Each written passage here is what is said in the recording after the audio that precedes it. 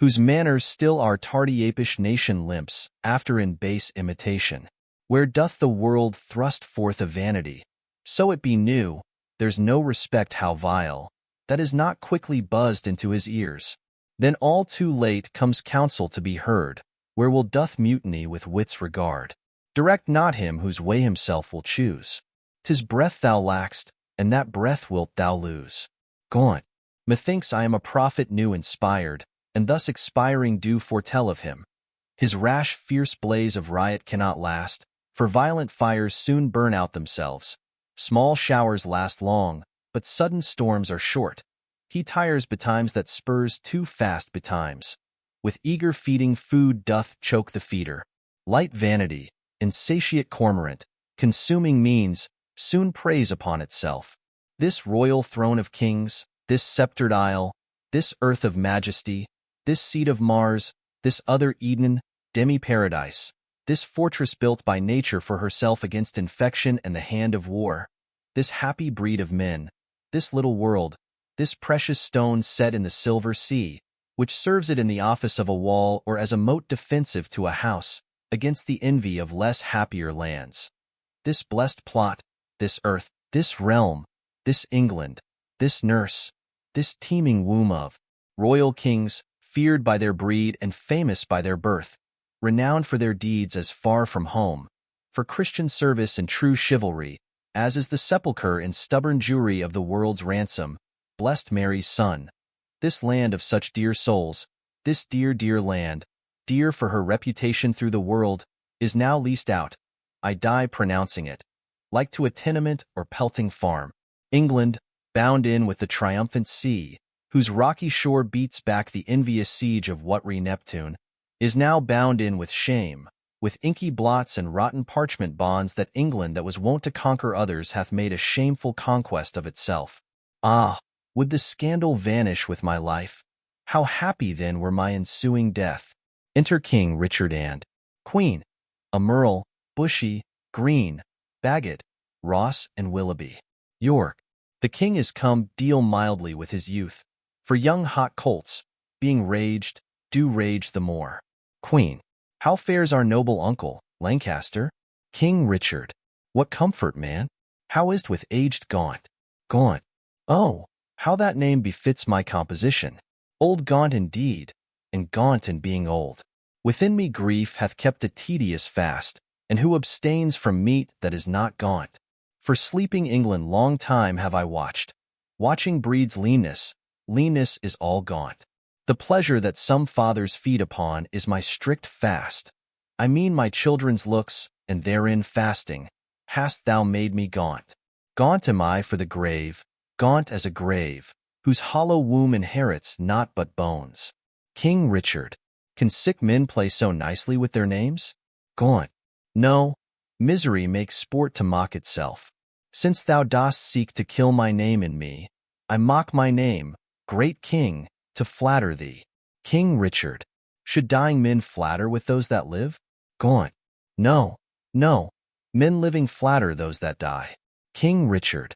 Thou, now a-dying, sayest thou flatterest me. Gaunt. Oh no, thou deest, though I the sicker be. King Richard. I am in health, I breathe, and see thee ill. Gaunt. Now, he that made me knows I see thee ill, ill in myself to see, and in thee seeing ill. Thy deathbed is no lesser than thy land, wherein thou least in reputation sick, and thou, too careless patient as thou art, committ'st thy anointed body to the cure of those physicians that first wounded thee. 1,000 flatterers sit within thy crown, whose compass is no bigger than thy head, and yet, encaged in so small a verge, the waste is no whit lesser than thy land. Oh, had thy grandsire with the prophets I seen how his son's son should destroy his sons, from forth thy reach he would have laid thy shame, deposing thee before thou wert possessed, which art possessed now to depose thyself. Why, cousin, wert thou regent of the world, it were a shame to let this land by lease. But for thy world enjoying but this land, is it not more than shame to shame it so? Landlord of England art thou now, not king. Thy state of law is bondslave to the law, and thou, King Richard, a lunatic lean-witted fool. presuming on an ague's privilege, darest with thy frozen admonition make pale our cheek, chasing the royal blood with fury from his native residence. Now, by my seat's right royal majesty, wert thou not brother to great Edward's son, this tongue that runs so roundly in thy head should run thy head from thy unreverent shoulders. Gaunt. Oh, spare me not, my brother Edward's son, for that I was his father Edward's son. That blood already, like the pelican, hast thou tapped out and drunkenly caroused.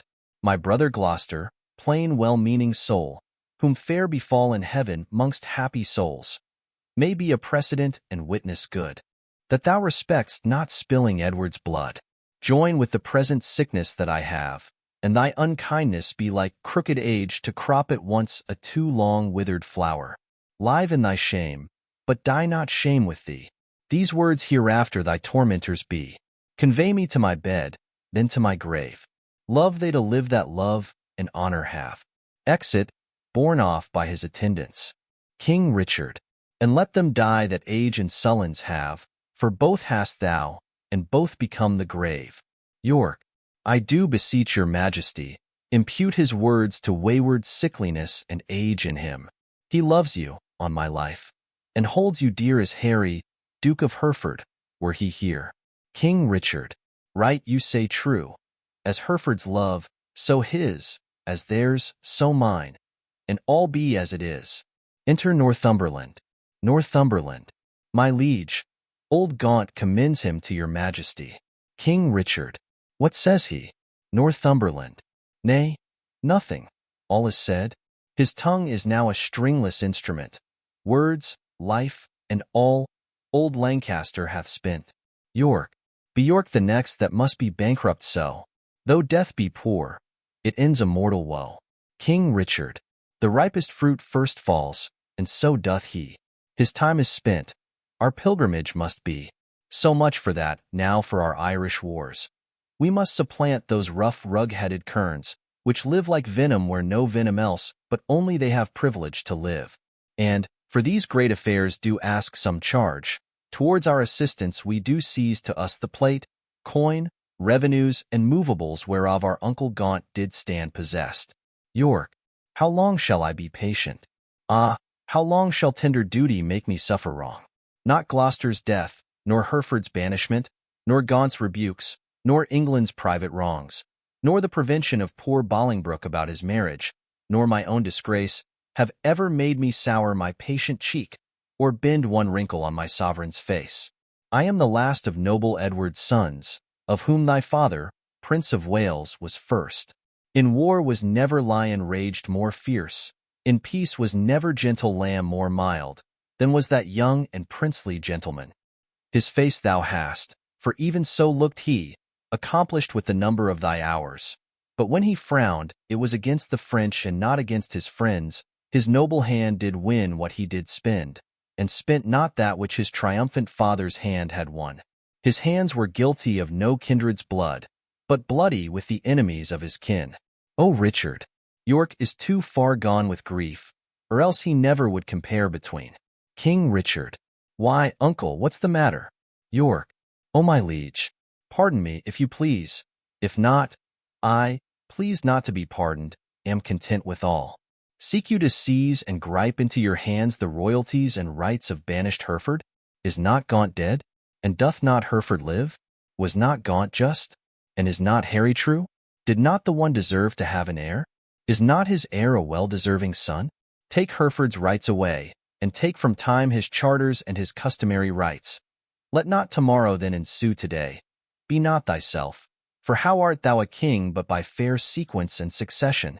Now, afore God, God forbid I say true, if you do wrongfully seize Hereford's rights, call in the letters patents that he hath by his attorneys general to sue his livery, and deny his offered homage, you pluck 1,000 dangers on your head, you lose 1,000 well-disposed hearts, and prick my tender patience to those thoughts which honor and allegiance cannot think. King Richard. Think what you will. We seize into our hands his plate, his goods, his money, and his lands. York. I'll not be by the while. My liege, farewell. What will ensue hereof there's none can tell, but by bad courses may be understood that their events can never fall out good. Exit. King Richard. Go, Bushy, to the Earl of Wiltshire straight.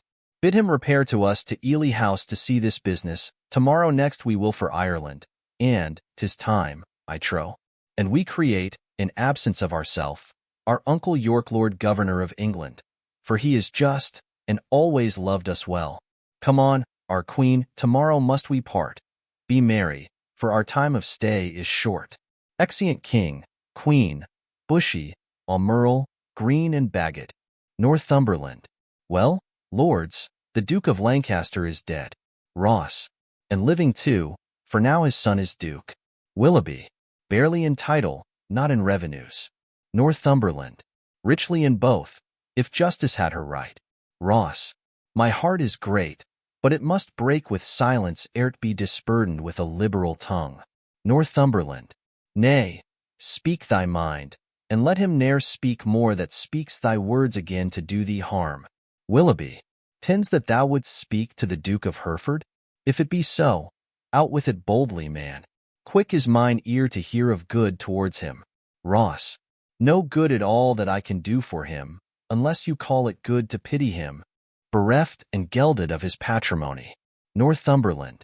Now, afore God, 'tis shame such wrongs are born in him, a royal prince, and many mo of noble blood in this declining land. The king is not himself, but basely led by flatterers, and what they will inform, merely in hate gainst any of us all, that will the king severely prosecute gainst us, our lives, our children, and our heirs. Ross. The commons hath he pilled with grievous taxes, and quite lost their hearts. The nobles hath he fined for ancient quarrels, and quite lost their hearts. Willoughby. And daily new exactions are devised, as blanks, benevolences, and I wot not what. But what, I God's name, doth become of this? Northumberland. Wars hath not wasted it, for warred he hath not, but basely yielded upon compromise that which his ancestors achieved with blows. More hath he spent in peace than they in wars. Ross. The Earl of Wiltshire hath the realm and farm. Willoughby. The king's grown bankrupt like a broken man. Northumberland. Reproach and dissolution hangeth over him. Ross. He hath not money for these Irish wars, his burdenous taxations notwithstanding, but by the robbing of the banished duke. Northumberland. His noble kinsman most degenerate king. But, lords, we hear this fearful tempest sing, yet seek no shelter to avoid the storm. We see the wind sit sore upon our sails, and yet we strike not, but securely perish. Ross. We see the very rack that we must suffer, and unavoided is the danger now for suffering so the causes of our rack. Northumberland. Not so, even through the hollow eyes of death I spy life peering, but I dare not say how near the tidings of our comfort is. Willoughby. Nay, let us share thy thoughts as thou dost ours. Ross. Be confident to speak, Northumberland. We three are but thyself, and, speaking so, thy words are but his thoughts, therefore be bold. Northumberland. Then thus, I have from Le Port Blanc, a bay in Brittany, received intelligence that Harry Duke of Hereford, Reynold Lord Cobham, that late broke from the Duke of Exeter, his brother, Archbishop late of Canterbury, Sir Thomas Erpingham, Sir John Ramston, Sir John Norbury, Sir Robert Waterton, and Francis Coint, all these well furnished by the Duke of Brittany with 8 tall ships, 3,000 men of war, are making hither with all due expedience, and shortly mean to touch our northern shore. Perhaps they had ere this, but that they stay the first departing of the king for Ireland. If then we shall shake off our slavish yoke, imp out our drooping country's broken wing, redeem from broken pawn the blemished crown, wipe off the dust that hides our scepter's guilt, and make high majesty look like itself, away with me in post to Ravensburg. But if you faint, as fearing to do so, stay and be secret, and myself will go. Ross. To horse, urge doubts to them that fear. Willoughby. Hold out my horse, and I will first be there. Exeunt. Scene 2, the same. A room in the castle. Enter Queen, Bushy and Bagot. Bushy. Madam, your majesty is too much sad. You promised, when you parted with the king, to lay aside life-harming heaviness and entertain a cheerful disposition. Queen. To please the king I did. To please myself I cannot do it, yet I know no cause why I should welcome such a guest as grief, save bidding farewell to so sweet a guest as my sweet Richard. Yet again methinks, some unborn sorrow, ripe in fortune's womb, is coming towards me, and my inward soul with nothing trembles, something it grieves more than with parting from my lord the king. Bushy. Each substance of a grief hath 20 shadows, which shows like grief itself, but is not so. For sorrow's eye, glazed with blinding tears, divides one thing entire to many objects, like perspectives which, rightly gazed upon, show nothing but confusion. Eyed awry, distinguished form, so your sweet majesty, looking awry upon your lord's departure, find shapes of grief more than himself to wail, which, looked on as it is not but shadows of what it is not. Then, thrice gracious queen, more than your lord's departure weep not, more is not seen, or if it be, 'tis with false sorrow's eye, which for things true weeps things imaginary. Queen. It may be so, but yet my inward soul persuades me it is otherwise. Howe'er it be, I cannot but be sad.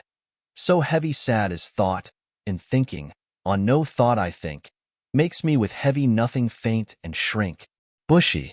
'Tis nothing but conceit, my gracious lady. Queen. 'Tis nothing less. Conceit is still derived from some forefather grief. Mine is not so. For nothing hath begot my something grief, or something hath the nothing that I grieve. 'Tis in reversion that I do possess. But what it is, that is not yet known, what I cannot name. 'Tis nameless woe, I wot. Enter Green. Green. God save your majesty. And well met, gentlemen. I hope the king is not yet shipped for Ireland. Queen. Why hop'st thou so? 'Tis better hope he is. For his designs crave haste, his haste good hope. Then wherefore dost thou hope he is not shipped? Green. That he, our hope, might have retired his power, and driven into despair an enemy's hope who strongly hath set footing in this land. The banished Bolingbroke repeals himself, and with uplifted arms is safe arrived at Ravensburg. Queen. Now God in heaven forbid. Green. Ah, madam, 'tis too true. And that is worse, the Lord Northumberland, his son young Harry Percy, the lords of Ross, Beaumont, and Willoughby, with all their powerful friends, are fled to him. Bushy. Why have you not proclaimed Northumberland and all the rest revolted faction traitors? Green.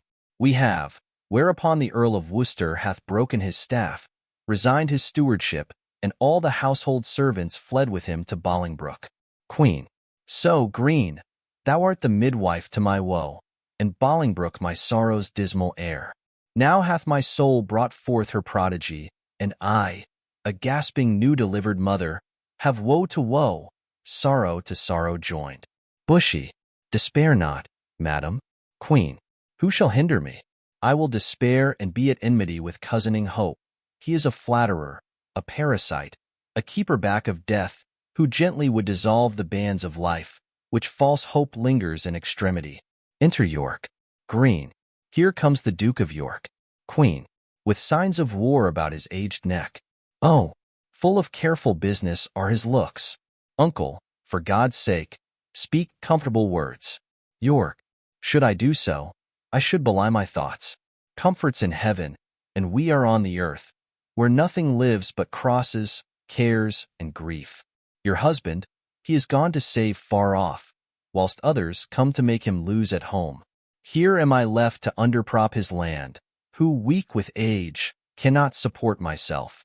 Now comes the sick hour that his surfeit made. Now shall he try his friends that flattered him. Enter a serving man. Serving man. My lord, your son was gone before I came. York. He was?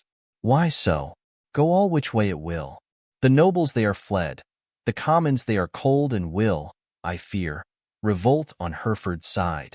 Sirrah, get thee to Plashy, to my sister Gloucester. Bid her send me presently £1,000. Hold, take my ring. Serving man. My lord, I had forgot to tell your lordship, today, as I came by, I called there, but I shall grieve you to report the rest. York. What is't, knave? Serving man. An hour before I came, the Duchess died. York, God for his mercy, what a tide of woes comes rushing on this woeful land at once. I know not what to do I would to God. So my untruth had not provoked him to it. The king had cut off my head with my brothers. What, are there no posts dispatched for Ireland? How shall we do for money for these wars? Come, sister, cousin, I would say, pray, pardon me. Go, fellow, get thee home. Provide some carts and bring away the armor that is there. Exit serving man. Gentlemen, will you go muster men? If I know how or which way to order these affairs thus disorderly thrust into my hands, never believe me, both are my kinsmen. One is my sovereign, whom both my oath and duty bids defend. Other again is my kinsman, whom the king hath wronged, whom conscience and my kindred bids to right. Well, somewhat we must do. Come, cousin, I'll dispose of you, gentlemen. Go muster up your men, and meet me presently at Berkeley Castle. I should to Plashy too, but time will not permit, all is uneven, and everything is left at 6 and 7. Exeunt York and Queen. Bushy. The wind sits fair for news to go to Ireland, but none returns, for us to levy power proportionable to the enemy. Is all impossible. Green. Besides, our nearness to the king in love is near the hate of those love not the king. Bagot. And that is the wavering commons, for their love lies in their purses, and whoso empties them, by so much fills their hearts with deadly hate. Bushy. Wherein the king stands generally condemned. Bagot. If judgment lie in them, then so do we, because we ever have been near the king. Green. Well, I will for refuge straight to Bristol Castle. The Earl of Wiltshire is already there. Bushy. Thither will I with you. For little office will the hateful commons perform for us, except like curs to tear us all to pieces. Will you go along with us? Bagot. No, I will to Ireland to his majesty. Farewell, if heart's presages be not vain. We three here part that ne'er shall meet again. Bushy. That's as York thrives to beat back Bolingbroke. Green. Alas, poor Duke. The task he undertakes is numbering sands and drinking oceans dry. Where one on his side fights, thousands will fly. Farewell at once, for all, and ever. Bushy. Well, we may meet again. Bagot. I fear me, never. Exeunt. Scene 3, the Wolds in Gloucestershire. Enter Bolingbroke, and Northumberland with forces. Bolingbroke. How far is it, my lord, to Berkeley now? Northumberland. Believe me, noble lord, I am a stranger here in Gloucestershire. These high wild hills and rough uneven ways draws out our miles and makes them wearisome. And yet your fair discourse hath been as sugar, making the hard way sweet and delectable. But I bethink me what a weary way from Ravensburg to Cotteshall will be found in Ross and Willoughby, wanting your company, which, I protest, hath very much beguiled the tediousness and process of my travel. But theirs is sweetened with the hope to have the present benefit which I possess. And hope to joy is little less in joy than hope enjoyed. Be why this the weary lords shall make their way seem short as mine hath done by sight of what I have, your noble company. Bolingbroke. Of much less value is my company than your good words, but who comes here? Enter Harry Percy. Northumberland. It is my son, young Harry Percy, sent from my brother Worcester, whensoever. Harry. How fares your uncle? Percy. I had thought, my lord, to have learned his health of you. Northumberland. Why, is he not with the Queen? Percy. No, my good lord, he hath forsook the court, broken his staff of office, and dispersed the household of the king. Northumberland. What was his reason? He was not so resolved when last we spake together. Percy. Because your lordship was proclaimed traitor. But he, my lord, is gone to Ravensburg to offer service to the Duke of Hereford, and sent me over by Berkeley to discover what power the Duke of York had levied there, then with directions to repair to Ravensburg. Northumberland. Have you forgot the Duke of Hereford, boy? Percy. No, my good lord, for that is not forgot which ne'er I did remember. O my knowledge, I never in my life did look on him. Northumberland. Then learn to know him now, this is the Duke. Percy. My gracious lord, I tender you my service, such as it is, being tender, raw, and young, which elder days shall ripen and confirm to more approved service and desert. Bolingbroke, I thank thee, gentle Percy, and be sure I count myself in nothing else so happy as in a soul remembering my good friends. And as my fortune ripens with thy love, it shall be still thy true love's recompense. My heart this covenant makes, my hand thus seals it. Northumberland, how far is it to Berkeley? And what stir keeps good old York there with his men of war? Percy, there stands the castle by yon tuft of trees, manned with 300 men, as I have heard. And in it are the lords of York, Berkeley, and Seymour, none else of name and noble estimate. Enter Ross and Willoughby, Northumberland. Here come the lords of Ross and Willoughby, bloody with spurring, fiery red with haste. Bolingbroke, welcome, my lords. I what your love pursues a banished traitor. All my treasury is yet but unfelt thanks, which, more enriched, shall be your love and labor's recompense. Ross, your presence makes us rich, most noble lord. Willoughby, and far surmounts our labor to attain it. Bolingbroke, evermore thanks, the exchequer of the poor, which, till my infant fortune comes to years, stands for my bounty. But who comes here? Enter Berkeley, Northumberland. It is my lord of Berkeley, as I guess. Berkeley, my lord of Hereford, my message is to you. Bolingbroke, my lord, my answer is to Lancaster, and I am come to seek that name in England, and I must find that title in your tongue before I make reply to aught you say. Berkeley, mistake me not, my lord, 'tis not my meaning to raise one title of your honor out. To you, my lord, I come, what lord you will, from the most gracious regent of this land, the Duke of York, to know what pricks you on to take advantage of the absent time, and fright our native peace with self-born arms. Enter York, attended. Bolingbroke, I shall not need transport my words by you. Here comes his grace in person, why, noble uncle. Kneels. York, show me thy humble heart, and not thy knee, whose duty is deceivable and false. Bolingbroke, my gracious uncle.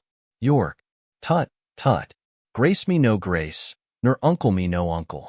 I am no traitor's uncle, and that word grace in an ungracious mouth is but profane.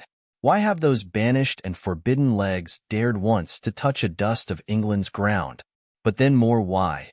Why have they dared to march so many miles upon her peaceful bosom, frighting her pale-faced villages with war and ostentation of despised arms? Comest thou because the anointed king is hence? Why, foolish boy, the king is left behind, and in my loyal bosom lies his power. Were I but now lord of such hot youth as when brave Gaunt, thy father, and myself rescued the Black Prince, that young Mars of men, from forth the ranks of many thousand French, oh, then how quickly should this arm of mine, now prisoner to the palsy, chastise thee and minister correction to thy fault. Bolingbroke, my gracious uncle, let me know my fault. On what condition stands it, and wherein? York, even in condition of the worst degree, in gross rebellion and detested treason.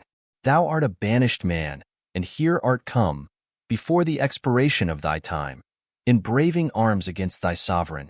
Bolingbroke, as I was banished Hereford, but as I come for Lancaster.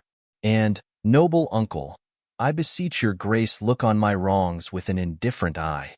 You are my father, for methinks in you I see old Gaunt alive. O then, my father, will you permit that I shall stand condemned a wandering vagabond, my rights and royalties plucked from my arms perforce and given away to upstart unthrifts? Wherefore was I born? If that my cousin king be king in England, it must be granted I am Duke of Lancaster. You have a son, a Merle, my noble cousin. Had you first died and he been thus trod down, he should have found his uncle Gaunt a father to rouse his wrongs and chase them to the bay. I am denied to sue my livery here, and yet my letters patents give me leave. My father's goods are all distrained and sold, and these and all are all amiss employed. What would you have me do? I am a subject, and challenge law attorneys are denied me, and therefore personally I lay my claim to my inheritance of free descent. Northumberland, the noble Duke hath been too much abused. Ross, it stands your grace upon to do him right. Willoughby, Base men by his endowments are made great. York, my lords of England, let me tell you this. I have had feeling of my cousin's wrongs and labored all I could to do him right. But in this kind to come, in braving arms, be his own carver and cut out his way to find out right with wrong, it may not be. And you that do abet him in this kind cherish rebellion, and are rebels all. Northumberland, the noble Duke hath sworn his coming is but for his own, and for the right of that we all have strongly sworn to give him aid, and let him never see joy that breaks that oath. York, well, I see the issue of these arms.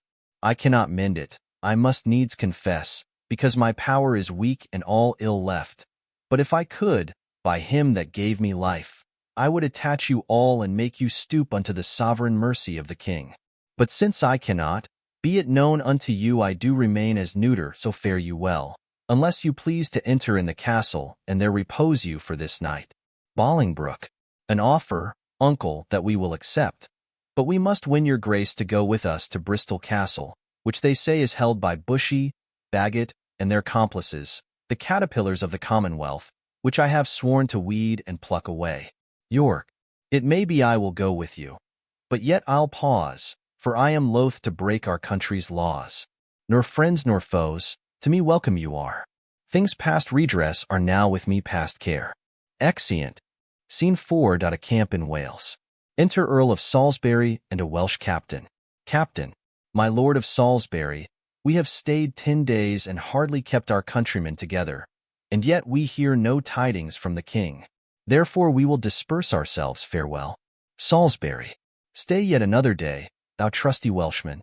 The king reposeth all his confidence in thee. Captain, 'tis thought the king is dead, we will not stay. The bay trees in our country are all withered, and meteors fright the fixed stars of heaven. The pale-faced moon looks bloody on the earth, and lean-looked prophets whisper fearful change. Rich men look sad, and ruffians dance and leap, the one in fear to lose what they enjoy, the other to enjoy by rage and war. These signs foreign the death or fall of kings. Farewell, our countrymen are gone and fled. As well assured Richard their king is dead. Exit. Salisbury. Ah, Richard, with the eyes of heavy mind, I see thy glory like a shooting star fall to the base earth from the firmament. Thy sun sets weeping in the lowly west, witnessing storms to come, woe, and unrest. Thy friends are fled, to wait upon thy foes, and crossly to thy good all fortune goes. Exit. Act 3. Scene I. Bristol. Bolingbroke's camp. Enter Bolingbroke, York, Northumberland, Harry Percy, Willoughby, Ross. Officers behind, with Bushy and Green. Prisoners. Bolingbroke, bring forth these men. Bushy and Green, I will not vex your souls, since presently your souls must part your bodies, with too much urging your pernicious lives, for 'twere no charity. Yet to wash your blood from off my hands, here in the view of men I will unfold some causes of your deaths. You have misled a prince, a royal king, a happy gentleman in blood and lineaments, by you unhappied and disfigured clean. You have in manner with your sinful hours made a divorce betwixt his queen and him, broke the possession of a royal bed, and stained the beauty of a fair queen's cheeks with tears drawn from her eyes by your foul wrongs. Myself, a prince by fortune of my birth, near to the king in blood, and near in love till you did make him misinterpret me, have stooped my neck under your injuries and sighed my English breath in foreign clouds, eating the bitter bread of banishment, whilst you have fed upon my seigniories, disparked my parks and felled my forest woods, from my own windows torn my household coat, raised out my emprises, leaving me no sign save men's opinions and my living blood to show the world I am a gentleman. This and much more than twice all this, condemns you to the death. See them delivered over to execution in the hand of death. Bushy, more welcome is the stroke of death to me than Bolingbroke to England, lords. Farewell. Green, my comfort is that heaven will take our souls and plague injustice with the pains of hell. Bolingbroke, my lord Northumberland, see them dispatched. Exeunt Northumberland and others, with Bushy and Green. Uncle, you say the queen is at your house. For God's sake, fairly let her be entreated. Tell her I send to her my kind commends. Take special care my greetings be delivered. York, A gentleman of mine I have dispatched with letters of your love to her at large. Bolingbroke. Thanks, gentle uncle, come, lords, away, to fight with Glendower and his complices. A while to work, and after holiday. Exeunt. Scene 2. The coast of Wales. A castle in view.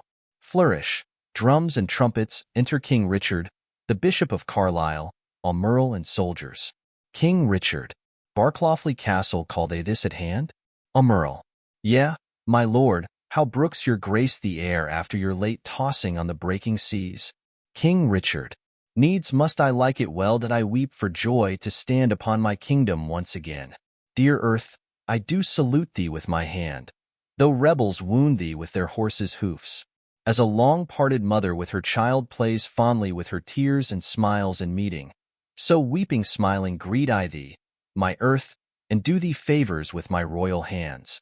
Feed not thy sovereign's foe, my gentle earth, nor with thy sweets comfort his ravenous sense, but let thy spiders, that suck up thy venom, and heavy-gated toads lie in their way, doing annoyance to the treacherous feet which with usurping steps do trample thee. Yield stinging nettles to mine enemies, and when they from thy bosom pluck a flower, guard it, I pray thee, with a lurking adder whose double tongue may with a mortal touch throw death upon thy sovereign's enemies. Mock not my senseless conjuration, lords. This earth shall have a feeling, and these stones prove armed soldiers, ere her native king shall falter under foul rebellion's arms. Carlyle. Fear not, my lord, that power that made you king hath power to keep you king in spite of all. The means that heaven yields must be embraced and not neglected. Else if heaven would, and we will not. Heaven's offer we refuse, the proffered means of succor and redress. Almirall. He means, my lord, that we are too remiss, whilst Bolingbroke, through our security, grows strong and great in substance and in power. King Richard. Discomfortable cousin, know'st thou not that when the searching eye of heaven is hid behind the globe that lights the lower world, then thieves and robbers range abroad unseen in murders and in outrage boldly here. But when from under this terrestrial ball he fires the proud tops of the eastern pines and darts his light through every guilty hole, then murders, treasons, and detested sins, the cloak of night being plucked from off their backs, stand bare and naked, trembling at themselves? So when this thief, this traitor, Bolingbroke, who all this while hath revelled in the night, whilst we were wandering with the antipodes, shall see us rising in our throne, the east, his treasons will sit blushing in his face, not able to endure the sight of day, but self-affrighted, tremble at his sin.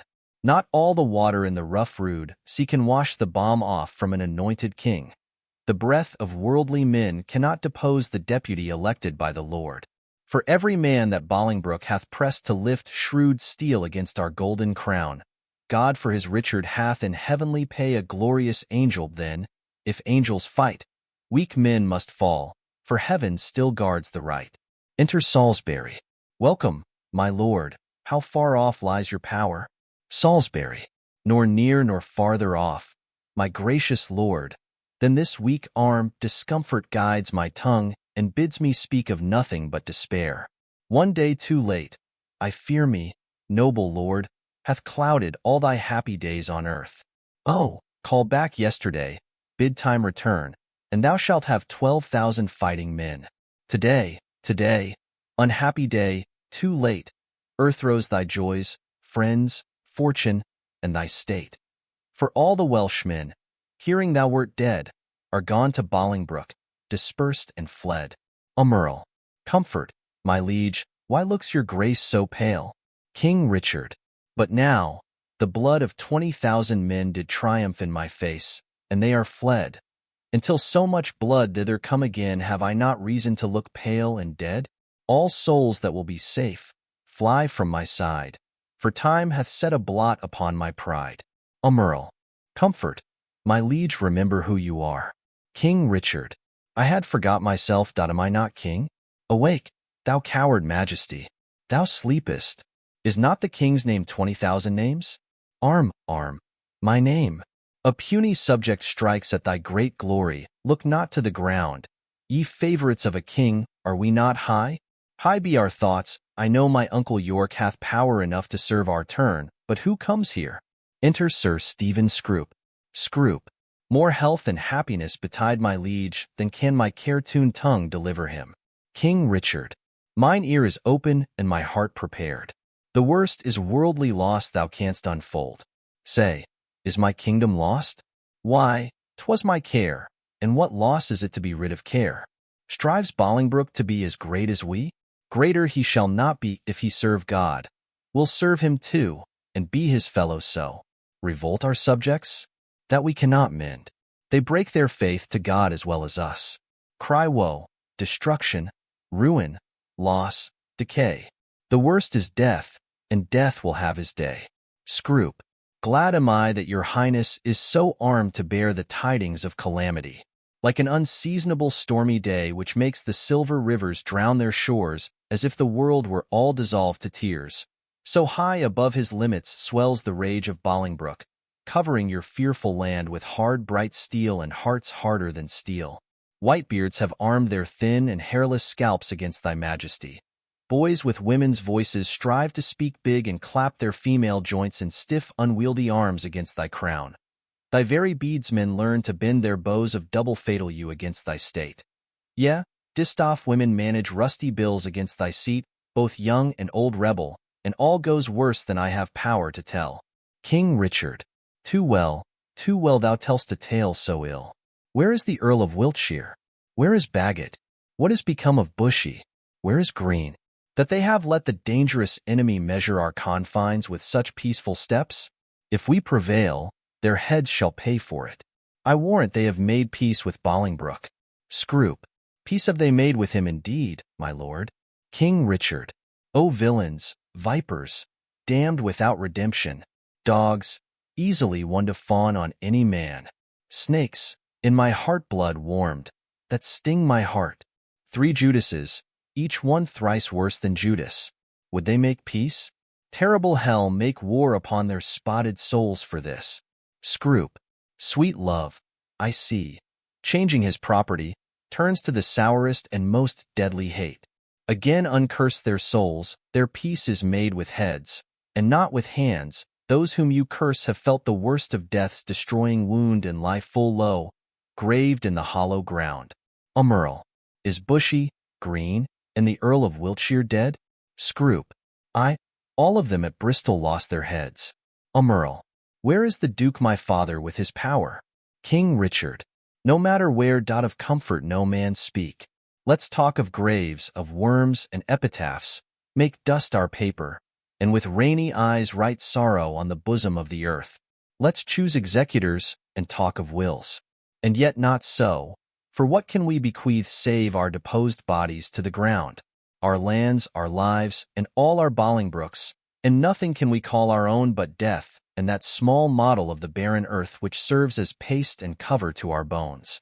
For God's sake let us sit upon the ground and tell sad stories of the death of kings, how some have been deposed, some slain in war, some haunted by the ghosts they have deposed, some poisoned by their wives, some sleeping killed, all murdered, for within the hollow crown that rounds the mortal temples of a king keeps death his court, and there the antic sits, scoffing his state and grinning at his pomp, allowing him a breath, a little scene, to monarchize, be feared, and kill with looks, infusing him with self and vain conceit, as if this flesh which walls about our life were brass impregnable, and, humored thus, comes at the last, and with a little pin bores through his castle wall, and farewell, king.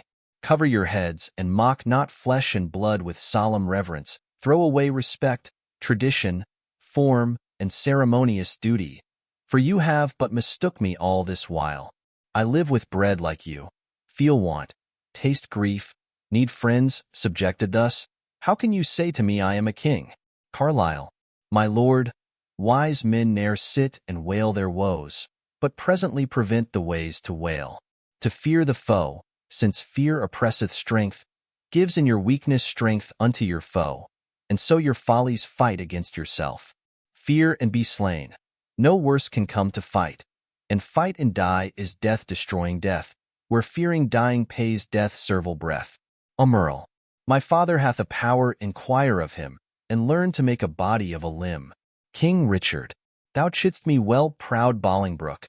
I come to change blows with thee for our day of doom. This ague fit of fear is overblown. An easy task it is to win our own. Say, Scroop, where lies our uncle with his power? Speak sweetly, man, although thy looks be sour. Scroop, men judge by the complexion of the sky the state and inclination of the day. So may you by my dull and heavy eye. My tongue hath but a heavier tale to say. I play the torturer by small and small to lengthen out the worst that must be spoken. Your uncle York is joined with Bolingbroke, and all your northern castles yielded up, and all your southern gentlemen in arms upon his party. King Richard, thou hast said enough. To Merle, beshrew thee, cousin, which didst lead me forth of that sweet way I was in to despair. What say you now? What comfort have we now? By heaven, I'll hate him everlastingly that bids me be of comfort any more. Go to Flint Castle, there I'll pine away. A king, woe's slave, shall kingly woe obey. That power I have, discharge, and let them go to ear the land that hath some hope to grow. For I have none, let no man speak again to alter this, for counsel is but vain. Merle, my liege, one word. King Richard, he does me double wrong. That wounds me with the flatteries of his tongue. Discharge my followers, let them hence away, from Richard's night to Bolingbroke's fair day. Exeunt.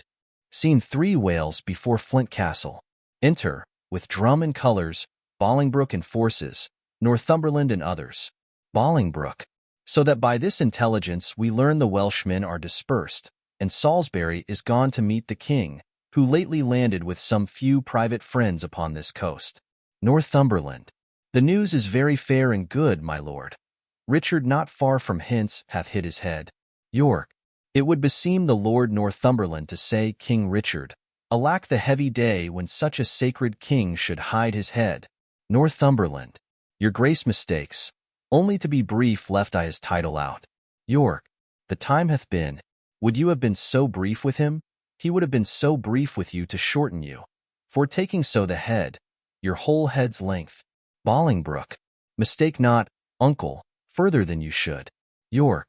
Take not, good cousin, further than you should, lest you mistake, the heavens are o'er our heads. Bolingbroke. I know it, uncle, and oppose not myself against their will, but who comes here? Enter Harry Percy. Welcome. Harry, what? Will not this castle yield? Percy. The castle royally is manned, my lord, against thy entrance. Bolingbroke. Royally. Why, it contains no king. Percy. Yes, my good lord. It doth contain a king. King Richard lies within the limits of yon lime and stone, and with him are the Lord Merle, Lord Salisbury, Sir Stephen Scroop, besides a clergyman of holy reverence, who, I cannot learn. Northumberland. Oh, belike it is the Bishop of Carlisle. Bolingbroke. To Northumberland. Noble lord, go to the rude ribs of that ancient castle.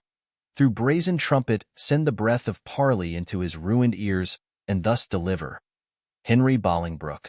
On both his knees doth kiss King Richard's hand and sends allegiance and true faith of heart to his most royal person. Hither come even at his feet to lay my arms and power, provided that my banishment repealed and lands restored again be freely granted. If not, I'll use the advantage of my power and lay the summer's dust with showers of blood rained from the wounds of slaughtered Englishmen. The which how far off from the mind of Bolingbroke it is such crimson tempest should bedrench the fresh green lap of fair King Richard's land, my stooping duty tenderly shall show. Go signify as much, while here we march upon the grassy carpet of this plain. Let's march without the noise of threatening drum, that from this castle's tottered battlements our fair appointments may be well perused. Methinks King Richard and myself should meet with no less terror than the elements of fire and water, when their thundering shock at meeting tears the cloudy cheeks of heaven. Be he the fire, I'll be the yielding water. The rage be his, whilst on the earth I rain my waters, on the earth, and not on him. March on, and mark King Richard how he looks. A parley sounded, and answered by a trumpet within. Flourish, enter on the walls, the king, the Bishop of Carlisle, Merle, Scroop, and Salisbury. See, King Richard doth himself appear, as doth the blushing discontented sun from out the fiery portal of the east, when he perceives the envious clouds are bent to dim his glory and to stain the track of his bright passage to the Occident. York. Yet he looks like a king, behold. His eye, as bright as is the eagle's, lightens forth controlling majesty. Alack, alack! For woe that any harm should stain so fair a show. King Richard. To Northumberland. We are amazed, and thus long have we stood to watch the fearful bending of thy knee, because we thought ourself thy lawful king. And if we be, how dare thy joints forget to pay their awful duty to our presence? If we be not, show us the hand of God that hath dismissed us from our stewardship. For well we know no hand of blood and bone can gripe the sacred handle of our scepter, unless he do profane, steal, or usurp. And though you think that all, as you have done, have torn their souls by turning them from us, and we are barren and bereft of friends, yet know, my Master, God omnipotent, is mustering in his clouds on our behalf armies of pestilence, and they shall strike your children yet unborn and unbegot, that lift your vassal hands against my head and threat the glory of my precious crown. Tell Bolingbroke, for yon methinks he stands, that every stride he makes upon my land is dangerous treason. He is come to open the purple testament of bleeding war. But ere the crown he looks for live in peace, 10,000 bloody crowns of mothers' sons shall ill become the flower of England's face, change the complexion of her maid-pale peace to scarlet indignation, and bedew her pastures grass with faithful English blood. Northumberland. The King of Heaven forbid our Lord the King should so with civil and uncivil arms be rushed upon.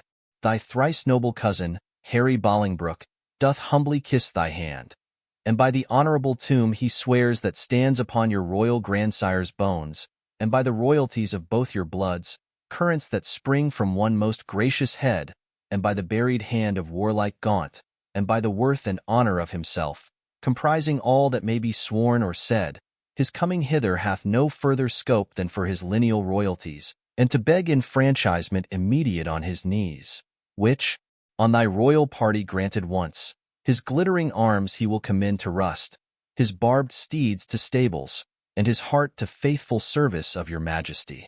This swears he, as he is a prince and just, and as I am a gentleman I credit him. King Richard. Northumberland, say, thus the king returns. His noble cousin is right welcome hither, and all the number of his fair demands shall be accomplished without contradiction. With all the gracious utterance thou hast, speak to his gentle hearing kind commends. Northumberland returns to Bolingbroke. To Aumerle. We do debase ourselves, cousin, do we not, to look so poorly and to speak so fair? Shall we call back Northumberland and send defiance to the traitor, and so die? Aumerle.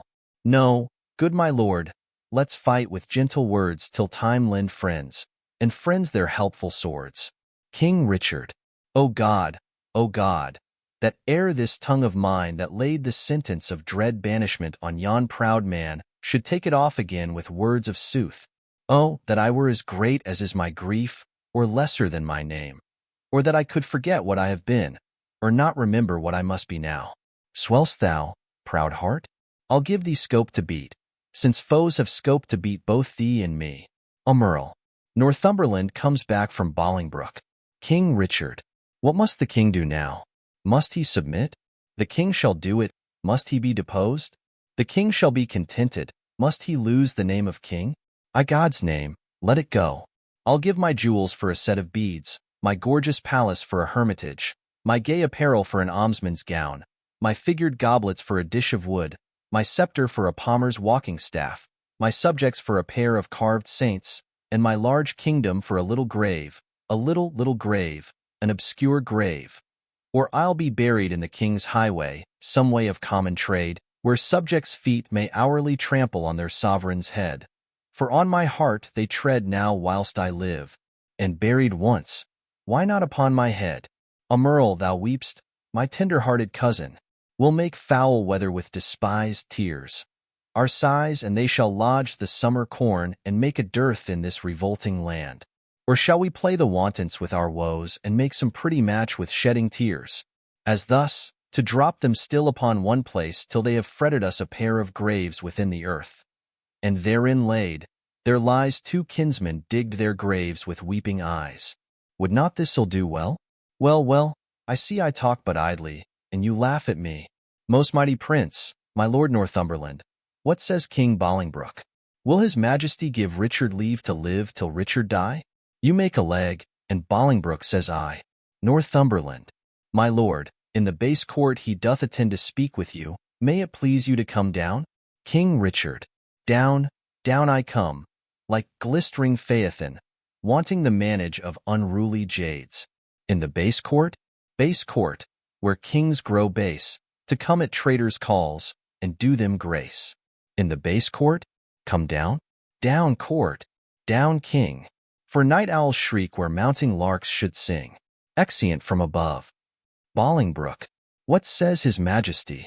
Northumberland, sorrow and grief of heart makes him speak fondly like a frantic man. Yet he is come. Enter King Richard and his attendants. Bolingbroke, stand all apart, and show fair duty to his majesty. Kneeling, my gracious lord, King Richard, fair cousin, you debase your princely knee to make the base earth proud with kissing it.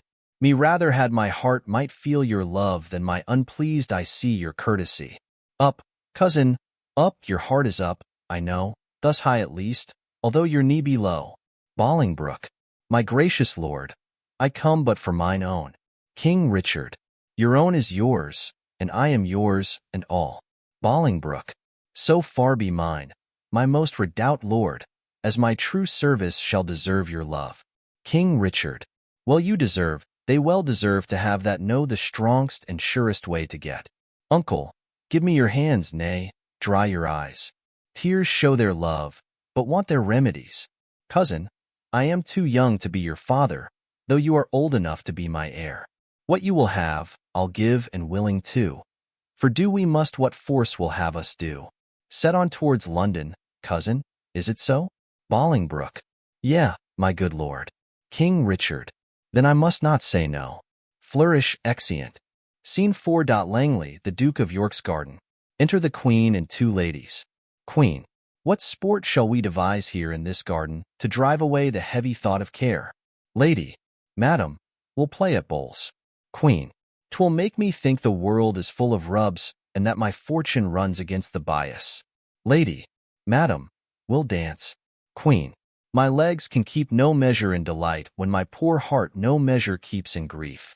Therefore no dancing, girl, some other sport. Lady, madam, we'll tell tales.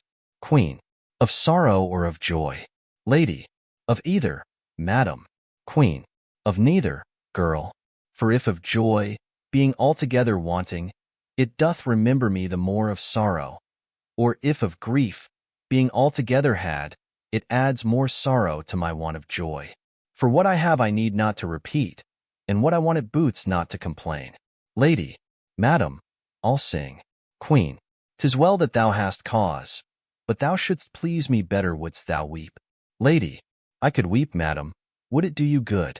Queen, and I could sing, would weeping do me good, and never borrow any tear of thee. But stay, here come the gardeners. Let's step into the shadow of these trees. My wretchedness unto a row of pins, they will talk of state, for every one doth so against a change. Woe is forerun with woe. Queen and ladies retire. Enter a gardener and 2 servants.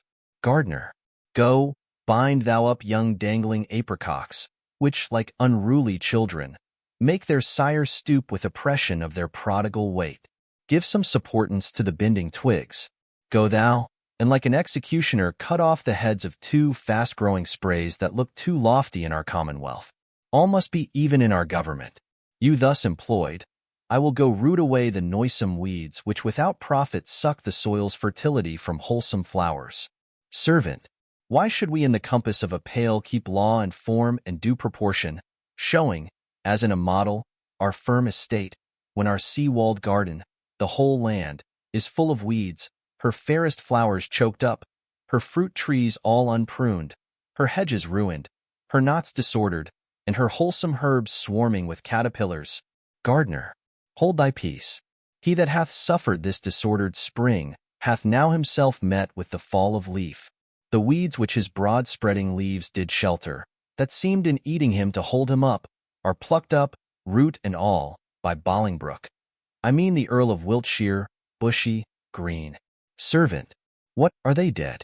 Gardener. They are, and Bolingbroke hath seized the wasteful king, though. What pity is it that he had not so trimmed and dressed his land as we this garden? We at time of year do wound the bark, the skin of our fruit trees, lest, being overproud in sap and blood, with too much riches it confound itself. Had he done so to great and growing men, they might have lived to bear, and he to taste their fruits of duty. Superfluous branches we lop away, that bearing boughs may live. Had he done so, himself had home the crown, which waste of idle hours hath quite thrown down. Servant. What, think you the king shall be deposed? Gardener.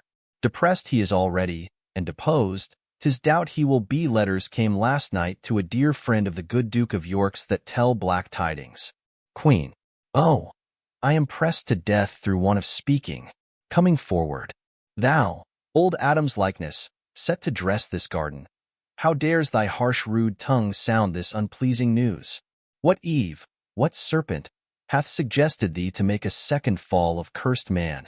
Why dost thou say King Richard is deposed? Darest thou, thou little better thing than earth, divine his downfall? Say, where, when, and how camest thou by this ill tidings? Speak, thou wretch. Gardener. Pardon me, madam, little joy have I to breathe this news, yet what I say is true. King Richard, he is in the mighty hold of Bolingbroke, their fortunes both are weighed. In your lord's scale is nothing but himself, and some few vanities that make him light. But in the balance of great Bolingbroke, besides himself, are all the English peers, and with that odds he weighs King Richard down. Post you to London, and you will find it so. I speak no more than everyone doth know. Queen. Nimble mischance, that art so light of foot, doth not thy embassage belong to me, and am I last that knows it? Oh, thou thinkest to serve me last, that I may longest keep thy sorrow in my breast. Come, ladies, go to meet at London's king in woe. What, was I born to this, that my sad look should grace the triumph of great Bolingbroke? Gardner, for telling me these news of woe, pray God the plants thou graft'st may never grow. Exeunt Queen and ladies. Gardener. Poor Queen, so that thy state might be no worse, I would my skill were subject to thy curse. Here did she fall a tear, here in this place I'll set a bank of rue, sour herb of grace. Rue even for Ruth here shortly shall be seen in the remembrance of a weeping queen. Exeunt. Act 4. Scene I. Westminster Hall. The Lords Spiritual on the right side of the throne, the Lords Temporal on the left, the Commons below, enter Bolingbroke, Almerle, Surrey, Northumberland, Harry Percy, Fitzwater, another Lord, the Bishop of Carlisle, the Abbot of Westminster and attendants. Bolingbroke. Call forth Bagot. Enter officers with Bagot. Now, Bagot, freely speak thy mind. What thou dost know of noble Gloucester's death, who wrought it with the king, and who performed the bloody office of his timeless end. Bagot. Then set before my face the Lord Almerle. Bolingbroke. Cousin, stand forth, and look upon that man. Bagot. My Lord Almerle, I know your daring tongue scorns to unsay what once it hath delivered. In that dead time when Gloucester's death was plotted, I heard you say, is not my arm of length, that reacheth from the restful English court as far as Calais, to mine uncle's head? Amongst much other talk, that very time I heard you say that you had rather refuse the offer of 100,000 crowns than Bolingbroke's return to England, adding withal, how blessed this land would be in this your cousin's death. Almerle. Princes and noble lords, what answer shall I make to this base man? Shall I so much dishonor my fair stars on equal terms to give him chastisement? Either I must, or have mine honor soiled with the attainder of his slanderous lips. There is my gage, the manual seal of death that marks thee out for hell, I say thou least, and will maintain what thou hast said is false in thy heart blood, though being all too base to stain the temper of my knightly sword. Bolingbroke. Bagot. Forbear, thou shalt not take it up. Emerl. Accepting one, I would he were the best in all this presence that hath moved me so. Fitzwater. If that thy valor stand on sympathy, there is my gage, Emerl, engaged to thine. By that fair sun which shows me where thou standst, I heard thee say, and vauntingly thou spak'st it, that thou wert cause of noble Gloucester's death. If thou deniest it 20 times, thou least, and I will turn thy falsehood to thy heart, where it was forged, with my rapier's point. Emerl. Thou darest not, coward, live to see that day. Fitzwater. Now, by my soul, I would it were this hour. Emerl. Fitzwater. Thou art damned to hell for this. Harry Percy. Emerl. Thou least his honor is as true in this appeal as thou art an unjust. And that thou art so, there I throw my gage, to prove it on thee to the extremest point of mortal breathing. Seize it if thou darest. Emerl. And if I do not, may my hands rot off and never brandish more revengeful steel over the glittering helmet of my foe. Another lord. I task the earth to the like, forsworn Emerl, and spur thee on with full as many lies as may be hollowed in thy treacherous ear from sun to sun. There is my honor's pawn. Engage it to the trial if thou darest. Emerl. Who sets me else? By heaven, I'll throw it all. I have 1,000 spirits in one breast to answer 20,000 such as you. Surrey. My lord Fitzwater, I do remember well the very time, Emerl, and you did talk. Fitzwater. 'Tis very true, you were in presence then, and you can witness with me this is true. Surrey. As false, by heaven, as heaven itself is true. Fitzwater. Surrey, thou least. Surrey. Dishonorable boy. That lie shall lie so heavy on my sword that it shall render vengeance and revenge till thou the lie-giver, and that lie do lie in earth as quiet as thy father's skull. In proof whereof, there is my honor's pawn. Engage it to the trial if thou darest. Fitzwater.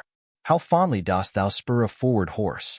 If I dare eat, or drink, or breathe, or live, I dare meet Surrey in a wilderness and spit upon him, whilst I say he lies. And lies, there is my bond of faith to tie thee to my strong correction. As I intend to thrive in this new world, Emerl is guilty of my true appeal.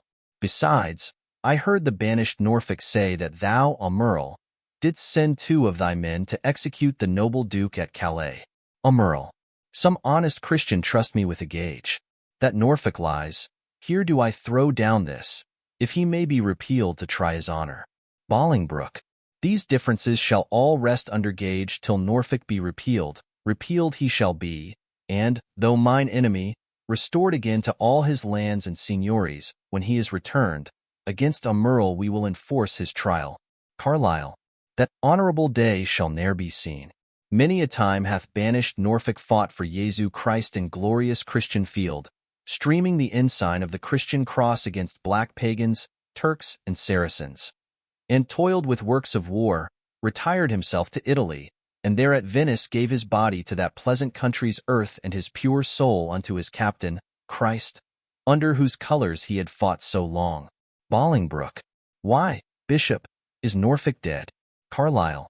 As surely as I live, my lord. Bolingbroke. Sweet peace conduct his sweet soul to the bosom of good old Abraham.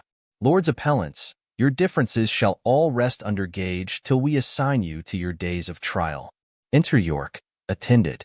York, great Duke of Lancaster, I come to thee from plume-plucked Richard, who with willing soul adopts the heir, and his high scepter yields to the possession of thy royal hand. Ascend his throne, descending now from him, and long live Henry, of that name the fourth. Bolingbroke. In God's name, I'll ascend the regal throne. Carlyle. Marry, God forbid. Worst in this royal presence may I speak, yet best beseeming me to speak the truth. Would God that any in this noble presence were enough noble to be upright judge of noble Richard. Then true noblesse would learn him forbearance from so foul a wrong. What subject can give sentence on his king? And who sits here that is not Richard's subject? Thieves are not judged, but they are by to hear, although apparent guilt be seen in them. And shall the figure of God's majesty, his captain, steward, deputy elect, anointed, crowned, planted many years, be judged by subject and inferior breath, and he himself not present? Oh, forfend it, God, that in a Christian climate souls refined should show so heinous, black, obscene a deed. I speak to subjects, and a subject speaks, stirred up by God, thus boldly for his king. My lord of Hereford here, whom you call king, is a foul traitor to proud Hereford's king. And if you crown him, let me prophesy the blood of English shall manure the ground and future ages groan for this foul act. Peace shall go sleep with Turks and infidels, and in this seat of peace tumultuous wars shall kin with kin and kind with kind confound. Disorder, horror, fear, and mutiny shall here inhabit, and this land be called the field of Golgotha and dead men's skulls. Oh, if you raise this house against this house, it will the woefulest division prove that ever fell upon this cursed earth. Prevent it, resist it, let it not be so, lest child's children, cry against you, woe! Northumberland. Well have you argued, sir, and for your pains of capital treason we arrest you here. My lord of Westminster, be it your charge to keep him safely till his day of trial. May it please you, lords, to grant the common suit? Bolingbroke. Fetch hither Richard, that in common view he may surrender. Oh, we shall proceed without suspicion. York. I will be his conduct. Exit. Bolingbroke. Lords, you that here are under our arrest, procure your sureties for your days of answer. Little are we beholding to your love, and little looked for at your helping hands. Enter Yorkwith. King Richard and officers bearing the crown, and see. King Richard. Alack, why am I sent for to a king before I have shook off the regal thoughts wherewith I reigned? I hardly yet have learned to insinuate, flatter, bow, and bend my knee. Give sorrow leave awhile to tutor me to this submission, yet I well remember the favors of these men. Were they not mine? Did they not sometime cry, All hail, to me? So Judas did to Christ, but he in 12 found truth in all but one. I, in 12,000, none. God save the king. Will no man say, Amen? Am I both priest and clerk? Well then, Amen. God save the king. Although I be not he, and yet, Amen. If heaven do think him me. To do what service am I sent for hither? York.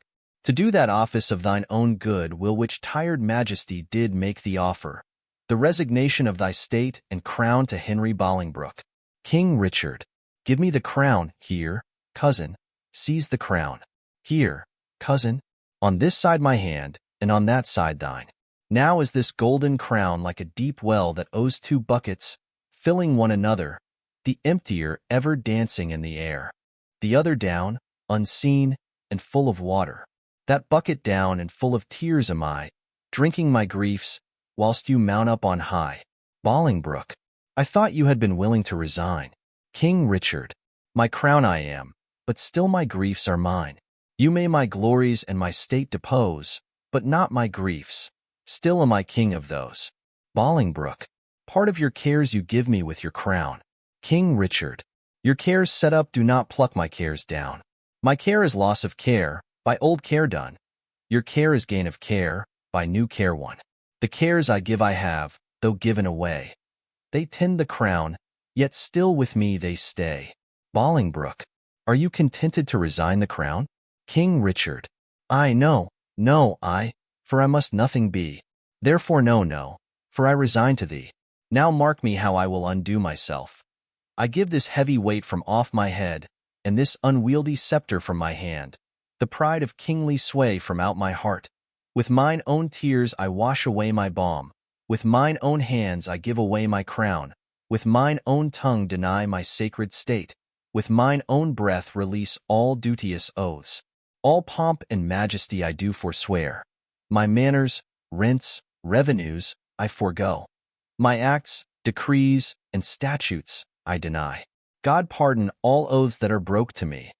God keep all vows unbroke are made to thee. Make me, that nothing have, with nothing grieved, and thou with all pleased that hast all achieved.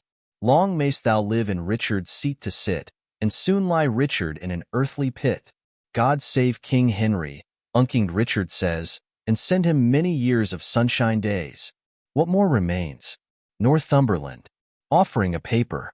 No more, but that you read these accusations, and these grievous crimes committed by your person and your followers against the state and profit of this land, that, by confessing them, the souls of men may deem that you are worthily deposed.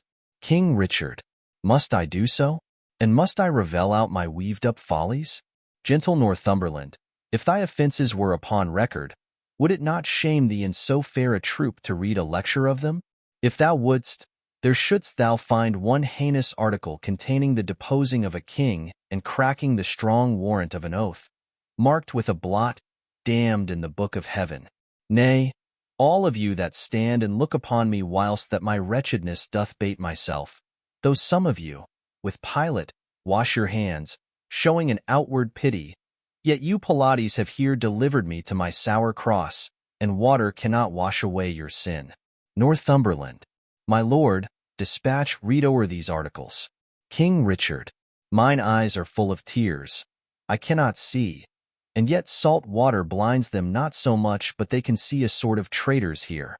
Nay, if I turn mine eyes upon myself, I find myself a traitor with the rest. For I have given here my soul's consent to undeck the pompous body of a king, made glory base and sovereignty a slave, proud majesty a subject, state a peasant. Northumberland. My lord. King Richard. No lord of thine, thou haught insulting man, nor no man's lord. I have no name, no title, no, not that name was given me at the font, but 'tis usurped, alack the heavy day, that I have worn so many winters out, and know not now what name to call myself.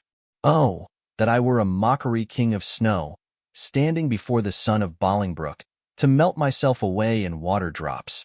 Good king, great king, and yet not greatly good. And if my word be sterling yet in England, let it command a mirror hither straight, that it may show me what a face I have, since it is bankrupt of his majesty. Bolingbroke. Go, some of you, and fetch a looking-glass. Exit an attendant. Northumberland. Read o'er this paper while the glass doth come. King Richard. Fiend, thou torments me ere I come to hell. Bolingbroke. Urge it no more, my lord Northumberland. Northumberland. The commons will not then be satisfied. King Richard. They shall be satisfied. I'll read enough when I do see the very book indeed where all my sins are writ, and that's myself. Re-enter attendant with glass. Give me that glass, and therein will I read. No deeper wrinkles yet? Hath sorrow struck so many blows upon this face of mine, and made no deeper wounds? O flattering glass, like to my followers in prosperity, thou dost beguile me. Was this face the face that every day under his household roof did keep 10,000 men? Was this the face that like the sun did make beholders wink? Is this the face which faced so many follies, that was at last outfaced by Bolingbroke? A brittle glory shineth in this face. As brittle as the glory is the face, dashes the glass against the ground. For there it is, cracked in 100 shivers. Mark, silent king, the moral of this sport, how soon my sorrow hath destroyed my face. Bolingbroke. The shadow of your sorrow hath destroyed the shadow of your face. King Richard. Say that again. The shadow of my sorrow? Ha, let's see. 'Tis very true. My grief lies all within. And these external manner of laments are merely shadows to the unseen grief that swells with silence in the tortured soul.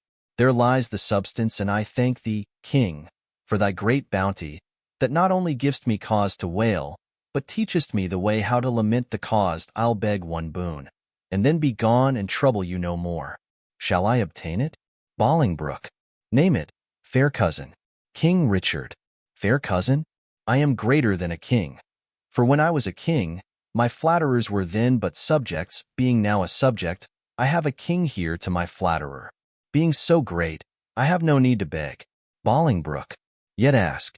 King Richard. And shall I have? Bolingbroke. You shall. King Richard. Then give me leave to go. Bolingbroke. Whither? King Richard. Whither you will, so I were from your sights. Bolingbroke. Go, some of you, convey him to the Tower. King Richard. Oh, good. Convey? Conveyors are you all, that rise thus nimbly by a true king's fall. Exeunt King Richard in guard. Bolingbroke. On Wednesday next we solemnly set down our coronation, lords. Prepare yourselves. Exeunt all but the Bishop of Carlisle, the Abbot of Westminster, and a Merle. Abbot. A woeful pageant have we here beheld. Carlisle. The woes to come, the children yet unborn shall feel this day, as sharp to them as thorn. A Merle. You holy clergyman, is there no plot to rid the realm of this pernicious blot? Abbot. My lord, before I freely speak my mind herein, you shall not only take the sacrament to bury mine intents, but also to effect whatever I shall happen to devise. I see your brows are full of discontent, your hearts of sorrow, and your eyes of tears. Come home with me to supper. I will lay a plot shall show us all a merry day. Exeunt. Act V. Scene I. London. A street leading to the Tower. Enter the Queen and ladies. Queen. This way the King will come. This is the way to Julius Caesar's ill-erected tower, to whose flint bosom my condemned lord is doomed a prisoner by proud Bolingbroke. Here let us rest, if this rebellious earth have any resting for her true king's queen. Enter King Richard in guard. But soft, but see, or rather do not see my fair rose wither. Yet look up, behold, that you in pity may dissolve to dew, and wash him fresh again with true love tears.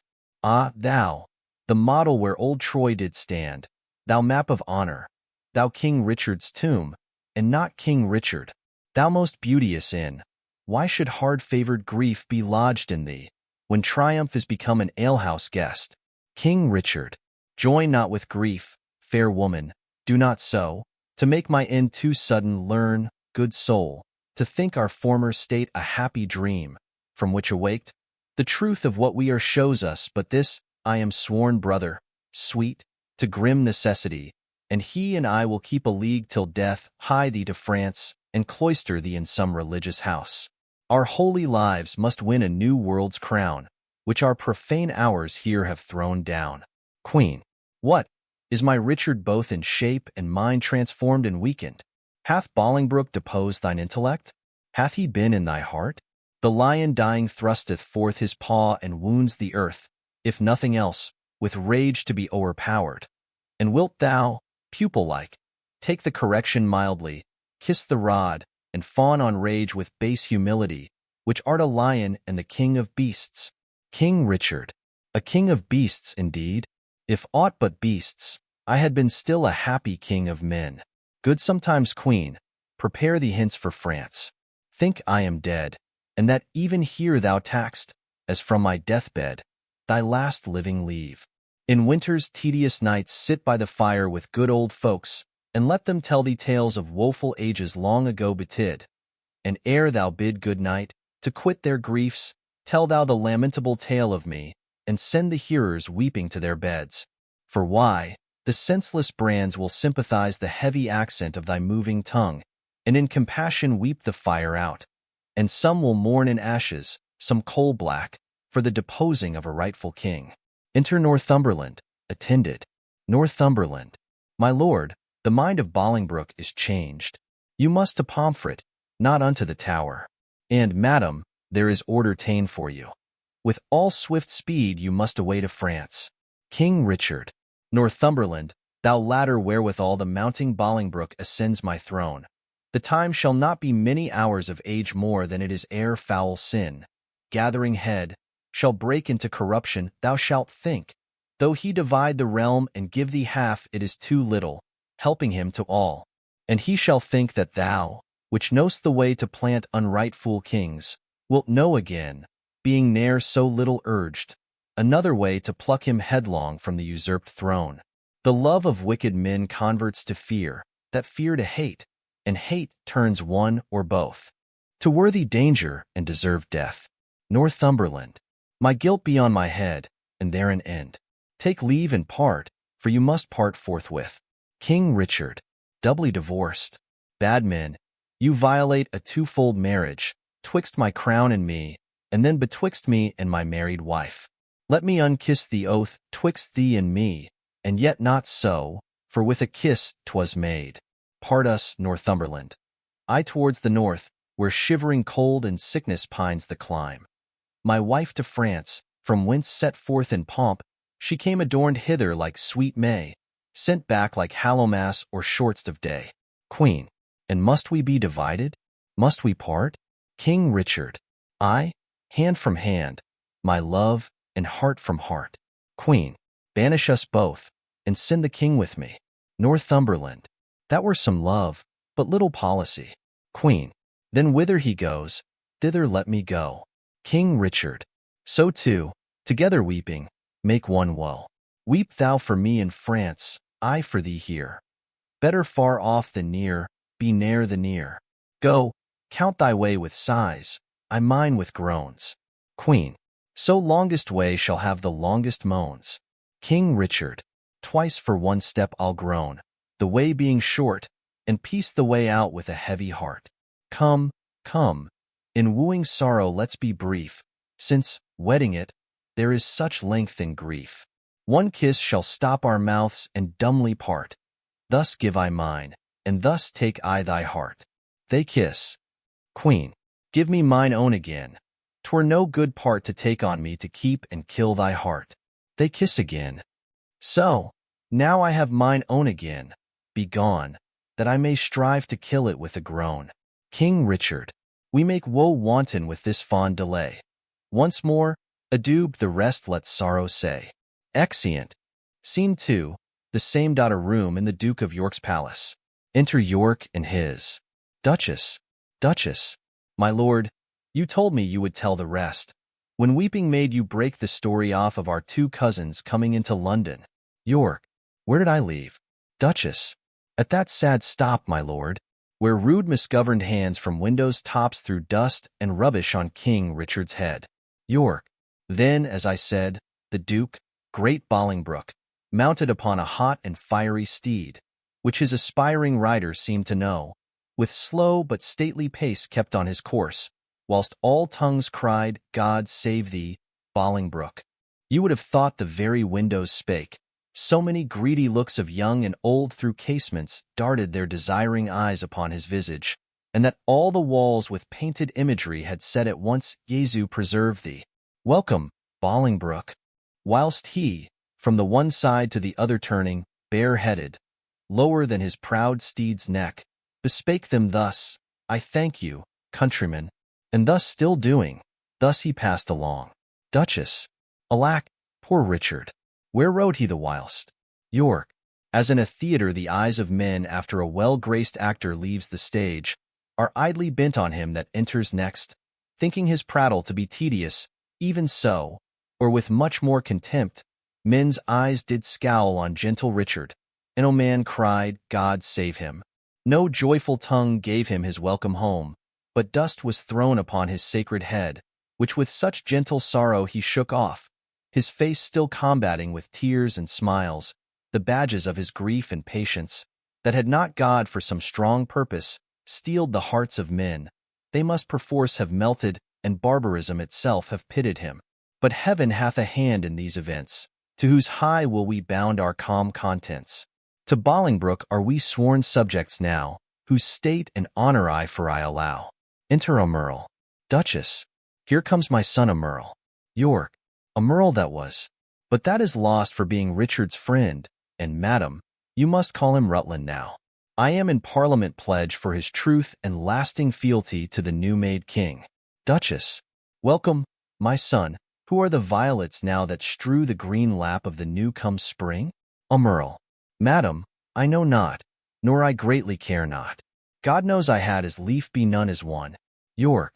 Well, bear you well in this new spring of time, lest you be cropped before you come to prime. What news from Oxford? Do these justs and triumphs hold? A Merle. For aught I know, my lord, they do. York. You will be there, I know. A Merle. If God prevent not, I purpose so. York. What seal is that hangs without thy bosom? Yea.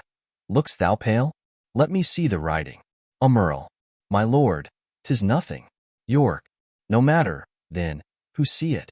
I will be satisfied, let me see the writing. A Merle. I do beseech your grace to pardon me. It is a matter of small consequence, which for some reasons I would not have seen. York. Which for some reasons, sir, I mean to see. I fear. Duchess, what should you fear? 'Tis nothing but some bond that he has entered into for gay apparel gainst the triumph day. York, bound to himself? What doth he with a bond? That he is bound to? Wife, thou art a fool. Boy, let me see the writing. Earl, I do beseech you, pardon me that I may not show it. York, I will be satisfied, let me see it, I say. Snatches it and reads it. Treason, foul treason, villain, traitor, slave. Duchess, what is the matter, my lord? York, ho, who is within there? Enter a servant. Saddle my horse. God for his mercy, what treachery is here? Duchess, why, what is it, my lord? York, give me my boots, I say, saddle my horse. Now, by mine honor, by my life, my troth, I will appeach the villain. Exit servant. Duchess, what is the matter? York, peace, foolish woman. Duchess, I will not peace, what is the matter, Earl? Earl, good mother, be content that it is no more than my poor life must answer. Duchess, thy life answer? York, bring me my boots, I will unto the king. Re-enter servant with boots. Duchess, strike him, Earl. Poor boy, thou art amazed. To servant, hence, villain, never more come in my sight. Exit servant. York, give me my boots, I say. Duchess, why, York, what wilt thou do? Wilt thou not hide the trespass of thine own? Have we more sons? Or are we like to have? Is not my teeming date drunk up with time? And wilt thou pluck my fair son from mine age, and rob me of a happy mother's name? Is he not like thee? Is he not thine own? York, thou fond mad woman, wilt thou conceal this dark conspiracy? A dozen of them here have ta'en the sacrament and interchangeably set down their hands to kill the king at Oxford. Duchess, he shall be none. We'll keep him here, then what is that to him? York, away, fond woman, were he 20 times my son, I would appeach him. Duchess, hadst thou groaned for him, as I have done, thou wouldst be more pitiful. But now I know thy mind. Thou dost suspect that I have been disloyal to thy bed, and that he is a bastard, not thy son. Sweet York, sweet husband, be not of that mind. He is as like thee as a man may be, not like to me, or any of my kin, and yet I love him. York, make way, unruly woman. Exit. Duchess, after Earl, mount thee upon his horse, spur post, and get before him to the king, and beg thy pardon ere he do accuse thee. I'll not be long behind, though I be old. I doubt not but to ride as fast as York, and never will I rise up from the ground till Bolingbroke have pardoned thee away. Be gone. Exeunt. Scene 3. Windsor. A room in the castle. Enter Bolingbroke as king, Harry Percy and other lords. King Henry, can no man tell me of my unthrifty son? 'Tis full 3 months since I did see him last. If any plague hang over us, 'tis he. I would to God, my lords, he might be found. Inquire at London, mongst the taverns there, for there, they say, he daily doth frequent with unrestrained loose companions, even such, they say, as stand in narrow lanes and beat our watch and rob our passengers, while he, young wanton and effeminate boy, takes on the point of honor to support so dissolute a crew. Percy, my lord, some 2 days since I saw the prince, and told him of those triumphs held at Oxford. King Henry, and what said the gallant? Percy, his answer was he would unto the stews, and from the commonest creature pluck a glove and wear it as a favor, and with that he would unhorse the lustiest challenger. King Henry, as dissolute as desperate, yet through both I see some sparks of better hope, which elder years may happily bring forth. But who comes here? Enter Earl. Earl, where is the king? King Henry, what means our cousin that he stares and looks so wildly? Earl, God save your grace. I do beseech your majesty to have some conference with your grace alone. King Henry, withdraw yourselves, and leave us here alone. Exeunt Harry Percy, and, lords, what is the matter with our cousin now? Earl, kneels. For ever may my knees grow to the earth, my tongue cleave to my roof within my mouth, unless a pardon ere I rise or speak. King Henry, intended or committed was this fault? If on the first, How heinous ere it be, to win thy after-love I pardon thee. Merle. Then give me leave that I may turn the key, that no man enter till my tale be done. King Henry. Have thy desire. Merle locks the door. York. Within. My liege, beware. Look to thyself. Thou hast a traitor in thy presence there. King Henry. Drawing. Villain. I'll make thee safe. Merle. Stay thy revengeful hand, thou hast no cause to fear. York. Within. Open the door. Secure. Foolhardy king. Shall I for love speak treason to thy face? Open the door, or I will break it open. King Henry unlocks the door, and afterwards relocks it. Enter York. King Henry. What is the matter, uncle? Speak. Recover breath, tell us how near is danger, that we may arm us to encounter it. York. Peruse this writing here, and thou shalt know the treason that my haste forbids me show. Merle. Remember, as thou readst, thy promise past. I do repent me. Read not my name there. My heart is not confederate with my hand. York. It was villain, ere thy hand did set it down. I tore it from the traitor's bosom, king. Fear, and not love, begets his penitence. Forget to pity him, lest thy pity prove a serpent that will sting thee to the heart. King Henry. O heinous, strong, and bold conspiracy! O loyal father of a treacherous son! Thou sheer, immaculate, and silver fountain from whence this stream through muddy passages hath held his current and defiled himself. Thy overflow of good converts to bad, and thy abundant goodness shall excuse this deadly blot in thy digressing son. York.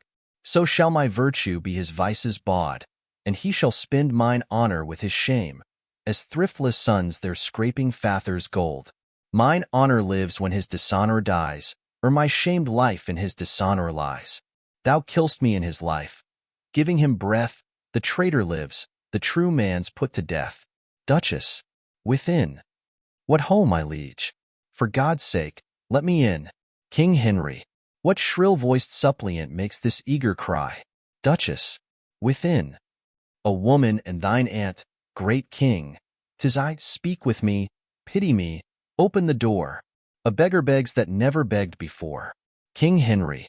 Our scene is altered from a serious thing, and now changed to the beggar and the king. My dangerous cousin, let your mother in. I know she's come to pray for your foul sin. Enter Duchess. York. If thou do pardon whosoever pray, more sins for this forgiveness prosper may. This festered joint cut off, the rest rests sound. This let alone will all the rest confound. Duchess. O king, believe not this hard-hearted man. Love loving not itself none other can. York. Thou frantic woman, what dost thou make here? Shall thy old dugs once more a traitor rear? Duchess. Sweet York, be patient. Kneels. Hear me, gentle liege. King Henry. Rise up, good aunt. Duchess. Not yet, I thee beseech. Forever will I walk upon my knees and never see day that the happy sees, till thou give joy, until thou bid me joy by pardoning Rutland, my transgressing boy. Merle. Unto my mother's prayers I bend my knee. Kneels. York. Against them both, my true joints bended be. Kneels. Ill mayst thou thrive if thou grant any grace. Duchess. Pleads he in earnest? Look upon his face. His eyes do drop no tears, his prayers are in jest. His words come from his mouth, ours from our breast. He prays but faintly and would be denied. We pray with heart and soul and all beside. His weary joints would gladly rise, I know. Our knees still kneel till to the ground they grow. His prayers are full of false hypocrisy, ours of true zeal and deep integrity. Our prayers do outpray his. Then let them have that mercy which true prayer ought to have. King Henry. Good aunt, stand up. Duchess. Nay, do not say, stand up. Say pardon first, and afterwards, stand up. And if I were thy nurse, thy tongue to teach, pardon should be the first word of thy speech. I never longed to hear a word till now. Say pardon, king. Let pity teach thee how. The word is short, but not so short as sweet. No word like pardon for king's mouths so meet. York. Speak it in French, King, say pardon moi. Duchess, dost thou teach pardon to destroy? My sour husband, my hard-hearted lord, that sets the word itself against the word. Speak pardon as 'tis current in our land. The chopping French we do not understand. Thine eye begins to speak, set thy tongue there, or in thy piteous heart plant thou thine ear, that, hearing how our plaints and prayers do pierce, pity may move thee pardon to rehearse. King Henry, good aunt, stand up. Duchess, I do not sue to stand. Pardon is all the suit I have in hand. King Henry, I pardon him, as God shall pardon me. Duchess, oh, happy vantage of a kneeling knee. Yet am I sick for fear, speak it again, twice saying pardon doth not pardon twain, but makes one pardon strong. King Henry, with all my heart, I pardon him. Duchess, a god on earth thou art. King Henry, but for our trusty brother-in-law and the abbot, with all the rest of that consorted crew, destruction straight shall dog them at the heels. Good uncle, help to order several powers to Oxford, or where'er these traitors are. They shall not live within this world, I swear, but I will have them, if I once know where. Uncle, farewell, and cousin, adieu. Your mother well hath prayed, and prove you true. Duchess, come, my old son, I pray God make thee new. Exeunt. Scene 4. Another room in the castle. Enter Exton and A. Servant. Exton, didst thou not mark the king? What words he spake? Have I no friend will rid me of this living fear? Was it not so? Servant, these were his very words. Exton, have I no friend? Quoth he spake it twice and urged it twice together, did he not? Servant, he did. Exton, and speaking it, he wishly looked on me, as who should say, I would thou wert the man that would divorce this terror from my heart, meaning the king at Pomfret. Come, let's go. I am the king's friend, and will rid his foe. Exeunt. Scene V. Pomfret, the dungeon of the castle.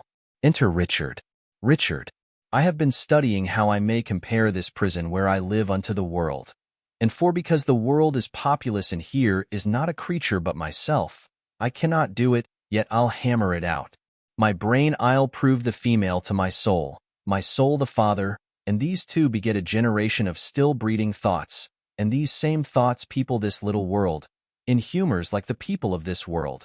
For no thought is contented, the better sort, as thoughts of things divine, are intermixed with scruples, and do set the word itself against the word, as thus, come, little ones, and then again. It is as hard to come as for a camel to thread the postern of a needle's eye. Thoughts tending to ambition, they do plot unlikely wonders. How these vain weak nails may tear a passage through the flinty ribs of this hard world, my ragged prison walls, and, for they cannot, die in their own pride. Thoughts tending to content flatter themselves that they are not the first of fortune's slaves, nor shall not be the last, like silly beggars who sitting in the stocks refuge their shame that many have and others must sit there. And in this thought they find a kind of ease, bearing their own misfortunes on the back of such as have before endured the like. Thus play I in one person many people, and none contented, sometimes am I king. Then treasons make me wish myself a beggar, and so I am, then crushing penury persuades me I was better when a king. Then am I kinged again, and by think that I am unkinged by Bolingbroke, and straight am nothing, but whatever I be, nor I nor any man that but man is with nothing shall be pleased till he be eased with being nothing. Music do I hear? Music. Ha ha. Keep time. How sour sweet music is when time is broke and no proportion kept. So is it in the music of men's lives. And here have I the daintiness of ear to check time broke in a disordered string. But for the concord of my state and time had not an ear to hear my true time broke. I wasted time, and now doth time waste me. For now hath time made me his numbering clock. My thoughts are minutes, and with sighs they jar their watches on unto mine eyes, the outward watch, whereto my finger, like a dial's point, is pointing still, and cleansing them from tears. Now, sir, the sound that tells what hour it is are clamorous groans which strike upon my heart, which is the bell so sighs and tears and groans show minutes, times, and hours, But my time runs posting on in Bolingbroke's proud joy, while I stand fooling here, his Jack-o' the clock. This music mads me. Let it sound no more.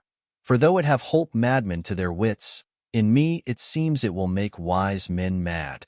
Yet blessing on his heart that gives it me, for 'tis a sign of love, and love to Richard is a strange brooch in this all-hating world. Enter a groom of the stable. Groom. Hail, royal prince. Richard. Thanks, noble peer. The cheapest of us is 10 groats too dear. What art thou, and how comest thou hither where no man never comes but that sad dog that brings me food to make misfortune live? Groom. I was a poor groom of thy stable, king, when thou wert king, who, travelling towards York, with much ado at length have gotten leave to look upon my sometimes royal master's face. Oh, how it earned my heart when I beheld in London streets, that coronation day, when Bolingbroke rode on roan Barbary, that horse that thou so often hast bestrid, that horse that I so carefully have dressed. Richard. Rode he on Barbary? Tell me, gentle friend, how went he under him? Groom.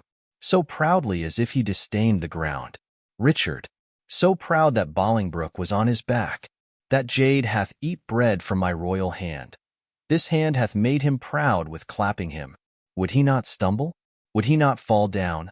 Since pride must have a fall, and break the neck of that proud man that did usurp his back? Forgiveness, horse. Why do I rail on thee, since thou, created to be awed by man, wast born to bear? I was not made a horse, and yet I bear a burden like an ass, spurred, galled, and tired by jouncing Bolingbroke. Enter keeper with a dish. Keeper. To the groom. Fellow, give place, here is no longer stay. Richard. If thou love me, 'tis time thou wert away. Groom. My tongue dares not, that my heart shall say. Exit. Keeper. My lord. Wilt please you to fall to? Richard. Taste of it first as thou art wont to do. Keeper. My lord, I dare not, Sir Pierce of Exton, who lately came from the king, commands the contrary. Richard. The devil take Henry of Lancaster and thee. Patience is stale, and I am weary of it. Strikes the keeper. Keeper. Help, help, help. Enter Exton and servants, armed. Richard. How now? What means death in this rude assault? Villain, thy own hand yields thy death's instrument. Snatching a weapon and killing one. Go thou and fill another room in hell. He kills another, then Exton strikes him down. That hand shall burn in never-quenching fire that staggers thus my person, Exton. Thy fierce hand hath with the king's blood stained the king's own land. Mount, mount, my soul. Thy seat is up on high, whilst my gross flesh sinks downward, here to die. Dies. Exton. As full of valor as of royal blood. Both have I spilled, oh, would the deed were good. For now the devil that told me I did well says that this deed is chronicled in hell. This dead king to the living king I'll bear. Take hence the rest, and give them burial here. Exeunt. Scene vi.windsor.an apartment in the castle. Flourish, enter King Henry, and York with lords and attendants. King Henry. Kind Uncle York, the latest news we hear is that the rebels have consumed with fire our town of Cirencester in Gloucestershire, but whether they be ta'en or slain we hear not. Enter Northumberland. Welcome, my lord. What is the news? Northumberland. First, to thy sacred state wish I all happiness. The next news is, I have to London sent the heads of Salisbury, Spencer, Blunt, and Kent. The manner of their taking may appear at large discoursed in this paper here. King Henry. We thank thee, gentle Percy, for thy pains, and to thy worth will add right worthy gains. Enter Fitzwater. Fitzwater. My lord, I have from Oxford sent to London the heads of Brocas and Sir Bennet Seeley, two of the dangerous consorted traitors that sought at Oxford thy dire overthrow. King Henry. Thy pains, Fitzwater, shall not be forgot. Right noble is thy merit, well I wot. Enter Harry Percy with the Bishop of Carlisle. Percy, the grand conspirator, Abbot of Westminster, with clog of conscience and sour melancholy, hath yielded up his body to the grave. But here is Carlisle living, to abide thy kingly doom and sentence of his pride. King Henry. Carlisle, this is your doom. Choose out some secret place, some reverend room, more than thou hast, and with it joy thy life. So as thou liv'st in peace, die free from strife. For though mine enemy thou hast ever been, high sparks of honor in thee have I seen. Enter Exton with attendants, bearing a coffin. Exton, great king, within this coffin I present thy buried fear. Herein all breathless lies the mightiest of thy greatest enemies, Richard of Bordeaux, by me hither brought. King Henry, Exton, I thank thee not, for thou hast wrought a deed of slander with thy fatal hand upon my head and all this famous land. Exton, from your own mouth, my lord, did I this deed. King Henry, they love not poison that do poison need, nor do I thee, though I did wish him dead. I hate the murderer, love him murdered. The guilt of conscience take thou for thy labor, but neither my good word nor princely favor. With Cain go wander thorough shades of night, and never show thy head by day nor light. Lords, I protest my soul is full of woe that blood should sprinkle me to make me grow. Come, mourn with me for what I do lament, and put on sullen black incontinent.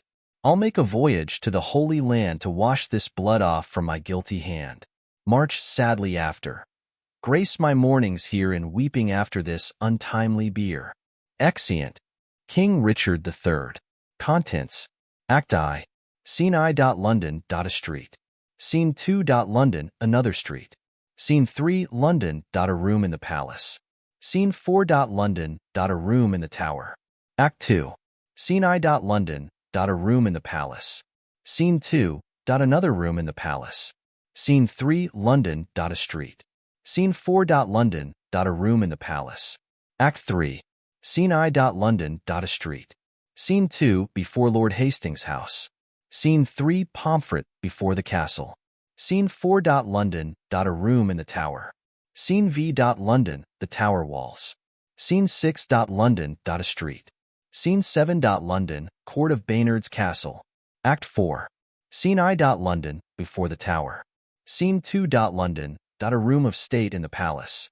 Scene 3. London, another room in the palace. Scene 4. London, before the palace. Scene V. A room in Lord Stanley's house. Act V. Scene I. Salisbury. An open place. Scene 2. Plain near Tamworth. Scene 3. Bosworth Field. Scene 4. Another part of the field. Scene V. Another part of the field. Dramatis Personae. Richard, Duke of Gloucester. Afterwards King Richard III. Lady Anne, widow to Edward, Prince of Wales, son to King Henry VI. Afterwards married to the Duke of Gloucester. King Edward IV, brother to Richard. Queen Elizabeth, queen to King Edward IV. Sons to the King. Edward, Prince of Wales. Afterwards King Edward V, Richard, Duke of York. George, Duke of Clarence, brother to Edward and Richard Boy, son to Clarence. Girl, daughter to Clarence. Duchess of York, mother to King Edward IV. Clarence, and Gloucester Queen Margaret, widow to King Henry VI. Duke of Buckingham. Lord Hastings, the Lord Chamberlain Lord Stanley, the Earl of Derby Earl Rivers, brother to Queen Elizabeth Lord Grey, son of Queen Elizabeth by her former marriage Marquis of Dorset, son of Queen Elizabeth by her former marriage Sir Thomas Vaughan. Sir William Catesby. Sir Richard Ratcliffe. Lord Lovell, Duke of Norfolk, Earl of Surrey. Henry, Earl of Richmond. Afterwards King Henry VII. Earl of Oxford. Sir James Blunt. Sir Walter Herbert. Sir William Brandon. Christopher Eswick, a priest. Thomas Rotherham, Archbishop of York. Cardinal Bourchier. Archbishop of Canterbury. John Morton, Bishop of Ely. Sir Robert Brackenbury, Lieutenant of the Tower. Sir James Tyrrell, another priest. Lord Mayor of London. Sheriff of Wiltshire. Lords and other attendants. 2 gentlemen, a pursuivant, scrivener, citizens, murderers, messengers, ghosts, soldiers, and Scene. England. Act I. Scene I. London. A street. Enter Richard, Duke of Gloucester, alone. Richard. Now is the winter of our discontent made glorious summer by this son of York, and all the clouds that lowered upon our house in the deep bosom of the ocean buried. Now are our brows bound with victorious wreaths, our bruised arms hung up for monuments, our stern alarums changed to merry meetings, our dreadful marches to delightful measures. Grim-visaged war hath smoothed his wrinkled front, and now, instead of mounting barbed steeds to fright the souls of fearful adversaries, he capers nimbly in a lady's chamber to the lascivious pleasing of a lute. But I, that am not shaped for sportive tricks, nor made to court an amorous looking-glass, I, that am rudely stamped, and want love's majesty to strut before a wanton ambling nymph, I, that am curtailed of this fair proportion, cheated of feature by dissembling nature, deformed, unfinished, sent before my time into this breathing world scarce half made up, and that so lamely and unfashionable that dogs bark at me as I halt by them, why, I, in this weak piping time of peace, have no delight to pass away the time, unless to spy my shadow in the sun, and descant on mine own deformity. And therefore, since I cannot prove a lover to entertain these fair well-spoken days, I am determined to prove a villain, and hate the idle pleasures of these days.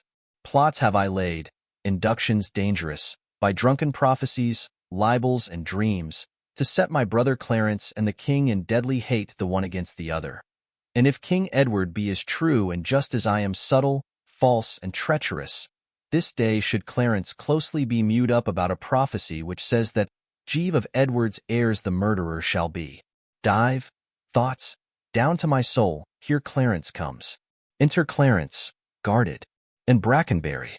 Brother, good day, what means this armed guard that waits upon your grace? Clarence, his majesty, tendering my person's safety, hath appointed this conduct to convey me to the Tower. Richard, upon what cause? Clarence, because my name is George. Richard, alack, my lord, that fault is none of yours. He should, for that, commit your godfathers. Oh, belike his majesty hath some intent that you should be new christened in the Tower. But what's the matter, Clarence? May I know? Clarence. Yea, Richard, when I know, for I protest as yet I do not, but, as I can learn, he hearkens after prophecies and dreams, and from the crossrow plucks the letter G, and says a wizard told him that by G his issue disinherited should be. And for my name of George begins with G, it follows in his thought that I am he.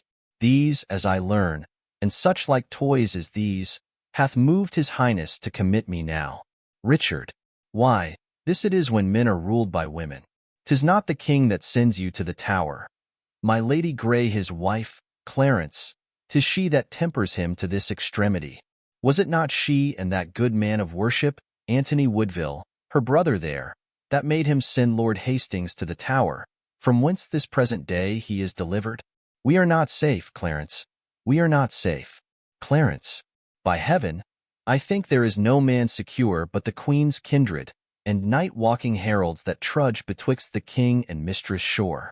Heard you not what an humble suppliant Lord Hastings was to her for his delivery? Richard, humbly complaining to her deity, got my Lord Chamberlain his liberty. I'll tell you what, I think it is our way, if we will keep in favor with the king, to be her men and wear her livery. The jealous o'er-worn widow and herself, since that our brother dubbed them gentlewomen, are mighty gossips in our monarchy. Brackenbury, I beseech your graces both to pardon me. His majesty hath straitly given in charge that no man shall have private conference, of what degree soever, with your brother. Richard, even so. And please your worship, Brackenbury, you may partake of anything we say. We speak no treason. Man, we say the king is wise and virtuous, and his noble queen well struck in years, fair, and not jealous. We say that Shore's wife hath a pretty foot, a cherry lip, a bonny eye, a passing pleasing tongue, and that the queen's kindred are made gentlefolks. How say you, sir? Can you deny all this? Brackenbury, with this, my lord, myself have naught to do. Richard, naught to do with Mistress Shore? I tell thee, fellow, he that doth naught with her, excepting one, were best to do it secretly alone. Brackenbury, what one, my lord? Richard, her husband. Knave, wouldst thou betray me? Brackenbury, I do beseech your grace to pardon me, and withal forbear your conference with the noble duke. Clarence. We know thy charge, Brackenbury, and will obey. Richard. We are the Queen's abjects and must obey. Brother, farewell I will unto the king, and whatsoever you will employ me in, were it to call King Edward's widow sister, I will perform it to enfranchise you. Meantime, this deep disgrace in brotherhood touches me deeper than you can imagine. Clarence. I know it pleaseth neither of us well. Richard. Well, your imprisonment shall not be long. I will deliver, or else lie for you. Meantime, have patience. Clarence. I must perforce farewell. Exeunt Clarence, Brackenbury, and guard. Richard. Go tread the path that thou shalt ne'er return. Simple, plain Clarence, I do love thee so that I will shortly send thy soul to heaven, if heaven will take the present at our hands. But who comes here? The new delivered Hastings? Enter Lord Hastings. Hastings. Good time of day unto my gracious lord. Richard. As much unto my good Lord Chamberlain. Well are you welcome to the open air. How hath your lordship brooked imprisonment? Hastings. With patience, noble lord, as prisoners must.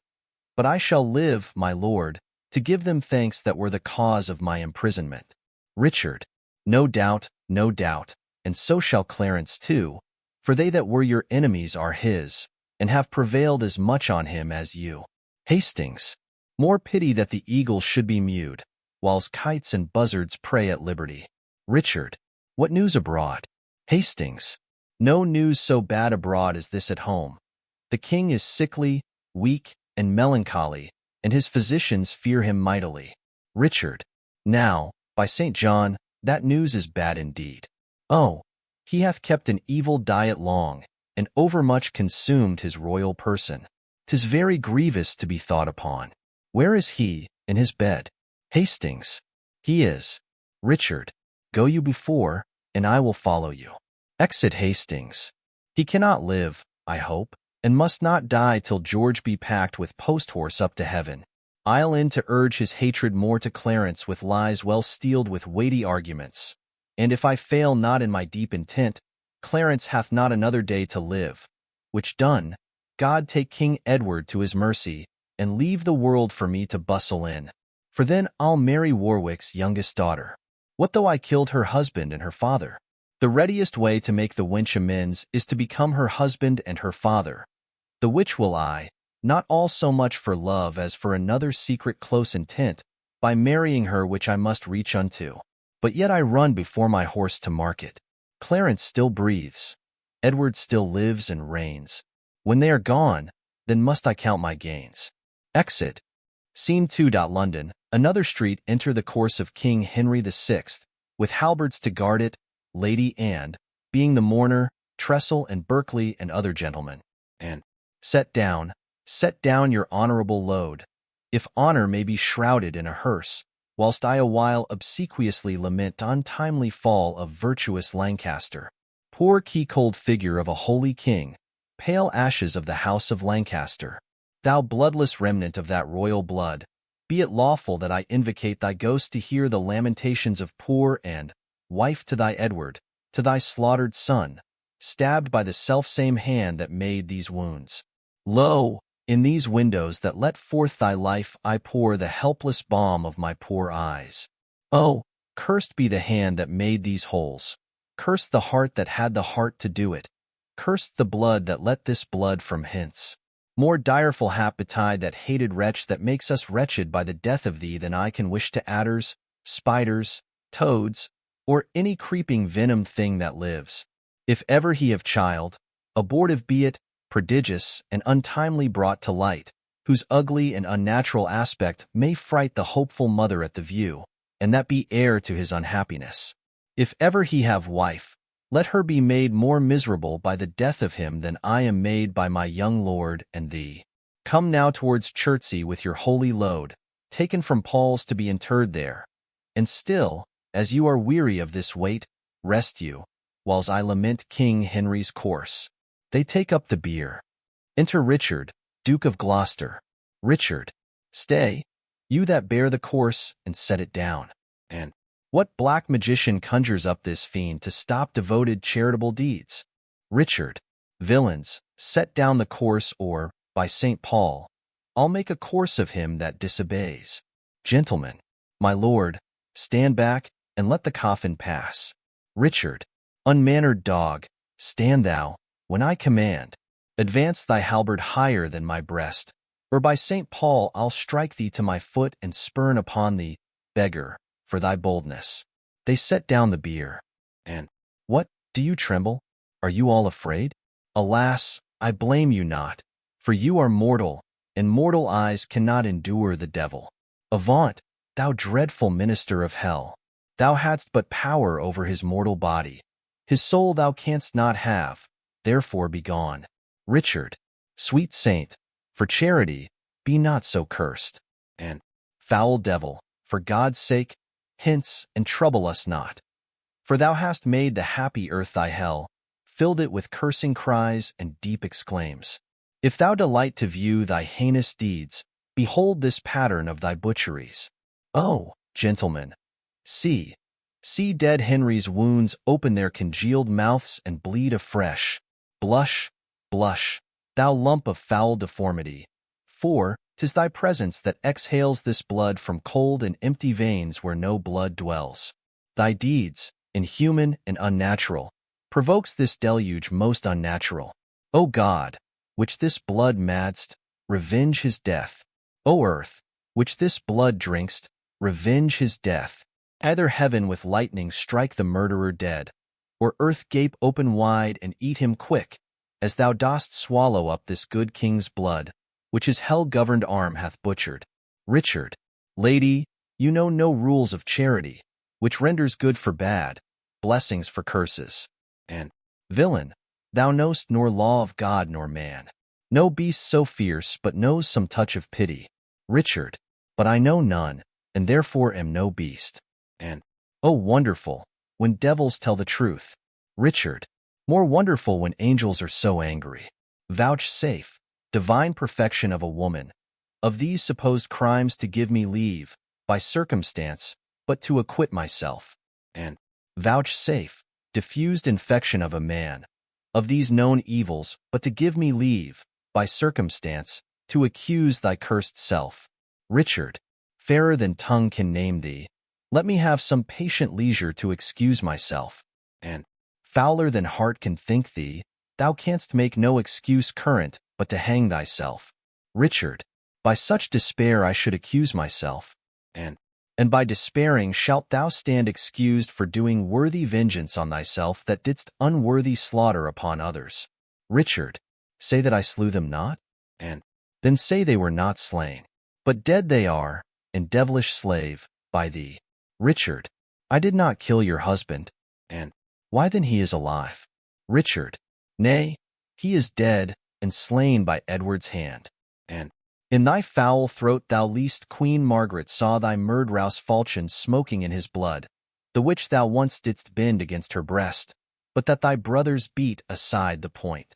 Richard, I was provoked by her slanderous tongue, that laid their guilt upon my guiltless shoulders.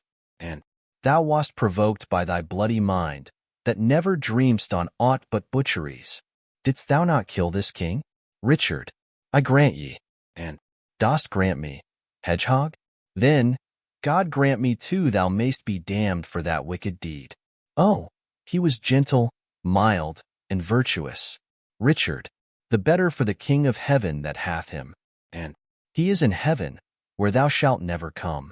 Richard, let him thank me that holp to send him thither, for he was fitter for that place than earth. And thou unfit for any place but hell. Richard, yes, one place else, if you will hear me name it. And some dungeon. Richard, your bedchamber. And ill rest betide the chamber where thou liest. Richard, so will it, madam, till I lie with you. And I hope so. Richard, I know so, but, gentle lady, and, to leave this keen encounter of our wits, and fall something into a slower method, is not the causer of the timeless deaths of these Plantagenets, Henry and Edward, as blameful as the executioner? And thou wast the cause and most accursed effect. Richard, your beauty was the cause of that effect. Your beauty, that did haunt me in my sleep to undertake the death of all the world, so I might live 1 hour in your sweet bosom. And If I thought that, I tell thee, homicide, these nails should rend that beauty from my cheeks. Richard, these eyes could not endure that beauty's rack. You should not blemish it if I stood by. As all the world is cheered by the sun, so I by that. It is my day, my life. And black night o'ershade thy day, and death thy life. Richard, curse not thyself, fair creature. Thou art both. And I would I were, to be revenged on thee. Richard, it is a quarrel most unnatural, to be revenged on him that loveth thee. And it is a quarrel just and reasonable, to be revenged on him that killed my husband. Richard, he that bereft thee, lady, of thy husband, did it to help thee to a better husband. And his better doth not breathe upon the earth. Richard, he lives that loves thee better than he could. And name him, Richard, Plantagenet. And why, that was he. Richard, the selfsame name, but one of better nature. And where is he? Richard, here. She spits at him. Why dost thou spit at me? And would it were mortal poison, for thy sake. Richard, never came poison from so sweet a place. And never hung poison on a fouler toad. Out of my sight, thou dost infect mine eyes. Richard, thine eyes, sweet lady, have infected mine. And would they were basilisks to strike thee dead. Richard, I would they were, that I might die at once. For now they kill me with a living death. Those eyes of thine from mine have drawn salt tears, shamed their aspects with store of childish drops. These eyes, which never shed remorseful tear. No, when my father York and Edward wept to hear the piteous moan that Rutland made when black-faced Clifford shook his sword at him, nor when thy warlike father, like a child, told the sad story of my father's death, and 20 times made pause to sob and weep, that all the standers by had wet their cheeks like trees bedashed with rain. I in that sad time my manly eyes did scorn and humble tear, and what these sorrows could not thence exhale, thy beauty hath, and made them blind with weeping. I never sued to friend nor enemy. My tongue could never learn sweet smoothing word. But now thy beauty is proposed my fee. My proud heart sues, and prompts my tongue to speak. She looks scornfully at him. Teach not thy lips such scorn, for it was made for kissing, lady, not for such contempt. If thy revengeful heart cannot forgive, lo, here I lend thee this sharp-pointed sword, which if thou please to hide in this true breast, and let the soul forth that adoreth thee, I lay it naked to the deadly stroke, and humbly beg the death upon my knee. He kneels and lays his breast open. She offers at it with his sword. Nay, do not pause, for I did kill King Henry, but 'twas thy beauty that provoked me. Nay, now dispatch. 'Twas I that stabbed young Edward, but 'twas thy heavenly face that set me on. She falls the sword. Take up the sword again, or take up me. And arise, dissembler, though I wish thy death. I will not be thy executioner. Richard, then bid me kill myself, and I will do it. And I have already. Richard, that was in thy rage. Speak it again, and even with the word, this hand, which for thy love did kill thy love, shall for thy love kill a far truer love. To both their deaths shalt thou be accessory. And I would I knew thy heart. Richard, 'tis figured in my tongue, and I fear me both are false. Richard, then never was man true. And well, put up your sword. Richard, say then my peace is made. And that shalt thou know hereafter. Richard, but shall I live in hope? And all men, I hope, live so. Richard, vouchsafe to wear this ring. And to take is not to give. He places the ring on her hand. Richard, look how my ring encompasseth thy finger. Even so thy breast encloseth my poor heart, where both of them, for both of them are thine. And if thy poor devoted servant may but beg one favor at thy gracious hand, thou dost confirm his happiness forever. And what is it? Richard, that it may please you leave these sad designs to him that hath most cause to be a mourner, and presently repair to Crosby Place, where, after I have solemnly interred at Chertsey Monastery this noble king, and wet his grave with my repentant tears, I will with all expedient duty see you. For divers unknown reasons, I beseech you, grant me this boon.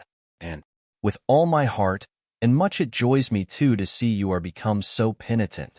Trestle and Berkeley, go along with me. Richard, bid me farewell, and 'tis more than you deserve. But since you teach me how to flatter you, imagine I have said farewell already. Exeunt lady and Trestle and Berkeley. Richard, sirs, take up the course.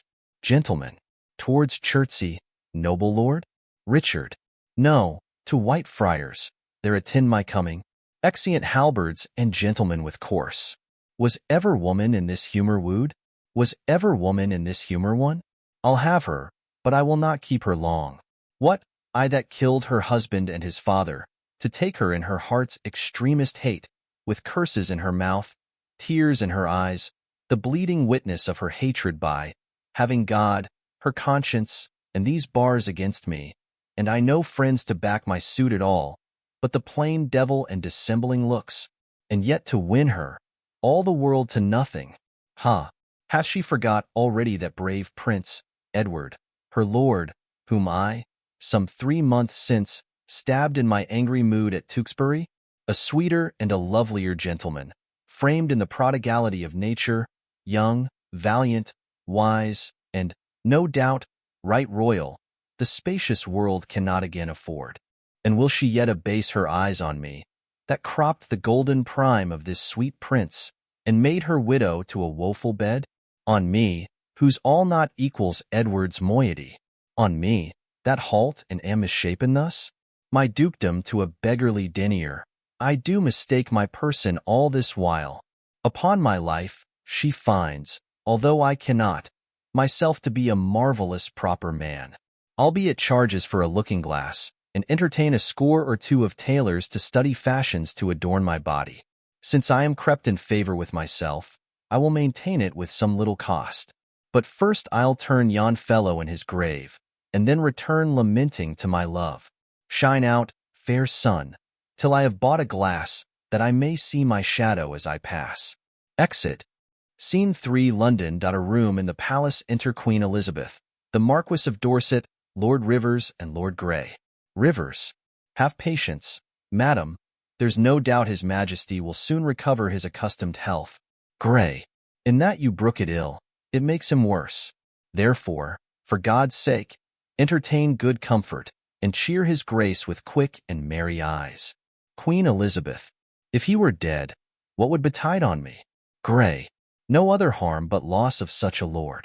Queen Elizabeth, the loss of such a lord includes all harms. Grey, the heavens have blessed you with a goodly son to be your comforter when he is gone. Queen Elizabeth, ah, he is young, and his minority is put unto the trust of Richard Gloucester, a man that loves not me, nor none of you. Rivers, is it concluded he shall be protector? Queen Elizabeth, it is determined, not concluded yet, but so it must be, if the king miscarry. Enter Buckingham and Stanley, Earl of Derby. Grey, here come the lords of Buckingham and Derby. Buckingham, good time of day unto your royal grace. Stanley, God make your majesty joyful as you have been. Queen Elizabeth, the Countess Richmond, good my lord of Derby, to your good prayer will scarcely say amen. Yet, Derby, notwithstanding she's your wife, and loves not me, be you, good lord, assured I hate not you for her proud arrogance. Stanley, I do beseech you, either not believe the envious slanders of her false accusers, or if she be accused on true report, bear with her weakness, which I think proceeds from wayward sickness, and no grounded malice. Queen Elizabeth, saw you the king today, my lord of Derby? Stanley, but now the Duke of Buckingham and I are come from visiting his majesty. Queen Elizabeth, what likelihood of his amendment, lords? Buckingham, madam, good hope. His grace speaks cheerfully. Queen Elizabeth, God grant him health. Did you confer with him? Buckingham, aye, madam. He desires to make atonement between the Duke of Gloucester and your brothers, and between them and my Lord Chamberlain, and sent to warn them to his royal presence. Queen Elizabeth, would all were well, but that will never be. I fear our happiness is at the height. Enter Richard, Duke of Gloucester and Hastings. Richard, they do me wrong, and I will not endure it. Who is it that complains unto the king that I, forsooth, am stern and love them not. By holy Paul, they love his grace but lightly that fill his ears with such dissentious rumors. Because I cannot flatter and look fair, smile in men's faces, smooth, deceive, and cog, duck with French nods and apish courtesy, I must be held a rancorous enemy. Cannot a plain man live and think no harm, but thus his simple truth must be abused with silken, sly, insinuating jacks? Gray, to who in all this presence speaks your grace? Richard, to thee, that hast nor honesty nor grace. When have I injured thee? When done thee wrong? Or thee, or any of your faction? A plague upon you all. His royal grace, whom God preserve better than you would wish, cannot be quiet scarce a breathing, while but you must trouble him with lewd complaints. Queen Elizabeth, brother of Gloucester, you mistake the matter. The king, on his own royal disposition, and not provoked by any suitor else, aiming belike at your interior hatred that in your outward action shows itself against my children, brothers, and myself, makes him to send, that he may learn the ground of your ill will, and thereby to remove it. Richard, I cannot tell the world is grown so bad that wrens make prey where eagles dare not perch. Since every Jack became a gentleman, there's many a gentle person made a Jack. Queen Elizabeth, come, we know your meaning, brother Gloucester. You envy my advancement and my friends. God grant we never may have need of you.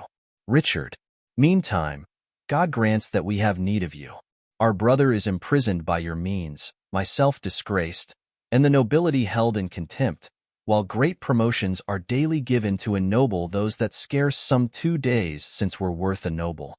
Queen Elizabeth, by him that raised me to this careful height from that contented hap which I enjoyed, I never did incense his majesty against the Duke of Clarence, but have been an earnest advocate to plead for him. My lord, you do me shameful injury falsely to draw me in these vile suspects. Richard, you may deny that you were not the mean of my Lord Hastings' late imprisonment. Rivers, she may, my lord. For Richard, she may, Lord Rivers. Why, who knows not so? She may do more, sir, than denying that. She may help you to many fair preferments, and then deny her aiding hand therein, and lay those honors on your high desert. What may she not? She may, ay, marry, may she? Rivers, what marry, may she? Richard, what marry, may she? Marry with a king, a bachelor, and a handsome stripling too. Ewe's your grandam had a worser match. Queen Elizabeth, my lord of Gloucester, I have too long borne your blunt upbraidings and your bitter scoffs. By heaven, I will acquaint his majesty of those gross taunts that oft I have endured. I had rather be a country servant maid than a great queen with this condition, to be so baited, scorned, and stormed at. Enter old Queen Margaret behind. Small joy have I in being England's queen. Queen Margaret, aside, and lessened be that small, God, I beseech him. Thy honor, state, and seat is due to me. Richard, what threat you me with telling of the king? Tell him, and spare not, look what I have said I will avouch, t in presence of the king. I dare adventure to be sent to the Tower. 'Tis time to speak dumb why pains are quite forgot. Queen Margaret, aside. Out, devil. I do remember them too well. Thou killedst my husband Henry in the Tower, and Edward, my poor son, at Tewkesbury. Richard, ere you were queen, or your husband king, I was a pack-horse in his great affairs, a weeder out of his proud adversaries, a liberal rewarder of his friends. To royalize his blood, I spilt mine own. Queen Margaret, aside. I, in much better blood than his or thine. Richard, in all which time, you and your husband Grey were factious for the house of Lancaster. And Rivers, so were you, was not your husband in Margaret's battle at St. Albans slain? Let me put in your minds, if you forget, what you have been ere this, and what you are, withal what I have been, and what I am. Queen Margaret, aside. A murderous villain, and so still thou art. Richard, poor Clarence did forsake his father Warwick, and forswore himself, which Jesu pardon. Queen Margaret, aside. Which God revenge. Richard, to fight on Edward's party for the crown. And for his meed, poor lord, he is mewed up. I would to God my heart were flint, like Edward's, or Edward's soft and pitiful, like mine. I am too childish foolish for this world. Queen Margaret, aside, hie thee to hell for shame, and leave this world, thou cacodemon, there thy kingdom is. Rivers, my lord of Gloucester, in those busy days which here you urged to prove us enemies, we followed then our lord, our sovereign king. So should we you, if you should be our king. Richard, if I should be, I had rather be a peddler. Far be it from my heart, the thought thereof. Queen Elizabeth, as little joy, my lord, as you suppose you should enjoy, were you this country's king, as little joy you may suppose in me that I enjoy, being the queen thereof. Queen Margaret, aside, as little joy enjoys the queen thereof, for I am she, and altogether joyless. I can no longer hold me patient. Coming forward, hear me, you wrangling pirates, that fall out in sharing that which you have pilled from me. Which of you trembles not that looks on me? If not, that I am queen, you bow like subjects, yet that, by you deposed, you quake like rebels. Ah, gentle villain, do not turn away. Richard, foul wrinkled witch, what makest thou in my sight? Queen Margaret, but repetition of what thou hast marred. That will I make before I let thee go. Richard, wert thou not banished on pain of death? Queen Margaret, I was, but I do find more pain in banishment than death can yield me here by my abode. A husband and a son thou oust to me, and thou a kingdom, all of you, allegiance. This sorrow that I have by right is yours, and all the pleasures you usurp are mine. Richard, the curse my noble father laid on thee when thou didst crown his warlike brows with paper, and with thy scorns drewst rivers from his eyes, and then to dry them, gav'st the Duke a clout steeped in the faultless blood of pretty Rutland. His curses then, from bitterness of soul denounced against thee, are all fallen upon thee, and God, not we, hath plagued thy bloody deed. Queen Elizabeth, so just as God, to right the innocent. Hastings, oh, 'twas the foulest deed to slay that babe, and the most merciless that e'er was heard of. Rivers, tyrants themselves wept when it was reported. Dorset, no man but prophesied revenge for it. Buckingham, Northumberland, then present, wept to see it. Queen Margaret, what, were you snarling all before I came, ready to catch each other by the throat? And turn you all your hatred now on me? Did York's dread curse prevail so much with heaven that Henry's death, my lovely Edward's death, their kingdom's loss, my woeful banishment, should all but answer for that peevish brat? Can curses pierce the clouds and enter heaven? Why then, give way, dull clouds, to my quick curses. Though not by war, by surfeit die your king, as ours by murder, to make him a king. Edward thy son, that now is Prince of Wales, for Edward our son, that was Prince of Wales, die in his youth by like untimely violence. Thyself a queen, for me that was a queen, outlive thy glory, like my wretched self. Long mayst thou live to wail thy children's death, and see another, as I see thee now, decked in thy rights, as thou art stalled in mine. Long die thy happy days before thy death, and, after many lengthened hours of grief, die neither mother, wife, nor England's queen. Rivers and Dorset, you were standers by, and so wast thou, Lord Hastings, when my son was stabbed with bloody daggers. God, I pray him, that none of you may live his natural age, but by some unlooked accident cut off. Richard, have done thy charm, thou hateful withered hag. Queen Margaret, and leave out thee? Stay, dog, for thou shalt hear me. If heaven have any grievous plague in store exceeding those that I can wish upon thee, oh, let them keep it till thy sins be ripe, and then hurl down their indignation on thee, the troubler of the poor world's peace. The worm of conscience still begnaw thy soul. Thy friends suspect for traitors while thou livest, and take deep traitors for thy dearest friends. No sleep close up that deadly eye of thine, unless it be while some tormenting dream affrights thee with a hell of ugly devils. Thou elvish-marked, abortive, rooting hog, thou that wast sealed in thy nativity the slave of nature and the son of hell, thou slander of thy heavy mother's womb, thou loathed issue of thy father's loins, thou rag of honor, thou detested. Richard. Margaret. Queen Margaret. Richard. Richard. Ha? Queen Margaret. I call thee not. Richard. I cry thee mercy then, for I did think that thou hadst called me all these bitter names. Queen Margaret. Why, so I did, but looked for no reply. Oh, let me make the period to my curse. Richard. 'Tis done by me, and ends in Margaret. Queen Elizabeth. Thus have you breathed your curse against yourself. Queen Margaret. Poor painted queen, vain flourish of my fortune. Why strew'st thou sugar on that bottled spider, whose deadly web ensnareth thee about? Fool, fool, thou whetst a knife to kill thyself.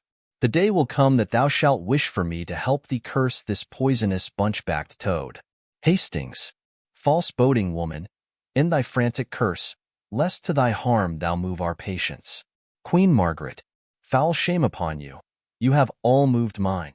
Rivers. Were you well served, you would be taught your duty. Queen Margaret. To serve me well, you all should do me duty. Teach me to be your queen, and you my subjects. Oh, serve me well, and teach yourselves that duty. Dorset. Dispute not with her. She is lunatic. Queen Margaret. Peace, Master Marquis, you are malapert. Your fire-new stamp of honor is scarce current. Oh, that your young nobility could judge what 'twere to lose it and be miserable. They that stand high have many blasts to shake them, and if they fall they dash themselves to pieces. Richard. Good counsel. Mary, learn it, learn it. Marquis. Dorset. It touches you, my lord, as much as me. Richard. Aye, and much more, but I was born so high. Our airy bildeth in the cedar's top, and dallies with the wind, and scorns the sun. Queen Margaret. And turns the sun to shade. Alas, alas! Witness my son, now in the shade of death, whose bright outshining beams thy cloudy wrath hath in eternal darkness folded up. Your airy buildeth in our Aries' nest. O God, that sayest it, do not suffer it. As it is one with blood, lost be it so. Buckingham. Peace, peace, for shame, if not for charity. Queen Margaret. Urge neither charity nor shame to me. Uncharitably with me have you dealt, and shamefully my hopes by you are butchered. My charity is outrage, life my shame, and in that shame still live my sorrow's rage. Buckingham. Have done, have done. Queen Margaret. O princely Buckingham, I'll kiss thy hand in sign of league and amity with thee. Now fair befall thee and thy noble house. Thy garments are not spotted with our blood, nor thou within the compass of my curse. Buckingham. Nor no one here, for curses never pass the lips of those that breathe them in the air. Queen Margaret. I will not think but they ascend the sky, and there awake God's gentle sleeping peace. O Buckingham, take heed of yonder dog. Look, when he fawns, he bites, and when he bites, his venom tooth will rankle to the death. Have not to do with him. Beware of him. Sin, death, and hell have set their marks on him, and all their ministers attend on him. Richard. What doth she say, my lord of Buckingham? Buckingham. Nothing that I respect, my gracious lord. Queen Margaret. What? Dost thou scorn me for my gentle counsel, and soothe the devil that I warn thee from? Oh, but remember this another day, when he shall split thy very heart with sorrow, and say, poor Margaret was a prophetess. Live each of you the subjects to his hate, and he to yours, and all of you to God's. Exit. Buckingham. My hair doth stand on end to hear her curses. Rivers.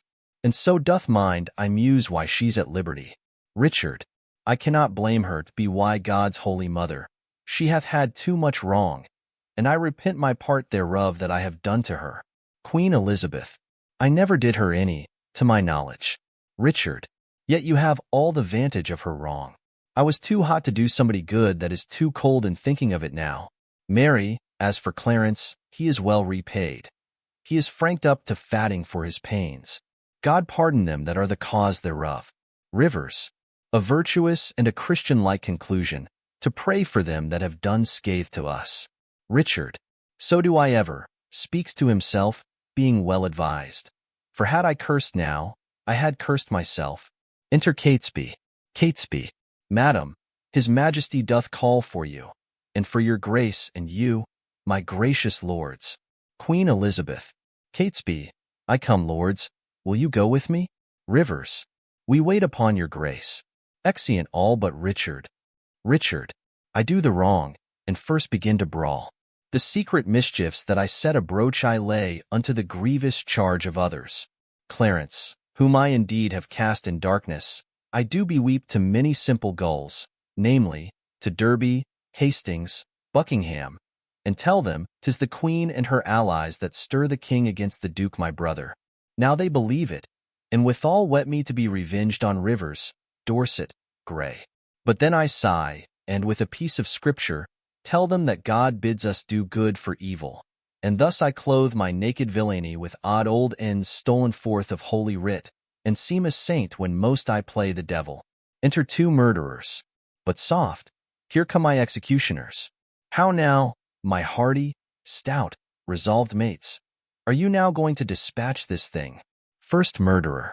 We are, my lord, and come to have the warrant, that we may be admitted where he is. Richard, well thought upon. I have it here about me. Gives the warrant. When you have done, repair to Crosby Place. But, sirs, be sudden in the execution, withal obdurate, do not hear him plead. For Clarence is well spoken, and perhaps may move your hearts to pity, if you mark him. Second murderer. Tut, tut, my lord, we will not stand to prate. Talkers are no good doers. Be ye assured we go to use our hands, and not our tongues. Richard, your eyes drop millstones when fools' eyes fall tears. I like you lads about your business straight. Go, go, dispatch. Both murderers. We will, my noble lord. Exeunt. Scene 4. London. A room in the Tower. Enter Clarence and Keeper. Keeper, why looks your grace so heavily today? Clarence. Oh, I have passed a miserable night, so full of fearful dreams, of ugly sights, that, as I am a Christian faithful man, I would not spend another such a night though 'twere to buy a world of happy days, so full of dismal terror was the time. Keeper, what was your dream, my lord? I pray you tell me. Clarence, methoughts that I had broken from the Tower, and was embarked to cross to Burgundy, and in my company my brother Gloucester, who from my cabin tempted me to walk upon the hatches, thence we looked toward England, and sighted up 1,000 heavy times, during the wars of York and Lancaster, that had befallen us. We paced along upon the giddy footing of the hatches.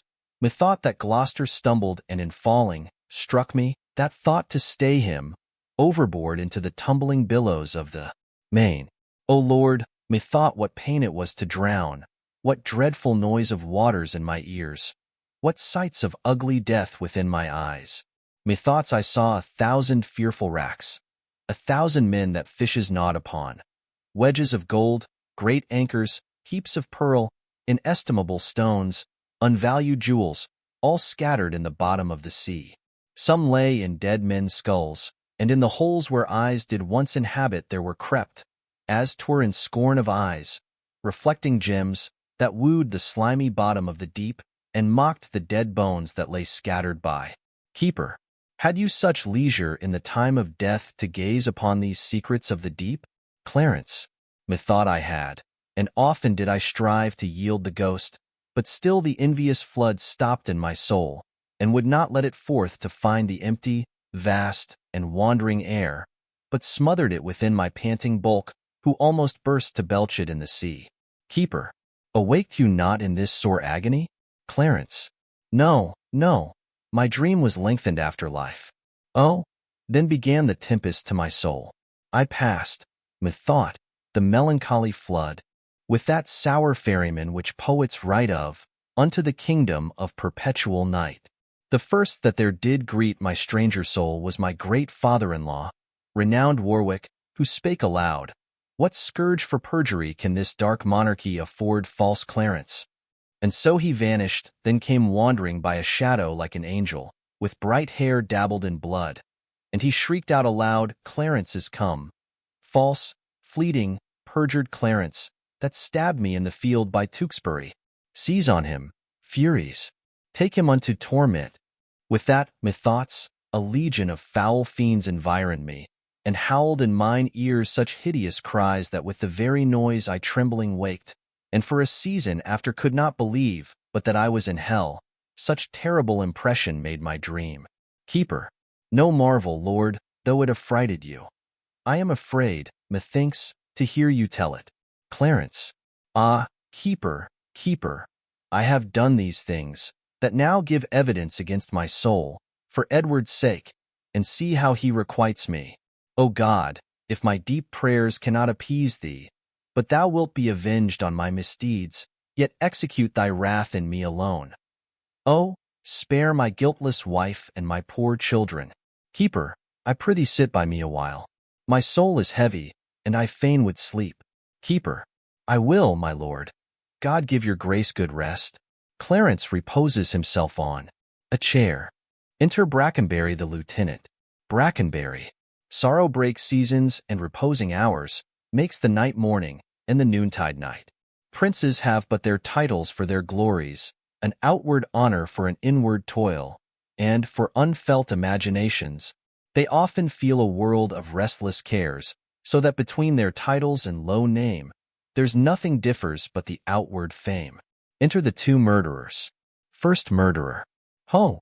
Who's here? Brackenbury. What wouldst thou, fellow? And how camest thou hither? Second murderer. I would speak with Clarence, and I came hither on my legs. Brackenbury. What? So brief.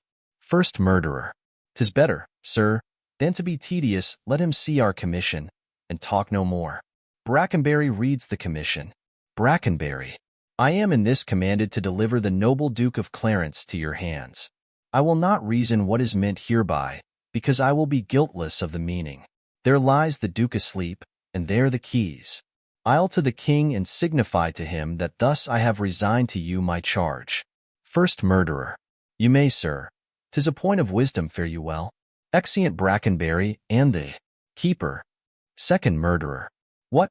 Shall I stab him as he sleeps? First murderer. No, he'll say 'twas done cowardly when he wakes. Second murderer. Why, he shall never wake until the great judgment day. First murderer. Why, then he'll say we stabbed him sleeping. Second murderer. The urging of that word, judgment, hath bred a kind of remorse in me. First murderer. What, art thou afraid? Second murderer. Not to kill him, having a warrant, but to be damned for killing him, from the which no warrant can defend me. First murderer. I thought thou hadst been resolute. Second murderer. So I am, to let him live. First murderer. I'll back to the Duke of Gloucester and tell him so. Second murderer. Nay, I prithee stay a little. I hope this passionate humor will change. It was wont to hold me, but while one tells 20. First murderer. How dost thou feel thyself now? Second murderer. Faith, some certain dregs of conscience are yet within me. First murderer. Remember our reward, when the deed's done. Second murderer. Zounds, he dies. I had forgot the reward. First murderer. Where's thy conscience now? Second murderer. Oh, in the Duke of Gloucester's purse. First murderer. So, when he opens his purse to give us our reward, thy conscience flies out. Second murderer. 'Tis no matter. Let it go that there's few or none will entertain it. First murderer. What if it come to thee again? Second murderer. I'll not meddle with it. It makes a man coward, and a man cannot steal but it accuseth him. A man cannot swear but it checks him. A man cannot lie with his neighbor's wife but it detects him. 'Tis a blushing, shame-faced spirit that mutinies in a man's bosom. Fills a man full of obstacles. Made me once restore a purse of gold that by chance I found. Beggars any man that keeps it is turned out of towns and cities for a dangerous thing. And every man that means to live well endeavors to trust to himself and live without it. First murderer. Zounds, 'tis even now at my elbow, persuading me not to kill the Duke. Second murderer. Take the devil in thy mind, and believe him not that he would insinuate with thee, but to make thee sigh. First murderer. I am strong-framed. He cannot prevail with me. Second murderer. Spoke like a tall man that respects thy reputation. Come, shall we fall to work? First murderer. Take him on the costard with the hilts of thy sword, and then throw him in the Momsy but in the next room. Second murderer. Oh, excellent device, and make a sop of him. First murderer. Soft, he wakes. Second murderer. Strike. First murderer. No, we'll reason with him. Clarence. Where art thou, keeper? Give me a cup of wine. Second murderer. You shall have wine enough, my lord, anon. Clarence. In God's name, what art thou? First murderer. A man, as you are. Clarence. But not as I am, royal. Second murderer. Nor you as we are, loyal. Clarence. Thy voice is thunder, but thy looks are humble. First murderer. My voice is now the king's, my looks mine own. Clarence. How darkly and how deadly dost thou speak. Your eyes do menace me. Why look you pale? Who sent you hither? Wherefore do you come? Second murderer. To. Clarence. To murder me? Both murderers. Aye. Clarence. You scarcely have the hearts to tell me so, and therefore cannot have the hearts to do it. Wherein, my friends, have I offended you? First murderer. Offended us you have not, but the king. Clarence. I shall be reconciled to him again. Second murderer. Never, my lord. Therefore prepare to die. Clarence. Are you drawn forth among a world of men to slay the innocent? What is my offense? Where is the evidence that doth accuse me? What lawful quest have given their verdict up unto the frowning judge? Or who pronounced the bitter sentence of poor Clarence death? Before I be convict by course of law, to threaten me with death is most unlawful. I charge you, as you hope to have redemption, by Christ's dear blood shed for our grievous sins, that you depart and lay no hands on me. The deed you undertake is damnable. First murderer. What we will do, we do upon command. Second murderer. And he that hath commanded is our king. Clarence. Erroneous vassals. The great King of kings hath in the table of his law commanded that thou shalt do no murder. Will you then spurn at his edict and fulfill a man's? Take heed, for he holds vengeance in his hand to hurl upon their heads that break his law. Second murderer. And that same vengeance doth he hurl on thee for false forswearing, and for murder too. Thou didst receive the sacrament to fight in quarrel of the house of Lancaster. First murderer. And like a traitor to the name of God didst break that vow, and with thy treacherous blade unrippedst the bowels of thy sovereign's son. Second murderer. Whom thou wast sworn to cherish and defend. First murderer. How canst thou urge God's dreadful law to us, when thou hast broke it in such dear degree? Clarence. Alas, for whose sake did I that ill deed? For Edward, for my brother, for his sake. He sends you not to murder me for this, for in that sin he is as deep as I. If God will be avenged for the deed, oh, know you yet he doth it publicly. Take not the quarrel from his powerful arm. He needs no indirect or lawless course to cut off those that have offended him. First murderer. Who made thee then a bloody minister when gallant Springing, brave Plantagenet, that princely novice, was struck dead by thee? Clarence. My brother's love, the devil, and my rage. First murderer. Thy brother's love, our duty, and thy faults, provoke us hither now to slaughter thee. Clarence. If you do love my brother, hate not me. I am his brother, and I love him well. If you are hired for meed, go back again, and I will send you to my brother Gloucester, who shall reward you better for my life than Edward will for tidings of my death. Second murderer. You are deceived, your brother Gloucester hates you. Clarence. Oh no, he loves me, and he holds me dear. Go you to him from me. First murderer. Aye, so we will. Clarence. Tell him when that our princely father York blessed his 3 sons with his victorious arm, and charged us from his soul to love each other. He little thought of this divided friendship. Bid Gloucester think of this, and he will weep. First murderer. Aye, millstones, as he lessoned us to weep. Clarence. Oh, do not slander him, for he is kind. First murderer. Right, as snow and harvest come, you deceive yourself. 'Tis he that sends us to destroy you here. Clarence. It cannot be, for he bewept my fortune, and hugged me in his arms, and swore with sobs that he would labor my delivery. First murderer. Why, so he doth. when he delivers you from this earth's thraldom to the joys of heaven. Second murderer. Make peace with God, for you must die, my lord. Clarence, have you that holy feeling in your souls to counsel me to make my peace with God? And are you yet to your own souls so blind that you will war with God by murdering me? O sirs, consider.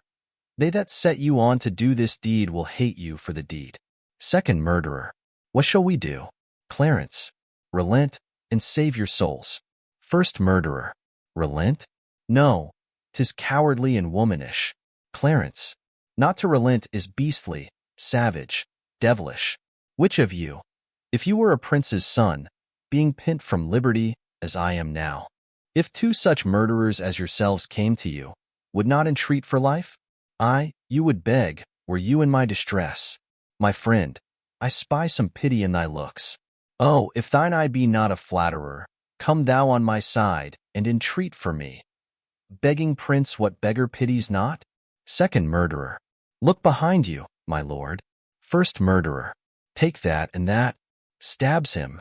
If all this will not do, I'll drown you in the Momsey but within. Exit with the body. Second murderer. A bloody deed, and desperately dispatched. How fain, like Pilate, would I wash my hands of this most grievous murder. Enter first murderer. First murderer. How now? What mean'st thou that thou helpst me not? By heavens, the Duke shall know how slack you have been. Second murderer. I would he knew that I had saved his brother. Take thou the fee, and tell him what I say, for I repent me that the Duke is slain. Exit. First murderer. So do not I go, coward as thou art. Well, I'll go hide the body in some hole till that the Duke give order for his burial. And when I have my meed, I will away, for this will out, and then I must not stay. Exit. Act 2. Scene I. London. A room in the palace. Enter King Edward. Sick. Queen Elizabeth. Dorset. Rivers. Hastings. Buckingham. Grey and others. King Edward. Why, so now have I done a good day's work. You peers, continue this united league. I every day expect an embassage from my Redeemer, to redeem me hence, and more at peace my soul shall part to heaven since I have made my friends at peace on earth. Rivers and Hastings, take each other's hand. Dissemble not your hatred, swear your love. Rivers, by heaven, my soul is purged from grudging hate, and with my hand I seal my true heart's love. Hastings, so thrive I, as I truly swear the like. King Edward, take heed you dally not before your king, lest he that is the supreme King of kings confound your hidden falsehood, and award either of you to be the other's end. Hastings, so prosper I, as I swear perfect love. Rivers, and I, as I love Hastings with my heart. King Edward, madam, yourself is not exempt from this, nor you, son Dorset. Buckingham, nor you. You have been factious one against the other. Wife, love Lord Hastings, let him kiss your hand, and what you do, do it unfeignedly. Queen Elizabeth, there, Hastings, I will never more remember our former hatred, so thrive I in mine. King Edward, Dorset, embrace him. Hastings, love Lord Marquis. Dorset, this interchange of love, I here protest, upon my part shall be inviolable.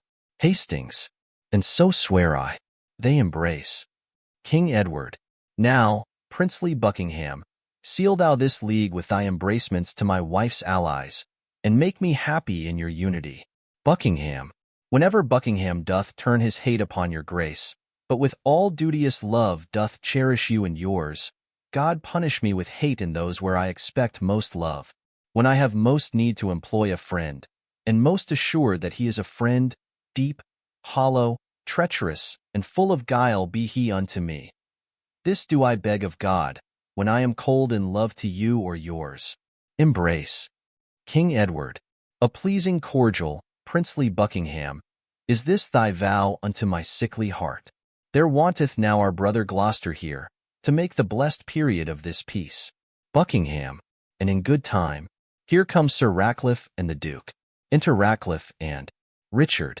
Richard, good morrow to my sovereign king and queen, and princely peers, a happy time of day. King Edward, happy indeed, as we have spent the day. Gloucester, we have done deeds of charity, made peace of enmity, fair love of hate, between these swelling wrong-incensed peers.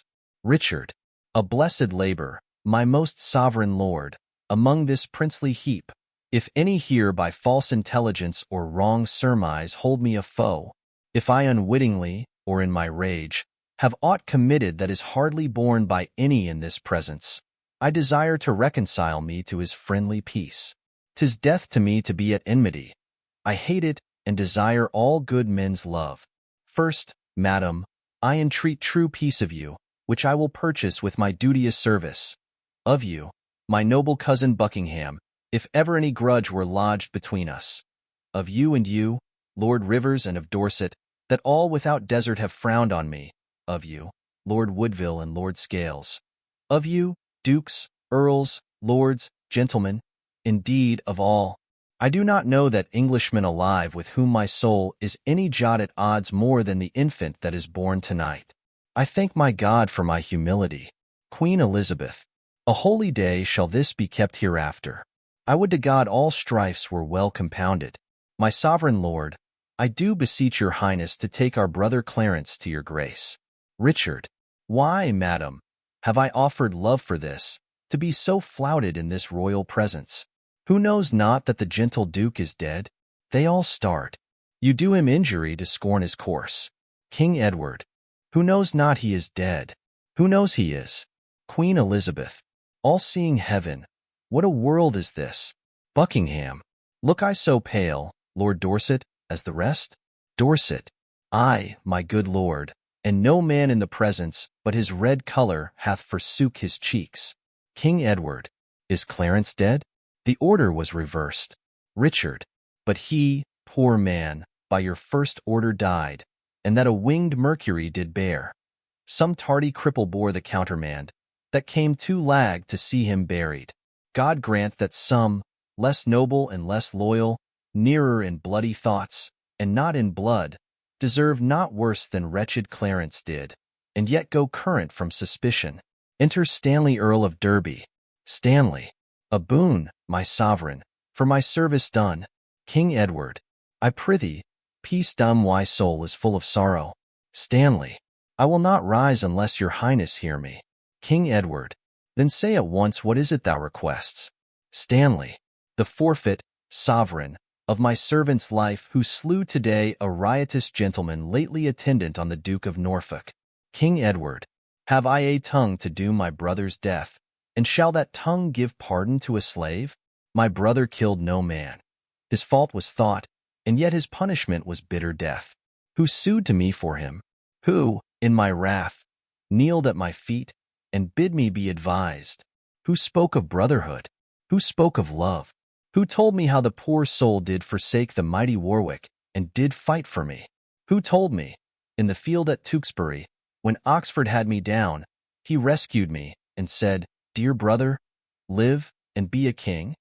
Who told me, when we both lay in the field frozen almost to death, how he did lap me even in his garments, and did give himself, all thin and naked, to the numb cold night?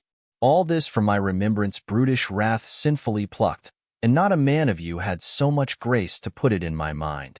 But when your carters or your waiting vassals have done a drunken slaughter, and defaced the precious image of our dear Redeemer, you straight are on your knees for pardon, and I, unjustly too, must grant it you.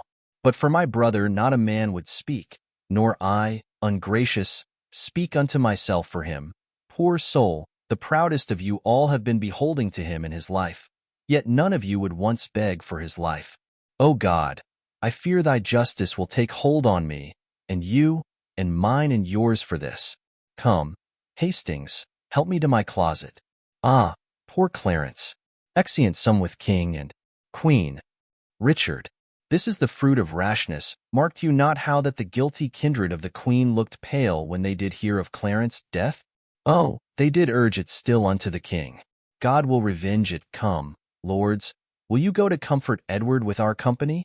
Buckingham, we wait upon your grace. Exeunt. Scene 2. Another room in the palace. Enter the old Duchess of York, with the two children of Clarence. Boy, good grandam, Tell us, is our father dead? Duchess. No, boy. Girl. Why do you weep so oft, and beat your breast, and cry, O Clarence, my unhappy son? Boy.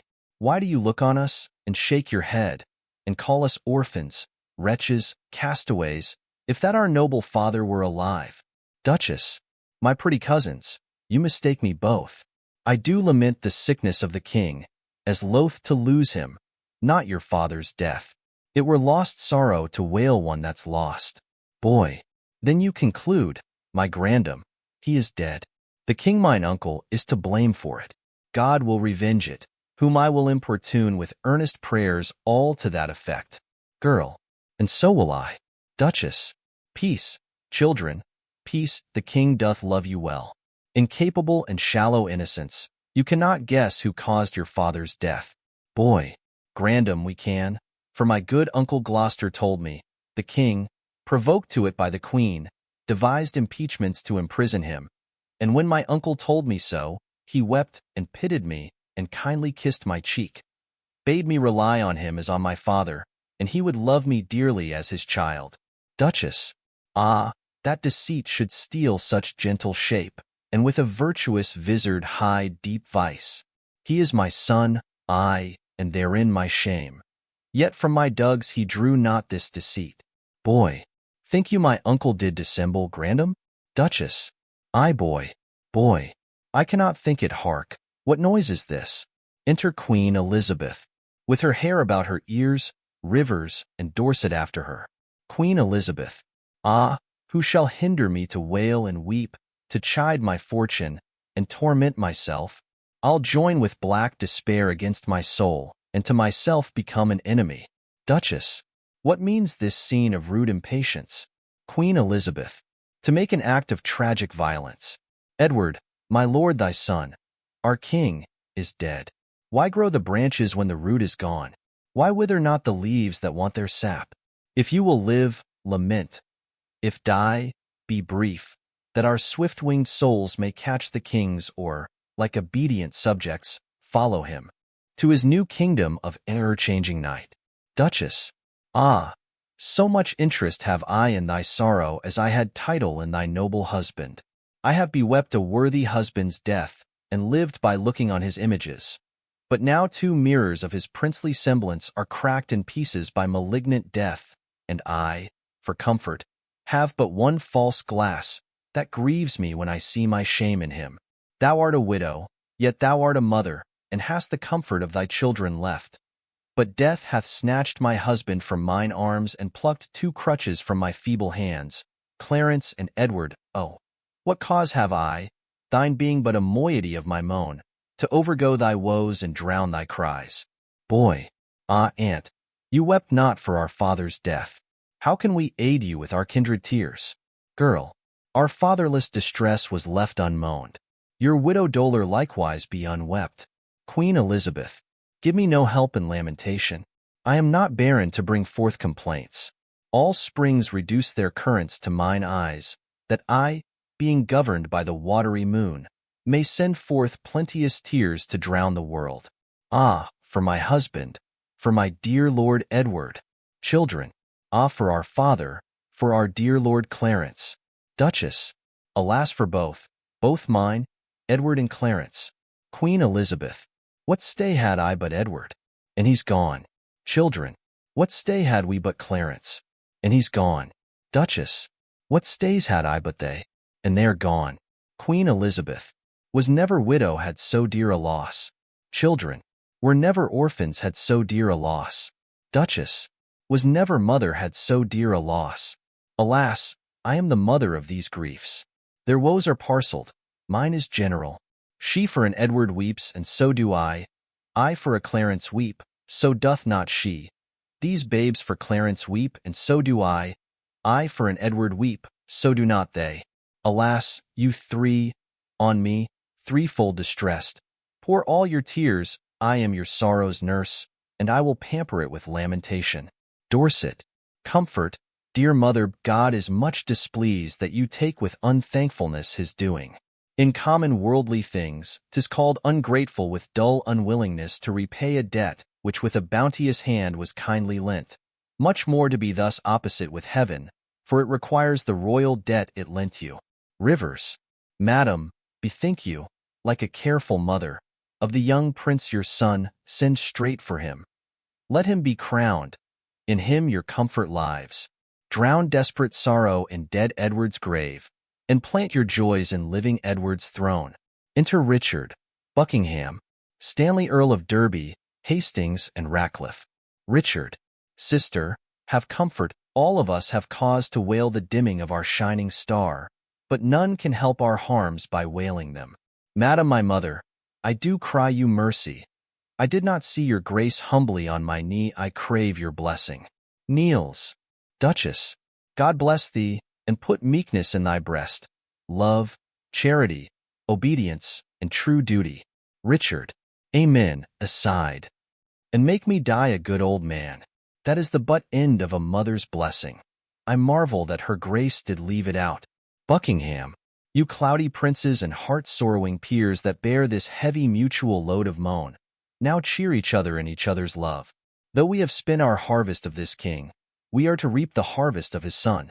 The broken rancor of your high-swollen hates, but lately splintered, knit, and joined together, must gently be preserved, cherished, and kept. Meseemeth good that with some little train, forthwith from Ludlow the young prince be fet hither to London, to be crowned our king. Rivers. Why with some little train, my lord of Buckingham? Buckingham. Marry, my lord, lest by a multitude the new-healed wound of malice should break out, which would be so much the more dangerous by how much the estate is green and yet ungoverned, where every horse bears his commanding rein and may direct his course as please himself, as well the fear of harm as harm apparent, in my opinion, ought to be prevented. Richard. I hope the king made peace with all of us, and the compact is firm and true in me. Rivers. And so in me, and so, I think, in all. Yet since it is but green, it should be put to no apparent likelihood of breach, which haply by much company might be urged. Therefore I say with noble Buckingham, that it is meet so few should fetch the prince. Hastings. And so say I. Richard. Then be it so, and go we to determine who they shall be that straight shall post to Ludlow. Madam, and you, my sister, will you go to give your censures in this business? Exeunt all but Buckingham and Richard. Buckingham. My lord, whoever journeys to the prince, for God's sake, let not us two stay at home. For by the way I'll sort occasion, as index to the story we late talked of, to part the queen's proud kindred from the prince. Richard. My other self, my counsel's consistory, my oracle, my prophet, my dear cousin, I, as a child, will go by thy direction. Toward Ludlow then, for we'll not stay behind. Exeunt. Scene 3, London, Street. Enter one citizen at one door, and another at the other. First citizen. Good morrow, neighbor. Whither away so fast? Second citizen. I promise you, I scarcely know myself. Hear you the news abroad? First citizen. Yes, that the king is dead. Second citizen. Ill news, by Our Lady. Seldom comes the better. I fear, 'twill prove a giddy world. Enter another citizen. Third citizen. Neighbors, Godspeed. First citizen. Give you good morrow, sir. Third citizen. Doth the news hold of good King Edward's death? Second citizen. Aye, sir, it is too true, God help the while. Third citizen. Then, masters, look to see a troublous world. First citizen. No, no, by God's good grace, his son shall reign. Third citizen. Woe to that land that's governed by a child. Second citizen.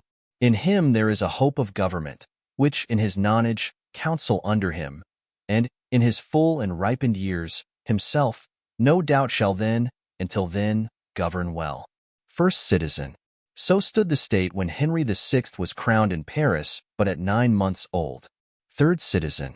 Stood the state so? No, no, good friends, God what? For then this land was famously enriched with politic grave counsel. Then the king had virtuous uncles to protect his grace. First citizen. Why, so hath this, both by his father and mother. Third citizen. Better it were they all came by his father, or by his father there were none at all. For emulation who shall now be nearest will touch us all too near, if God prevent not. Oh, full of danger is the Duke of Gloucester, and the Queen's sons and brothers haught and proud. And were they to be ruled and not to rule, this sickly land might solace as before. First Citizen.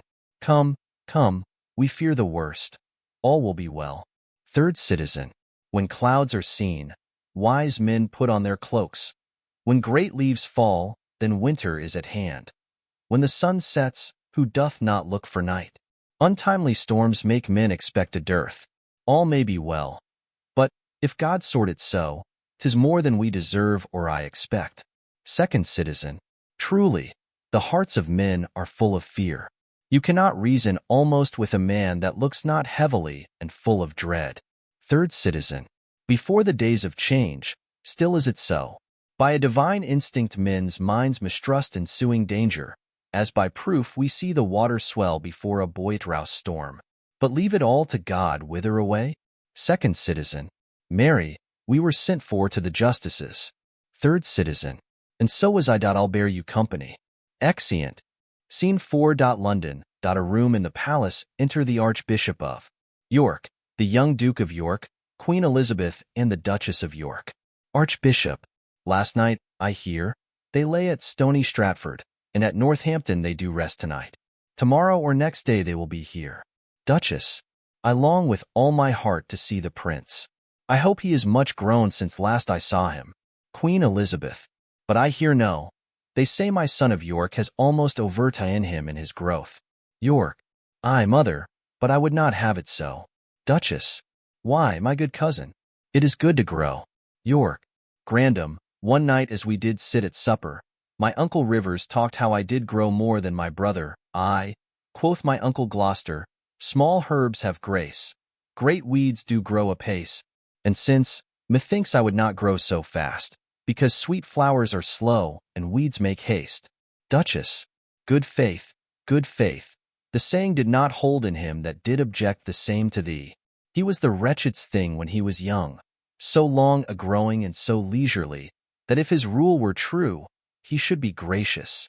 Archbishop. And so no doubt he is, my gracious madam. Duchess. I hope he is, but yet let mothers doubt. York. Now, by my troth, if I had been remembered, I could have given my uncle's grace a flout to touch his growth nearer than he touched mine. Duchess. How, my young York? I prithee let me hear it. York. Marry, they say my uncle grew so fast that he could gnaw a crust at 2 hours old. 'Twas full 2 years ere I could get a tooth. Grandam, this would have been a biting jest. Duchess. I prithee, pretty York, who told thee this? York. Grandam. His nurse. Duchess. His nurse? Why, she was dead ere thou wast born. York. If 'twere not she, I cannot tell who told me. Queen Elizabeth. A parlous boy. Go to. You are too shrewd. Duchess. Good madam, be not angry with the child. Queen Elizabeth. Pitchers have ears. Enter a messenger. Archbishop. Here comes a messenger. What news? Messenger. Such news, my lord, as grieves me to report. Queen Elizabeth. How doth the prince? Messenger. Well, madam, and in health. Duchess. What is thy news? Messenger. Lord Rivers and Lord Grey are sent to Pomfret, and with them Sir Thomas Vaughan, prisoners. Duchess. Who hath committed them? Messenger. The mighty dukes, Gloucester and Buckingham. Archbishop. For what offence? Messenger. The sum of all I can, I have disclosed. Why or for what the nobles were committed is all unknown to me, my gracious lord. Queen Elizabeth. Ah me, I see the ruin of my house. The tiger now hath seized the gentle hind. Insulting tyranny begins to jut upon the innocent, and all is thrown. Welcome, destruction, blood, and massacre. I see, as in a map, the end of all. Duchess. Accursed and unquiet wrangling days. How many of you have mine eyes beheld? My husband lost his life to get the crown, and often up and down my sons were tossed for me to joy and weep their gain and loss. And being seated, and domestic broils clean overblown, themselves, the conquerors make war upon themselves, brother to brother, blood to blood. Self against self. Oh, preposterous and frantic outrage. End thy damned spleen, or let me die, to look on earth no more. Queen Elizabeth. Come, come, my boy, that we will to sanctuary.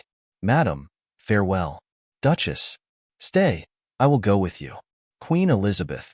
You have no cause. Archbishop. To the Queen. My gracious lady, go, and thither bear your treasure and your goods. For my part, I'll resign unto your grace the seal I keep, and so betide to me as well I tender you and all of yours. Go, I'll conduct you to the sanctuary. Exeunt. Act 3. Scene I. London. A street. The trumpets sound, enter young Prince Edward, Richard, Buckingham, Cardinal Borgia, Catesby, and others. Buckingham. Welcome, sweet prince, to London, to your chamber. Richard. Welcome, dear cousin, my thoughts sovereign. The weary way hath made you melancholy. Prince. No, uncle, but our crosses on the way have made it tedious, wearisome, and heavy. I want more uncles here to welcome me. Richard. Sweet prince, the untainted virtue of your years hath not yet dived into the world's deceit, nor more can you distinguish of a man than of his outward show, which, God he knows, seldom or never jumpeth with the heart. Those uncles which you want were dangerous. Your grace attended to their sugared words, but looked not on the poison of their hearts. God keep you from them, and from such false friends. Prince. God keep me from false friends, but they were none. Richard. My lord, the Mayor of London comes to greet you. Enter Lord Mayor with attendants. Mayor. God bless your grace with health and happy days. Prince. I thank you, good my lord, and thank you all. I thought my mother and my brother York would long ere this have met us on the way. Fie, what a slug is Hastings, that he comes not to tell us whether they will come or no. Enter Lord Hastings. Buckingham. And in good time, here comes the sweating lord. Prince. Welcome, my lord. What? Will our mother come? Hastings. On what occasion God he knows, not I. The Queen your mother and your brother York have taken sanctuary. The tender prince would fain have come with me to meet your grace, but by his mother was perforce withheld. Buckingham. Fie! What an indirect and peevish course is this of hers. Lord Cardinal, will your grace persuade the Queen to send the Duke of York unto his princely brother presently? If she deny, Lord Hastings, go with him, and from her jealous arms pluck him perforce. Cardinal. My Lord of Buckingham, if my weak oratory can from his mother win the Duke of York, anon expect him here. But if she be obdurate to mild entreaties, God in heaven forbid we should infringe the holy privilege of blessed sanctuary. Not for all this land would I be guilty of so deep a sin. Buckingham. You are too senseless obstinate, my lord, too ceremonious and traditional. Weigh it but with the grossness of this age. You break not sanctuary in seizing him. The benefit thereof is always granted to those whose dealings have deserved the place, and those who have the wit to claim the place. This prince hath neither claimed it nor deserved it, and therefore, in mine opinion, cannot have it. Then taking him from thence that is not there, you break no privilege nor charter there. Oft have I heard of sanctuary men, but sanctuary children, never till now. Cardinal. My lord, you shall o'errule my mind for once.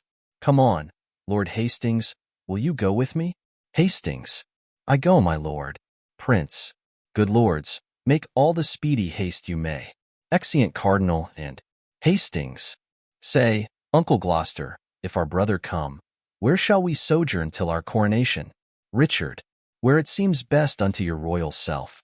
If I may counsel you, some day or two your highness shall repose you at the Tower, then where you please and shall be thought most fit for your best health and recreation. Prince. I do not like the Tower, of any place. Did Julius Caesar build that place, my lord? Buckingham. He did, my gracious lord, begin that place, which, since succeeding ages have re-edified. Prince. Is it upon record, or else reported successively from age to age, he built it? Buckingham. Upon record, my gracious lord. Prince. But say, my lord, it were not registered. Methinks the truth should live from age to age, as 'twere retailed to all posterity, even to the general all-ending day. Richard. Aside. So wise so young, they say, do never live long. Prince. What say you, uncle? Richard. I say, without characters, fame lives long. Aside. Thus, like the formal vice iniquity, I moralize two meanings in one word. Prince. That Julius Caesar was a famous man. With what his valor did enrich his wit set down to make his valor live.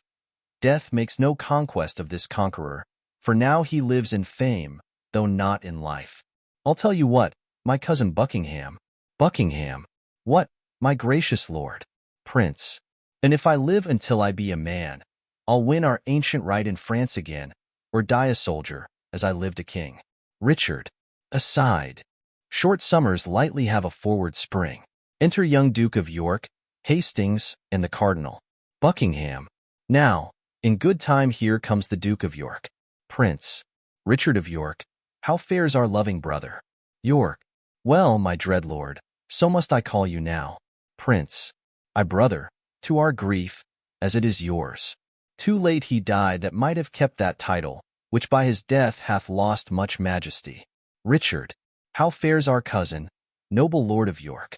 York. I thank you, gentle uncle Dotto, my lord. You said that idle weeds are fast in growth. The prince my brother hath outgrown me far. Richard. He hath, my lord. York. And therefore is he idle? Richard. Oh, my fair cousin, I must not say so. York. Then he is more beholding to you than I. Richard. He may command me as my sovereign, but you have power in me as in a kinsman. York. I pray you, uncle, give me this dagger. Richard. My dagger, little cousin? With all my heart. Prince. A beggar, brother? York. Of my kind uncle, that I know will give, and being but a toy, which is no grief to give. Richard. A greater gift than that I'll give my cousin. York. A greater gift? Oh, that's the sword to it. Richard. Aye, gentle cousin, were it light enough. York. Oh, then I see you will part but with light gifts. In weightier things you'll say a beggar nay. Richard. It is too heavy for your grace to wear. York. I weigh it lightly, were it heavier. Richard. What? Would you have my weapon, little lord? York. I would, that I might thank you as you call me. Richard. How? York. Little. Prince. My lord of York will still be cross and talk. Uncle, your grace knows how to bear with him. York. You mean, to bear me, not to bear with me. Uncle, my brother mocks both you and me. Because that I am little, like an ape, he thinks that you should bear me on your shoulders. Buckingham. With what a sharp provided wit he reasons. To mitigate the scorn he gives his uncle, he prettily and aptly taunts himself. So cunning and so young is wonderful. Richard. My lord. Wilt please you pass along? Myself and my good cousin Buckingham will to your mother, to entreat of her to meet you at the Tower and welcome you. York. What?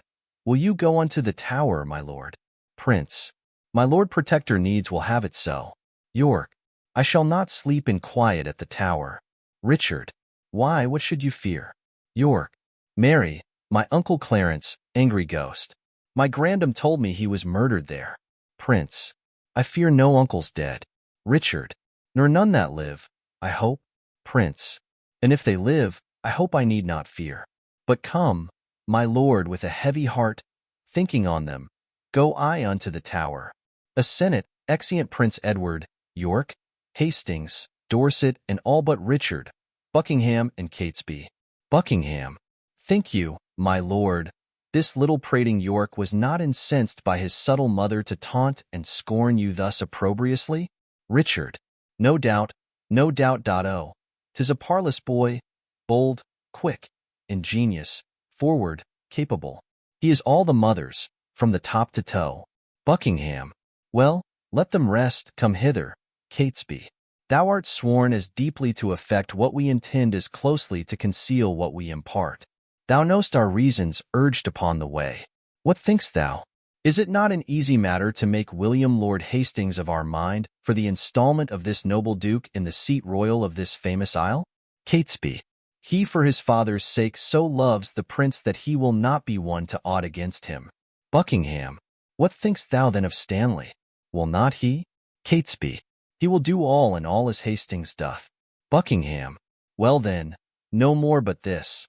Go, gentle Catesby, and, as it were far off, sound thou Lord Hastings how he doth stand affected to our purpose, and summon him tomorrow to the Tower to sit about the coronation.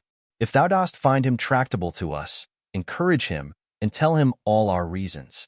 If he be leaden, icy, cold, unwilling, be thou so too, and so break off the talk, and give us notice of his inclination.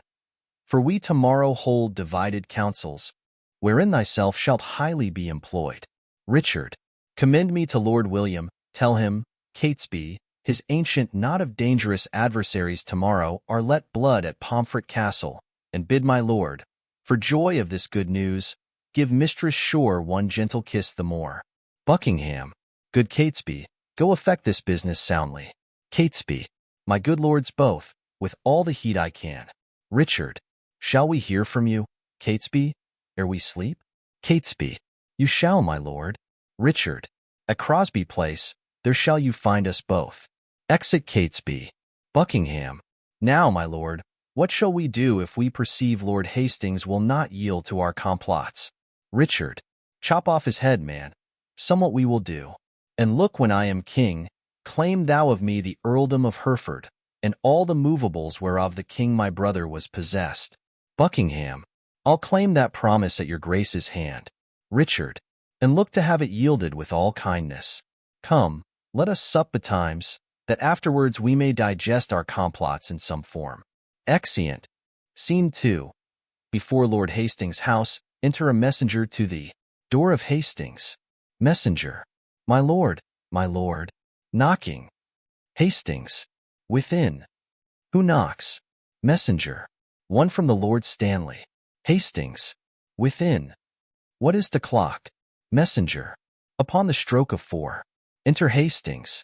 Hastings. Cannot my Lord Stanley sleep these tedious nights? Messenger. So it appears by that I have to say. First, he commends him to your noble self. Hastings. What then? Messenger. Then certifies your lordship that this night he dreamt the boar had raised off his helm. Besides, he says there are 2 councils kept, and that may be determined at the one which may make you and him to rue at other. Therefore he sends to know your lordship's pleasure, if you will presently take horse with him, and with all speed post with him toward the north, to shun the danger that his soul divines. Hastings. Go, fellow, go return unto thy lord.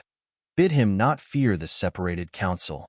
His honor and myself are at the one, and at the other is my good friend Catesby, where nothing can proceed that toucheth us whereof I shall not have intelligence.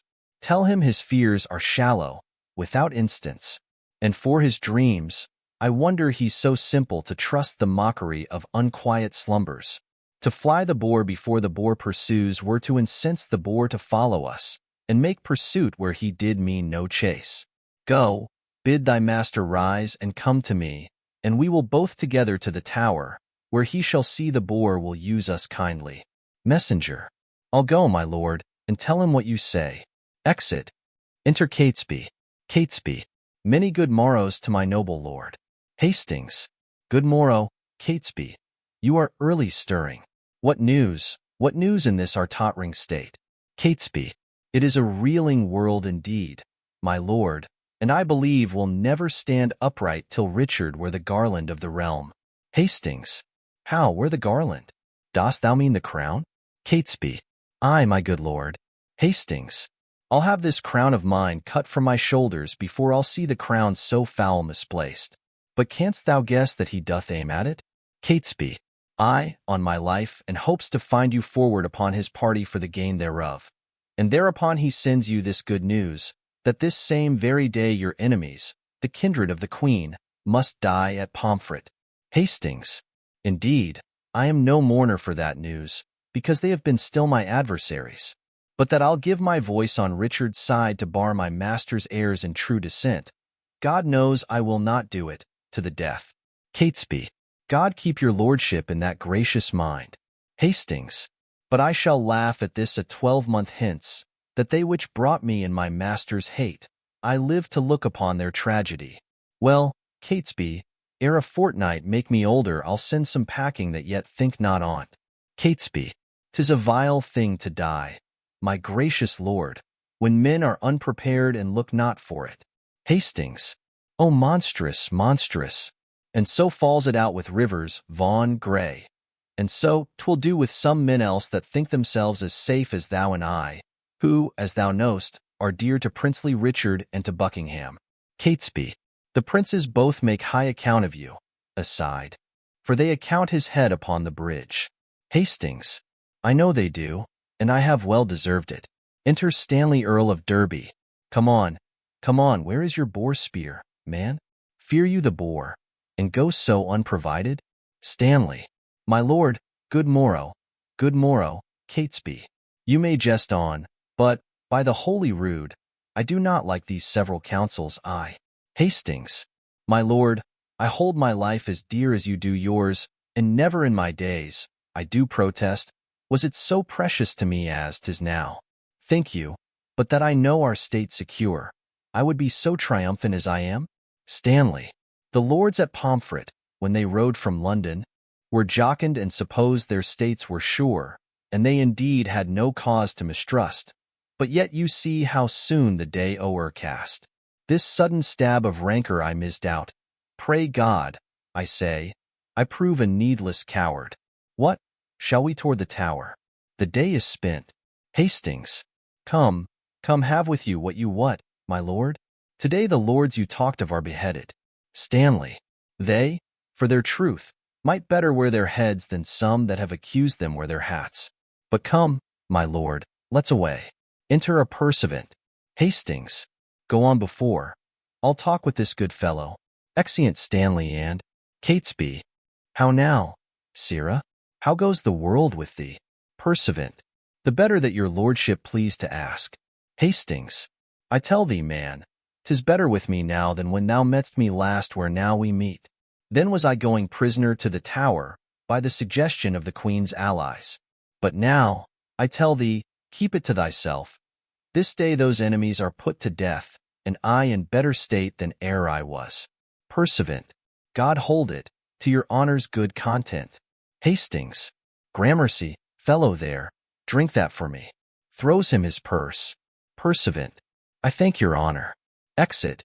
Enter a priest. Priest, well met, my lord. I am glad to see your honour. Hastings, I thank thee, good Sir John, with all my heart. I am in your debt for your last exercise. Come the next Sabbath, and I will content you. Enter Buckingham. Priest, I'll wait upon your lordship. Exit priest. Buckingham, what, talking with a priest, Lord Chamberlain? Your friends at Pomfret, they do need the priest. Your honour hath no shriving work in hand. Hastings, good faith, and when I met this holy man, the men you talk of came into my mind. What, go you toward the Tower? Buckingham, I do, my lord, but long I cannot stay there. I shall return before your lordship thence. Hastings, nay, like enough, for I stay dinner there. Buckingham, aside, and supper too, although thou knowest it not. Come, will you go? Hastings, I'll wait upon your lordship. Exeunt. Scene 3, Pomfret. Before the castle enters Sir Richard Ratcliffe, with halberds, carrying the nobles Rivers, Grey, and Vaughan to death at Pomfret. Rivers, Sir Richard Ratcliffe, let me tell thee this. Today shalt thou behold a subject die for truth, for duty, and for loyalty. Grey, God bless the prince from all the pack of you. A knot you are of damned bloodsuckers. Vaughan, you live that shall cry woe for this hereafter. Ratcliffe, dispatch, the limit of your lives is out. Rivers, O Pomfret, Pomfret, O thou bloody prison, fatal and ominous to noble peers. Within the guilty closure of thy walls Richard II here was hacked to death. And, for more slander to thy dismal seat, we give to thee our guiltless blood to drink. Grey, now Margaret's curse is fallen upon our heads, when she exclaimed on Hastings, you and I, for standing by when Richard stabbed her son. Rivers, then cursed she Richard, then cursed she Buckingham, then cursed she Hastings. Oh, remember, God, to hear her prayer for them, as now for us, and for my sister and her princely sons, be satisfied, dear God, with our true blood, which, as thou know'st, unjustly must be spilt. Ratcliffe, make haste, the hour of death is expiate. Rivers, come, Gray, come, Vaughan, let us here embrace. Farewell, until we meet again in heaven. Exeunt. Scene 4. London. A room in the Tower. Enter Buckingham, Stanley, Earl of Derby, Hastings, the Bishop of Ely, Norfolk, Ratcliffe, Lovell with others, at a table. Hastings. Now, noble peers, the cause why we are met is to determine of the coronation. In God's name speak, when is the royal day? Buckingham. Is all things ready for that royal time? Stanley. It is, and wants but nomination. Ely. Tomorrow, then, I judge a happy day. Buckingham. Who knows the Lord Protector's mind herein? Who is most inward with the noble Duke? Ely. Your Grace, we think, should soonest know his mind. Buckingham. We know each other's faces. For our hearts, he knows no more of mine than I of yours, or I of his, my lord, than you of mine. Lord Hastings, you and he are near in love. Hastings. I thank his Grace. I know he loves me well, but for his purpose in the coronation I have not sounded him, nor he delivered his gracious pleasure any way therein. But you, my honorable lords, may name the time, and in the Duke's behalf I'll give my voice, which I presume he'll take in gentle part. Enter Richard. Ely. In happy time. Here comes the Duke himself. Richard. My noble lords and cousins all, good morrow. I have been long a sleeper, but I trust my absence doth neglect no great design which by my presence might have been concluded. Buckingham. Had you not come upon your cue, my lord, William Lord Hastings had pronounced your part. I mean your voice for crowning of the king. Richard. Then my Lord Hastings no man might be bolder. His lordship knows me well, and loves me well. My Lord of Ely, when I was last in Holborn I saw good strawberries in your garden there. I do beseech you, send for some of them. Ely. Marry, and will, my lord, with all my heart. Exit. Richard. Cousin of Buckingham, a word with you. They move aside.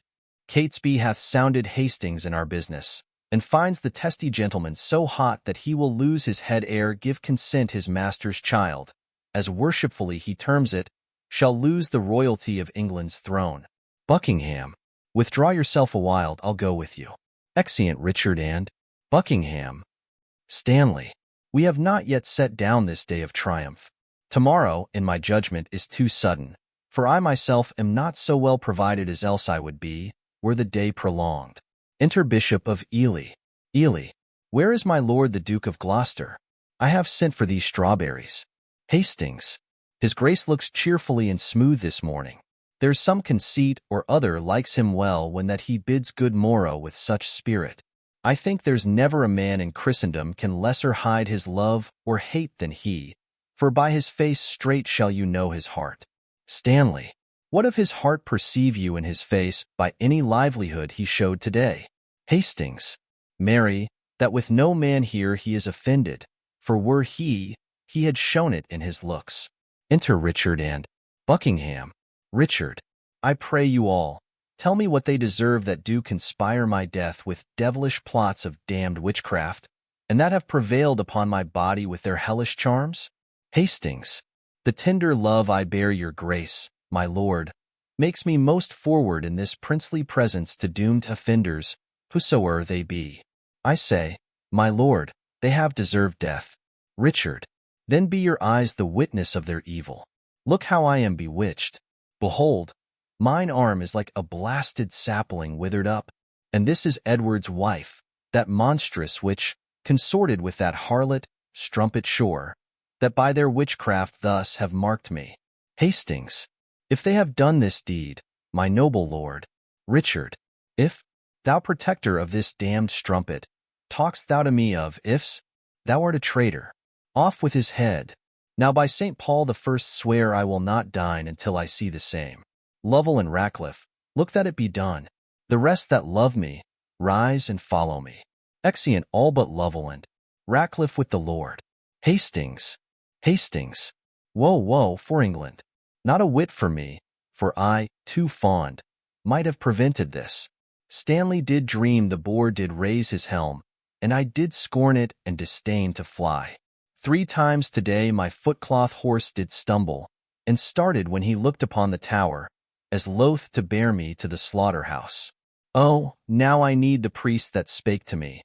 I now repent I told the pursuivant, as too triumphing, how mine enemies today at Pomfret bloodily were butchered, and I myself secure in grace and favor. O Margaret, Margaret, now thy heavy curse is lighted on poor Hastings' wretched head. Ratcliffe, come, come, dispatch, the Duke would be at dinner. Make a short shrift, he longs to see your head. Hastings, O momentary grace of mortal men, which we more hunt for than the grace of God, who builds his hope in air of your good looks, lives like a drunken sailor on a mast, ready with every nod to tumble down into the fatal bowels of the deep. Lovell, come, come, dispatch, 'tis bootless to exclaim. Hastings, O bloody Richard, miserable England, I prophesy the fearfulst time to thee that ever wretched age hath looked upon. Come, lead me to the block, bear him my head. They smile at me who shortly shall be dead. Exeunt. Scene v. London, the Tower walls enter Richard and Buckingham in rotten armor, marvellous ill-favored. Richard, come, cousin, canst thou quake and change thy color, murder thy breath in middle of a word, and then again begin, and stop again, as if thou were distraught and mad with terror? Buckingham, tut, I can counterfeit the deep tragedian. Speak, and look back, and pry on every side, tremble and start at wagging of a straw, intending deep suspicion. Ghastly looks are at my service, like enforced smiles, and both are ready in their offices, at any time to grace my stratagems. But what? Is Catesby gone? Richard, he is, and see, he brings the mayor along. Enter the Lord Mayor and Catesby. Buckingham, Lord Mayor. Richard, look to the drawbridge there. Buckingham, hark, a drum. Richard, Catesby, o'erlook the walls. Buckingham, Lord Mayor, the reason we have sent. Richard, look back, defend thee, here are enemies. Buckingham, God and our innocents defend and guard us. Enter Lovell and Ratcliffe with Hastings. Head, Richard, be patient, they are friends. Ratcliffe and Lovell. Lovell, here is the head of that ignoble traitor, the dangerous and unsuspected Hastings. Richard, so dear I loved the man that I must weep. I took him for the plainest harmless creature that breathed upon the earth a Christian, made him my book, wherein my soul recorded the history of all her secret thoughts. So smooth he daubed his vice with show of virtue that, his apparent open guilt omitted, I mean his conversation with Shore's wife, he lived from all attainder of suspects. Buckingham, well, well, he was the covertst sheltered traitor that ever lived. Would you imagine, or almost believe, were it not that by great preservation we live to tell it, that the subtle traitor this day had plotted, in the council-house, to murder me and my good lord of Gloucester? Mayor, had he done so? Richard, what, think you we are Turks or infidels? Or that we would, against the form of law, proceed thus rashly in the villain's death, but that the extreme peril of the case, the peace of England, and our person's safety, enforced us to this execution? Mayor, now, fair befall you. He deserved his death, and your good graces both have well proceeded, to warn false traitors from the like attempts. Buckingham, I never looked for better at his hands, after he once fell in with Mistress Shore. Yet had we not determined he should die until your lordship came to see his end, which now the loving haste of these our friends, something against our meanings, have prevented, because, my lord, we would have had you heard the traitor speak, and timorously confess the manner and the purpose of his treasons, that you might well have signified the same unto the citizens, who haply may misconstrue us in him, and wail his death. Mayor, but, my good lord, your grace's word shall serve as well as I had seen and heard him speak. And do not doubt, right noble princes both, but I'll acquaint our duteous citizens with all your just proceedings in this case. Richard, and to that end we wished your lordship here, to avoid the censures of the carping world. Buckingham, but since you come too late of our intent, yet witness what you hear we did intend. And so, my good Lord Mayor, we bid farewell. Exit Lord Mayor. Richard. Go. After. Cousin Buckingham. The mayor towards Guildhall hies him in all post. There, at your meetst advantage of the time, infer the bastardy of Edward's children. Tell them how Edward put to death a citizen only for saying he would make his son heir to the crown, meaning indeed his house, which, by the sign thereof, was termed so. Moreover, urge his hateful luxury and bestial appetite in change of lust, which stretched unto their servants, daughters, wives, even where his raging eye or savage heart, without control, lusted to make a prey. Nay, for a need, thus far come near my person. Tell them, when that my mother went with child of that insatiate Edward, noble York my princely father then had wars in France, and by true computation of the time, found that the issue was not his begot, which well appeared in his lineaments, being nothing like the noble Duke my father. Yet touch this sparingly, as 'twere far off, because, my lord, you know my mother lives. Buckingham. Doubt not, my lord, I'll play the orator as if the golden fee for which I plead were for myself, and so, my lord, adieu. Richard. If you thrive well, bring them to Baynard's Castle, where you shall find me well accompanied with reverend fathers and well-learned bishops. Buckingham. I go, and towards 3 or 4 o'clock look for the news that the Guildhall affords. Exit. Richard. Go, Lovell, with all speed to Dr. Shaw. To Ratcliffe. Go thou to Friar Pinker. Bid them both meet me within this hour at Baynard's Castle. Exeunt Ratcliffe and Lovell. Now will I go to take some privy order to draw the brats of Clarence out of sight, and to give order that no man or person have any time recourse unto the princes. Exit. Scene 6. London. A street. Enter a scrivener. Scrivener. Here is the indictment of the good Lord Hastings, which in a set hand fairly is engrossed, that it may be today read o'er in Paul's. And mark how well the sequel hangs together. 11 hours I have spent to write it over, for yesternight by Catesby was it sent me. The precedent was full as long a doing, and yet within these 5 hours Hastings lived, untainted, unexamined, free, at liberty. Here's a good world the while, who is so gross that cannot see this palpable device, yet who so bold but says he sees it not. Bad is the world, and all will come to naught when such ill-dealing must be seen in thought. Exit. Scene 7. London. Court of Baynard's Castle. Enter Richard and Buckingham at several doors. Richard. How now? How now? What say the citizens? Buckingham. Now, by the Holy Mother of our Lord, the citizens are mum. Say not a word. Richard. Touched you the bastardy of Edward's children? Buckingham. I did. With his contract with Lady Lucy, and his contract by deputy in France, insatiate greediness of his desire, and his enforcement of the city wives, his tyranny for trifles, his own bastardy as being got, your father then in France, and his resemblance, being not like the Duke. Withal, I did infer your lineaments, being the right idea of your father, both in your form and nobleness of mind.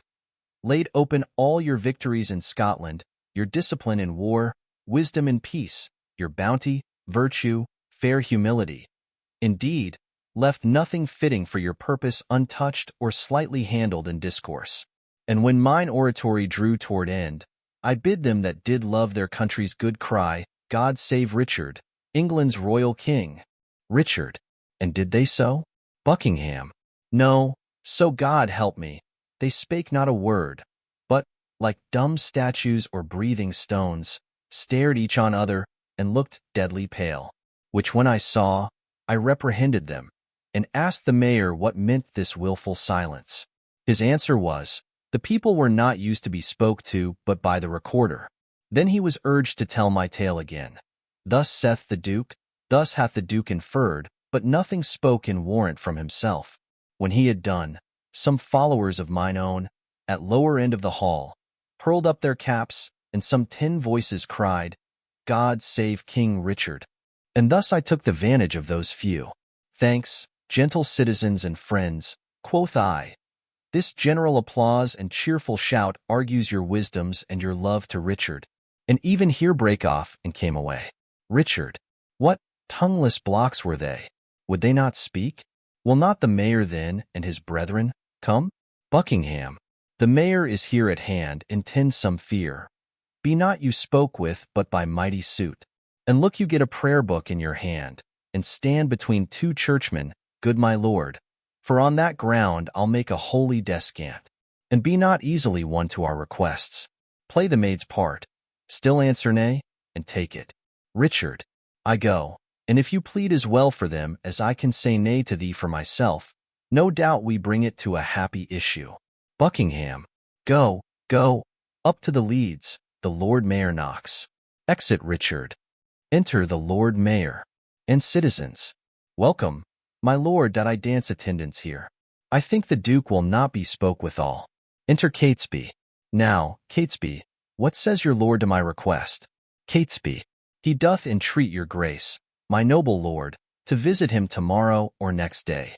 He is within, with two right reverend fathers, divinely bent to meditation, and in no worldly suits would he be moved to draw him from his holy exercise. Buckingham. Return, good Catesby, to the gracious Duke. Tell him myself, the mayor and aldermen, in deep designs, in matter of great moment, no less importing than our general good, are come to have some conference with his grace. Catesby. I'll signify so much unto him straight. Exit. Buckingham. Aha, my lord, this prince is not an Edward. He is not lolling on a lewd love-bed, but on his knees at meditation, not dallying with a brace of courtesans, but meditating with two deep divines, not sleeping, to engross his idle body, but praying, to enrich his watchful soul. Happy were England would this virtuous prince take on his grace the sovereignty thereof. But sure I fear we shall not win him to it. Mayor. Marry, God defend his grace should say us nay. Buckingham. I fear he will. Here Catesby comes again. Enter Catesby. Now, Catesby, what says his grace? Catesby. He wonders to what end you have assembled such troops of citizens to come to him, his grace not being warned thereof before. He fears, my lord, you mean no good to him. Buckingham. Sorry I am, my noble cousin, should suspect me that I mean no good to him. By heaven, we come to him in perfect love, and so once more return and tell his grace. Exit Catesby. When holy and devout religious men are at their beads, 'tis much to draw them thence, so sweet is zealous contemplation. Enter Richard aloft. Between two bishops, Catesby re-enters. Mayor. See where his grace stands, 'tween two clergymen. Buckingham. Two props of virtue for a Christian prince, to stay him from the fall of vanity. And see, a book of prayer in his hand, true ornaments to know a holy man. Famous Plantagenet, most gracious prince, lend favorable ear to our requests, and pardon us the interruption of thy devotion and right Christian zeal. Richard. My lord, there needs no such apology. I do beseech your grace to pardon me, who, earnest in the service of my God, deferred the visitation of my friends. But, leaving this, what is your grace's pleasure? Buckingham. Even that, I hope, which pleaseth God above, and all good men of this ungoverned isle. Richard. I do suspect I have done some offense that seems disgracious in the city's eye, and that you come to reprehend my ignorance. Buckingham. You have, my lord, would it might please your grace, on our entreaties, to amend your fault. Richard. Else wherefore breathe I in a Christian land? Buckingham. Know then, it is your fault that you resign the supreme seat, the throne majestical, the sceptred office of your ancestors, your state of fortune, and your due of birth, the lineal glory of your royal house, to the corruption of a blemished stock. Whiles in the mildness of your sleepy thoughts, which here we waken to our country's good, the noble isle doth want her proper limbs. Her face defaced with scars of infamy, her royal stock graft with ignoble plants, and almost shouldered in the swallowing gulf of dark forgetfulness and deep oblivion, which to recure, we heartily solicit your gracious self to take on you the charge and kingly government of this your land, not as protector, steward, substitute, or lowly factor for another's gain, but as successively, from blood to blood, your right of birth, your empery, your own. For this, consorted with the citizens, your very worshipful and loving friends, and by their vehement instigation, In this just cause come I to move your grace. Richard, I cannot tell if to depart in silence or bitterly to speak in your reproof best fitteth my degree or your condition. If not to answer, you might haply think tongue-tied ambition, not replying, yielded to bear the golden yoke of sovereignty, which fondly you would here impose on me. If to reprove you for this suit of yours, so seasoned with your faithful love to me, then, on the other side, I checked my friends. Therefore, to speak, and to avoid the first and then, in speaking, not to incur the last, definitively thus I answer you. Your love deserves my thanks, but my desert unmeritable shuns your high request. First, if all obstacles were cut away, and that my path were even to the crown as the ripe revenue and dew of birth, yet so much is my poverty of spirit, so mighty and so many my defects, that I would rather hide me from my greatness, being a bark to brook no mighty sea, than in my greatness covet to be hid, and in the vapor of my glory smothered. But, God be thanked, there is no need of me, and much I need to help you, were there need. The royal tree hath left us royal fruit, which, mellowed by the stealing hours of time, will well become the seat of majesty, and make, no doubt, us happy by his reign. On him I lay that you would lay on me, the right and fortune of his happy stars, which God defend that I should wring from him.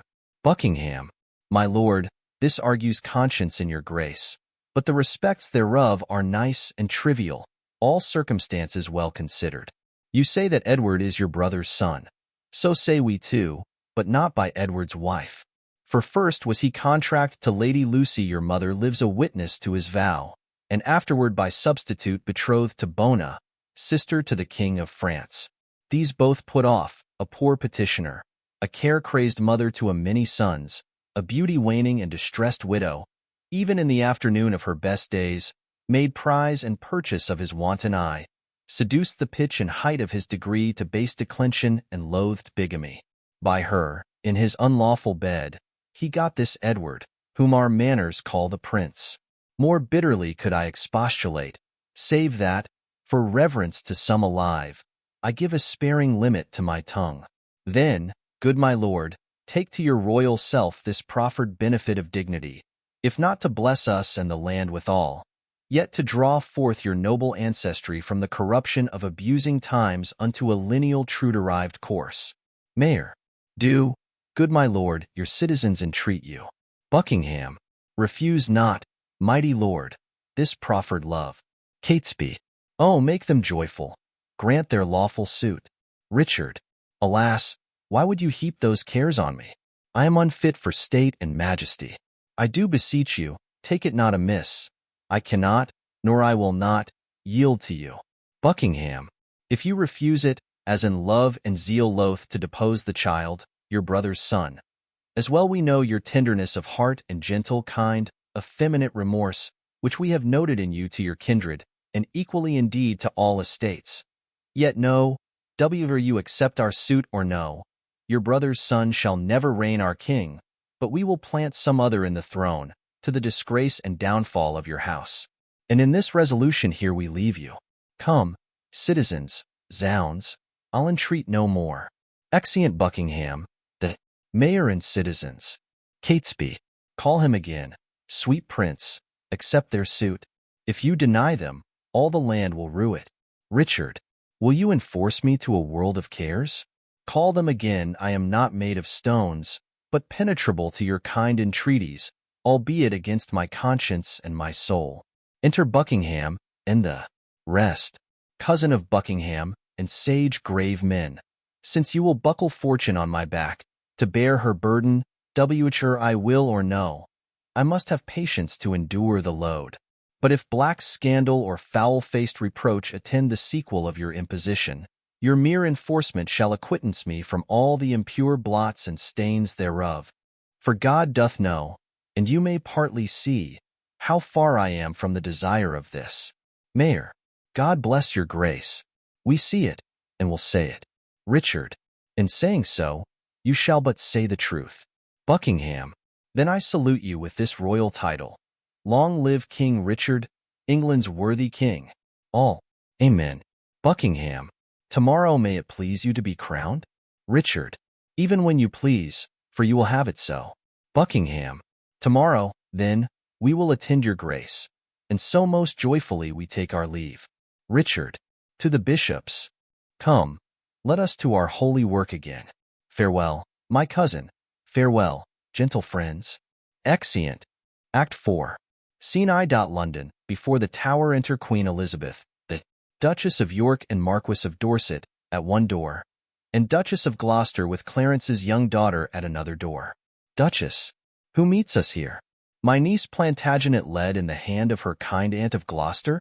Now, for my life, she's wandering to the Tower, on pure heart's love, to greet the tender prince.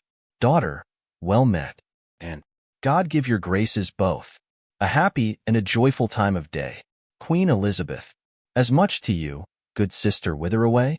And no farther than the Tower, and as I guess, upon the like devotion as yourselves, to gratulate the gentle princes there. Queen Elizabeth. Kind sister, thanks. We'll enter all together.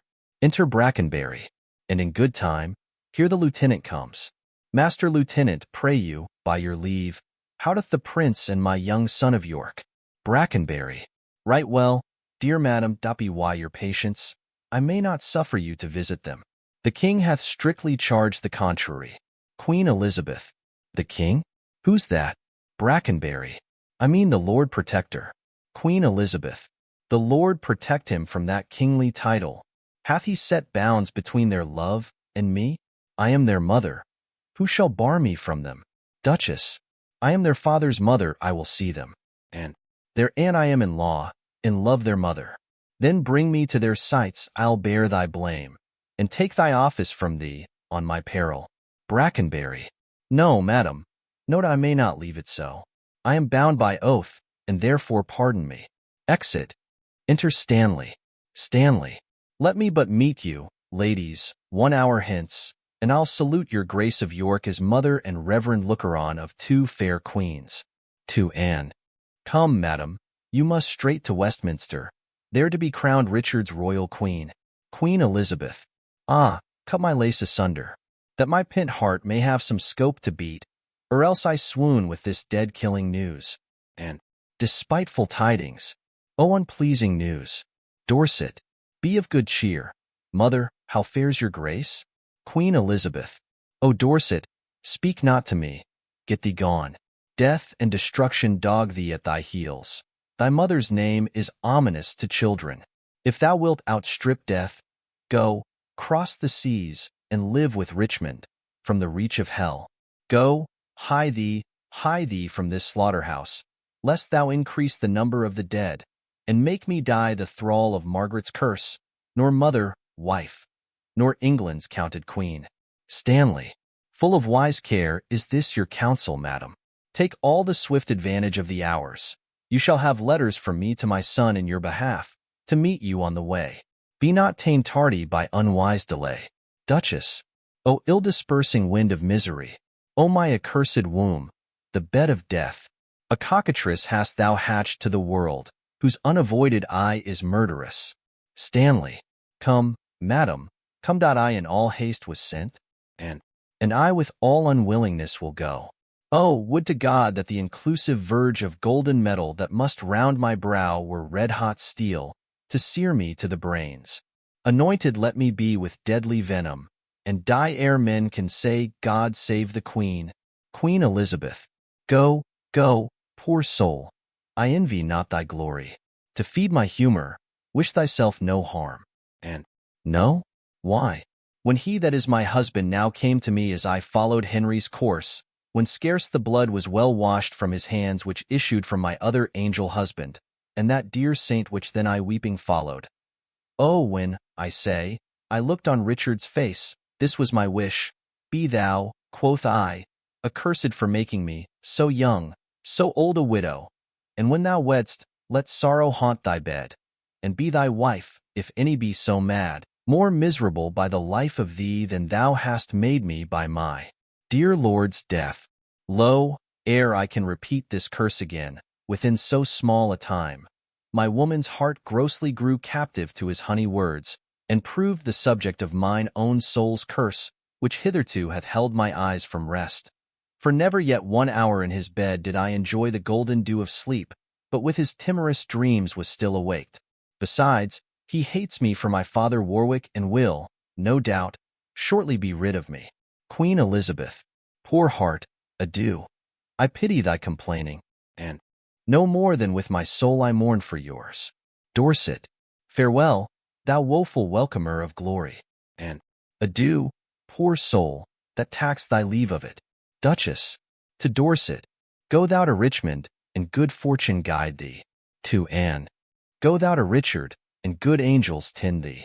To Queen Elizabeth, go thou to sanctuary, and good thoughts possess thee. I to my grave, where peace and rest lie with me. 80-odd years of sorrow have I seen, and each hour's joy racked with a week of teen. Queen Elizabeth, stay, yet look back with me unto the Tower. Pity, you ancient stones, those tender babes whom envy hath immured within your walls. Rough cradle for such little pretty one, rude ragged nurse, old sullen playfellow for tender princes, use my babies well. So foolish sorrows bids your stones farewell. Exeunt. Scene 2. London, a room of state in the palace, the trumpet sound a senate, enter Richard in pomp, Buckingham, Catesby, Ratcliffe, Lovell, a page and others. King Richard, stand all apart, cousin of Buckingham. Buckingham, my gracious sovereign. King Richard, give me thy hand. Here he ascendeth the throne, sound trumpets. Thus high, by thy advice, and thy assistance is King Richard seated. But shall we wear these glories for a day, or shall they last, and we rejoice in them? Buckingham, still live they, and for ever let them last. King Richard, ah, Buckingham, now do I play the touch, to try if thou be current gold indeed. Young Edward lives, think now what I would speak. Buckingham, say on, my loving lord. King Richard, why, Buckingham, I say I would be king. Buckingham, why, so you are, my thrice-renowned lord. King Richard, ha, am I king? 'Tis so, but Edward lives. Buckingham, true, noble prince. King Richard, O bitter consequence, that Edward still should live, true noble prince. Cousin, thou wast not wont to be so dull. Shall I be plain? I wish the bastard's dead, and I would have it suddenly performed. What sayst thou now? Speak suddenly, be brief. Buckingham, your grace may do your pleasure. King Richard, tut, tut, thou art all ice, thy kindness freezes. Say, have I thy consent that they shall die? Buckingham, give me some little breath, some pause, dear lord, before I positively speak in this. I will resolve you herein presently. Exit. Catesby, aside. The king is angry, see. He gnaws his lip. King Richard, aside. I will converse with iron-witted fools and unrespective boys. None are for me that look into me with considerate eyes. High-reaching Buckingham grows circumspect. Boy, page, my lord? King Richard, know'st thou not any whom corrupting gold will tempt unto a close exploit of death? Page, I know a discontented gentleman, whose humble means match not his haughty spirit. Gold were as good as 20 orators, and will, no doubt, tempt him to anything. King Richard, what is his name? Page, his name, my lord, is Tyrrell. King Richard, I partly know the man. Go, call him hither, boy. Exit page. Aside. The deep revolving witty Buckingham no more shall be the neighbor to my counsels. Hath he so long held out with me, untired, and stops he now for breath? Well, be it so. Enter Stanley. How now, Lord Stanley, what's the news? Stanley. No, my loving lord. The Marquis Dorset, as I hear, is fled to Richmond, in the parts where he abides. King Richard, come hither. Catesby rumour it abroad that and my wife is very grievous sick. I will take order for her keeping close. Inquire me out some mean poor gentleman, whom I will marry straight to Clarence' daughter. The boy is foolish, and I fear not him. Look how thou dream'st. I say again, give out that Anne, my queen, is sick and like to die. About it, for it stands me much upon to stop all hopes whose growth may damage me. Exit Catesby. I must be married to my brother's daughter, or else my kingdom stands on brittle glass. Murder her brothers, and then marry her. Uncertain way of gain. But I am in so far in blood that sin will pluck on sin. Tear falling pity dwells not in this eye. Enter Tyrell. Is thy name Tyrell? Tyrell. James Tyrell, and your most obedient subject? King Richard. Art thou indeed? Tyrell. Prove me, my gracious lord. King Richard. Darest thou resolve to kill a friend of mine? Tyrell. Please you, but I had rather kill two enemies. King Richard.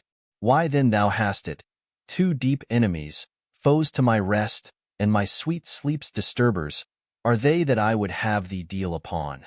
Tyrell. I mean those bastards in the tower. Tyrell. Let me have open means to come to them, and soon I'll rid you from the fear of them. King Richard. Thou sing'st sweet music, hark. Come hither, Tyrell. Go, by this token rise, and lend thine ear. Whispers. There is no more but so, say it is done, and I will love thee, and prefer thee for it. Tyrell. I will dispatch it straight. Exit. Enter Buckingham. Buckingham. My lord, I have considered in my mind the late request that you did sound me in. King Richard. Well, let that rest. Dorset is fled to Richmond. Buckingham. I hear the news, my lord. King Richard. Stanley, he is your wife's son. Well, look unto it. Buckingham. My lord, I claim the gift, my due by promise, for which your honor and your faith is pawned. Earldom of Hereford, and the movables which you have promised I shall possess. King Richard. Stanley, look to your wife. If she convey letters to Richmond, you shall answer it. Buckingham. What says your highness to my just request? King Richard. I do remember me. Henry VI did prophesy that Richmond should be king, when Richmond was a little peevish boy. A king perhaps. Buckingham. My lord. King Richard. How chanced the prophet could not at that time have told me, I being by, that I should kill him? Buckingham. My lord. Your promise for the earldom. King Richard. Richmond. When last I was at Exeter, the mayor in courtesy showed me the castle and called it Rougemount, at which name I started, because a bard of Ireland told me once I should not live long after I saw Richmond. Buckingham. My lord. King Richard. Aye, what's o'clock? Buckingham. I am thus bold to put your grace in mind of what you promised me.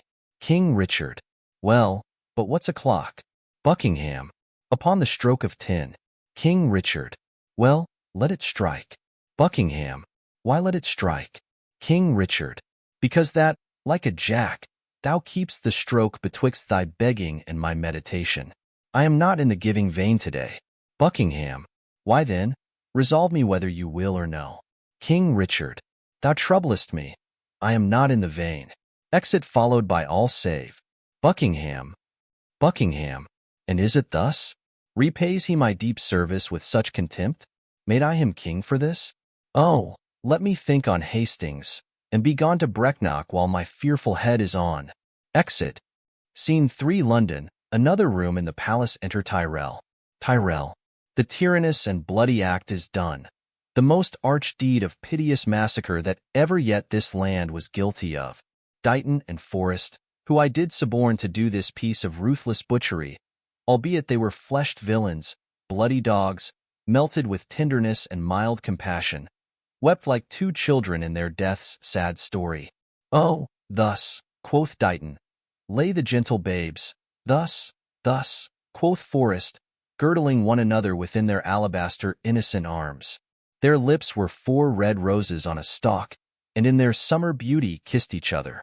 A book of prayers on their pillow lay, which once, quoth Forrest, almost changed my mind. But, oh, the devil! There the villains stopped. When Dighton thus told on, we smothered the most replenished sweet work of nature that from the prime creation error she framed. Hence both are gone with conscience and remorse they could not speak. And so I left them both to bear this tidings to the bloody king. Enter King Richard. And here he comes, all health, my sovereign lord. King Richard. Kind Tyrell, am I happy in thy news? Tyrell. If to have done the thing you gave in charge beget your happiness, be happy then, for it is done. King Richard. But didst thou see them dead? Tyrell. I did, my lord.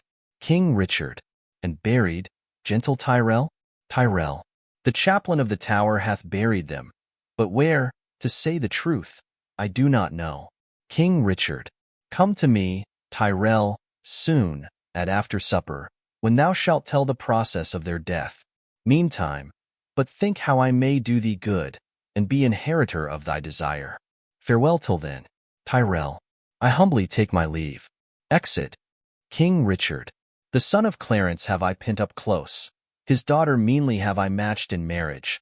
The sons of Edward sleep in Abraham's bosom, and my wife hath bid the world good night. Now, for I know the Breton Richmond aims at young Elizabeth, my brother's daughter, and by that not looks proudly on the crown, to her go I, a jolly thriving wooer. Enter Ratcliffe. Ratcliffe. My lord. King Richard. Good or bad news, that thou comest in so bluntly? Ratcliffe. Bad news, my lord Morton is fled to Richmond, and Buckingham, backed with the hardy Welshmen, is in the field, and still his power increaseth. King Richard. Ely with Richmond troubles me more near than Buckingham and his rash-levied strength. Come, I have learned that fearful commenting is leaden servitor to dull delay. Delay leads impotent and snail-paced beggary. Then fiery expedition be my wing, Jove's Mercury, and herald for a king. Go, muster men.my counsel is my shield. We must be brief when traitors brave the field. Exeunt. Scene 4. London. Before the palace enter old Queen Margaret. Queen Margaret. So now prosperity begins to mellow, and drop into the rotten mouth of death. Here in these confines slyly have I lurked to watch the waning of mine enemies. A dire induction am I witness to, and will to France, hoping the consequence will prove as bitter, black, and tragical. Withdraw thee, wretched Margaret, who comes here, retires. Enter Duchess of York and Queen Elizabeth. Queen Elizabeth. Ah, my poor princes. Ah, my tender babes, my unblown flowers, new-appearing sweets. If yet your gentle souls fly in the air, and be not fixed in doom perpetual, hover about me with your airy wings, and hear your mother's lamentation. Queen Margaret. Aside. Hover about her. Say that right for right hath dimmed your infant morn to aged night. Duchess. So many miseries have crazed my voice that my woe-wearied tongue is still and mute. Edward Plantagenet. Why art thou dead? Queen Margaret. Aside. Plantagenet doth quit Plantagenet. Edward for Edward pays a dying debt. Queen Elizabeth. Wilt thou, O God, fly from such gentle lambs, and throw them in the entrails of the wolf? When didst thou sleep when such a deed was done? Queen Margaret. Aside. When holy Harry died, and my sweet son. Duchess. Dead life, blind sight, poor mortal living ghost. Woes seen, world's shame, graves due by life usurped. Brief abstract and record of tedious days. Rest thy unrest on England's lawful earth, sitting, unlawfully made drunk with innocent blood. Queen Elizabeth. Ah, that thou wouldst as soon afford a grave as thou canst yield a melancholy seat, then would I hide my bones, not rest them here. Sitting. Ah, who hath any cause to mourn but we? Queen Margaret. Coming forward. If ancient sorrow be most reverend, give mine the benefit of signory, and let my griefs frown on the upper hand. If sorrow can admit society, sitting down with them, tell o'er your woes again by viewing mine. I had an Edward, till a Richard killed him. I had a husband, till a Richard killed him. Thou hadst an Edward, till a Richard killed him. Thou hadst a Richard, till a Richard killed him. Duchess. I had a Richard too, and thou didst kill him. I had a Rutland too, thou holpst to kill him. Queen Margaret. Thou hadst a Clarence too, and Richard killed him. From forth the kennel of thy womb hath crept a hellhound that doth hunt us all to death. That dog, that had his teeth before his eyes, to worry lambs and lap their gentle blood. That excellent grand tyrant of the earth, that reigns in galled eyes of weeping souls. That foul defacer of God's handiwork thy womb let loose to chase us to our graves. O upright, just, and true disposing God, how do I thank thee that this carnal cur preys on the issue of his mother's body, and makes her pew fellow with others' moan? Duchess.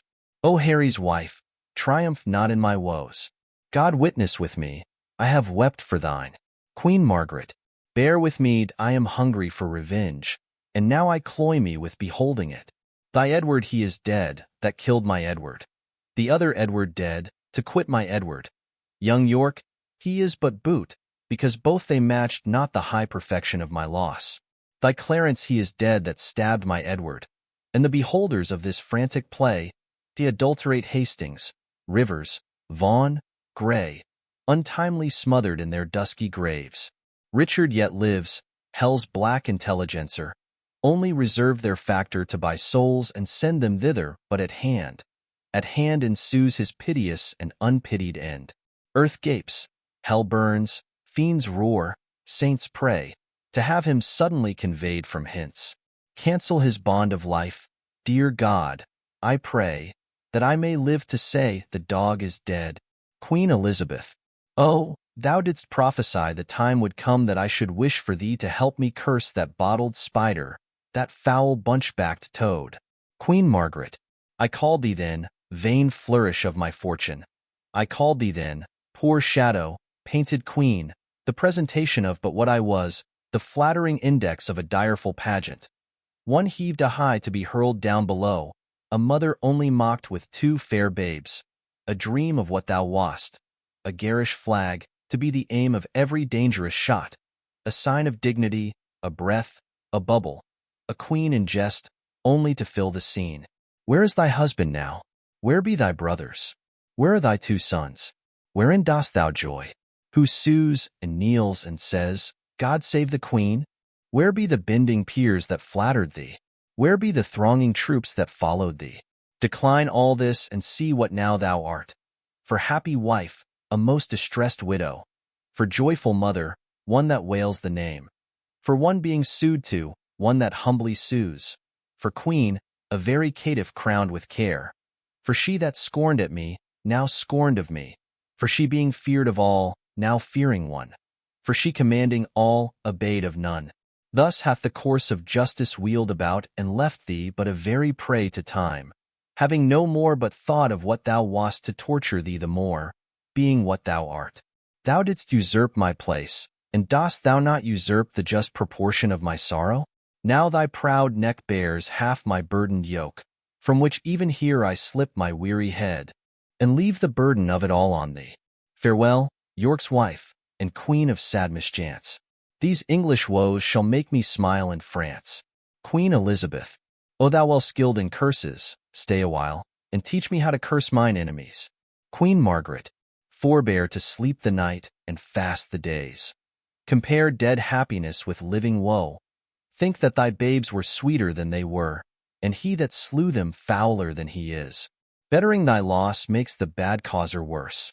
Revolving this will teach thee how to curse. Queen Elizabeth. My words are dull, O, quicken them with thine. Queen Margaret. Thy woes will make them sharp and pierce like mine. Exit. Duchess. Why should calamity be full of words? Queen Elizabeth. Windy attorneys to their clients' woes, airy succeeders of intestate joys, poor breathing orators of miseries, let them have scope, though what they do impart help nothing else, yet do they ease the heart. Duchess. If so, then be not tongue-tied, go with me, and in the breath of bitter words let's smother my damned son, that thy two sweet sons smothered. A trumpet sounds. The trumpet sounds, be ye copious, and exclaims. Enter King Richard and his train, including Catesby, marching. King Richard. Who intercepts me in my expedition? Duchess. Oh, she that might have intercepted thee, by strangling thee in her accursed womb, from all the slaughters, wretch, that thou hast done. Queen Elizabeth. Hidst thou that forehead with a golden crown where should be branded, if that right were right, the slaughter of the prince that owed that crown, and the dire death of my poor sons and brothers? Tell me, thou villain slave, where are my children? Duchess. Thou toad, where is thy brother Clarence, and little Ned Plantagenet his son? Queen Elizabeth. Where is the gentle Rivers, Vaughan, Grey? Duchess. Where is kind Hastings? King Richard. A flourish, trumpets, strike alarum, drums? Let not the heavens hear these telltale women rail on the Lord's anointed. Strike, I say, flourished alarums. Either be patient and entreat me fair, or with the clamorous report of war thus will I drown your exclamations. Duchess, art thou my son? King Richard, I thank God, my father, and yourself. Duchess, then patiently hear my impatience. King Richard, Madam, I have a touch of your condition that cannot brook the accent of reproof. Duchess, oh, let me speak. King Richard, do then, but I'll not hear. Duchess, I will be mild and gentle in my words. King Richard, and brief, good mother, for I am in haste. Duchess, art thou so hasty? I have stayed for thee, God knows, in torment and in agony. King Richard, and came I not at last to comfort you? Duchess, no, by the holy rood, thou know'st it well thou camest on earth to make the earth my hell. A grievous burden was thy birth to me, tetchy and wayward was thy infancy. Thy school days frightful, desperate, wild, and furious. Thy prime of manhood daring, bold, and venturous. Thy age confirmed, proud, subtle, sly, and bloody, more mild, but yet more harmful, kind in hatred. What comfortable hour canst thou name that ever graced me with thy company? King Richard, faith, none but Humphrey Hower, that called your grace to breakfast once, forth of my company. If I be so disgracious in your eye, let me march on and not offend you, madam. Strike up the drum. Duchess, I prithee, hear me speak. King Richard, you speak too bitterly. Duchess, hear me a word, for I shall never speak to thee again. King Richard, so, Duchess, hither thou wilt die by God's just ordinance ere from this war thou turn a conqueror, or I with grief and extreme age shall perish and never more behold thy face again. Therefore take with thee my most grievous curse, which in the day of battle tire thee more than all the complete armor that thou wear'st. My prayers on the adverse party fight, and there the little souls of Edward's children whisper the spirits of thine enemies and promise them success and victory. Bloody thou art, bloody will be thy end. Shame serves thy life, and doth thy death attend. Exit. Queen Elizabeth, though far more cause, yet much less spirit to curse abides in me. I say amen to her. King Richard, stay, madam, I must talk a word with you. Queen Elizabeth, I have no more sons of the royal blood for thee to slaughter. For my daughters, Richard, they shall be praying nuns, not weeping queens, and therefore level not to hit their lives. King Richard, you have a daughter called Elizabeth, virtuous and fair, royal and gracious. Queen Elizabeth, and must she die for this? Oh, let her live, and I'll corrupt her manners, stain her beauty, slander myself as false to Edward's bed, throw over her the veil of infamy. So she may live unscarred of bleeding slaughter, I will confess she was not Edward's daughter. King Richard, wrong not her birth, she is a royal princess. Queen Elizabeth, to save her life I'll say she is not so.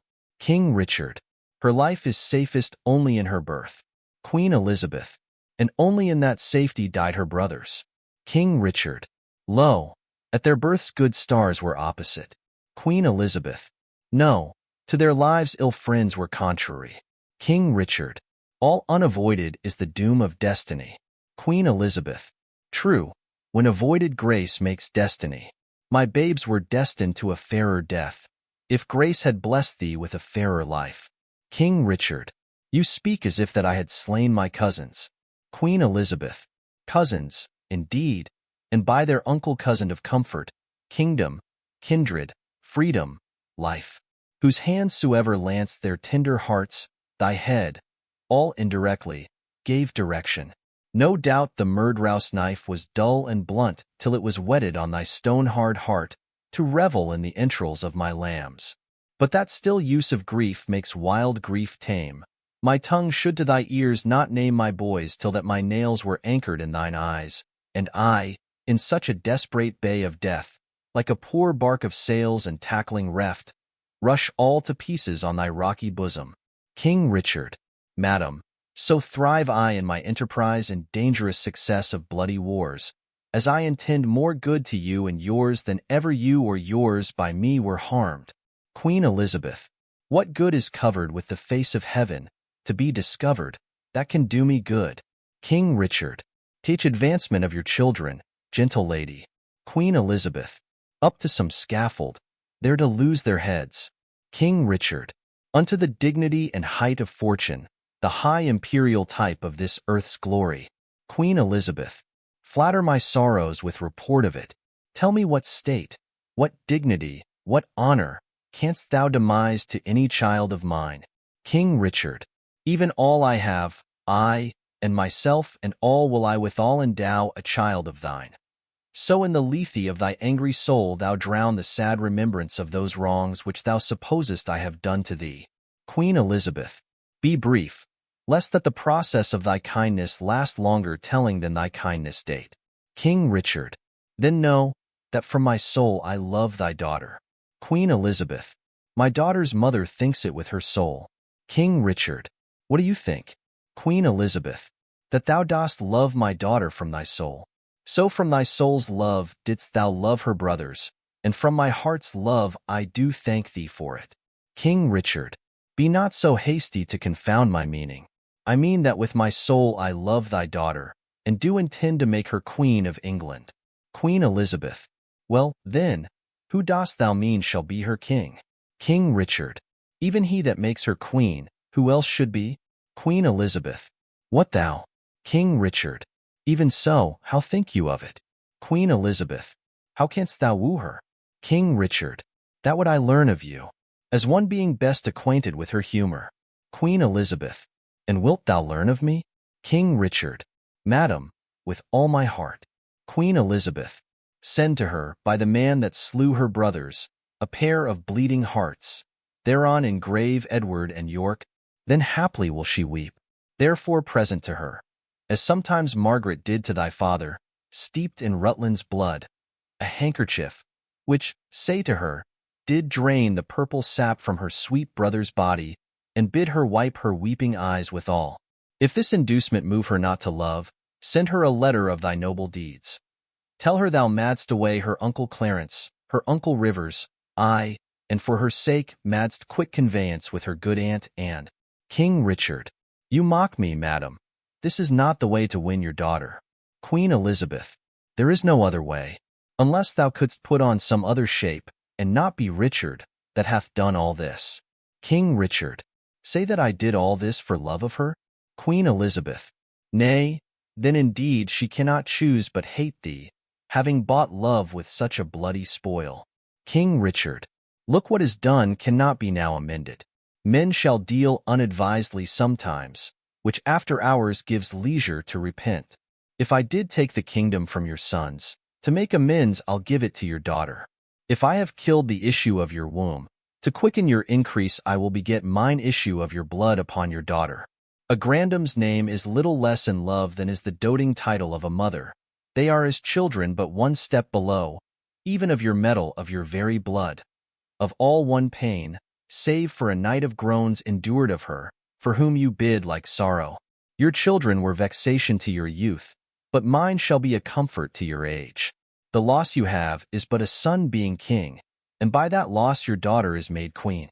I cannot make you what amends I would, therefore accept such kindness as I can.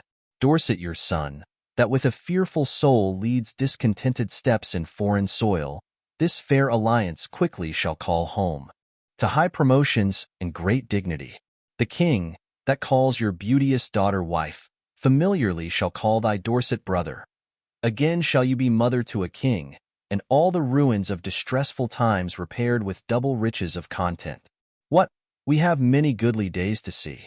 The liquid drops of tears that you have shed shall come again, transformed to orient pearl, advantaging their loan with interest of 10 times double gain of happiness.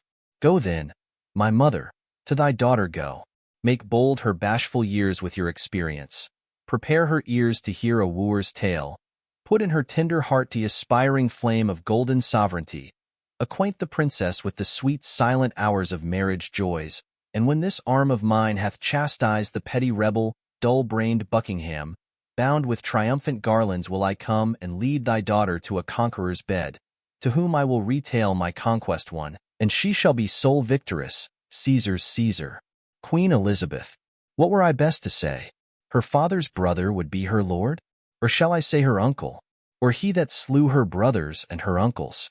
Under what title shall I woo for thee, that God, the law, my honor, and her love can make seem pleasing to her tender years? King Richard. Infer fair England's peace by this alliance. Queen Elizabeth. Which she shall purchase with still lasting war. King Richard. Tell her the king, that may command, entreats. Queen Elizabeth. That at her hands, which the king's king forbids. King Richard.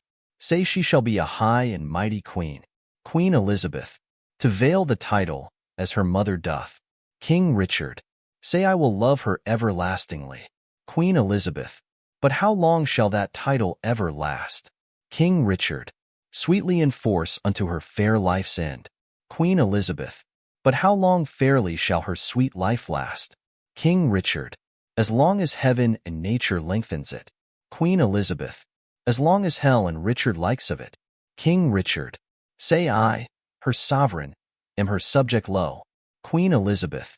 But she, your subject, loathes such sovereignty. King Richard. Be eloquent in my behalf to her. Queen Elizabeth. An honest tale speeds best being plainly told. King Richard. Then plainly to her tell my loving tale. Queen Elizabeth.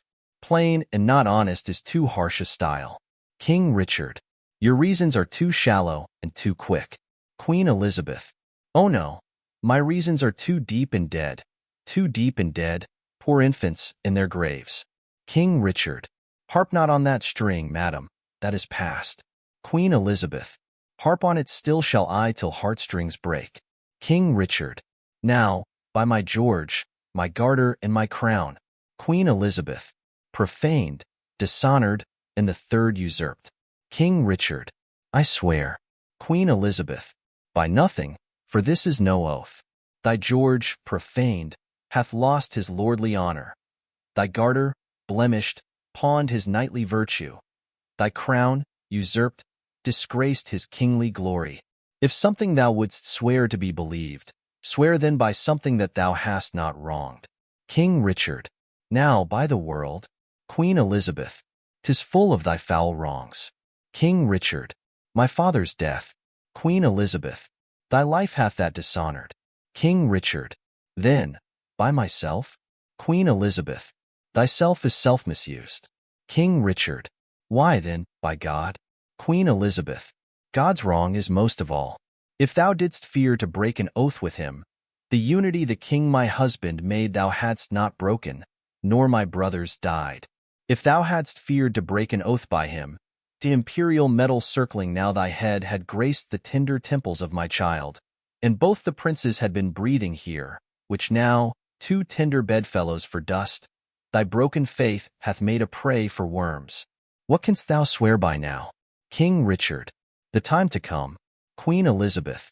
That thou hast wronged in the time o'erpast.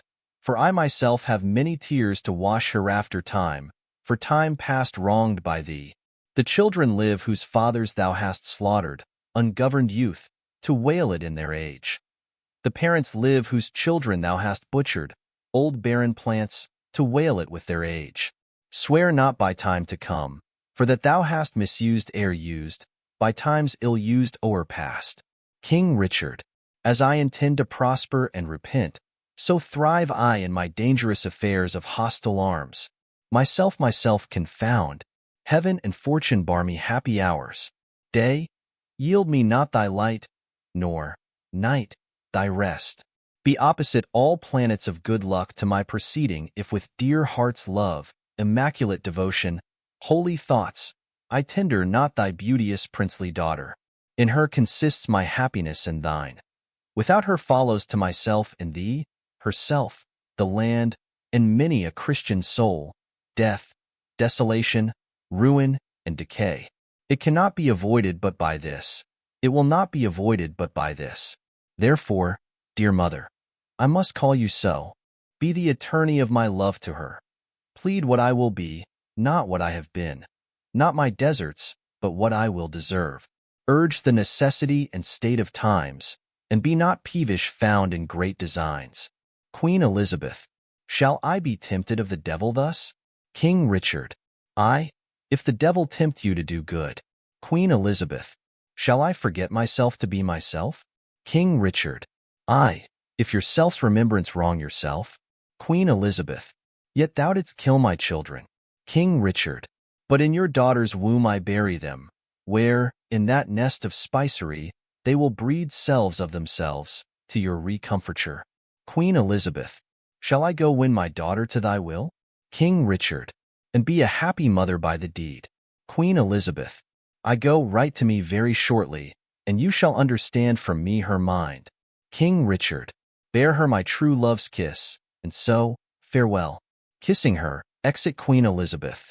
Relenting fool and shallow, changing woman, enter Ratcliffe. How now, what news? Ratcliffe, most mighty sovereign, on the western coast rideth a puissant navy. To our shores throng many doubtful hollow-hearted friends, unarmed, and unresolved to beat them back. 'Tis thought that Richmond is their admiral, and there they hull, expecting but the aid of Buckingham to welcome them ashore. King Richard, some light-foot friend post to the Duke of Norfolk. Ratcliffe, thyself, or Catesby, where is he? Catesby, here, my good lord. King Richard, Catesby, fly to the Duke. Catesby, I will, my lord, with all convenient haste. King Richard, Ratcliffe, come hither, post to Salisbury. When thou comest thither, to Catesby, dull, unmindful villain, why stay'st thou here, and goest not to the Duke? Catesby, first, mighty liege, tell me your highness' pleasure, what from your grace I shall deliver to him. King Richard, oh, true, good Catesby, bid him levy straight the greatest strength and power that he can make, and meet me suddenly at Salisbury. Catesby, I go. Exit. Ratcliffe, what, may it please you, shall I do at Salisbury? King Richard, why, what wouldst thou do there before I go? Ratcliffe, your highness told me I should post before. King Richard, my mind is changed. Enter Stanley, Earl of Derby. Stanley, what news with you?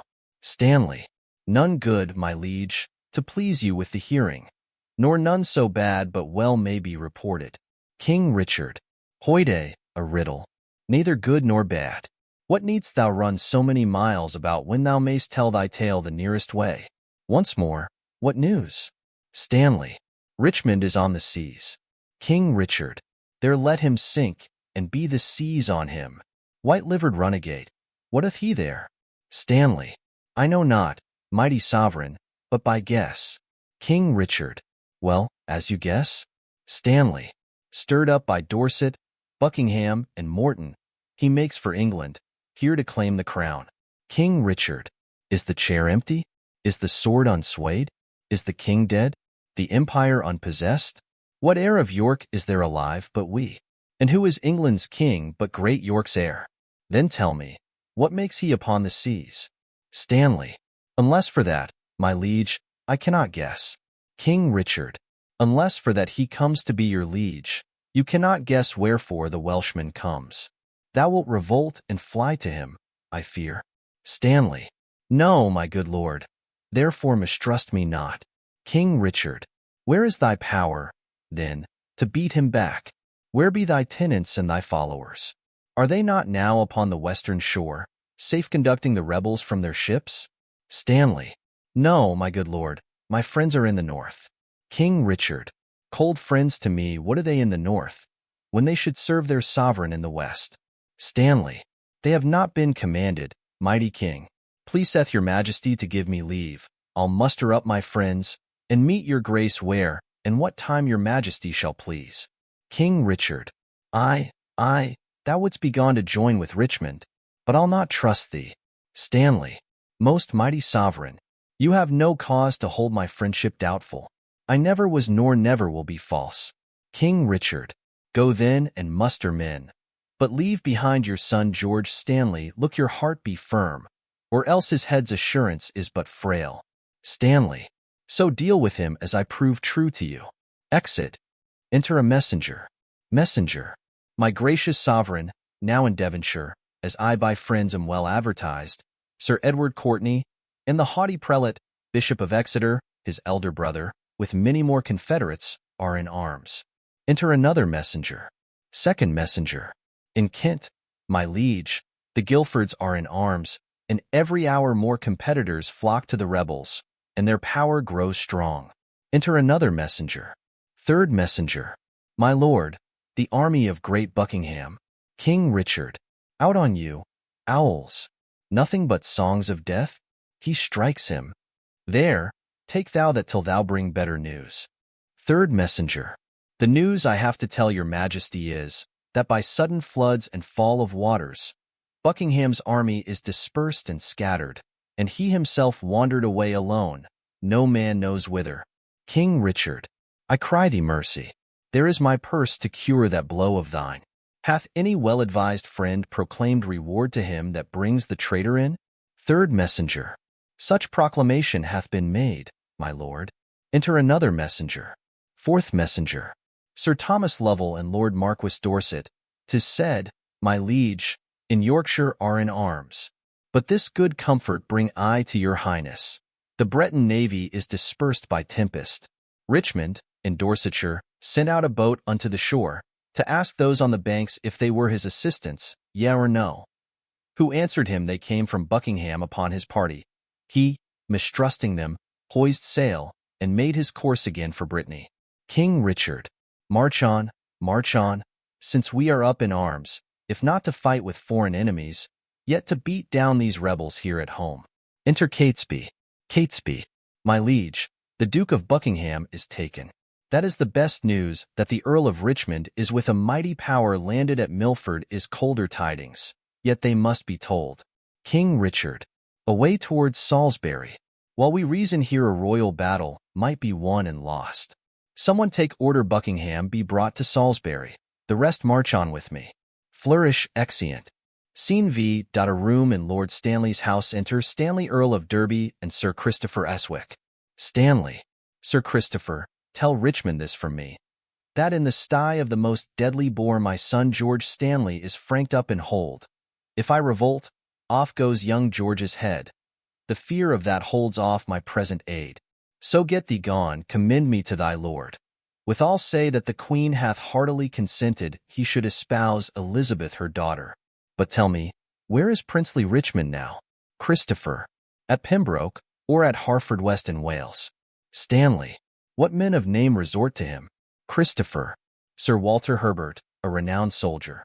Sir Gilbert Talbot, Sir William Stanley, Oxford, Redoubt Pembroke, Sir James Blunt, and Rice A. P. Thomas, with a valiant crew, and many other of great name and worth. And towards London do they bend their power, if by the way they be not fought withal. Stanley, well, hie thee to thy lord. I kiss his hand. My letter will resolve him of my mind. Farewell. Exeunt. Act V. Scene I. Salisbury. An open place. Enter sheriff and halberds. With Buckingham, led to execution. Buckingham. Will not King Richard let me speak with him? Sheriff. No, my good lord. Therefore be patient. Buckingham. Hastings and Edward's children, Grey and Rivers, holy King Henry, and thy fair son Edward, Vaughan, and all that have miscarried by underhand, corrupted foul injustice, if that your moody discontented souls do through the clouds behold this present hour, even for revenge mock my destruction. This is All Souls' Day, fellow, is it not? Sheriff. It is. Buckingham. Why, then All Souls' Day is my body's doomsday. This is the day which, in King Edward's time, I wished might fall on me when I was found false to his children and his wife's allies. This is the day wherein I wished to fall by the false faith of him whom most I trusted. This All Souls' Day to my fearful soul is the determined respite of my wrongs. That high all-seer which I dallied with hath turned my feigned prayer on my head, and given in earnest what I begged in jest. Thus doth he force the swords of wicked men to turn their own points in their masters' bosoms. Thus Margaret's curse falls heavy on my neck. When he, quoth she, shall split thy heart with sorrow, remember Margaret was a prophetess. Come lead me, officers, to the block of shame. Wrong hath but wrong, and blame the due of blame. Exit with officers. Scene 2. Plain near Tamworth. Enter Richmond, Oxford, Blunt, Herbert, and others, with drum and colors. Richmond, fellows in arms and my most loving friends, bruised underneath the yoke of tyranny, thus far into the bowels of the land have we marched on without impediment, and here receive we from our fathers Stanley lines of fair comfort and encouragement.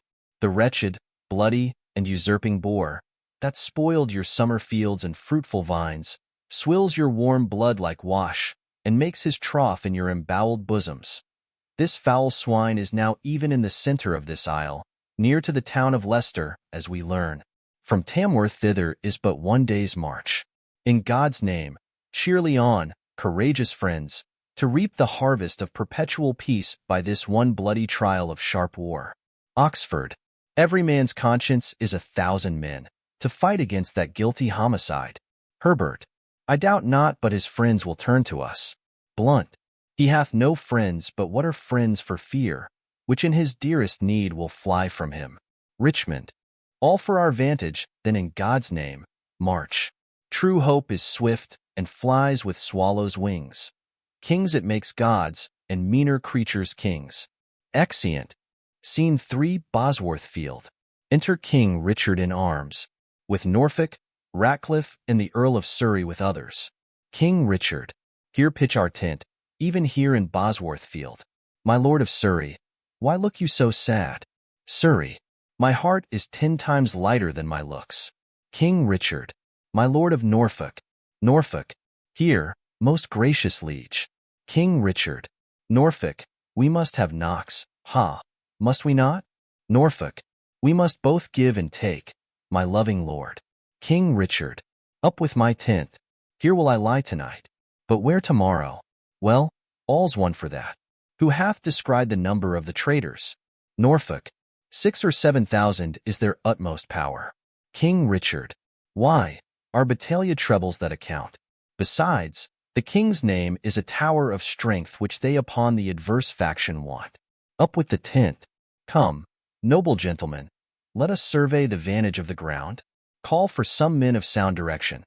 Let's lack no discipline, make no delay. For, lords, tomorrow is a busy day. The tent is now ready. Exeunt. Enter Richmond, Sir William Brandon, Oxford, Herbert, Blunt, and others who pitch Richmond's tent. Richmond, the weary sun hath made a golden set, and by the bright track of his fiery car gives token of a goodly day tomorrow. Sir William Brandon, you shall bear my standard. Give me some ink and paper in my tent. I'll draw the form and model of our battle, limit each leader to his several charge, and part in just proportion our small power. My Lord of Oxford, you, Sir William Brandon, and you, Sir Walter Herbert, stay with me. The Earl of Pembroke keeps his regiment. Good Captain Blunt, bear my good night to him, and by the 2nd hour in the morning desire the Earl to see me in my tent. Yet one thing more, good Captain, do for me. Where is Lord Stanley quartered, do you know? Blunt, unless I have mistaken his colors much, which well I am assured I have not done, his regiment lies half a mile at least south from the mighty power of the king. Richmond, if without peril it be possible, sweet Blunt, make some good means to speak with him, and give him from me this most needful note. Blunt, upon my life, my lord, I'll undertake it, and so God give you quiet rest tonight. Richmond, good night, good Captain Blunt. Exit Blunt. Come, gentlemen, let us consult upon tomorrow's business. Into my tent, the dew is raw and cold. Richmond, Brandon Herbert, and Oxford withdraw into the tent, the others exeunt. Enter to his tent, King Richard, Ratcliffe, Norfolk, and Catesby with soldiers. King Richard, what is the clock?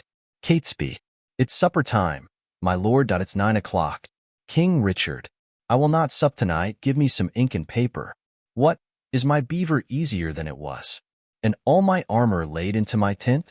Catesby, it is, my liege, and all things are in readiness. King Richard, good Norfolk, hie thee to thy charge. Use careful watch. Choose trusty sentinels. Norfolk, I go, my lord.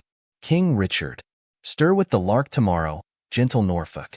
Norfolk, I warrant you, my lord. Exit. King Richard, Catesby, Catesby, my lord. King Richard, Send out a pursuivant at arms. To Stanley's regiment, bid him bring his power before sunrising, lest his son George fall into the blind cave of eternal night. Exit Catesby. Fill me a bowl of wine, give me a watch. Saddle White Surrey for the field tomorrow. Look that my staves be sound, and not too heavy. Ratcliffe, Ratcliffe, my lord? King Richard. Saw'st thou the melancholy Lord Northumberland? Ratcliffe, Thomas the Earl of Surrey and himself, much about cockshut time, from troop to troop went through the army, cheering up the soldiers. King Richard. So, I am satisfied, give me a bowl of wine. I have not that alacrity of spirit nor cheer of mind that I was wont to have. Set it down. Is ink and paper ready? Ratcliffe. It is, my lord. King Richard. Bid my guard watch. Leave me. Ratcliffe. About the mid of night, come to my tent, and help to arm me. Leave me, I say. Exit Ratcliffe. Richard withdraws into his tent. Attendant soldiers guard it. Enters Stanley, Earl of Derby, to Richmond in his tent. Stanley. Fortune and victory sit on thy helm. Richmond.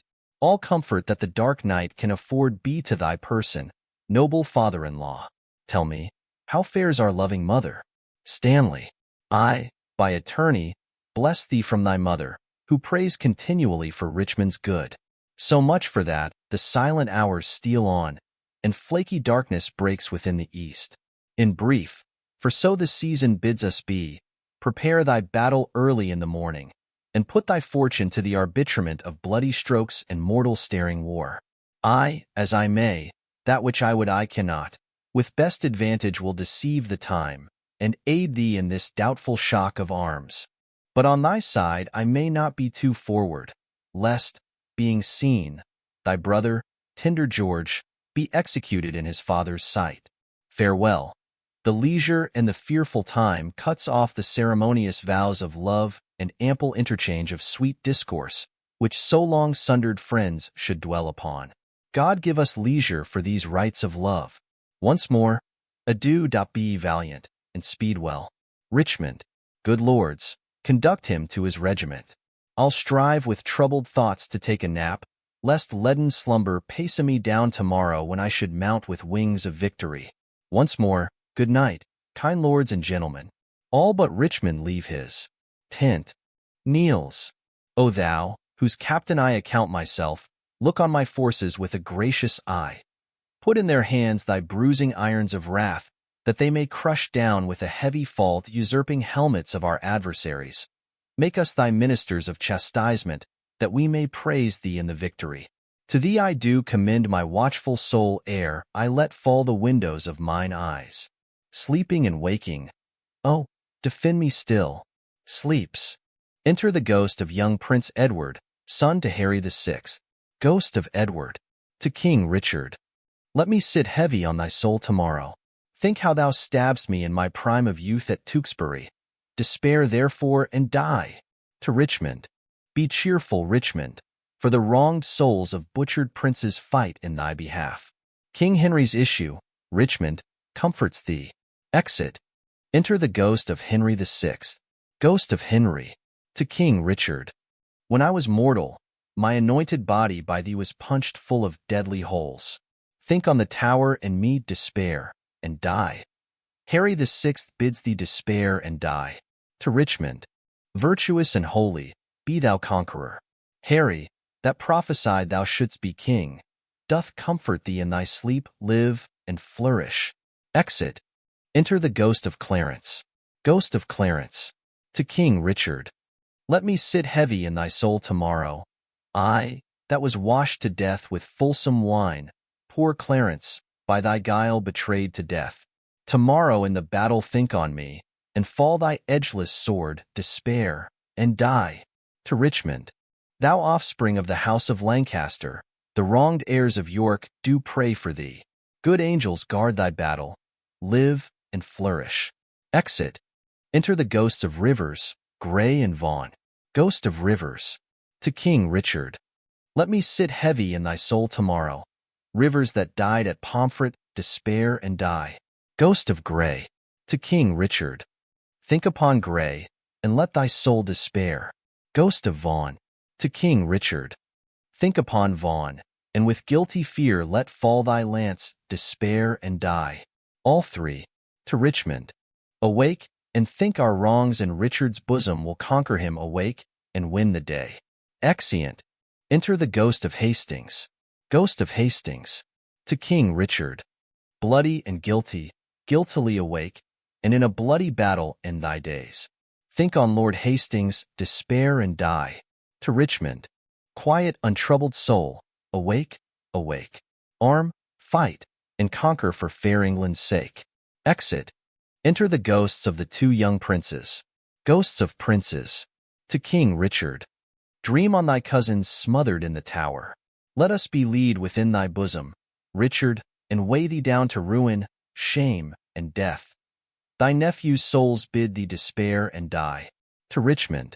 Sleep, Richmond, sleep in peace and wake in joy. Good angels guard thee from the boar's annoy.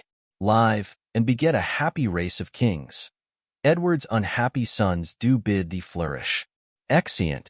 Enter the ghost of Lady Anne, his wife. Ghost of Anne.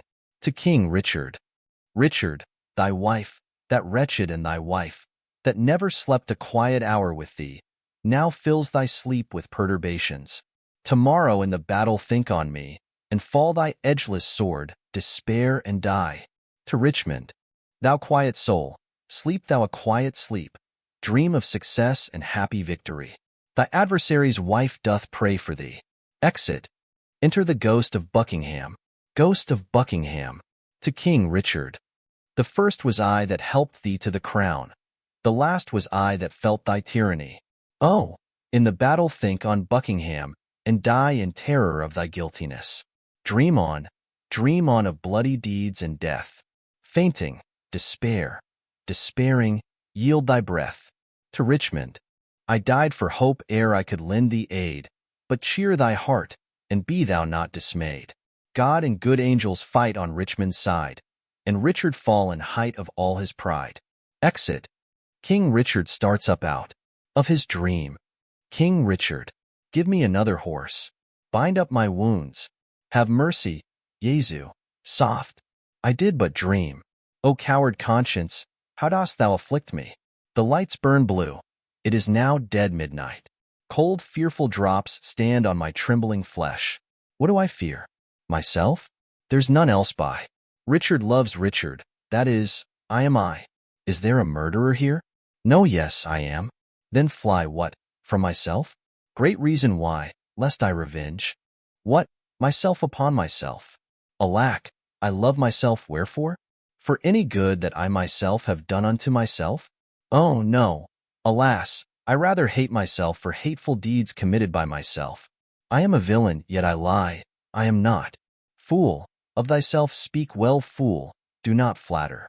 My conscience hath 1,000 several tongues, and every tongue brings in a several tale, and every tale condemns me for a villain. Perjury, perjury, in the highest degree. Murder, stern murder, in the direst degree. All several sins, all used in each degree, throng to the bar, crying all guilty, guilty. I shall despair, there is no creature loves me, and if I die no soul will pity me. And wherefore should they, since that I myself find in myself no pity to myself? Methought the souls of all that I had murdered came to my tent, and everyone did threat tomorrow's vengeance on the head of Richard. Enter Ratcliffe. Ratcliffe. My lord. King Richard. Zounds! Who's there? Ratcliffe. Ratcliffe, my lord. 'Tis I, the early village cock hath twice done salutation to the morn. Your friends are up and buckle on their armor. King Richard. O Ratcliffe, I have dreamed a fearful dream. What think'st thou? Will our friends prove all true? Ratcliffe. No doubt, my lord. King Richard. O Ratcliffe, I fear, I fear. Ratcliffe. Nay, good my lord, be not afraid of shadows. King Richard. By the Apostle Paul, shadows tonight have struck more terror to the soul of Richard than can the substance of 10,000 soldiers armed in proof and led by shallow Richmond. 'Tis not yet near day come, go with me. Under our tents I'll play the eavesdropper, to see if any mean to shrink from me. Exeunt Richard and Ratcliffe. Enter the lords too. Richmond in his tent. Lords, good morrow, Richmond, Richmond. Cry mercy, lords and watchful gentlemen, that you have ta'en a tardy sluggard here. Lords, how have you slept, my lord? Richmond, the sweetest sleep and fairest boding dreams that ever entered in a drowsy head have I since your departure had, my lords. Methought their souls whose bodies Richard murdered came to my tent and cried on victory. I promise you, my heart is very jocund in the remembrance of so fair a dream. How far into the morning is it, lords? Lords, upon the stroke of 4. Richmond, why, then, 'tis time to arm and give direction. His oration to his soldiers. More than I have said, loving countrymen, the leisure and enforcement of the time forbids to dwell upon, yet remember this. God, and our good cause, fight upon our side. The prayers of holy saints and wronged souls, like high-reared bulwarks, stand before our faces. Richard except, those whom we fight against had rather have us win than him they follow. For what is he they follow? Truly, gentlemen, a bloody tyrant and a homicide. One raised in blood, and one in blood established. One that made means to come by what he hath, and slaughtered those that were the means to help him. A base foul stone, made precious by the foil of England's chair, where he is falsely set. One that hath ever been God's enemy.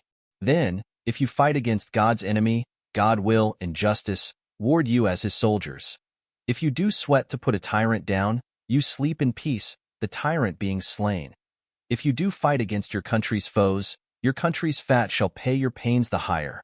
If you do fight in safeguard of your wives shall welcome home the conquerors. If you do free your children from the sword, your children's children quits it in your age. Then, in the name of God and all these rights, advance your standards, draw your willing swords.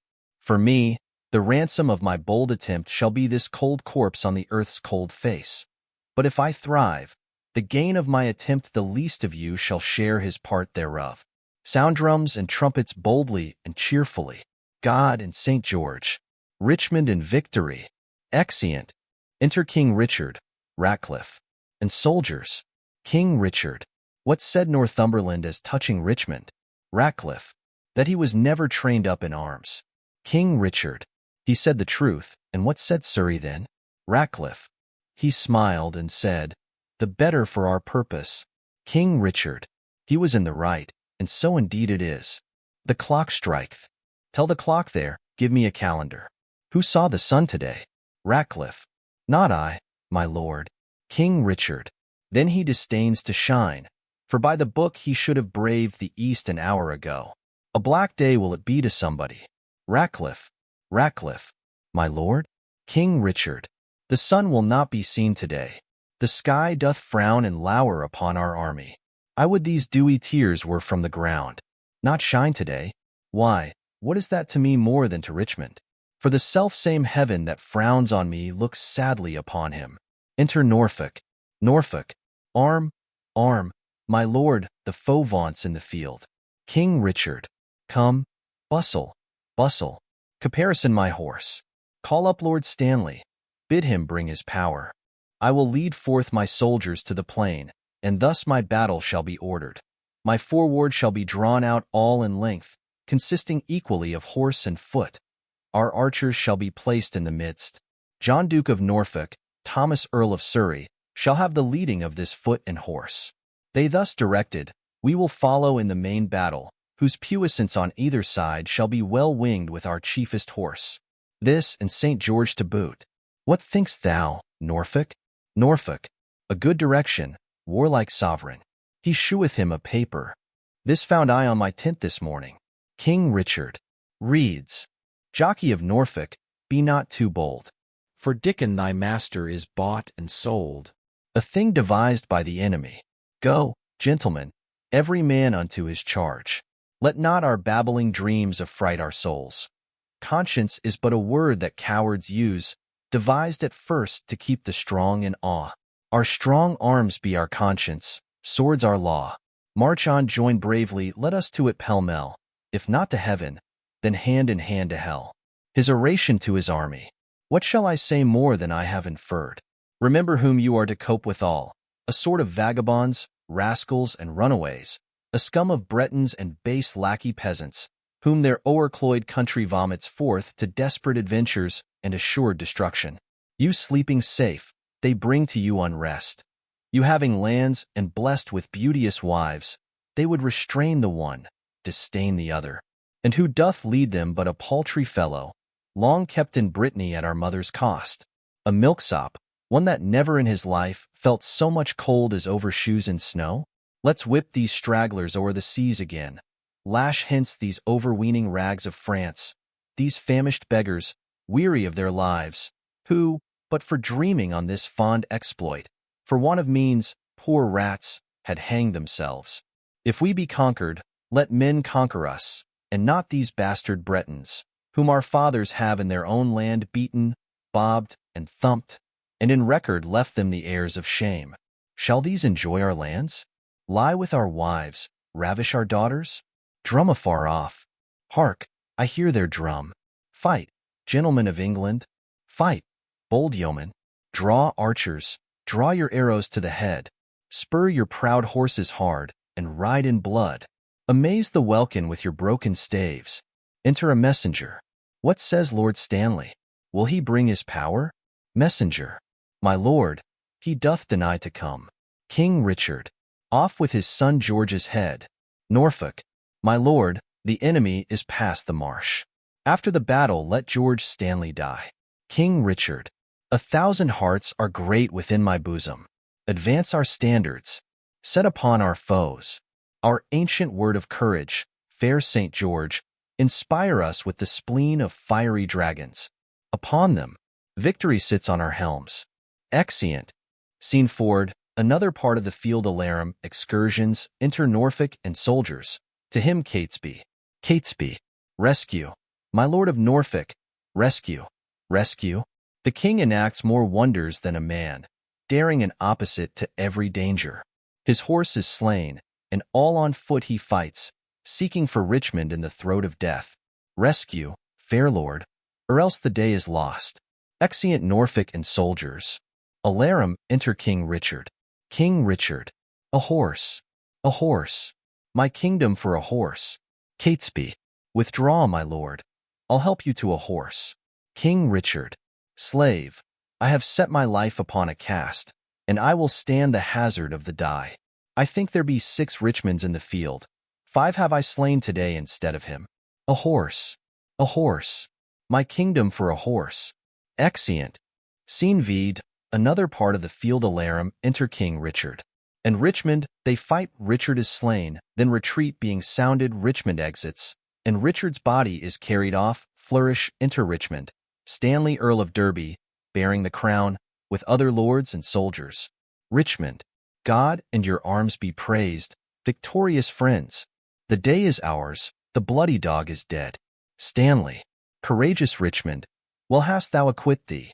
Lo, here, this long usurped royalty from the dead temples of this bloody wretch have I plucked off, to grace thy brows withal.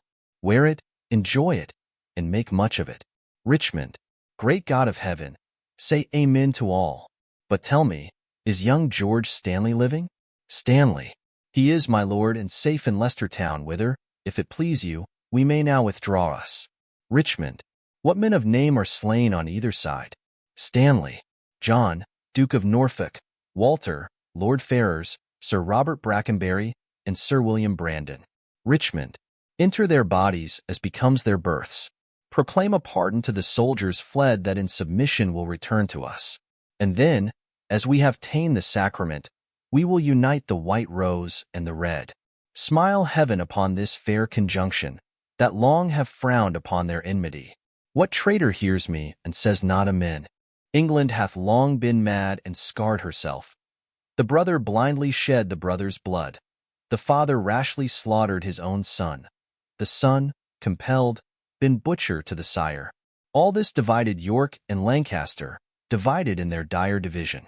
Oh, now let Richmond and Elizabeth, the true succeeders of each royal house, by God's fair ordinance conjoin together, and let their heirs, God, if thy will be so, enrich the time to come with smooth-faced peace, with smiling plenty, and fair prosperous days. Abate the edge of traitors, gracious Lord, that would reduce these bloody days again, and make poor England weep in streams of blood. Let them not live to taste this land's increase, that would with treason wound this fair land's peace. Now civil wounds are stopped, peace lives again. That she may long live here, God say amen. Exeunt. The Tragedy of Romeo and Juliet. Contents. The Prologue. Act I. Scene I. A public place. Scene 2. A street. Scene 3. Room in Capulet's house. Scene 4. A street. Scene V. A hall in Capulet's house. Act 2. Chorus. Scene I. In open place adjoining Capulet's garden. Scene 2. Capulet's garden. Scene 3. Friar Lawrence's cell. Scene 4. A street. Scene V. Capulet's garden. Scene 6. Friar Lawrence's cell. Act 3. Scene I. A public place. Scene 2. A room in Capulet's house. Scene 3. Friar Lawrence's cell. Scene 4. A room in Capulet's house. Scene V. In open gallery to Juliet's chamber, overlooking the garden. Act 4. Scene I. Friar Lawrence's cell. Scene 2. Hall in Capulet's house. Scene 3. Juliet's chamber. Scene 4. Hall in Capulet's house. Scene V. Juliet's chamber. Juliet on the bed. Act V. Scene I. Mantua. A street. Scene 2. Friar Lawrence's cell. Scene 3. A churchyard. In it a monument belonging to the Capulets. Dramatis Personae. Aeschylus, Prince of Verona. Mercutio, kinsman to the prince and friend to Romeo. Paris, a young nobleman, kinsman to the prince. Page to Paris. Montague, head of a Veronese family at feud with the Capulets. Lady Montague, wife to Montague. Romeo, son to Montague. Benvolio, nephew to Montague and friend to Romeo. Abram, servant to Montague. Balthasar, servant to Romeo. Capulet, head of a Veronese family at feud with the Montagues. Lady Capulet, wife to Capulet. Juliet, daughter to Capulet. Tybalt, nephew to Lady Capulet. Capulet's cousin, an old man. Nurse to Juliet. Peter, servant to Juliet's nurse. Samson, servant to Capulet. Gregory, servant to Capulet. Servants. Friar Lawrence, a Franciscan. Friar John, of the same order. An apothecary. Chorus. 3 musicians. An officer. Citizens of Verona. Several men and women, relations to both houses. Maskers, guards, watchmen, and attendants. Scene during the greater part of the play in Verona. Once, in the 5th act, at Mantua. The Prologue. Enter chorus. Chorus. 2 households, both alike in dignity, in fair Verona, where we lay our scene, from ancient grudge break to new mutiny, where civil blood makes civil hands unclean. From forth the fatal loins of these 2 foes a pair of star-crossed lovers take their life, whose misadventured piteous overthrows doth with their death bury their parents' strife. The fearful passage of their death-marked love, and the continuance of their parents' rage, which, but their children's end, not could remove, is now the 2 hours' traffic of our stage. The which, if you with patient ears attend, what here shall miss, our toil shall strive to mend.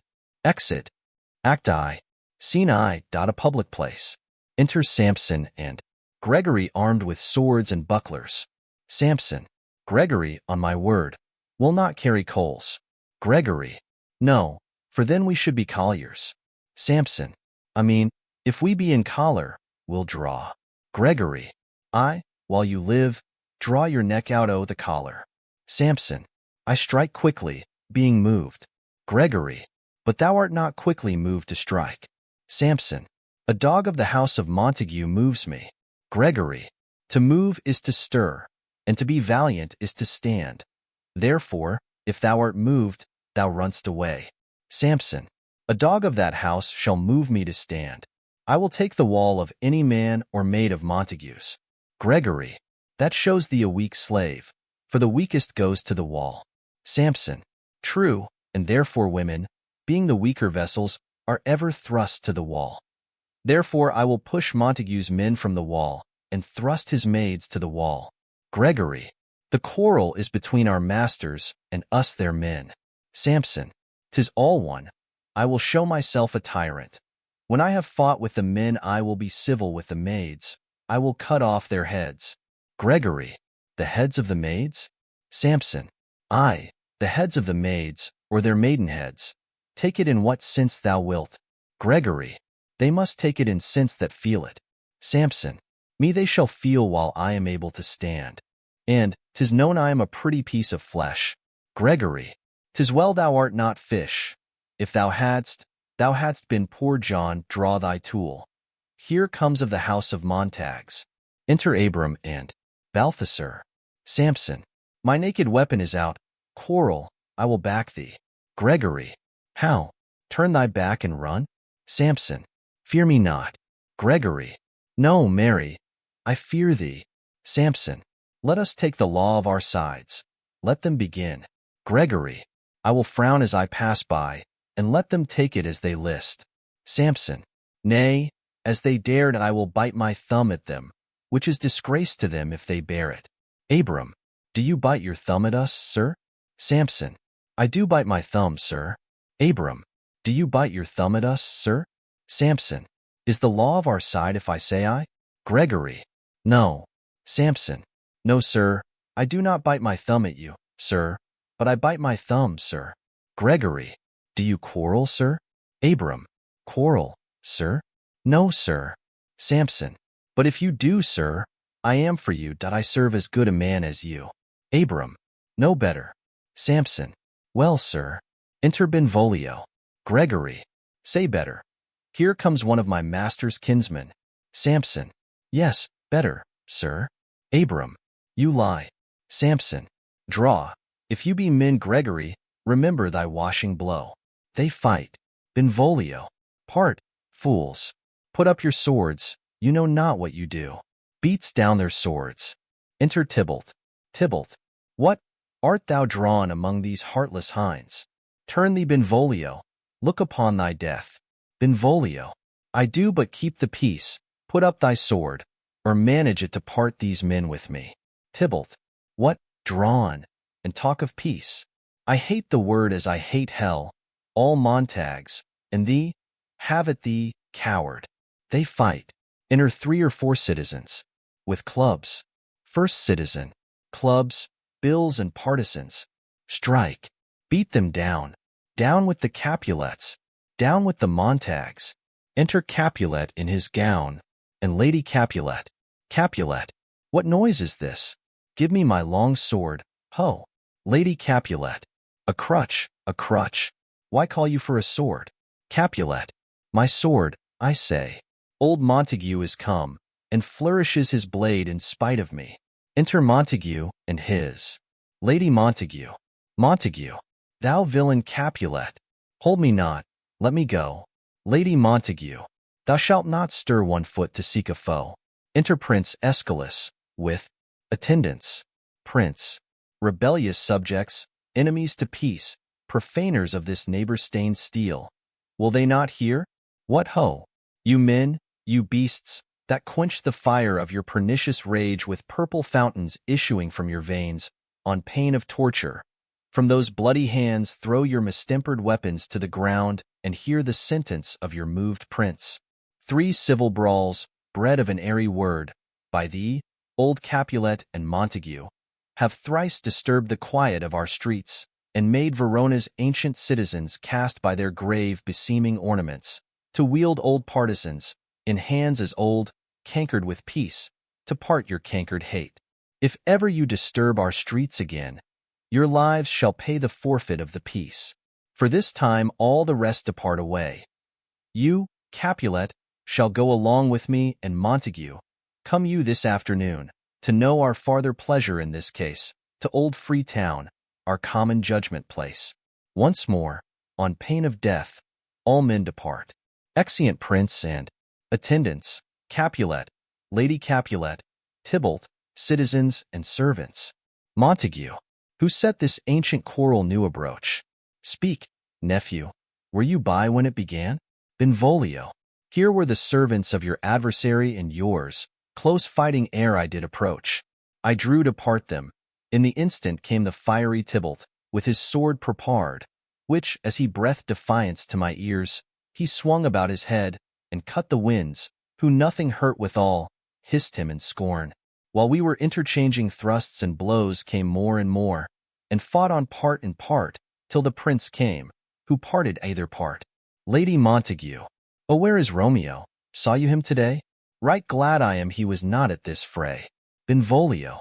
Madam, an hour before the worshipped sun peered forth the golden window of the east, a troubled mind drave me to walk abroad, where underneath the grove of sycamore that westward rooteth from this city side, so early walking did I see your son. Towards him I made, but he was ware of me, and stole into the covert of the wood. I, measuring his affections by my own, which then most sought where most might not be found, being one too many by my weary self, pursued my humor, not pursuing his, and gladly shunned who gladly fled from me. Montague. Many a morning hath he there been seen, with tears augmenting the fresh morning's dew, adding to clouds more clouds with his deep sighs.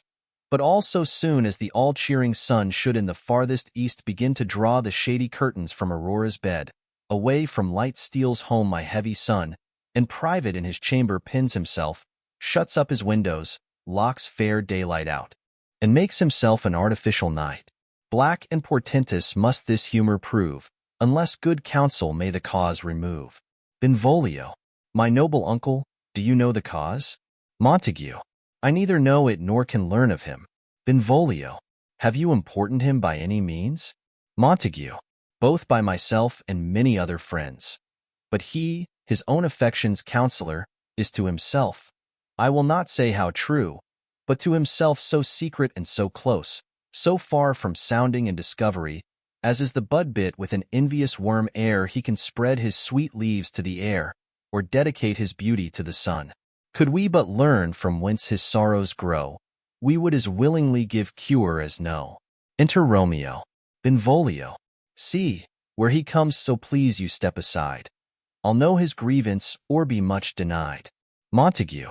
I would thou wert so happy by thy stay to hear true shrift. Come, madam, let's away. Exeunt Montague, and Lady Montague. Benvolio. Good morrow, cousin. Romeo. Is the day so young? Benvolio. But new struck 9. Romeo. Ay me, sad hours seem long. Was that my father that went hence so fast? Benvolio. It was. What sadness lengthens Romeo's hours? Romeo. Not having that which, having, makes them short. Benvolio. In love? Romeo. Out. Benvolio. Of love? Romeo. Out of her favor where I am in love. Benvolio.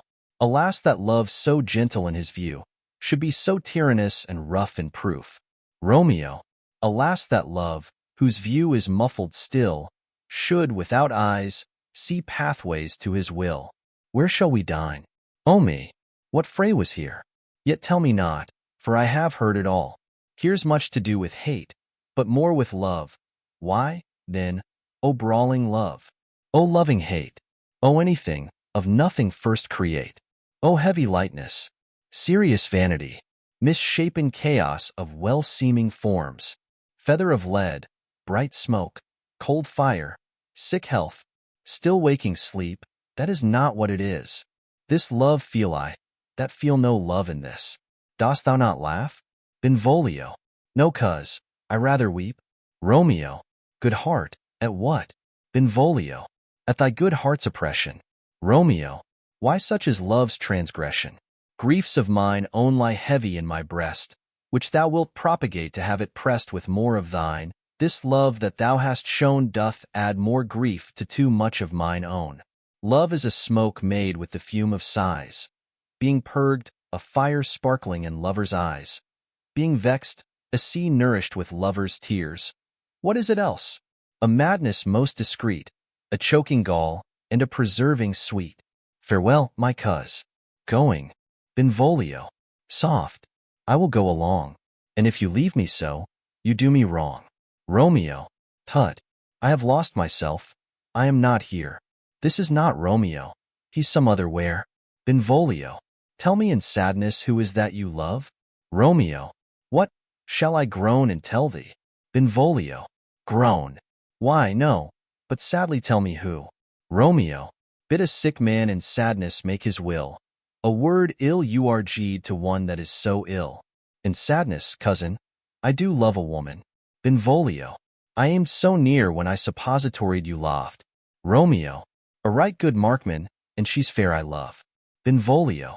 A right fair mark, fair cuz, is soonest hit. Romeo. Well, in that hit you miss.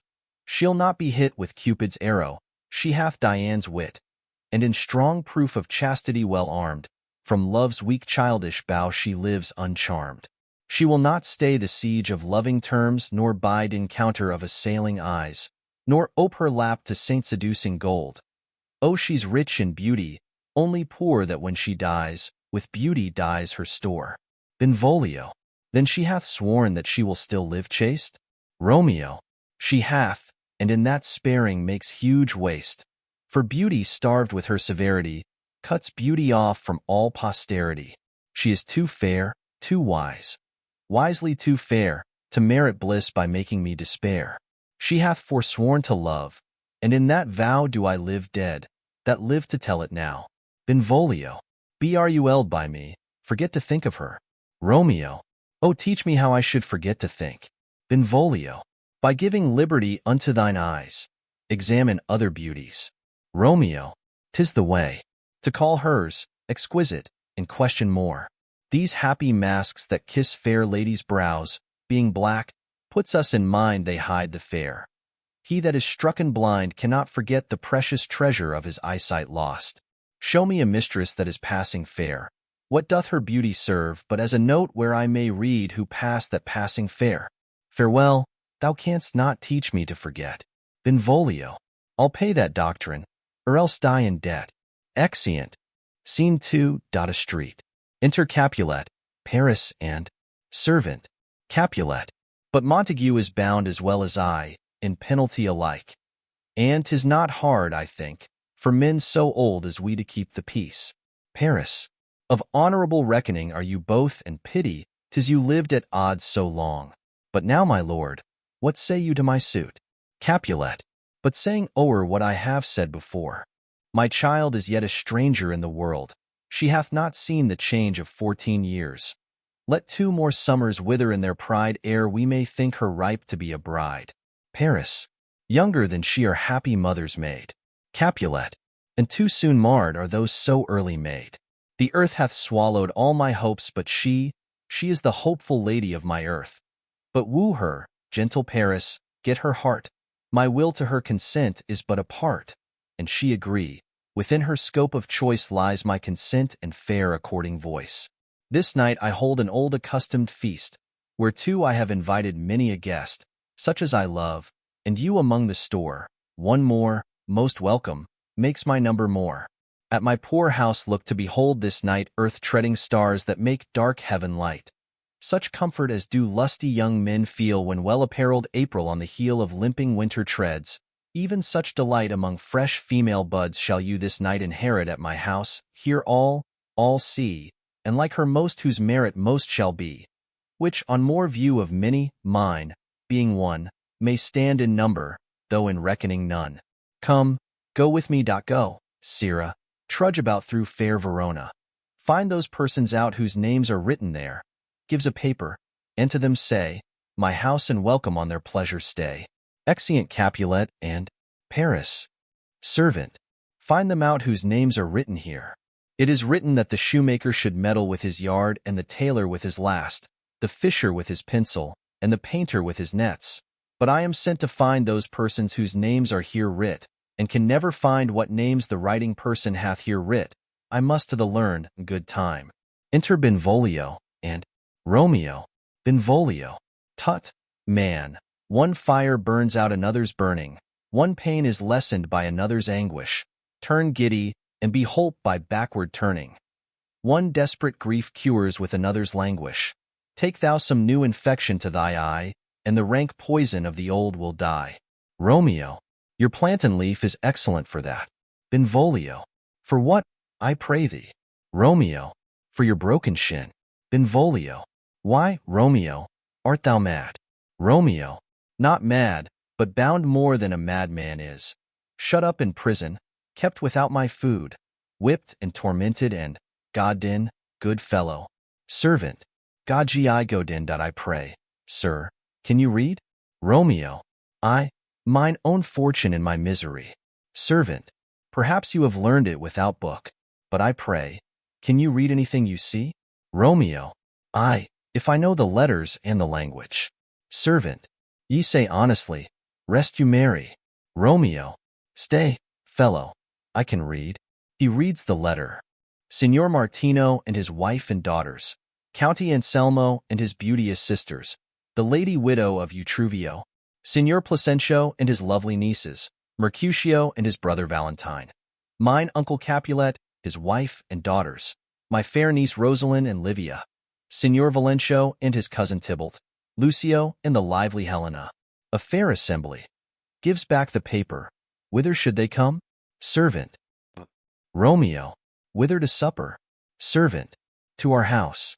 Romeo. Whose house? Servant. My master's. Romeo. Indeed, I should have asked you that before. Servant.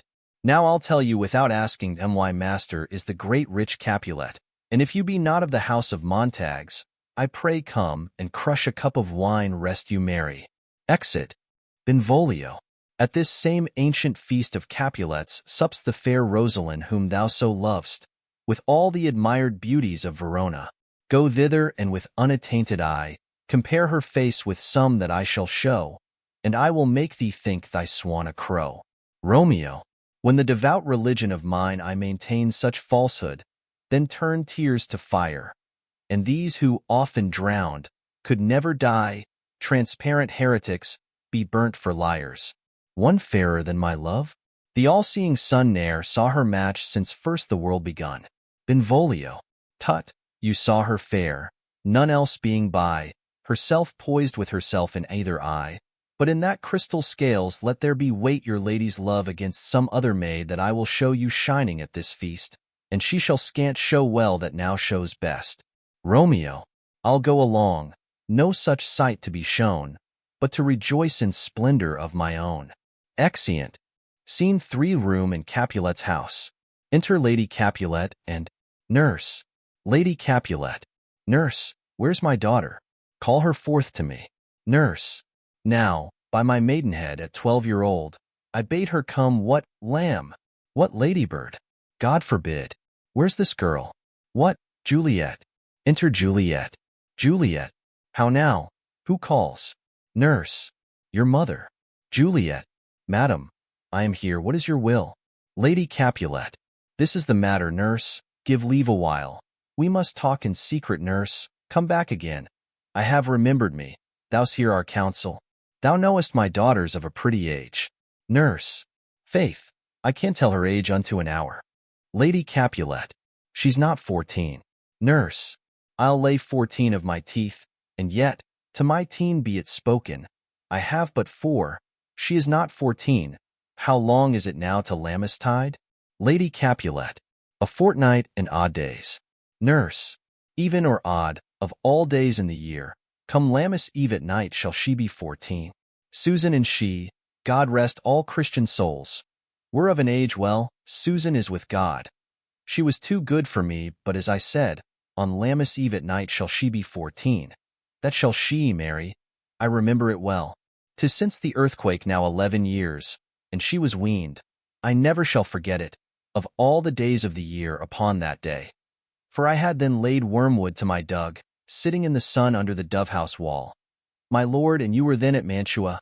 Nay, I do bear a brain, but as I said, when it did taste the wormwood on the nipple of my dug and felt it bitter, pretty fool, to see it tetchy and fall out with the dug. Shake, quoth the dove-house, 'twas no need, I trow, to bid me trudge. And since that time it is 11 years. For then she could stand alone. Nay, by Tichrude she could have run and waddled all about. For even the day before she broke her brow, and then my husband, God be with his soul, was a merry man, took up the child. Yea, quoth he, dost thou fall upon thy face? Thou wilt fall backward when thou hast more wit. Wilt thou not, Jewel? And by my holidame, The pretty wretch left crying, and said I, to see now how a jest shall come about. I warrant, and I should live 1,000 years, I never should forget it. Wilt thou not, jewel? Quoth he, and pretty fool, it stinted, and said I, Lady Capulet, enough of this. I pray thee hold thy peace. Nurse. Yes, madam, yet I cannot choose but laugh, to think it should leave crying, and say I, and yet I warrant it had upon it brow a bump as big as a young cockerel's stone. A perilous knock, and it cried bitterly. Yea, quoth my husband, fall'st upon thy face? Thou wilt fall backward when thou comest to age. Wilt thou not, jewel? It stinted, and said I, Juliet, and stint thou too, I pray thee. Nurse, say I. Nurse. Peace, I have done. God mark thee to his grace, thou wast the prettiest babe that e'er I nursed, and I might live to see thee married once. I have my wish. Lady Capulet. Marry, that marry is the very theme I came to talk of. Tell me, daughter Juliet, how stands your disposition to be married? Juliet. It is an honor that I dream not of. Nurse. An honor? Were not I thine only nurse, I would say thou hadst sucked wisdom from thy teat. Lady Capulet. Well, think of marriage now. Younger than you, here in Verona, ladies of esteem, are made already mothers. Be why my count I was your mother much upon these years that you are now a maid thus. Then, in brief, the valiant Paris seeks you for his love. Nurse. A man? Young lady. Lady, such a man is all the world. Why, he's a man of wax. Lady Capulet. Verona's summer hath not such a flower. Nurse. Nay, he's a flower, in faith a very flower. Lady Capulet. What say you? Can you love the gentleman? This night you shall behold him at our feast. Read o'er the volume of young Paris' face, and find delight writ there with beauty's pen. Examine every married lineament, and see how one another lends content, and what obscured in this fair volume lies, find written in the margent of his eyes. This precious book of love, this unbound lover, to beautify him, only lacks a cover. The fish lives in the sea, and 'tis much pride for fair without the fair within to hide. That book in many's eyes doth share the glory, that in gold clasps locks in the golden story. So shall you share all that he doth possess, by having him, making yourself no less. Nurse. No less, nay bigger women grow by men. Lady Capulet. Speak briefly, can you like of Paris love? Juliet. I'll look to like, if looking liking move, but no more deep will I endart mine eye than your consent gives strength to make it fly. Enter a servant. Servant. Madam, the guests are come. Supper served up. You called. My young lady asked for. The nurse cursed in the pantry, and everything in extremity. I must hence to wait. I beseech you follow straight. Lady Capulet. We follow thee. Exit servant. Juliet, the county stays. Nurse. Go, girl, seek happy nights to happy days. Exeunt. Scene 4. A street. Enter Romeo, Mercutio, Benvolio, with 5 or 6 maskers, torchbearers, and others. Romeo. What? Shall this speech be spoke for our excuse? Or shall we on without apology? Benvolio. The date is out of such prolixity. We'll have no Cupid hoodwinked with a scarf, bearing a Tartar's painted bow of lath, scaring the ladies like a crow-keeper. Nor no without book prologue, faintly spoke after the prompter, for our entrance. But let them measure us by what they will, we'll measure them a measure and be gone. Romeo. Give me a torch, I am not for this ambling. Being but heavy I will bear the light. Mercutio. Nay, gentle Romeo, we must have you dance. Romeo. Not I, believe me, you have dancing shoes, with nimble soles. I have a soul of lead so stakes me to the ground I cannot move. Mercutio. You are a lover, borrow Cupid's wings, and soar with them above a common bound. Romeo. I am too sore and pierced with his shaft to soar with his light feathers, and so bound. I cannot bound a pitch above dull woe. Under love's heavy burden do I sink. Mercutio. And, to sink in it, should you burden love, too great oppression for a tender thing. Romeo. Is love a tender thing? It is too rough, too rude, too boisterous, and it pricks like thorn. Mercutio. If love be rough with you, be rough with love. Prick love for pricking, and you beat love down. Give me a case to put my visage in, putting on a mask. A visor for a visor, what care I what curious eye doth quote deformities? Here are the beetle brows shall blush for me. Benvolio. Come, knock and enter, and no sooner in but every man betake him to his legs. Romeo. A torch for me. Let wantons, light of heart, tickle the senseless rushes with their heels. For I am proverbed with a grandsire phrase, I'll be a candle holder and look on. The game was ne'er so fair, and I am done. Mercutio. Tut, done's the mouse, the constable's own word. If thou art done, we'll draw thee from the mire or save your reverence love, wherein thou stickest up to the ears come, we burn daylight, ho. Romeo. Nay, that's not so. Mercutio. I mean, sir, in delay. We waste our lights in vain, light lights by day. Take our good meaning, for our judgment sits 5 times in that air once in our 5 wits. Romeo. And we mean well in going to this mask, but 'tis no wit to go. Mercutio. Why, may one ask? Romeo. I dreamt a dream tonight. Mercutio. And so did I. Romeo. Well, what was yours? Mercutio. That dreamers often lie. Romeo. In bed asleep, while they do dream things true. Mercutio. Oh, then, I see Queen Mab hath been with you. She is the fairy's midwife, and she comes in shape no bigger than an agate stone on the forefinger of an alderman, drawn with a team of little atomies over men's noses as they lie asleep. Her wagon spokes made of long spinner's legs, the cover of the wings of grasshoppers, her traces of the smallest spider's web, the collars of the moonshine's watery beams, her whip of cricket's bone, the lash of film, her wagoner, a small gray-coated gnat, not half so big as a round little worm pricked from the lazy finger of a maid. Her chariot is an empty hazelnut, made by the joiner squirrel or old grub. Time out, oh, mind the fairy's coachmakers. And in this state she gallops night by night through lovers' brains, and then they dream of love. O'er courtiers' knees that dream on curtsies straight, o'er lawyers' fingers who straight dream on fees, o'er ladies' lips who straight on kisses dream, which oft the angry Mab with blisters plagues, because their breaths with sweetmeats tainted are. Sometimes she gallops o'er a courtier's nose, and then dreams he of smelling out a suit, and sometime comes she with a tithe pig's tail, tickling a parson's nose as a lies asleep, then dreams he of another benefice. Sometimes she driveth o'er a soldier's neck, and then dreams he of cutting foreign throats, of breeches, ambuscados, Spanish blades, of health's 5 fathom deep, and then anon drums in his ear, at which he starts and wakes, and, being thus fright, swears a prayer or two, and sleeps again. This is that very Mab that plats the manes of horses in the night, and bakes the elf-locks in foul sluttish hairs, which, once untangled, much misfortune bodes. This is the hag, when maids lie on their backs, that presses them, and learns them first to bear, making them women of good carriage. This is she? Romeo. Peace, peace, Mercutio, peace, thou talk'st of nothing. Mercutio.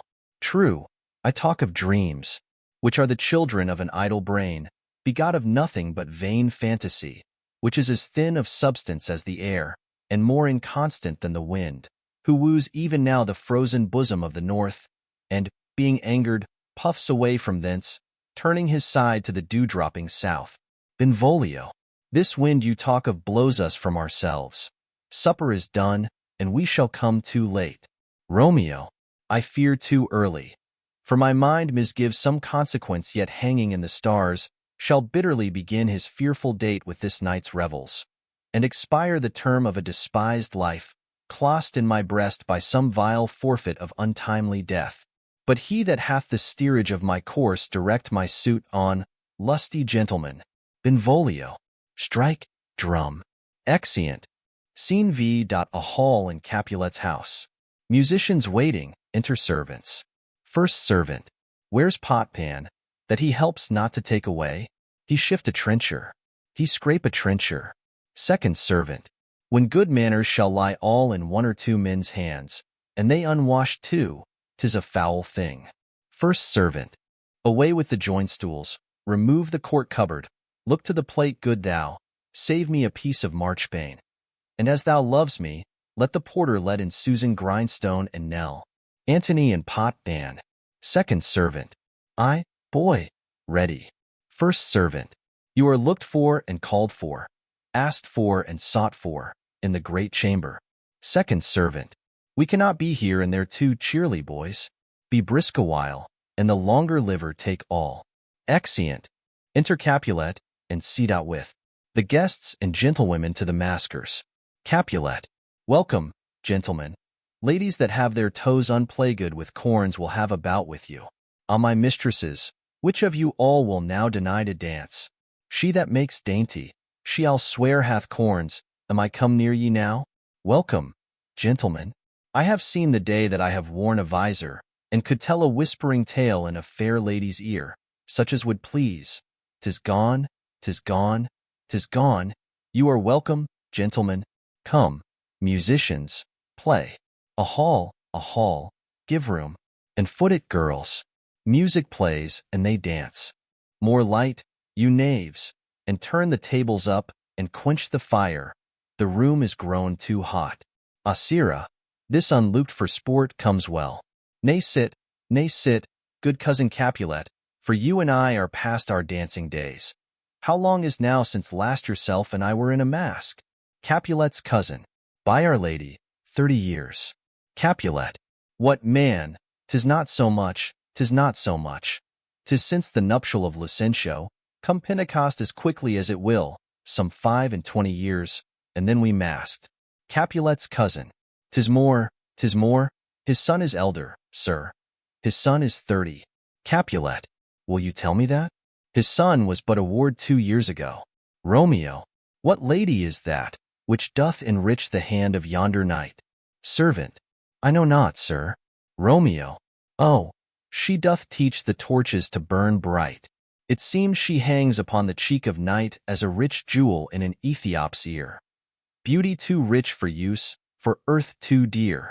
So shows a snowy dove trooping with crows as yonder lady o'er her fellows shows. The measure done, I'll watch her place of stand, and touching hers, make blessed my rude hand. Did my heart love till now? Forswear it, sight, for I ne'er saw true beauty till this night. Tybalt. This by his voice should be a Montague. Fetch me my rapier. Boy, what dares the slave come hither, covered with an antic face, to fleer and scorn at our solemnity? Now by the stock and honor of my kin, to strike him dead I hold it not a sin. Capulet. Why, how now, kinsman? Wherefore storm you so? Tybalt.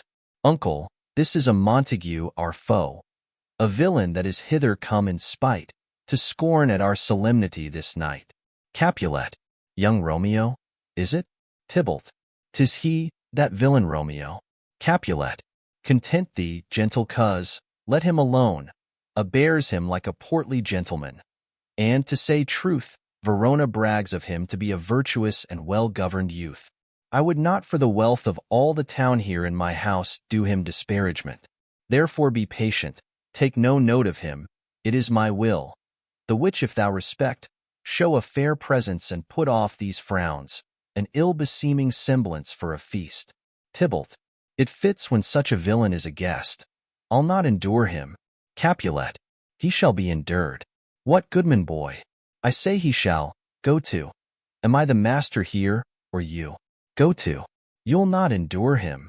God shall mend my soul. You'll make a mutiny among my guests. You will set cock-a-hoop. You'll be the man. Tybalt. Why, uncle, 'tis a shame. Capulet. Go to. Go to. You are a saucy boy. Is so, indeed? This trick may chance to scathe you. I know what. You must contrary me. Marry, 'tis time. Well said, my hearts. You are a princox. Go. Be quiet, or, more light, more light. For shame. I'll make you quiet. What? Cheerly, my hearts. Tybalt. Patience perforce with wilful choler meeting makes my flesh tremble in their different greeting. I will withdraw. But this intrusion shall, now seeming sweet, convert to bitter gall. Exit. Romeo. To Juliet. If I profane with my unworthiest hand this holy shrine, The gentle sin is this, my lips, two blushing pilgrims, ready stand to smooth that rough touch with a tender kiss. Juliet, good pilgrim, you do wrong your hand too much, which mannerly devotion shows in this. For saints have hands that pilgrims' hands do touch, and palm to palm is holy palmer's kiss. Romeo, have not saints lips, and holy palmers too?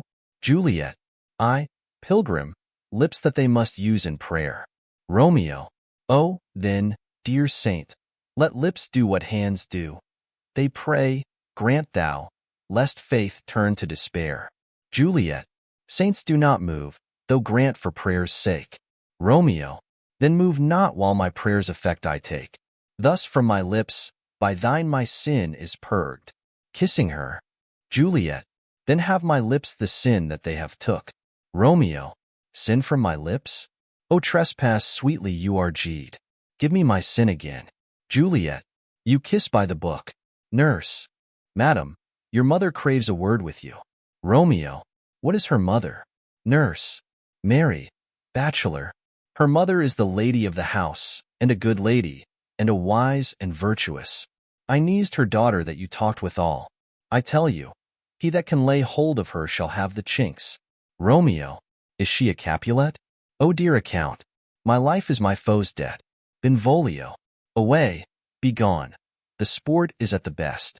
Romeo, so I fear. The more is my unrest. Capulet, nay, gentlemen, prepare not to be gone. We have a trifling foolish banquet towards. Is it e'en so? Why then, I thank you all. I thank you. Honest gentlemen, good night. More torches here. Come on then, let's to bed. Ah, sirrah, by my fay, it waxes late. All to my rest. Exeunt all but Juliet and Nurse. Juliet, come hither. Nurse, what is yon gentleman? Nurse, the son and heir of old Tiberio. Juliet, what's he that now is going out of door? Nurse, Mary, that I think be young Petruchio. Juliet, what's he that follows here, that would not dance? Nurse, I know not. Juliet, go ask his name, if he be married. My grave is like to be my wedding bed. Nurse, his name is Romeo, and a Montague, the only son of your great enemy. Juliet, my only love sprung from my only hate, too early seen unknown, and known too late. Prodigious birth of love it is to me, that I must love a loathed enemy. Nurse, what's this? What's this? Juliet, a rhyme I learned even now, of one I danked withal. One calls within, Juliet. Nurse, anon, anon. Come let's away, the strangers all are gone. Exeunt. Act 2. Enter Chorus. Chorus. Now old desire doth in his deathbed lie, and young affection gapes to be his heir. That fair for which love groaned for and would die, with tender Juliet matched, is now not fair. Now Romeo is beloved and loves again, alike bewitched by the charm of looks, but to his foe suppositoried he must complain, and she steal love's sweet bait from fearful hooks. Being held a foe, he may not have access to breathe such vows as lovers used to swear, and she is much in love, her means much less to meet her new beloved anywhere. But passion lends them power, time means, to meet, tempering extremities with extreme sweet. Exit. Scene I.A. Open place adjoining Capulet's garden. Enter Romeo. Romeo, can I go forward when my heart is here? Turn back, dull earth, and find thy center out. He climbs the wall and leaps down within it. Enter Benvolio and Mercutio. Benvolio. Romeo, my cousin Romeo. Romeo. Mercutio, he is wise, and on my life hath stolen him home to bed. Benvolio, he ran this way, and leaped this orchard wall. Call, good Mercutio. Mercutio, nay, I'll conjure too. Romeo, humors, madman, passion, lover, appear thou in the likeness of a sigh, speak but one rhyme, and I am satisfied. Cry but ah me, pronounce but love and dove. Speak to my gossip Venus one fair word, one nickname for her purblind son and heir, young Abraham Cupid, he that shot so trim when King Cophetua loved the beggar maid. He heareth not, he stirreth not, he moveth not. The ape is dead, and I must conjure him. I conjure thee by Rosalind's bright eyes, by her high forehead and her scarlet lip, by her fine foot, straight leg, and quivering thigh, and the domains that there adjacent lie, that in thy likeness thou appear to us. Benvolio. And if he hear thee, thou wilt anger him. Mercutio. This cannot anger him. 'Twould anger him to raise a spirit in his mistress' circle, of some strange nature, letting it there stand till she had laid it and conjured it down. That were some spite. Why, invocation is fair and honest, and in his mistress' name, I conjure only but to raise up him. Benvolio. Come, he hath hid himself among these trees to be consorted with the humorous night. Blind is his love, and best befits the dark. Mercutio. If love be blind, love cannot hit the mark. Now will he sit under a medlar tree, and wish his mistress were that kind of fruit as maids call medlars when they laugh alone. O Romeo, that she were, oh, that she were an open-arse and thou a poperin pear. Romeo, good night. I'll to my truckle bed. This field bed is too cold for me to sleep. Come, shall we go? Benvolio. Go then, for 'tis in vain to seek him here that means not to be found. Exeunt. Scene 2. Capulet's garden. Enter Romeo. Romeo. He jests at scars that never felt a wound. Juliet appears above at a window. But soft, what light through yonder window breaks? It is the east, and Juliet is the sun. Arise, fair sun, and kill the envious moon, who is already sick and pale with grief, that thou her maid art far more fair than she. Be not her maid, since she is envious. Her vestal livery is but sick and green, and none but fools do wear it. Cast it off. It is my lady. Oh, it is my love. Oh, that she knew she were. She speaks, yet she says nothing. What of that? Her eye discourses, I will answer it. I am too bold. 'Tis not to me she speaks. Two of the fairest stars in all the heaven, having some business, do entreat her eyes to twinkle in their spheres till they return. What if her eyes were there, they in her head?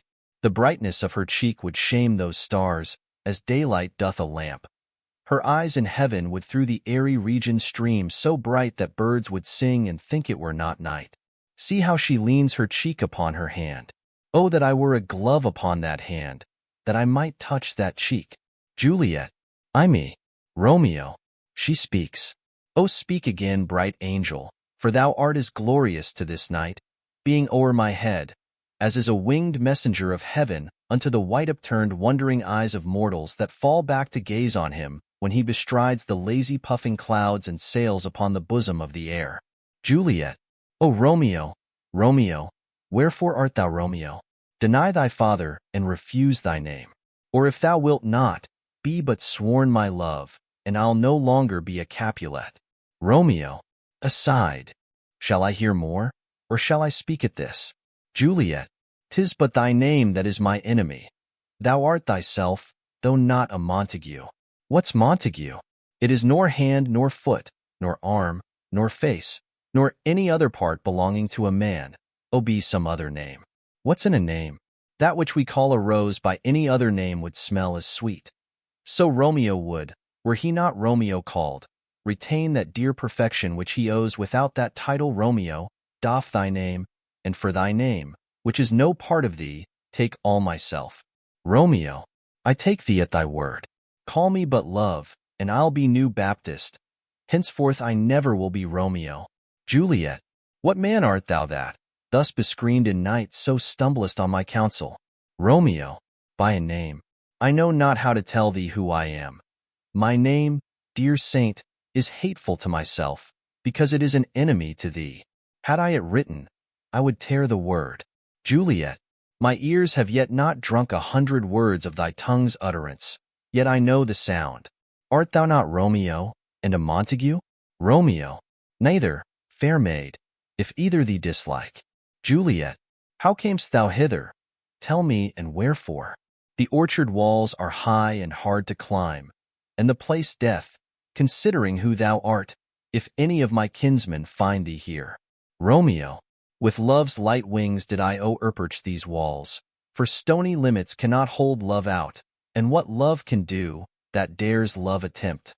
Therefore thy kinsmen are no stop to me.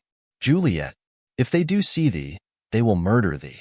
Romeo, alack, there lies more peril in thine eye than 20 of their swords. Look thou but sweet, and I am proof against their enmity. Juliet, I would not for the world they saw thee here. Romeo, I have night's cloak to hide me from their eyes, and but thou love me, let them find me here. My life were better ended by their hate than death prorogued, wanting of thy love. Juliet, by whose direction foundst thou out this place? Romeo, by love, that first did prompt me to inquire. He lent me counsel, and I lent him eyes. I am no pilot, yet wert thou as far as that vast shore washed with the farthest sea, I should adventure for such merchandise. Juliet, thou knowest the mask of night is on my face, else would a maiden blush but paint my cheek for that which thou hast heard me speak tonight. Fain would I dwell on form, fain deny what I have spoke, but farewell compliment. Dost thou love me? I know thou wilt say aye, and I will take thy word, yet, if thou swearst, thou mayst prove false the lover's perjuries. They say Jove laughs, O gentle Romeo. If thou dost love, pronounce it faithfully. Or if thou thinkest I am too quickly won, I'll frown and be perverse and say thee nay. So thou wilt woo, but else, not for the world. In truth, fair Montague, I am too fond, and therefore thou mayst think my haviour light. But trust me, gentlemen, I'll prove more true than those that have more cunning to be strange. I should have been more strange, I must confess, but that thou overheardst, ere I was where, my true love passion. Therefore pardon me, and not impute this yielding to light love, which the dark night hath so discovered. Romeo, lady, by yonder blessed moon I vow, that tips with silver all these fruit tree tops. Juliet, O swear not by the moon, inconstant moon, that monthly changes in her circled orb, lest that thy love prove likewise variable. Romeo, what shall I swear by? Juliet, do not swear at all, or if thou wilt, swear by thy gracious self, which is the god of my idolatry, and I'll believe thee. Romeo, if my heart's dear love. Juliet, well, do not swear, although I joy in thee. I have no joy of this contract tonight. It is too rash, too unadvised, too sudden, too like the lightning, which doth cease to be ere one can say it lightens. Sweet, good night. This bud of love, by summer's ripening breath, may prove a beauteous flower when next we meet. Good night, as sweet repose and rest. Come to thy heart as that within my breast. Romeo, O wilt thou leave me so unsatisfied? Juliet, what satisfaction canst thou have tonight? Romeo, exchange of thy love's faithful vow for mine. Juliet, I gave thee mine before thou didst request it, and yet I would it were to give again. Romeo, wouldst thou withdraw it? For what purpose, love? Juliet, but to be frank and give it thee again. And yet I wish but for the thing I have. My bounty is as boundless as the sea, my love is deep. The more I give to thee, the more I have, for both are infinite. I hear some noise within, dear love, adieu. Nurse calls within. Anon, good nurse, sweet Montague, be true. Stay but a little, I will come again. Exit. Romeo, O blessed night, I am afeard, being in night. All this is but a dream, too flattering sweet to be substantial. Enter Juliet above. Juliet, 3 words, dear Romeo, and good night indeed. If that thy bent of love be honorable, thy purpose marriage, send me word tomorrow, by one that I'll procure to come to thee, where and what time thou wilt perform the rite, and all my fortunes at thy foot I'll lay and follow thee, my lord, throughout the world. Nurse, within. Madam. Juliet, I come, anon. But if thou meanest not well, I do beseech thee. Nurse, within. Madam. Juliet, by and by I come, to cease thy strife, and leave me to my grief. Tomorrow will I send. Romeo, so thrive my soul. Juliet, 1,000 times good night. Exit. Romeo, 1,000 times the worse, to want thy light. Love goes toward love as schoolboys from their books, but love from love, toward school with heavy looks. Retiring slowly, re-enter Juliet, above. Juliet, hissed. Romeo, hissed. Oh, for a falconer's voice to lure this tassel gentle back again. Bondage is hoarse and may not speak aloud. Else would I tear the cave where echo lies, and make her airy tongue more hoarse than mine with repetition of my Romeo's name. Romeo, it is my soul that calls upon my name. How silver-sweet sound lovers' tongues by night, like softest music to attending ears. Juliet, Romeo, Romeo, my Nias? Juliet, what o'clock tomorrow? Shall I send to thee? Romeo, by the hour of 9. Juliet, I will not fail, 'tis 20 years till then. I have forgot why I did call thee back. Romeo, let me stand here till thou remember it. Juliet, I shall forget, to have thee still stand there, remembering how I love thy company. Romeo, and I'll still stay, to have thee still forget, forgetting any other home but this. Juliet, 'tis almost morning. I would have thee gone, and yet no farther than a wanton's bird that lets it hop a little from her hand, like a poor prisoner in his twisted gyves, and with a silk thread plucks it back again, so loving jealous of his liberty. Romeo, I were thy bird. Juliet, sweet, so would I, yet I should kill thee with much cherishing. Good night, parting is such sweet sorrow that I shall say good night till it be morrow. Exit. Romeo, sleep dwell upon thine eyes, peace in thy breast. Would I were sleep and peace, so sweet to rest. Hence will I to my ghostly sire's cell, his help to crave and my dear hap to tell. Exit. Scene 3, Friar Lawrence's cell.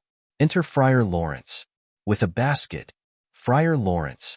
The gray wide morn smiles on the frowning night, checkering the eastern clouds with streaks of light, and fleck-led darkness like a drunkard reels from forth day's pathway, made by Titan's fiery wheels now.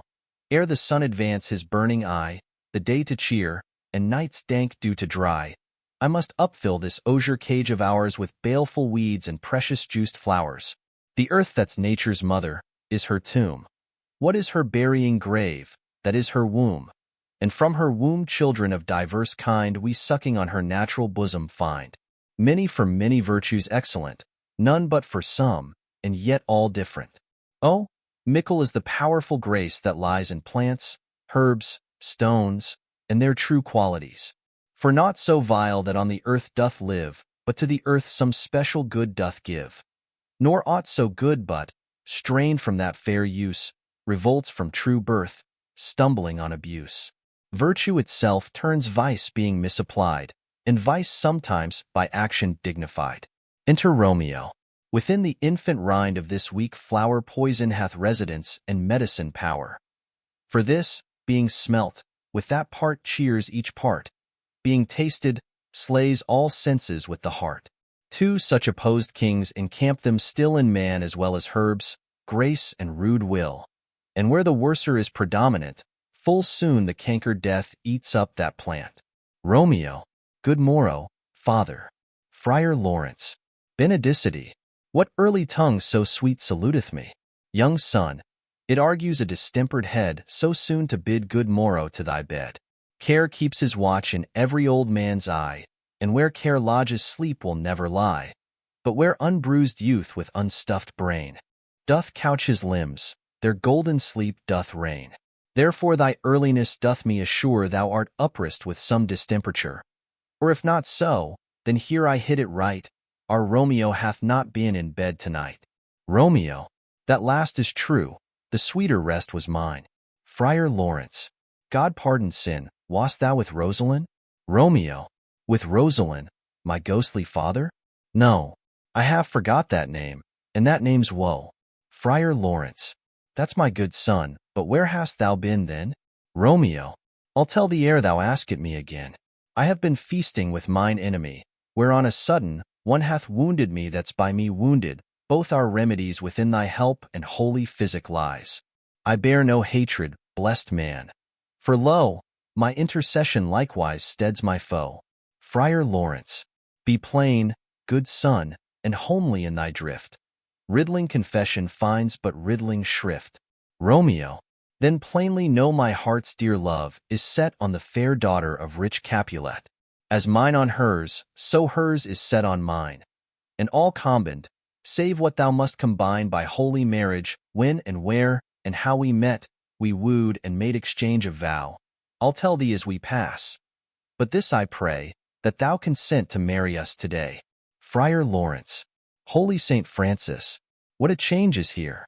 Is Rosalind, that thou didst love so dear, so soon forsaken? Young men's love then lies not truly in their hearts, but in their eyes. Jesu Maria, what a deal of brine hath washed thy sallow cheeks for Rosalind! How much salt water thrown away in waste, to season love, that of it doth not taste. The sun not yet thy sighs from heaven clears, thy old groans yet ring in mine ancient ears. Lo, here upon thy cheek the stain doth sit of an old tear that is not washed off yet. If e'er thou wast thyself, and these woes thine, thou and these woes were all for Rosalind, and art thou chonged? Pronounce this sentence then, women may fall, when there's no strength in men. Romeo, thou chidst me oft for loving Rosalind.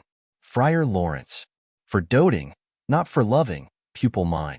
Romeo, and badst me bury love. Friar Lawrence, not in a grave, to lay one in, another out to have. Romeo, I pray thee chide me not, her I love now doth grace for grace and love for love allow. The other did not so. Friar Lawrence, oh, she knew well, thy love did read by rote, that could not spell. But come, young waverer, come go with me, in one respect I'll thy assistant be. For this alliance may so happy prove, to turn your household's rancor to pure love. Romeo, oh, let us hence, I stand on sudden haste. Friar Lawrence, wisely and slow, they stumble that run fast. Exeunt. Scene 4. A street. Enter Benvolio and Mercutio. Mercutio, where the devil should this Romeo be? Came he not home tonight? Benvolio, not to his father's. I spoke with his man. Mercutio, why, that same pale hard-hearted wench, that Rosalind, torments him so that he will sure run mad. Benvolio, Tybalt, the kinsman to old Capulet, hath sent a letter to his father's house. Mercutio, a challenge on my life. Benvolio, Romeo will answer it. Mercutio, any man that can write may answer a letter. Benvolio, nay, he will answer the letter's master. How he dares, being dared. Mercutio, alas, poor Romeo, he is already dead, stabbed with a white wench's black eye. Run through the ear with a love song, the very pin of his heart cleft with the blind bowboy's butt shaft. And is he a man to encounter Tybalt? Benvolio, why, what is Tybalt? Mercutio, more than prince of cats. Oh, he's the courageous captain of compliments. He fights as you sing prick song, keeps time, distance, and proportion. He rests his minim rest, 1, 2, and the third in your bosom. The very butcher of a silk button, a duellist, a gentleman of the very first house, of the first and second cause, ah, the immortal passado, the punto reverso, the hey. Benvolio, the what? Mercutio, the pox of such antic lisping, affecting fantasies. These new tuners of accent, by Jesu, a very good blade, a very tall man, a very good whore. Why, is not this a lamentable thing, grandsire, that we should be thus afflicted with these strange flies, these fashionmongers, these pardon me's, who stand so much on the new form that they cannot sit at ease on the old bench? Oh, their bones, their bones. Enter Romeo. Benvolio, here comes Romeo, here comes Romeo. Mercutio, without his roe, like a dried herring. O flesh, flesh, how art thou fishified? Now is he for the numbers that Petrarch flowed in Laura, to his lady, was but a kitchen wench. Mary, she had a better love to berhyme her. Dido a dowdy, Cleopatra a gypsy, Helen and Hero Hildings and harlots. This be a grey eye or so, but not to the purpose. Signor Romeo, bonjour. There's a French salutation to your French slop. You gave us the counterfeit fairly last night. Romeo, good morrow to you both. What counterfeit did I give you? Mercutio, the slip, sir, the slip. Can you not conceive? Romeo, pardon, good Mercutio, my business was great, and in such a case as mine a man may strain courtesy. Mercutio, that's as much as to say, Such a case as yours constrains a man to bow in the hams. Romeo, meaning, to curtsy. Mercutio, thou hast most kindly hit it. Romeo, a most courteous exposition. Mercutio, nay, I am the very pink of courtesy. Romeo, pink for flower. Mercutio, right. Romeo, why, then is my pump well flowered. Mercutio, sure wit, follow me this jest now, till thou hast worn out thy pump, that when the single soul of it is worn, the jest may remain after the wearing, solely singular. Romeo, O single-souled jest, solely singular for the singleness. Mercutio, come between us, good Benvolio, my wits faint. Romeo, swits and spurs, or I'll cry a match. Mercutio, nay, if thy wits run the wild goose chase, I am done, for thou hast more of the wild goose in one of thy wits than I am sure I have in my whole 5. Was I with you there for the goose? Romeo, thou wast never with me for anything, when thou wast not there for the goose. Mercutio, I will bite thee by the ear for that jest. Romeo, nay, good goose, bite not. Mercutio, thy wit is a very bitter sweeting, it is a most sharp sauce. Romeo, and is it not then well served into a sweet goose? Mercutio, oh, here's a wit of Cheverel, that stretches from an inch narrow to an ell broad.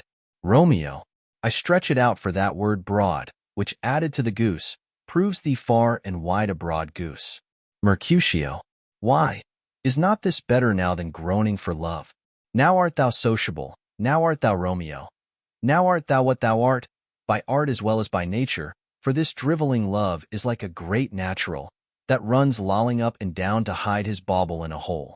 Benvolio, stop there, stop there. Mercutio, thou desirest me to stop in my tale against the hair. Benvolio, thou wouldst else have made thy tale large. Mercutio, oh, thou art deceived. I would have made it short, for I was come to the whole depth of my tale, and meant indeed to occupy the argument no longer. Enter nurse and Peter. Romeo, here's goodly gear. A sail, a sail. Mercutio, two, a shirt and a smock. Nurse, Peter, anon. Nurse, my fan, Peter. Mercutio, good Peter, to hide her face, for her fan's the fairer face. Nurse, God ye good morrow, gentlemen. Mercutio, God ye good din, fair gentlewoman. Nurse, is it good din? Mercutio, 'tis no less, I tell ye. For the body hand of the dial is now upon the prick of noon. Nurse, out upon you. What a man are you? Romeo, one, gentlewoman, that God hath made for himself to mar. Nurse, by my troth, it is well said. For himself to mar, quoth a? Gentlemen, can any of you tell me where I may find the young Romeo? Romeo, I can tell you. But young Romeo will be older when you have found him than he was when you sought him. I am the youngest of that name, for fault of a worse. Nurse, you say well. Mercutio, yeah, is the worst well? Very well took, I faith. Wisely. Nurse, if you be he, sir, I desire some confidence with you. Benvolio, she will indite him to some supper. Mercutio, a bawd. Soho, Romeo, what hast thou found? Mercutio, no hare, sir. Unless a hare, sir, in a Lenten pie, that is something stale and hoar ere it be spent. Sings, an old hare whore, and an old hare whore is very good meat in Lent, but a hare that is whore is too much for a score, when it whores ere it be spent. Romeo, will you come to your father's? Will to dinner thither? Romeo, I will follow you. Mercutio, farewell, ancient lady. Farewell, lady. Exeunt Mercutio and Benvolio. Nurse, I pray you, sir, what saucy merchant was this that was so full of his ropery? Romeo, a gentleman, nurse, that loves to hear himself talk, and will speak more in a minute than he will stand to in a month. Nurse, and to speak anything against me, I'll take him down, and a were lustier than he is, and 20 such jacks, and if I cannot, I'll find those that shall. Scurvy knave, I am none of his flirt gills. I am none of his skeins mates. And thou must stand by too and suffer every knave to use me at his pleasure. Peter, I saw no man use you at his pleasure. If I had, my weapon should quickly have been out. I warrant you. I dare draw as soon as another man, if I see occasion in a good quarrel, and the law on my side. Nurse, now, afore God, I am so vexed that every part about me quivers, scurvy knave. Pray you, sir, a word. And as I told you, my young lady bid me inquire you out. What she bade me say, I will keep to myself, but first let me tell ye, if ye should lead her in a fool's paradise, as they say, it were a very gross kind of behavior, as they say. For the gentlewoman is young, and therefore, if you should deal double with her, truly it were an ill thing to be offered to any gentlewoman, and very weak dealing. Romeo, nurse, commend me to thy lady and mistress, I protest unto thee. Nurse, good heart, and I faith I will tell her as much. Lord, Lord, she will be a joyful woman. Romeo, what wilt thou tell her, nurse? Thou dost not mark me. Nurse, I will tell her, sir, that you do protest, which, as I take it, is a gentlemanlike offer. Romeo, bid her devise some means to come to Shrift this afternoon, and there she shall at Friar Lawrence shall be shrived and married. Here is for thy pains. Nurse, no truly, sir, not a penny. Romeo, go to, I say you shall. Nurse, this afternoon, sir? Well, she shall be there. Romeo, and stay, good nurse, behind the abbey wall. Within this hour my man shall be with thee, and bring thee cords made like a tackled stair, which to the high gallant of my joy must be my convoy in the secret night. Farewell, be trusty, and I'll quit thy pains. Farewell, commend me to thy mistress. Nurse, now God in heaven bless thee. Hark you, sir. Romeo, what say'st thou, my dear nurse? Nurse, is your man secret? Did you ne'er hear say, two may keep counsel, putting one away? Romeo, I warrant thee my man's as true as steel.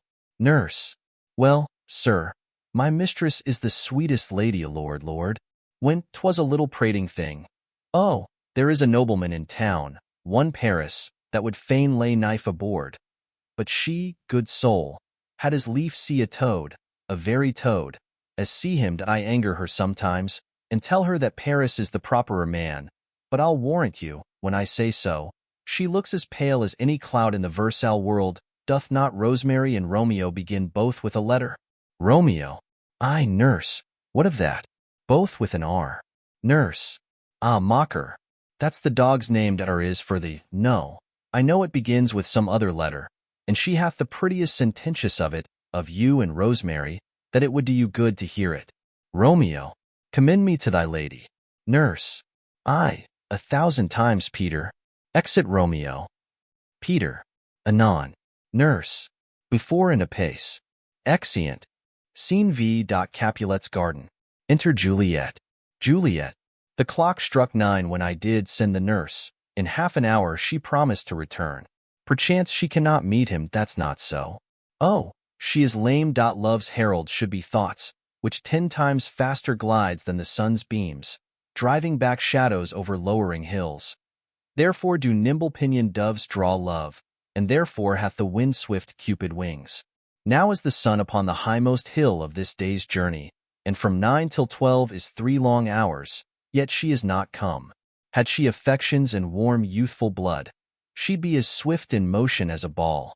My words would bandy her to my sweet love, and his to me. But old folks, many fain as they were dead, unwieldy, slow, heavy, and pale as lead. Enter nurse and Peter. O God, she comes. O honey nurse, what news? Hast thou met with him? Send thy man away. Nurse, Peter, stay at the gate. Exit Peter. Juliet, now, good sweet nurse, O Lord, why look'st thou sad? Though news be sad, yet tell them merrily. If good, thou sham'st the music of sweet news by playing it to me with so sour a face. Nurse, I am a-weary, give me leave a while. Fie, how my bones ache! What a jaunt have I had! Juliet, I would thou hadst my bones, and I thy news. Nay, come, I pray thee speak. Good nurse, speak. Nurse, Jesu, what haste! Can you not stay a while? Do you not see that I am out of breath? Juliet, how art thou out of breath, when thou hast breath to say to me that thou art out of breath? The excuse that thou dost make in this delay is longer than the tale thou dost excuse. Is thy news good or bad? Answer to that. Say either, and I'll stay the circumstance. Let me be satisfied. Is good or bad? Nurse. Well, you have made a simple choice. You know not how to choose a man, Romeo? No, not he, though his face be better than any man's. Yet his leg excels all men's, and for a hand and a foot and a body, though they be not to be talked on, yet they are past compare. He is not the flower of courtesy, but I'll warrant him as gentle as a lamb. Go thy ways, wench, serve God. What, have you dined at home? Juliet. No, but all this did I know before. What says he of our marriage? What of that? Nurse. Lord, how my head aches. What a head have I! It beats as it would fall in 20 pieces. My back, o' t'other side. Oh, my back, my back. Beshrew your heart for sending me about to catch my death with jouncing up and down. Juliet. I faith, I am sorry that thou art not well. Sweet nurse, tell me, what says my love? Nurse. Your love says like an honest gentleman, and a courteous, and a kind, and a handsome, and I warn a virtuous. Where is your mother? Juliet. Where is my mother? Why, she is within. Where should she be? How oddly thou repliest. Your love says, like an honest gentleman. Where is your mother? Nurse. O God's lady dear, are you so hot? Mary, come up, I trow. Is this the poultice for my aching bones? Henceforward do your messages yourself. Juliet. Here's such a coil come. What says Romeo? Nurse. Have you got leave to go to shrift today? Juliet. I have. Nurse. Then hie you hence to Friar Lawrence' cell. There stays a husband to make you a wife. Now comes the wanton blood up in your cheeks. They'll be in scarlet straight at any news. Hie you to church, I must another way, to fetch a ladder by the which your love must climb a bird's nest soon when it is dark. I am the drudge and toil in your delight, but you shall bear the burden soon at night. Go all to dinner. Hie you to the cell? Juliet. Hie to high fortune. Honest nurse, farewell. Exeunt.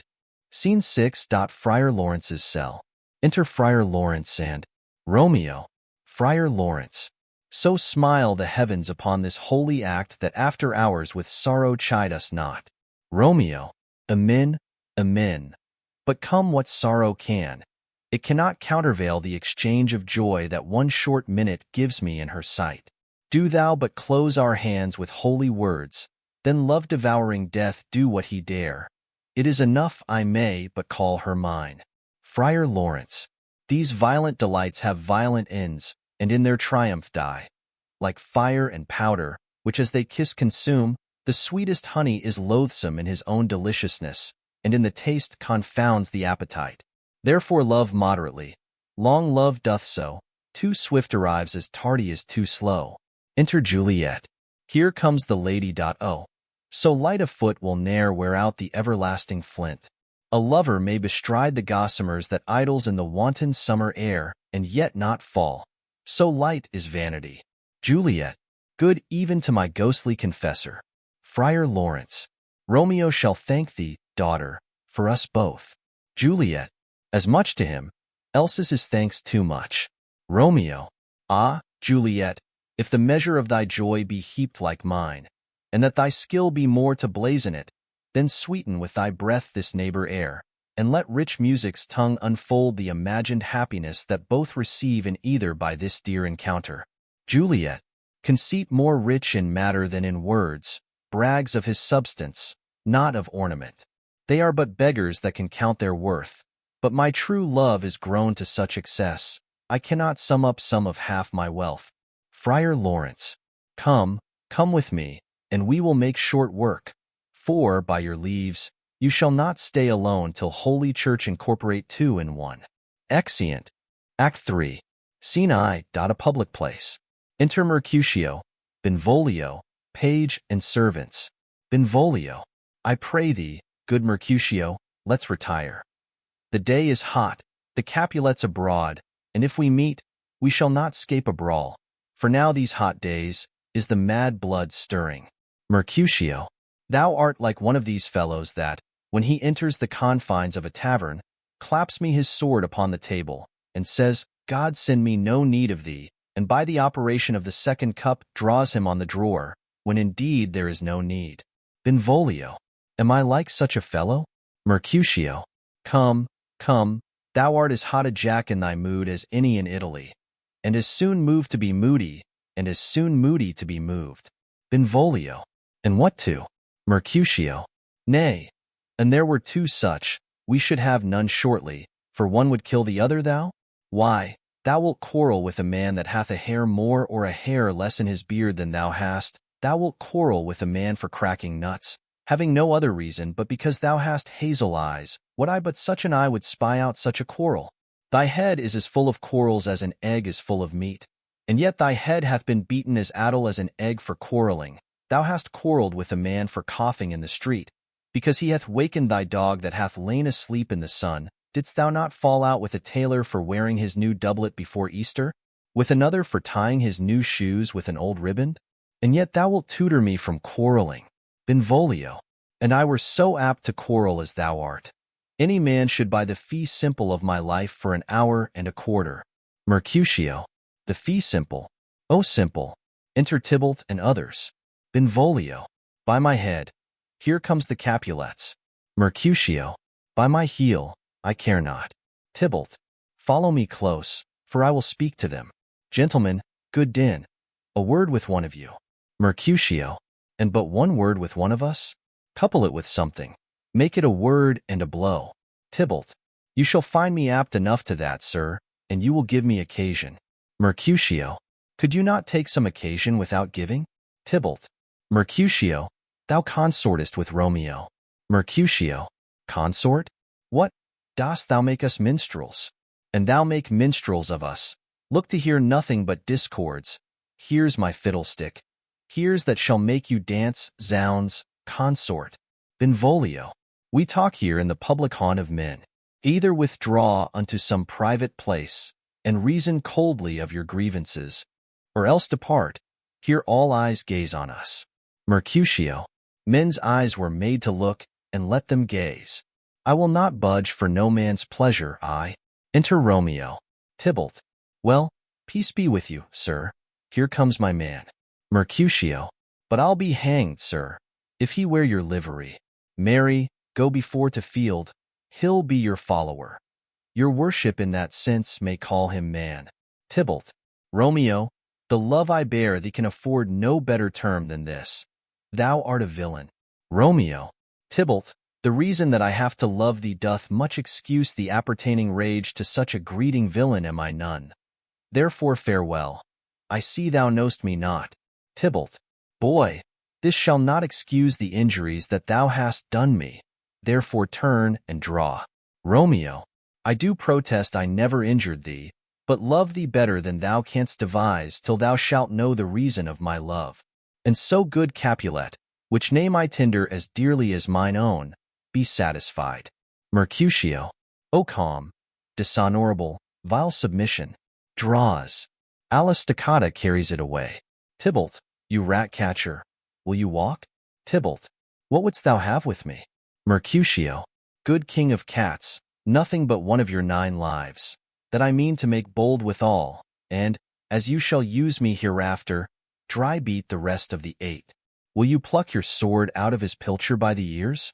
Make haste, lest mine be about your ears ere it be out. Tybalt, drawing. I am for you. Romeo, gentle Mercutio, put thy rapier up. Mercutio, come, sir, your passado. They fight. Romeo, draw. Benvolio, beat down their weapons. Gentlemen, for shame, forbear this outrage. Tybalt, Mercutio, the prince expressly hath forbid this bandying in Verona streets. Hold, Tybalt, good Mercutio, exeunt Tybalt with his partisans. Mercutio, I am hurt. A plague, oh, both your houses die am sped. Is he gone, and hath nothing? Benvolio, what, art thou hurt? Mercutio, a scratch, Mary, 'tis enough. Where's my page? Go, villain, fetch a surgeon. Exit page. Romeo, courage, man. The hurt cannot be much. Mercutio, no, 'tis not so deep as a well, nor so wide as a church door. But 'tis enough, 'twill serve. Ask for me tomorrow, and you shall find me a grave man. I am peppered, I warrant. For this world, a plague, oh, both your houses, zounds, a dog, a rat, a mouse, a cat, to scratch a man to death, a braggart, a rogue, a villain, that fights by the book of arithmetic. Why the devil came you between us? I was hurt under your arm. Romeo, I thought all for the best. Mercutio, help me into some house, Benvolio, or I shall faint. A plague, oh, both your houses. They have made worms meat of me. I have it, and soundly too, your houses. Exeunt Mercutio and Benvolio. Romeo, this gentleman, the prince's near ally, my very friend, hath got his mortal hurt in my behalf. My reputation stained with Tybalt's slander, Tybalt, that an hour hath been my cousin. O sweet Juliet, thy beauty hath made me effeminate, and in my temper softened valor's steel. Re-enter Benvolio. Benvolio, O Romeo, Romeo, brave Mercutio's dead, that gallant spirit hath aspurred the clouds, which too untimely here did scorn the earth. Romeo, this day's black fate on Imo days doth depend. This but begins the woe others must end. Re-enter Tybalt. Benvolio, here comes the furious Tybalt back again. Romeo, again in triumph, and Mercutio slain? Away to heaven respective lenity, and fiery wide fury be my conduct now. Now, Tybalt, take the villain back again that late thou gav'st me, for Mercutio's soul is but a little way above our heads, staying for thine to keep him company. Either thou or I, or both, must go with him. Tybalt, thou wretched boy, that didst consort him here, shalt with him hence. Romeo, this shall determine that. They fight, Tybalt falls. Benvolio, Romeo, away, be gone. The citizens are up, and Tybalt slain. Stand not amazed, the prince will doom thee death if thou art taken. Hence, be gone, away. Romeo, oh, I am fortune's fool. Benvolio, why dost thou stay? Exit Romeo. Enter citizens. First citizen, which way ran he that killed Mercutio? Tybalt, that murderer. Which way ran he? Benvolio, there lies that Tybalt.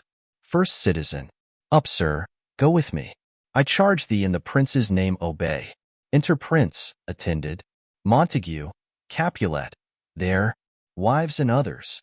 Prince, where are the vile beginners of this fray? Benvolio, O noble prince, I can discover all the unlucky manage of this fatal brawl. There lies the man, slain by young Romeo, that slew thy kinsman, brave Mercutio. Lady Capulet, Tybalt my cousin, O my brother's child. O prince, O husband, oh, the blood is spilled of my dear kinsman. Prince, as thou art true, for blood of ours shed blood of Montague. O cousin, cousin, prince, Benvolio, who began this bloody fray. Benvolio, Tybalt, here slain, whom Romeo's hand did slay. Romeo, that spoke him fair, bid him bethink how nice the quarrel was, and you are G'd withal. Your high displeasure, all this uttered with gentle breath, calm look, knees humbly bowed, could not take truce with the unruly spleen of Tybalt, deaf to peace, but that he tilts with piercing steel at bold Mercutio's breast, who, all is hot, turns deadly point to point, and with a martial scorn, with one hand beats cold death aside, and with the other sends it back to Tybalt, whose dexterity retorts at Romeo. He cries aloud, hold, friends, friends, part, and swifter than his tongue, his agile arm beats down their fatal points, and twixt them rushes, underneath whose arm an envious thrust from Tybalt hit the life of stout Mercutio, and then Tybalt fled. But by and by comes back to Romeo, who had but newly entertained revenge, and took they go like lightning. For, ere I could draw to part them, was stout Tybalt slain, and as he fell did Romeo turn and fly. This is the truth, or let Benvolio die. Lady Capulet, he is a kinsman to the Montague. Affection makes him false, he speaks not true.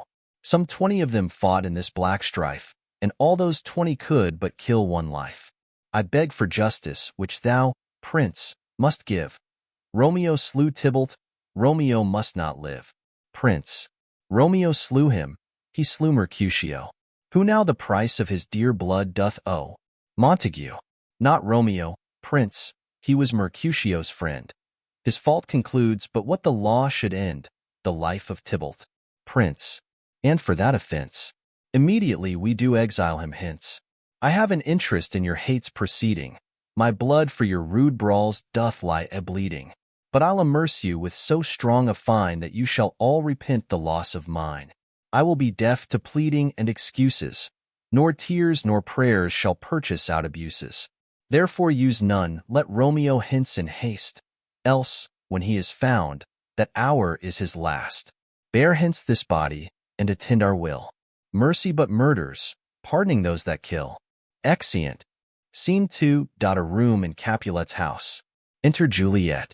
Juliet, gallop apace, you fiery-footed steeds, towards Phoebus' lodging. Such a wagoner as Phaeton would whip you to the west and bring in cloudy night immediately. Spread thy close curtain, love-performing night, that runaways' eyes may wink, and Romeo leap to these arms, untalked of and unseen. Lovers can see to do their amorous rites by their own beauties. Or, if love be blind, it best agrees with night. Come, civil night, thou sober-suited matron, all in black, and learn me how to lose a winning match, played for a pair of stainless maidenhoods. Hood my unmanned blood, bathing in my cheeks, with thy black mantle, till strange love grow bold. Think true love acted simple modesty. Come, night, come Romeo, come, thou day and night, for thou wilt lie upon the wings of night whiter than new snow upon a raven's back.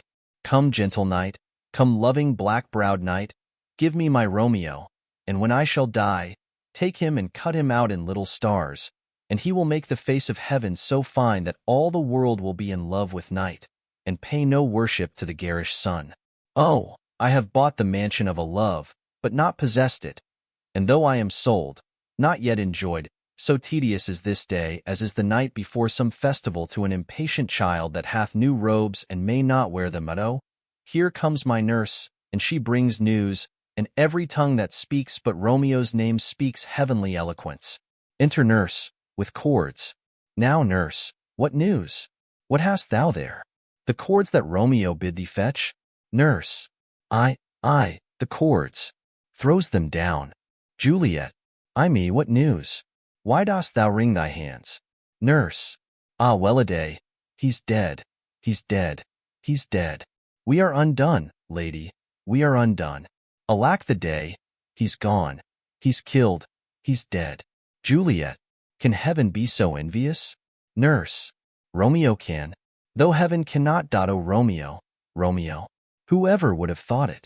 Romeo, Juliet, what devil art thou, that dost torment me thus? This torture should be roared in dismal hell. Hath Romeo slain himself? Say thou but I, and that bare vowel I shall poison more than the death-darting eye of cockatrice. I am not I if there be such an eye, or those eyes shut that make the answer I. If he be slain, say I, or if not, no. Brief sounds determine of my weal or woe. Nurse, I saw the wound, I saw it with mine eyes, God save the mark, here on his manly breast. A piteous corse, a bloody piteous corse, pale, pale as ashes, all bedaubed in blood, all in gore-blood. I swounded at the sight. Juliet, oh, break, my heart, poor bankrout, break it once. To prison, eyes, ne'er look on liberty. Vile earth to earth resign. In motion here, and thou and Romeo press one heavy bier. Nurse, O Tybalt, Tybalt, the best friend I had. O courteous Tybalt, honest gentleman, that ever I should live to see thee dead. Juliet, what storm is this that blows so contrary? Is Romeo slaughtered, and is Tybalt dead? My dearest cousin, and my dear lord? Then dreadful trumpets sound the general doom. For who is living, if those two are gone? Nurse, Tybalt is gone, and Romeo banished. Romeo that killed him, he is banished. Juliet, O God, did Romeo's hand shed Tybalt's blood? Nurse, it did, it did. Alas the day it did. Juliet, O serpent heart, hid with a flowering face, did ever dragon keep so fair a cave? Beautiful tyrant, fiend angelical, dove-feathered raven, wolvish-ravening lamb, despised substance of divinest show, just opposite to what thou justly seem'st, a damned saint, an honorable villain. O nature, what hadst thou to do in hell when thou didst bower the spirit of a fiend in mortal paradise of such sweet flesh? Was ever book containing such vile matter so fairly bound? Oh, that deceit should dwell in such a gorgeous palace. Nurse, there's no trust, no faith, no honesty in men, all perjured, all forsworn, all naught, all dissemblers. Ah, where's my man? Give me some aqua vitae. These griefs, these woes, these sorrows make me old. Shame come to Romeo. Juliet, blistered be thy tongue. For such a wish, he was not born to shame. Upon his brow shame is asham to sit. For 'tis a throne where honor may be crowned sole monarch of the universal earth. Oh, what a beast was I to chide at him. Nurse, will you speak well of him that killed your cousin?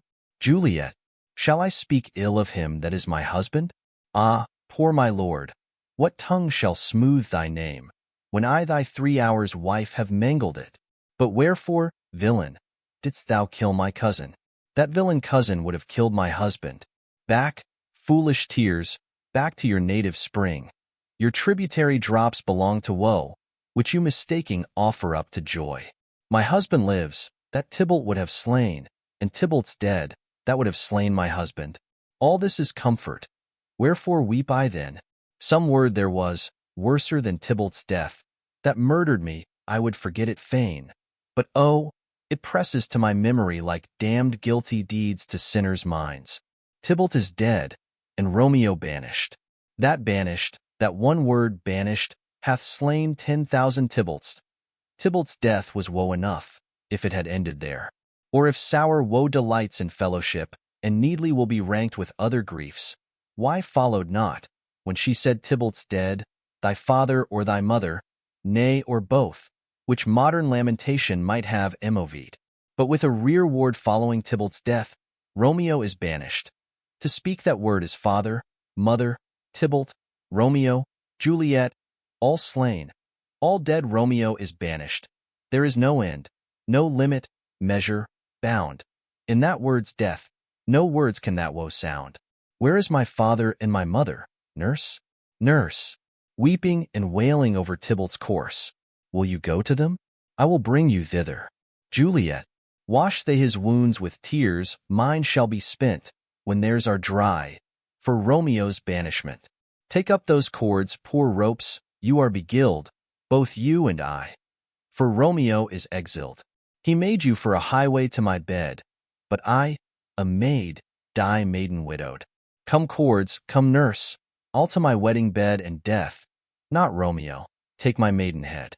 Nurse, hie to your chamber, I'll find Romeo to comfort you, I wot well where he is.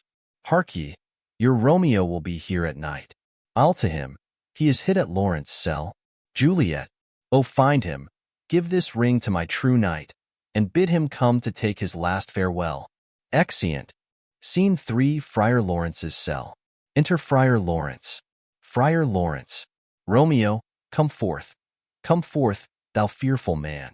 Affliction is enamored of thy parts, and thou art wedded to calamity. Enter Romeo. Romeo, father, what news? What is the prince's doom? What sorrow craves acquaintance at my hand, that I yet know not? Friar Lawrence, too familiar, is my dear son with such sour company. I bring thee tidings of the prince's doom. Romeo, what less than doomsday is the prince's doom? Friar Lawrence, a gentler judgment vanished from his lips, not body's death, but body's banishment. Romeo, ha, banishment? Be merciful, say death. For exile hath more terror in his look, much more than death, though not say banishment. Friar Lawrence, hence from Verona art thou banished. Be patient, for the world is broad and wide.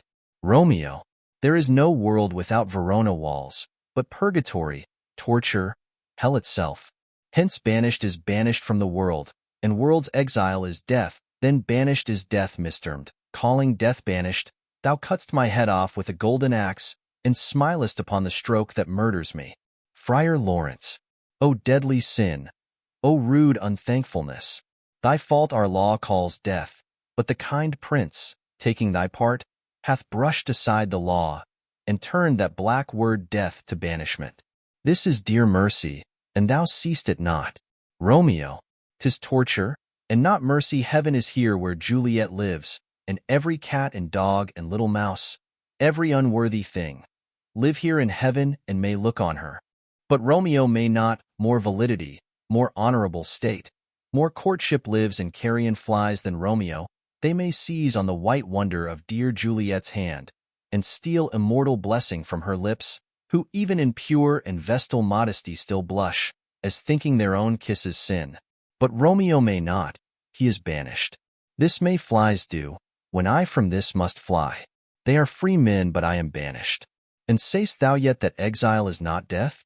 Hadst thou no poison mixed, no sharp ground knife, no sudden mean of death, though ne'er so mean, but banished to kill me?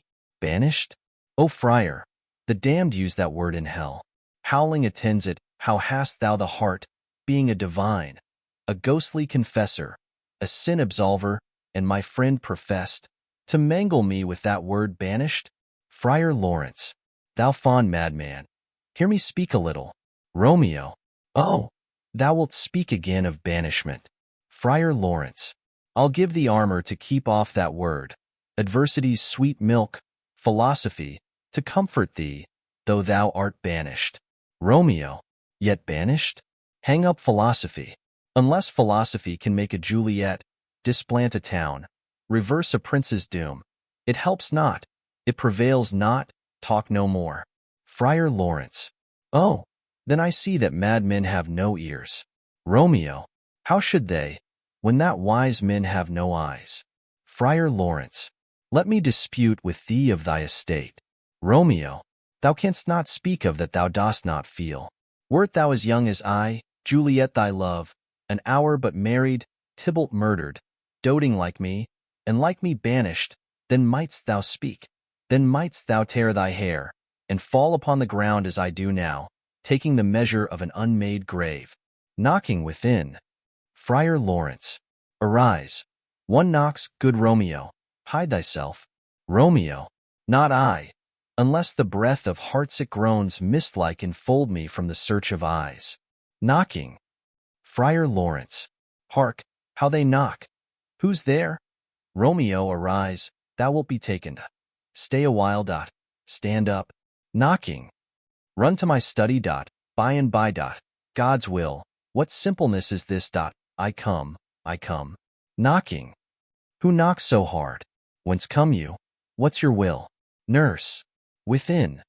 Let me come in, and you shall know my errand. I come from Lady Juliet. Friar Lawrence. Welcome then. Enter nurse. Nurse. O holy friar. Oh, tell me, holy friar, where is my lady's lord? Where's Romeo? Friar Lawrence. There on the ground, with his own tears made drunk. Nurse. Oh, he is even in my mistress' case. Just in her case. O woeful sympathy. Piteous predicament, even so lies she, blubbering and weeping, weeping and blubbering. Stand up, stand, and you be a man. For Juliet's sake, for her sake, rise and stand. Why should you fall into so deep an Romeo. Nurse. Ah, sir, death's the end of all. Romeo. Spakest thou of Juliet? How is it with her? Doth not she think me an old murderer? Now I have stained the childhood of our joy with blood removed but little from her own? Where is she? And how doth she? And what says my concealed lady to our cancelled love? Nurse. Oh, she says nothing, sir, but weeps and weeps, and now falls on her bed, and then starts up, and Tybalt calls, and then on Romeo cries, and then down falls again. Romeo, as if that name, shot from the deadly level of a gun, did murder her, as that name's cursed hand murdered her kinsman. Oh, tell me, friar, tell me, in what vile part of this anatomy doth my name lodge? Tell me, that I may sack the hateful mansion. drawing his sword. Friar Lawrence, hold thy desperate hand. Art thou a man? Thy form cries out thou art. Thy tears are womanish. Thy wild acts denote the unreasonable fury of a beast. Unseemly woman in a seeming man, an ill-beseeming beast in seeming both. Thou hast amazed me, be why my holy order. I thought thy disposition better tempered. Hast thou slain Tybalt?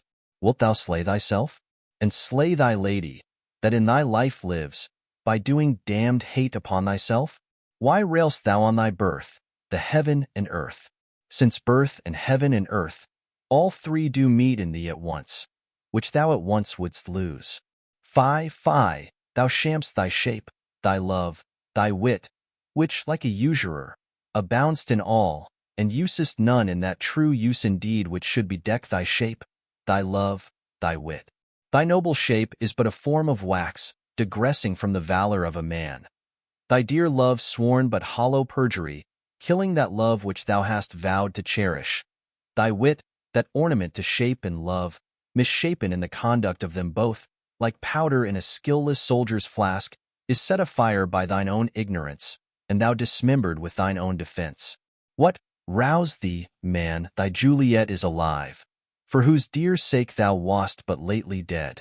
There art thou happy Tybalt would kill thee, but thou slew'st Tybalt, there art thou happy. The law that threatened death becomes thy friend, and turns it to exile. There art thou happy. A pack of blessings light upon thy back. Happiness courts thee in her best array, but like a misshaped and sullen wench, thou putt'st up thy fortune and thy love. Take heed, for such die miserable. Go, get thee to thy love as was decreed. Ascend her chamber, hence and comfort her. But look thou stay not till the watch be set, for then thou canst not pass to Mantua, where thou shalt live till we can find a time to blaze your marriage, reconcile your friends, beg pardon of the prince, and call thee back with 20,000 times more joy than thou went'st forth in lamentation. Go before, nurse, commend me to thy lady, and bid her hasten all the house to bed, which heavy sorrow makes them apt unto. Romeo is coming. Nurse. O Lord, I could have stayed here all the night to hear good counsel, though. What learning is. My lord, I'll tell my lady you will come. Romeo. Do so, and bid my sweet prepare to chide. Nurse. Here, sir. A ring she bid me give you, sir. Hie you, make haste, for it grows very late. Exit. Romeo. How well my comfort is revived by this. Friar Lawrence. Go hence, good night, and here stands all your state. Either be gone before the watch be set, or by the break of day disquist from hence. Sojourn in Mantua, and I'll find out your man, and he shall signify from time to time every good hap to you that chances here. Give me thy hand. 'Tis late. Farewell, good night. Romeo. But that a joy past joy calls out on me, it were a grief so brief to part with thee. Farewell. Exeunt. Scene 4. A room in Capulet's house. Enter Capulet, Lady Capulet, and Paris. Capulet. Things have fallen out, sir, so unluckily that we have had no time to move our daughter. Look you, she loved her kinsman Tybalt dearly, and so did I doubt well. We were born to die. 'Tis very late. She'll not come down tonight, I promise you, but for your company, I would have been abed an hour ago. Paris. These times of woe afford no tune to woo. Madam, good night, commend me to your daughter. Lady Capulet. I will, and know her mind early tomorrow. Tonight she's mewed up to her heaviness. Capulet. Sir Paris, I will make a desperate tender of my child's love. I think she will be arguelled in all respects by me. Nay more, I doubt it not. Wife, go you to her ere you go to bed. Acquaint her here of my son Paris' love, and bid her, mark you me on Wednesday next. But, soft, what day is this? Paris. Monday, my lord. Capulet. Monday. Ha ha. Well, Wednesday is too soon. A Thursday let it be. A Thursday, tell her, she shall be married to this noble earl. Will you be ready? Do you like this haste? We'll keep no great ado. A friend or two. For, hark you, Tybalt being slain so late, it may be thought we held him carelessly, being our kinsman, if we revel much. Therefore we'll have some half a dozen friends, and there an end. But what say you to Thursday? Paris. My lord, I would that Thursday were tomorrow. Capulet. Well, get you gone a Thursday be it then. Go you to Juliet ere you go to bed, prepare her, wife, against this wedding day. Farewell, my lord. Light to my chamber, ho. Afore me, it is so very, very late that we may call it early by and by good night. Exeunt. Scene V.An open gallery to Juliet's chamber, overlooking the garden. Enter Romeo and Juliet. Juliet, wilt thou be gone? It is not yet near day. It was the nightingale, and not the lark, that pierced the fearful hollow of thine ear. Nightly she sings on yond pomegranate tree. Believe me, love, it was the nightingale. Romeo, it was the lark, the herald of the morn. No nightingale, look, love. What envious streaks do lace the severing clouds in yonder east. Night's candles are burnt out, and jocund day stands tiptoe on the misty mountain tops. I must be gone and live, or stay and die. Juliet, yon light is not daylight, I know it, aye. It is some meteor that the sun exhales to be to thee this night a torchbearer and light thee on thy way to Mantua. Therefore stay yet, thou needst not to be gone. Romeo, let me be ta'en, let me be put to death, I am content, so thou wilt have it so. I'll say yon grey is not the morning's eye, 'tis but the pale reflex of Cynthia's brow, nor that is not the lark whose notes do beat the vaulty heaven so high above our heads. I have more care to stay than will to go. Come, death, and welcome, Juliet wills it so. How is't, my soul? Let's talk. It is not day. Juliet, it is. Hie hence, be gone, away. It is the lark that sings so out of tune, straining harsh discords and unpleasing sharps. Some say the lark makes sweet division. This doth not so, for she divideth us. Some say the lark and loath toad change eyes. Oh, now I would they had chonged voices too, since arm from arm that voice doth us affray, hunting thee hence with hunts up to the day. Oh, now be gone, more light and light it grows. Romeo, more light and light, more dark and dark our woes. Enter nurse. Nurse, madam. Juliet, nurse, nurse. Your lady mother is coming to your chamber. The day is broke, be wary, look about. Exit. Juliet, then, window, let day in, and let life out. Romeo, farewell, farewell, one kiss, and I'll descend. Descends. Juliet, art thou gone so? Love, lord, I husband, friend. I must hear from thee every day in the hour, for in a minute there are many days. Oh, by this count I shall be much in years ere I again behold my Romeo. Romeo, farewell. I will omit no opportunity that may convey my greetings, love, to thee. Juliet, oh, thinkest thou we shall ever meet again? Romeo, I doubt it not, and all these woes shall serve for sweet discourses in our time to come. Juliet, O God, I have an ill-divining soul. Methinks I see thee, now thou art so low, as one dead in the bottom of a tomb. Either my eyesight fails, or thou look'st pale. Romeo, and trust me, love, in my eyes so do you. Dry sorrow drinks our blood, adieu, adieu. Exit below. Juliet, O fortune, fortune, all men call thee fickle. If thou art fickle, what dost thou with him that is renowned for faith? Be fickle, fortune. For then, I hope thou wilt not keep him long but send him back. Lady Capulet, within. Ho, daughter, are you up? Juliet, who is that calls? Is it my lady mother? Is she not down so late, or up so early? What unaccustomed cause procures her hither? Enter Lady Capulet. Lady Capulet, why, how now, Juliet? Juliet, madam, I am not well. Lady Capulet, evermore weeping for your cousin's death? What, wilt thou wash him from his grave with tears? And if thou couldst not make him live. Therefore have done. Some grief shows much of love, but much of grief shows still some want of wit. Juliet, yet let me weep for such a feeling loss. Lady Capulet, so shall you feel the loss, but not the friend which you weep for. Juliet, feeling so the loss, I cannot choose but ever weep the friend. Lady Capulet, well, girl, thou weepst not so much for his death, as that the villain lives which slaughtered him. Juliet. What villain, madam? Lady Capulet. That same villain Romeo. Juliet. Villain, and he be many miles asunder. God pardon him. I do, with all my heart. And yet no man like he doth grieve my heart. Lady Capulet. That is because the traitor murderer lives. Juliet. I, madam, from the reach of these my hands, would none, but I might venge my cousin's death. Lady Capulet. We will have vengeance for it, fear thou not. Then weep no more, and I'll send to one in Mantua, where that same banished runagate doth live, shall give him such an unaccustomed dram that he shall soon keep Tybalt company, and then I hope thou wilt be satisfied. Juliet. Indeed, I never shall be satisfied with Romeo till I behold him dead. Is my poor heart so for a kinsman vexed? Madam, if you could find out but a man to bear a poison, I would temper it, that Romeo should upon receipt thereof soon sleep in quiet. Oh, how my heart abhors to hear him nommed, and cannot come to him, to wreak the love I bore my cousin upon his body that hath slaughtered him. Lady Capulet. Find thou the means, and I'll find such a man. But now I'll tell thee joyful tidings, girl. Juliet. And joy comes well in such a needy time. What are they?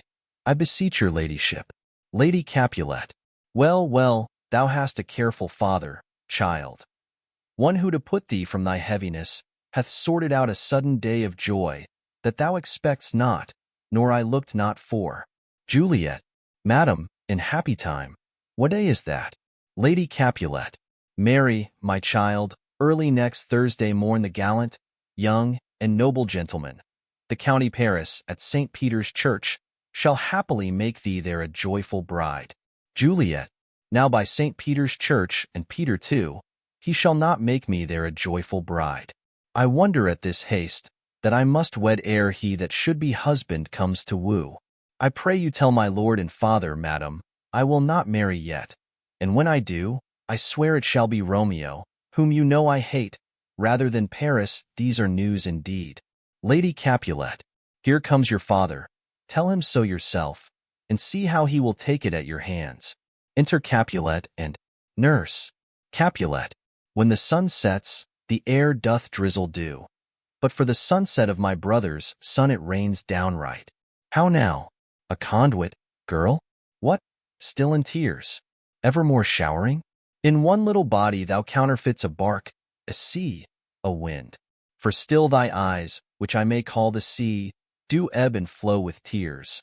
The bark thy body is, sailing in this salt flood, the winds, thy sighs, who raging with thy tears and they with them, without a sudden calm will overset thy tempest-tossed body. How now, wife? Have you delivered to her our decree? Lady Capulet. Aye, sir. But she will none. She gives you thanks. I would the fool were married to her grave. Capulet. Soft, take me with you. Take me with you, wife. How will she none? Doth she not give us thanks? Is she not proud? Doth she not count her blessed, unworthy as she is, that we have wrought so worthy a gentleman to be her bridegroom? Juliet. Not proud you have, but thankful that you have. Proud can I never be of what I hate, but thankful even for hate that is meant love. Capulet. How now? How now? Chopped logic. What is this? Proud, and I thank you not. And yet not proud, mistress minion you. Thank me no thankings, nor proud me no prouds.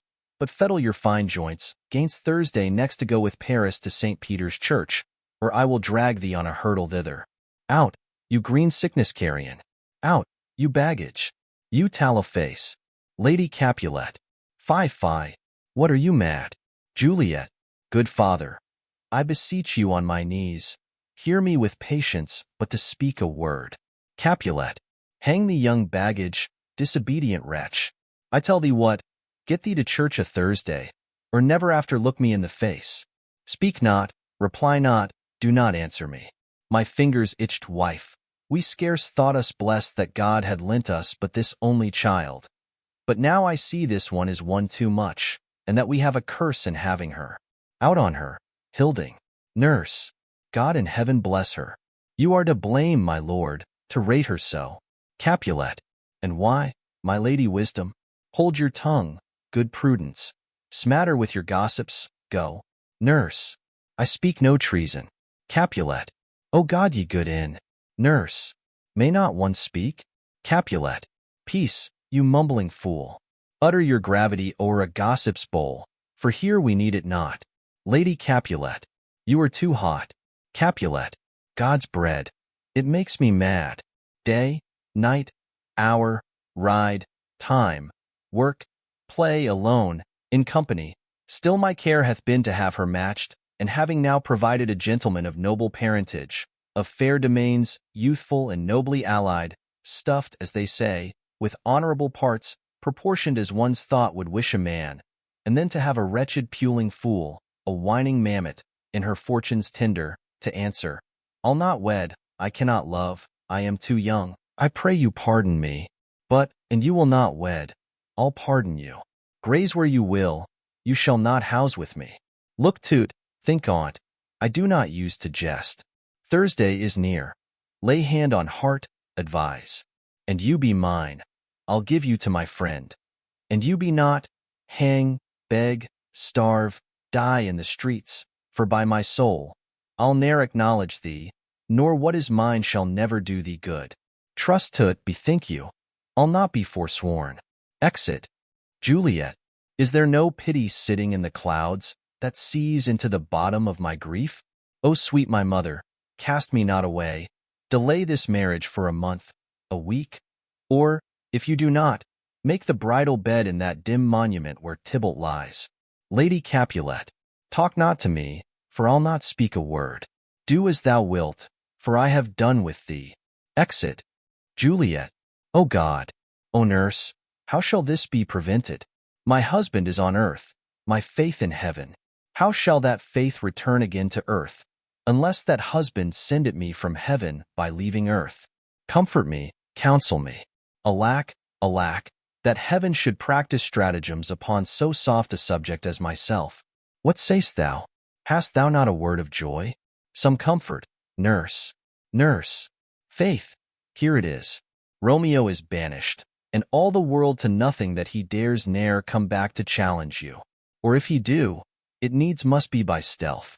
Then, since the case so stands as now it doth, I think it best you married with the county. Oh, he's a lovely gentleman. Romeo's a dishclout to him, an eagle, madam, hath not so green, so quick, so fair an eye as Paris hath, beshrew my very heart. I think you are happy in this second match, for it excels your first, or if it did not, your first is dead, or 'twere as good he were, as living here and you no use of him. Juliet, speakest thou from thy heart? Nurse, and from my soul too, or else beshrew them both. Juliet, amen. Nurse, what? Juliet, well, thou hast comforted me marvelous much. Go in, and tell my lady I am gone, having displeased my father, to Lawrence' cell, to make confession and to be absolved. Nurse, marry I will, and this is wisely done. Exit. Juliet, ancient damnation, O most wicked fiend, is it more sin to wish me thus forsworn, or to dispraise my lord with that same tongue which she hath praised him with above compare so many thousand times? Go, counselor, thou and my bosom henceforth shall be twain. I'll to the friar to know his remedy. If all else fail, myself have power to die. Exit. Act 4. Scene I. Friar Lawrence's cell. Enter Friar Lawrence and Paris. Friar Lawrence. On Thursday, sir? The time is very short. Paris. My father Capulet will have it so, and I am nothing slow to slack his haste. Friar Lawrence. You say you do not know the lady's mind. Uneven is the course, I like it not. Paris.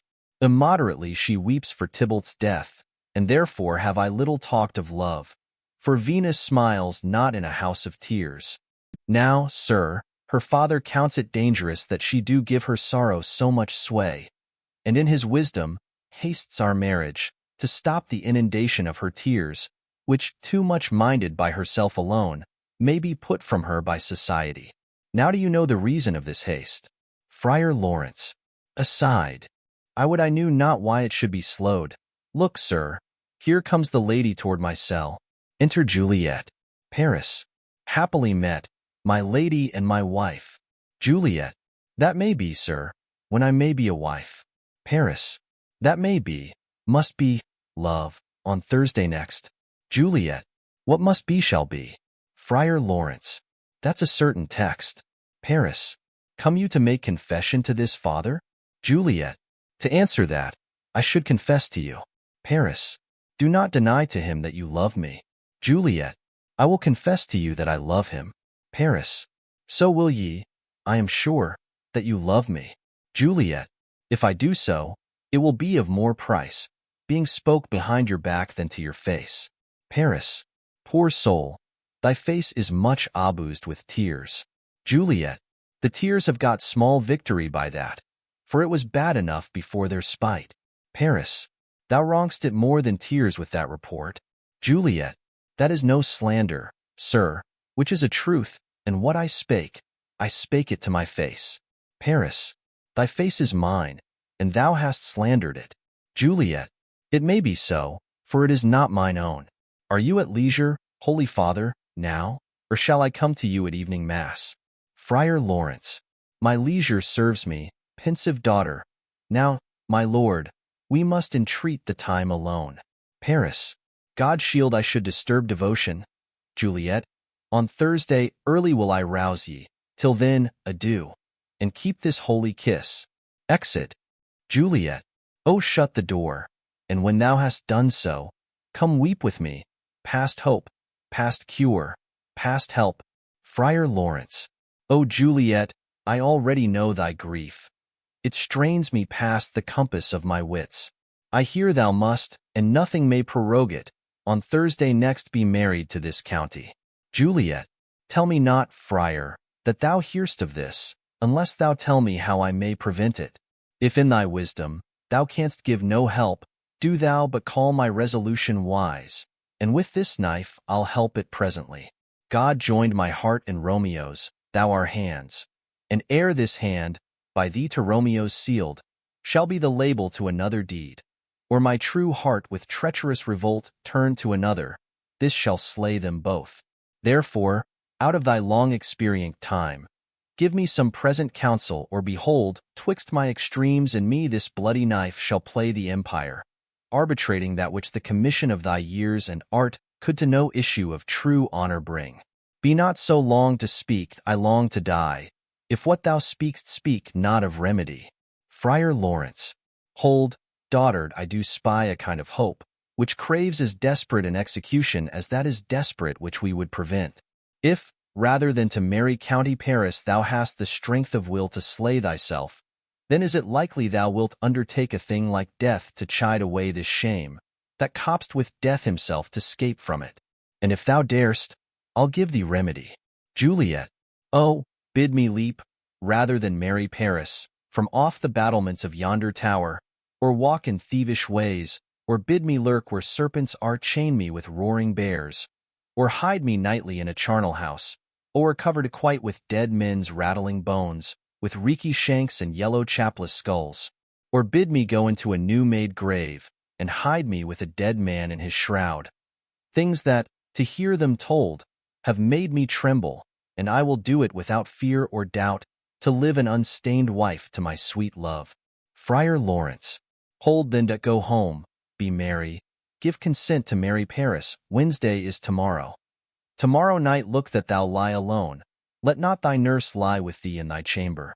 Take thou this vial, being then in bed, and this distilled liquor drink thou off, when presently through all thy veins shall run a cold and drowsy humor.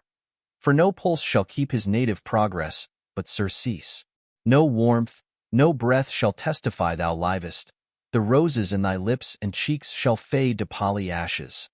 Thy eyes' windows fall, like death when he shuts up the day of life. Each part deprived of supple government shall stiff and stark and cold appear like death. And in this borrowed likeness of shrunk death thou shalt continue 42 hours, and then awake as from a pleasant sleep. Now when the bridegroom in the morning comes to rouse thee from thy bed, there art thou dead. Then as the manner of our country is, in thy best robes, uncovered, on the bier, thou shalt be borne to that same ancient vault where all the kindred of the Capulets lie. In the meantime, against thou shalt awake, shall Romeo by my letters know our drift, and hither shall he come, and he and I will watch thy waking. And that very night shall Romeo bear thee hence to Mantua. And this shall free thee from this present shame, if no inconstant toy nor womanish fear abate thy valor in the acting it. Juliet, give me, oh tell not me of fear. Friar Lawrence, hold, get you gone, be strong and prosperous in this resolve. I'll send a friar with speed to Mantua, with my letters to thy lord. Juliet, love give me strength, and strength shall help afford. Farewell, dear father. Exeunt. Scene 2. Hall in Capulet's house. Enter Capulet, Lady Capulet, nurse and servants. Capulet, so many guests invite is here a writ. Exit first servant. Sirrah, go hire me 20 cunning cooks. Second servant, you shall have none ill, sir, for I'll try if they can lick their fingers. Capulet, how canst thou try them so? Second servant, marry, sir, 'tis an ill cook that cannot lick his own fingers. Therefore he that cannot lick his fingers goes not with me. Capulet, go, be gone. Exit second servant. We shall be much unfurnished for this time. What, is my daughter gone to Friar Lawrence? Nurse, I, forsooth. Capulet, well, he may chance to do some good on her. A peevish self-willed harlotry it is. Enter Juliet. Nurse, see where she comes from shrift with merry look. Capulet, how now, my headstrong, where have you been gaddying?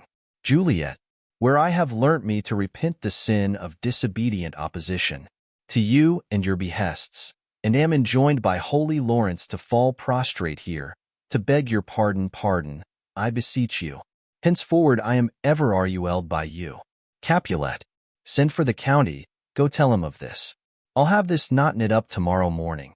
Juliet, I met the youthful lord at Lawrence' cell, and gave him what becomed love I might, not stepping o'er the bounds of modesty. Capulet, why, I am glad on't, this is well, stand up. This is as should be, let me see the county. Marry, go, I say, and fetch him hither. Now afore God, this reverend holy friar, all our whole city is much bound to him. Juliet, nurse, will you go with me into my closet, to help me sort such needful ornaments as you think fit to furnish me tomorrow? Lady Capulet, no, not till Thursday there is time enough. Capulet, go nurse, go with her to, the church tomorrow. Exeunt Juliet and nurse. Lady Capulet, we shall be short in our provision, 'tis now near night. Capulet, tush, I will stir about, and all things shall be well, I warrant thee, wife. Go thou to Juliet, help to deck up her. I'll not to bed tonight, let me alone. I'll play the housewife for this once. What, ho! They are all forth. Well, I will walk myself to County Paris, to prepare him up against tomorrow. My heart is wondrous light since this same wayward girl is so reclaimed. Exeunt. Scene 3. Juliet's chamber. Enter Juliet and nurse. Juliet, those attires are best, but, gentle nurse, I pray thee leave me to myself tonight. For I have need of many orisons to move the heavens to smile upon my state, which, well thou know'st, is cross and full of sin. Enter Lady Capulet. Lady Capulet, what are you busy, ho? Need you my help? Juliet, no, madam. We have culled such necessaries as are behoveful for our state tomorrow. So please you, let me now be left alone, and let the nurse this night sit up with you. For I am sure you have your hands full all in this so sudden business. Lady Capulet, good night. Get thee to bed and rest, for thou hast need. Exeunt Lady Capulet and nurse. Juliet, farewell, God knows when we shall meet again. I have a faint cold fear thrills through my veins that almost freezes up the heat of life. I'll call them back again to comfort me. Nurse, what should she do here? My dismal scene I needs must act alone. Come, vile, what if this mixture do not work at all? Shall I be married then tomorrow morning? No, no, this shall forbid it, lie thou there. Laying down her dagger. What if it be a poison, which the friar subtly hath ministered to have me dead, lest in this marriage he should be dishonored, because he married me before to Romeo? I fear it is, and yet methinks it should not, for he hath still been tried a holy man. How if, when I am laid into the tomb, I wake before the time that Romeo come to redeem me? There's a fearful point. Shall I not then be stifled in the vault, to whose foul mouth no healthsome air breathes in, and there die strangled ere my Romeo comes? Or, if I live, is it not very like the horrible conceit of death and night, together with the terror of the place, as in a vault, an ancient receptacle, where for this many hundred years the bones of all my buried ancestors are packed, where bloody Tybalt, yet but green in earth, lies festering in his shroud? Where, as they say, at some hours in the night spirits resort, alack, alack, is it not like that I, so early waking, what with loathsome smells, and shrieks like mandrakes torn out of the earth, that living mortals, hearing them, run mad? Oh, if I wake, shall I not be distraught, environed with all these hideous fears, and madly play with my forefathers' joints, and pluck the mangled Tybalt from his shroud, and, in this rage, with some great kinsman's bone, as with a club, dash out my desperate brains? Oh, look, methinks I see my cousin's ghost seeking out Romeo that did spit his body upon a rapier's point. Stay, Tybalt, stay. Romeo, Romeo, Romeo, here's drink. I drink to thee. Throws herself on the bed. Scene 4. Hall in Capulet's house. Enter Lady Capulet and Nurse. Lady Capulet. Hold, take these keys and fetch more spices, Nurse. Nurse. They call for dates and quinces in the pastry. Enter Capulet. Capulet. Come. Stir, stir, stir. The second cock hath crowed.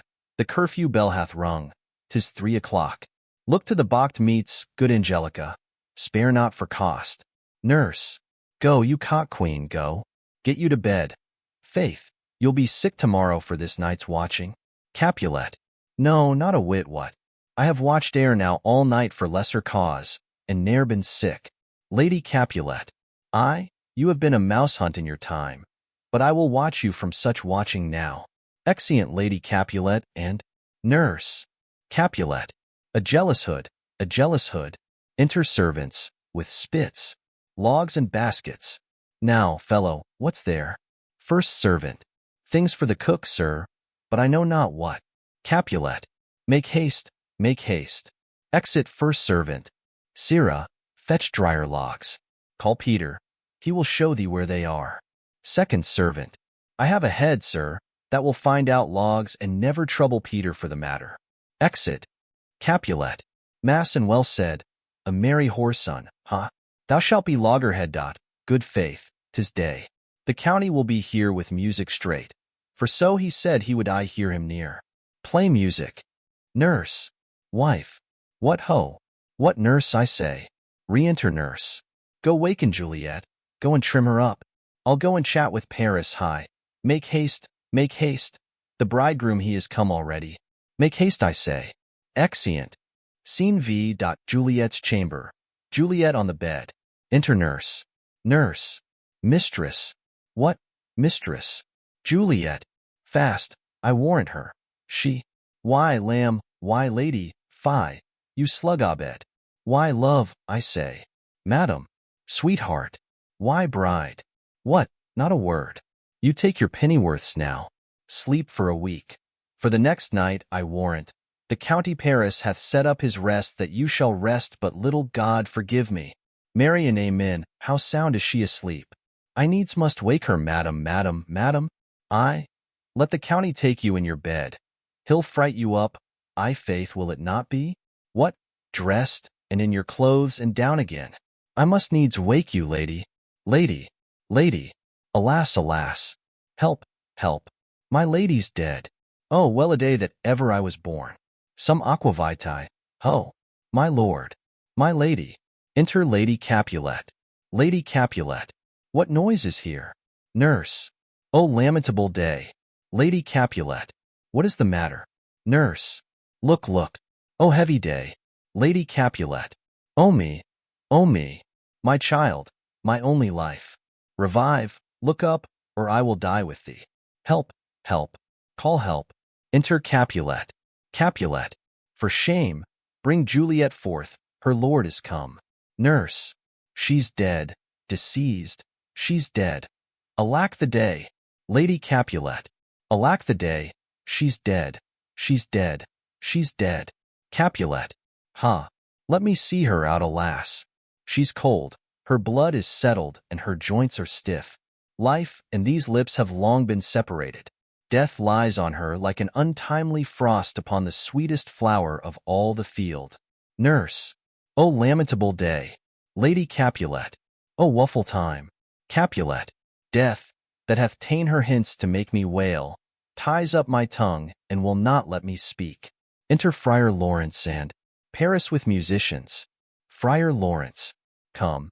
Is the bride ready to go to church? Capulet. Ready to go, but never to return.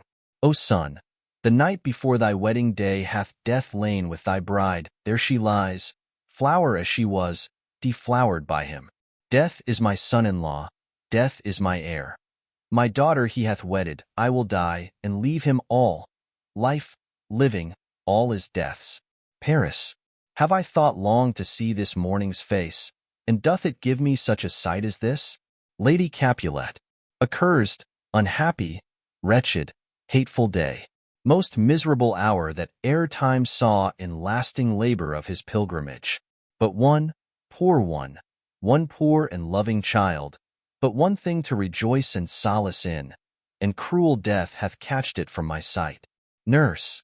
O woe! O woeful, woeful, woeful day! Most lamentable day, most woeful day that ever I did yet behold. O day, O day, O day, O hateful day! Never was seen so black a day as this. O woeful day, O woeful day! Paris. Beguiled, divorced, wronged, spite, slain. Most detestable death, by thee beguiled, by cruel thee quite overthrown. O love, O life, not life, but love and death. Capulet. Despist, distressed, hated, martyred, killed. Uncomfortable time. Why camest thou now to murder our solemnity? O child, my soul, and not my child. Dead art thou, alack! My child is dead, and with my child my joys are buried.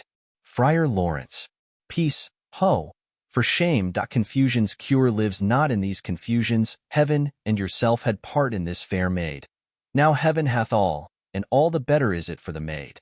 Your part in her you could not keep from death, but heaven keeps his part in eternal life. The most you sought was her promotion, for 'twas your heaven she should be advanced, and weep ye now, seeing she is advanced above the clouds, as high as heaven itself? Oh, in this love, you love your child so ill that you run mad, seeing that she is well. She's not well married that lives married long, but she's best married that dies married young. Dry up your tears and stick your rosemary on this fair course, and as the custom is, and in her best array bear her to church. For though fond nature bids us all lament, yet nature's tears are reason's merriment. Capulet. All things that we ordained festival turn from their office to black funeral. Our instruments to melancholy bells, our wedding cheer to a sad burial feast. Our solemn hymns to sullen dirges change. Our bridal flowers serve for a buried corse, and all things change them to the contrary. Friar Lawrence. Sir, go you in, and madam, go with him, and go, Sir Paris, everyone prepare to follow this fair course unto her grave. The heavens do lower upon you for some ill. Move them no more by crossing their high will. Exeunt Capulet, Lady Capulet, Paris, and Friar. First musician. Faith, we may put up our pipes and be gone. Nurse. Honest good fellows, put up, for well you know this is a pitiful case. First musician. By my troth, the case may be amended. Exit Nurse. Enter Peter. Peter. Musicians, oh musicians, heart's ease, oh, and you will have me live, play heart's ease. First musician. Why heart's ease? Peter. O musicians, because my heart itself plays, my heart is full. Oh, play me some merry dump to comfort me. First musician. Not a dump 'tis no time to play now. Peter. You will not then?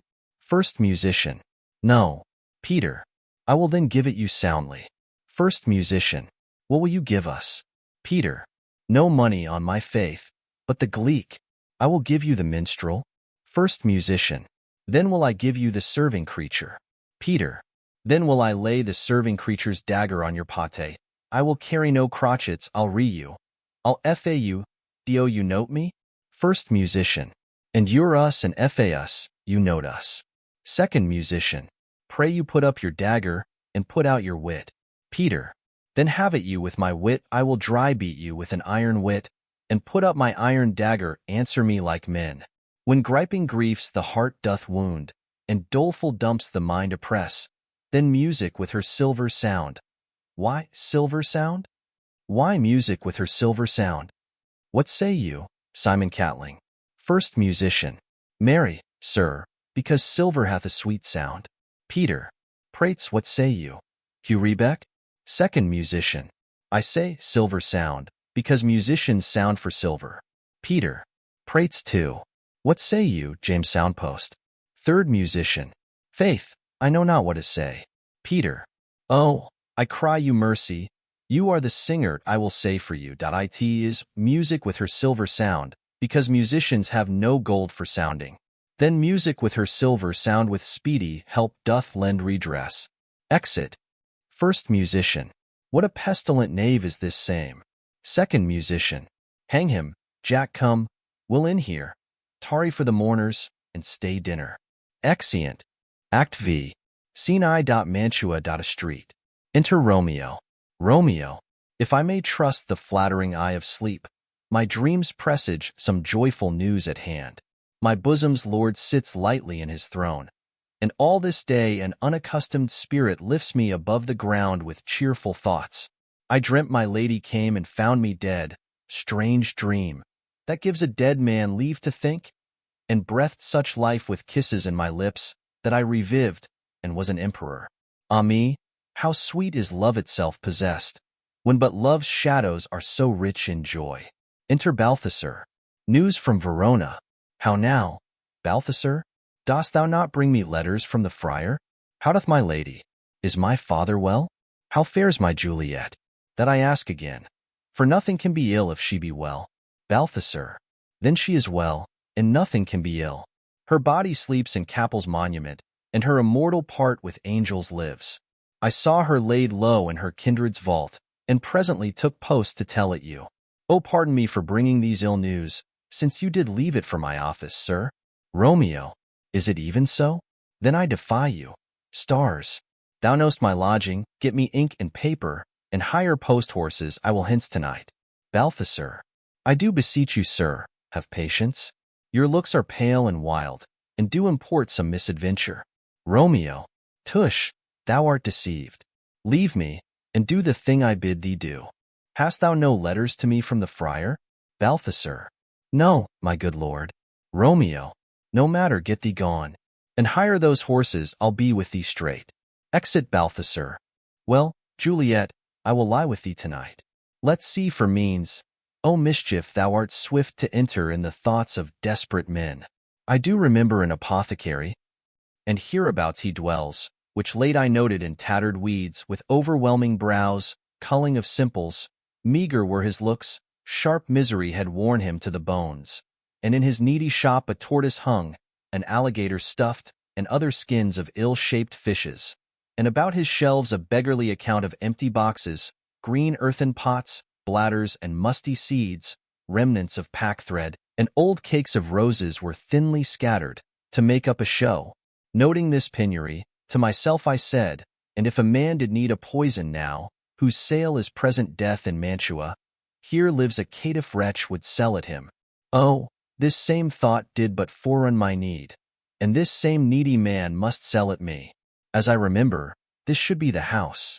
Being holiday, the beggar's shop is shut. What ho! Apothecary! Enter apothecary! Apothecary!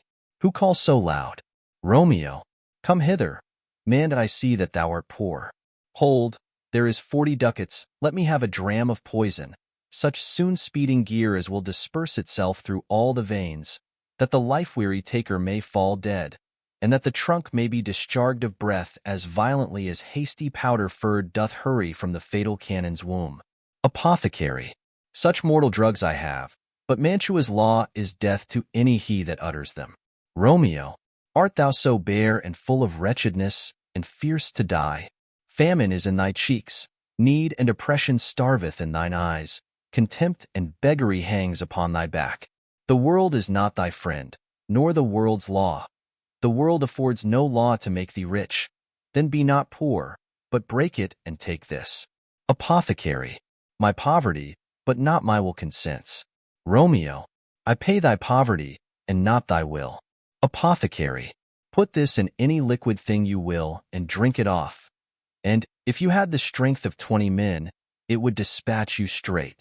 Romeo, there is thy gold, worse poison to men's souls, doing more murder in this loathsome world than these poor compounds that thou mayst not sell. I sell thee poison, thou hast sold me none. Farewell, buy food, and get thyself in flesh. Come, cordial and not poison, go with me to Juliet's grave, for there must I use thee. Exeunt. Scene 2. Friar Lawrence's cell. Enter Friar John. Friar John. Holy Franciscan friar. Brother, ho. Enter Friar Lawrence.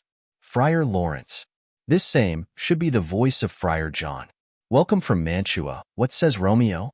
Or, if his mind be writ, give me his letter. Friar John. Going to find a barefoot brother out, one of our order, to associate me, here in this city visiting the sick and finding him, the searchers of the town, suspecting that we both were in a house where the infectious pestilence did reign, sealed up the doors, and would not let us forth, so that my speed to Mantua there was stayed. Friar Lawrence. Who bare my letter then to Romeo? Friar John. I could not send it, here it is again, nor get a messenger to bring it thee, so fearful were they of infection. Friar Lawrence. Unhappy fortune.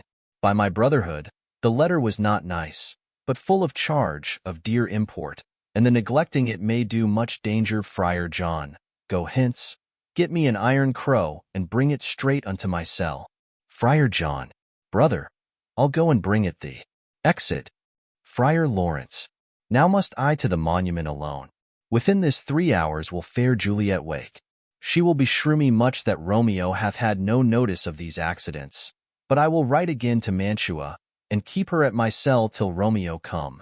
Poor living corse, clost in a dead man's tomb. Exit. Scene 3. A churchyard. In it a monument belonging to the Capulets. Enter Paris, and his page bearing flowers and a torch. Paris. Give me thy torch, boy hence, and stand aloof. Yet put it out, for I would not be seen. Under yond yew tree lay thee all along, holding thy ear close to the hollow ground. So shall no foot upon the churchyard tread, being loose, unfirm, with digging up of graves. But thou shalt hear it whistle then to me, as signal that thou hear'st something approach. Give me those flowers. Dio, as I bid thee, go. Page. Aside. I am almost afraid to stand alone here in the churchyard, yet I will adventure. Retires. Paris. Sweet flower, with flowers thy bridal bed I strew. O woe, thy canopy is dust and stones, which with sweet water nightly I will dew, or wanting that, with tears distilled by moans. The obsequies that I for thee will keep, nightly shall be to strew thy grave and weep. The page whistles. The boy gives warning something doth approach. What cursed foot wanders this way tonight? To cross my obsequies and true love's right? What, with a torch? Muffle me, night, awhile. Retires. Enter Romeo and Balthasar with a torch, mattock, and sea. Romeo. Give me that mattock and the wrenching iron. Hold, take this letter. Early in the morning see thou deliver it to my lord and father. Give me the light. Upon thy life I charge thee, whatever thou hearst or sayest, stand all aloof and do not interrupt me in my course. Why I descend into this bed of death is partly to behold my lady's face, but chiefly to take thence from her dead finger a precious ring, a ring that I must use in dear employment, therefore hence, be gone. But if thou jealous dost return to pry in what I further shall intend to do, by heaven I will tear thee joint by joint, and strew this hungry churchyard with thy limbs. The time and my intents are savage wild, more fierce and more inexorable far than empty tigers or the roaring sea. Balthasar, I will be gone, sir, and not trouble you. Romeo, so shalt thou show me friendship, take thou that. Live, and be prosperous, and farewell, good fellow. Balthasar, for all this same, I'll hide me hereabout. His looks I fear, and his intents I doubt. Retires. Romeo, thou detestable maw, thou womb of death, gorged with the dearest morsel of the earth, thus I enforce thy rotten jaws to open, breaking open the door of the monument, and in despite, I'll cram thee with more food. Paris, this is that banished haughty Montague that murdered my love's cousin, with which grief, it is supposed, the fair creature died, and here is come to do some villainous shame to the dead bodies. I will apprehend him. Advances. Stop thy unhallowed toil, vile Montague. Can vengeance be pursued further than death? Condemned villain, I do apprehend thee. Obey, and go with me, for thou must die. Romeo, I must indeed, and therefore came I hither. Good gentle youth, tempt not a desperate man. Fly hence and leave me, think upon these gone. Let them affright thee, I beseech thee. Youth, put not another sin upon my head by urging me to fury, O be gone. By heaven I love thee better than myself, for I come hither armed against myself. Stay not, be gone, live, and hereafter say, a madman's mercy bid thee run away. Paris, I do defy thy conjuration, and apprehend thee for a felon here. Romeo, wilt thou provoke me? Then have it thee, boy. They fight. Page, O Lord, they fight. I will go call the watch. Exit. Paris, oh, I am slain. Falls. If thou be merciful, open the tomb. Lay me with Juliet. Dies. Romeo, in faith, I will let me peruse this face. Mercutio's kinsman, noble county Paris. What said my man, when my betossed soul did not attend him as we rode? I think he told me Paris should have married Juliet. Said he not so? Or did I dream it so? Or am I mad, hearing him talk of Juliet, to think it was so? Oh, give me thy hand, one writ with me in sour misfortune's book. I'll bury thee in a triumphant grave. A grave? Oh no, a lantern, slot-red youth, for here lies Juliet, and her beauty makes this vault a feasting presence full of light. Death, lie thou there, by a dead man interred, laying Paris in the monument. How oft when men are at the point of death have they been merry, which their keepers call a lightning before death. Oh, how may I call this a lightning? O my love, my wife, death that hath sucked the honey of thy breath, hath had no power yet upon thy beauty. Thou art not conquered, beauty's ensign yet is crimson in thy lips and in thy cheeks, and death's pale flag is not advanced there. Tybalt, least thou there in thy bloody sheet? Oh, what more favor can I do to thee than with that hand that cut thy youth in twain to sunder his that was thine enemy? Forgive me, cousin. Ah, dear Juliet, why art thou yet so fair? Shall I believe that unsubstantial death is amorous, and that the lean abhorred monster keeps thee here in dark to be his paramour? For fear of that I still will stay with thee, and never from this palace of dim night depart again. Here will I remain with worms that are thy chambermaids. Oh, here will I set up my everlasting rest, and shake the yoke of inauspicious stars from this world-wearied flesh. Eyes, look your last. Arms, take your last embrace. And lips, O you the doors of breath, seal with a righteous kiss a dateless bargain to engrossing death. Come, bitter conduct, come, unsavory guide. Thou desperate pilot, now at once run on the dashing rocks thy seasick weary bark. Here's to my love. Drinks. O true apothecary, thy drugs are quick, thus with a kiss I die. Dies. Enter, at the other end of the churchyard, Friar Lawrence, with a lantern, crow, and spade. Friar Lawrence, Saint Francis be my speed, how oft tonight have my old feet stumbled at graves. Who's there? Who is it that consorts, so late, the dead? Balthasar, here's one, a friend, and one that knows you well. Friar Lawrence, bliss be upon you, tell me, good my friend, What torch is yon that vainly lends his light to grubs and eyeless skulls? As I discern, it burneth in the Capel's monument. Balthasar. It doth so, holy sir, and there's my master, one that you love. Friar Lawrence. Who is it? Balthasar. Romeo. Friar Lawrence. How long hath he been there?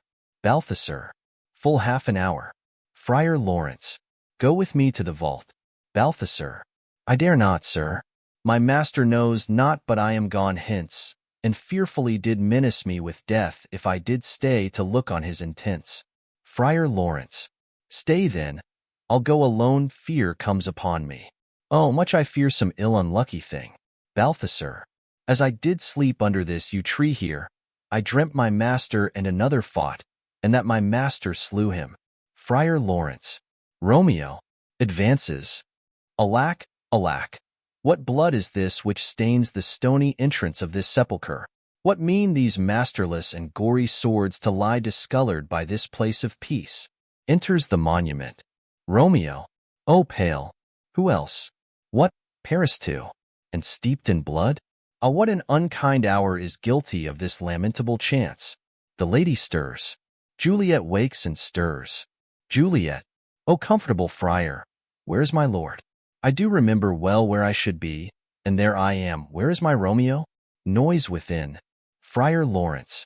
I hear some noise, lady, come from that nest of death, contagion, and unnatural sleep. A greater power than we can contradict hath thwarted our intents. Come, come away. Thy husband in thy bosom there lies dead. And Paris too, come. I'll dispose of thee among a sisterhood of holy nuns. Stay not to question, for the watch is coming. Come, go, good Juliet, I dare no longer stay. Juliet. Go, get thee hence, for I will not away. Exit Friar Lawrence. What's here? A cup clasped in my true love's hand? Poison, I see, hath been his timeless end. O churl, drink all, and left no friendly drop to help me after? I will kiss thy lips. Haply some poison yet doth hang on them, to make me die with a restorative. Kisses him. Thy lips are warm. First watch. Within. Lead, boy, which way? Juliet. Yea, noise? Then I'll be brief. O happy dagger. Snatching Romeo's dagger. This is thy sheath. Stabs herself, there rest, and let me die. Falls on Romeo's body and dies. Enter watch with the page of Paris. Page. This is the place there, where the torch doth burn. First watch. The ground is bloody, search about the churchyard. Go, some of you, who are you find attach. Exeunt some of the watch. Pitiful sight. Here lies the county slain, and Juliet bleeding, warm, and newly dead, who here hath lain this 2 days buried. Go tell the prince, run to the Capulets. Raise up the Montagues, some others search. Exeunt others of the watch. We see the ground whereon these woes do lie, but the true ground of all these piteous woes we cannot without circumstance descry. Re-enter some of the watch with Balthasar. Second watch. Here's Romeo's man. We found him in the churchyard. First watch. Hold him in safety till the prince come hither. Re-enter others of the watch with Friar Lawrence. Third watch. Here is a friar that trembles, sighs, and weeps. We took this mattock and this spade from him as he was coming from this churchyard side. First watch. A great suspicion, stay the friar too. Enter the prince and attendants. Prince. What misadventure is so early up, that calls our person from our morning's rest? Enter Capulet, Lady Capulet, and others. Capulet. What should it be that they so shriek abroad? Lady Capulet.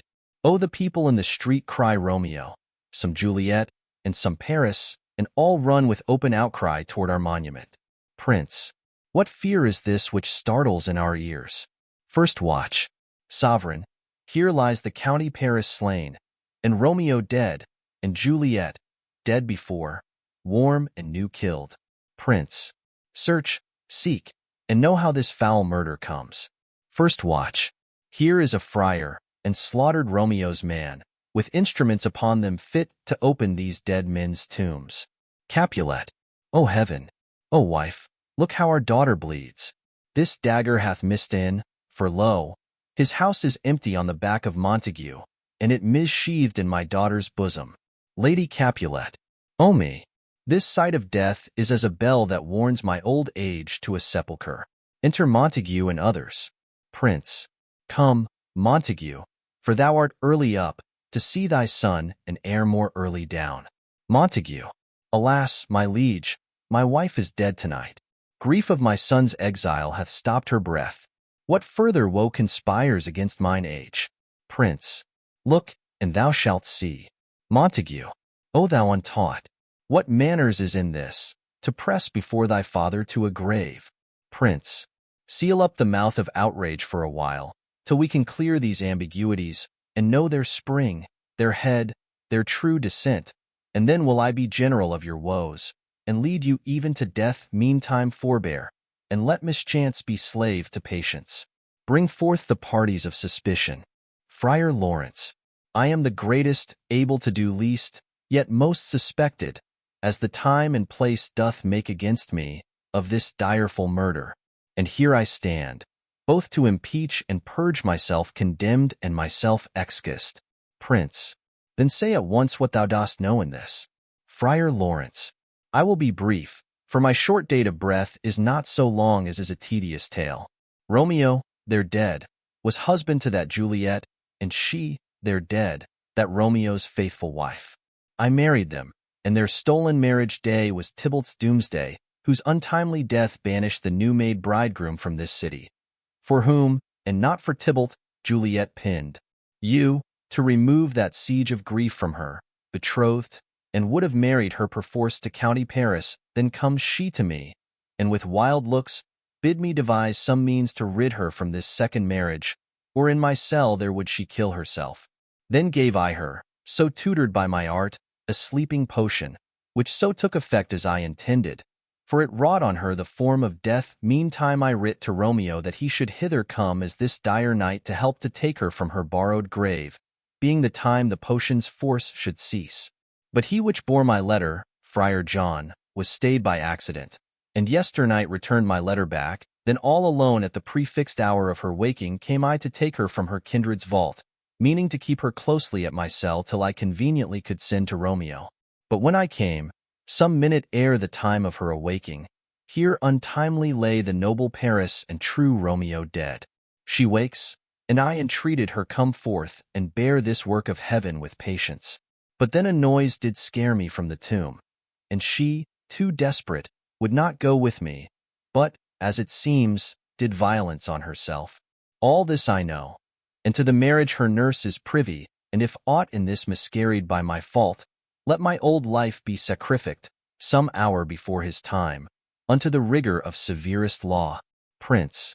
We still have known thee for a holy man. Where's Romeo's man? What can he say to this? Balthasar. I brought my master news of Juliet's death, and then in post he came from Mantua to this same place, to this same monument.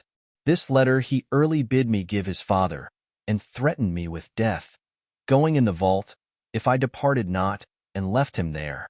Prince. Give me the letter, I will look on it. Where is the county's page that riced the watch? Sirrah, what made your master in this place? Page. He came with flowers to strew his lady's grave, and bid me stand aloof, and so I did. Anon comes one with light to ope the tomb, and by my master drew on him, and then I ran away to call the watch. Prince. This letter doth make good the friar's words, their course of love, the tidings of her death. And here he writes that he did by a poison of a poor apothecary, and therewithal came to this vault to die, and lie with Juliet. Where be these enemies? Capulet, Montague, see what a scourge is laid upon your hate, that heaven finds means to kill your joys with love. And I, for winking at your discords too, have lost a brace of kinsmen. All are punished. Capulet. O brother Montague, give me thy hand. This is my daughter's jointure, for no more can I demand. Montague. But I can give thee more, for I will raise her statue in pure gold, that whiles Verona by that name is known, there shall no figure at such rate be set as that of true and faithful Juliet. Capulet. As rich shall Romeo's by his ladies lie, poor sacrifices of our enmity. Prince. A glooming peace this morning with it brings. The sun for sorrow will not show his head. Go hence, to have more talk of these sad things. Some shall be pardoned, and some punished, for never was a story of more woe than this of Juliet and her Romeo. Exeunt. The Taming of the Shrew. Contents. Induction. Scene I. Before an alehouse on a heath. Scene 2. A bedchamber in the Lord's house. Act I. Scene I. Padua. A public place. Scene 2. Padua, before Hortensio's house. Act 2. Scene I. Padua. A room in Baptista's house. Act 3. Scene I. Padua. A room in Baptista's house.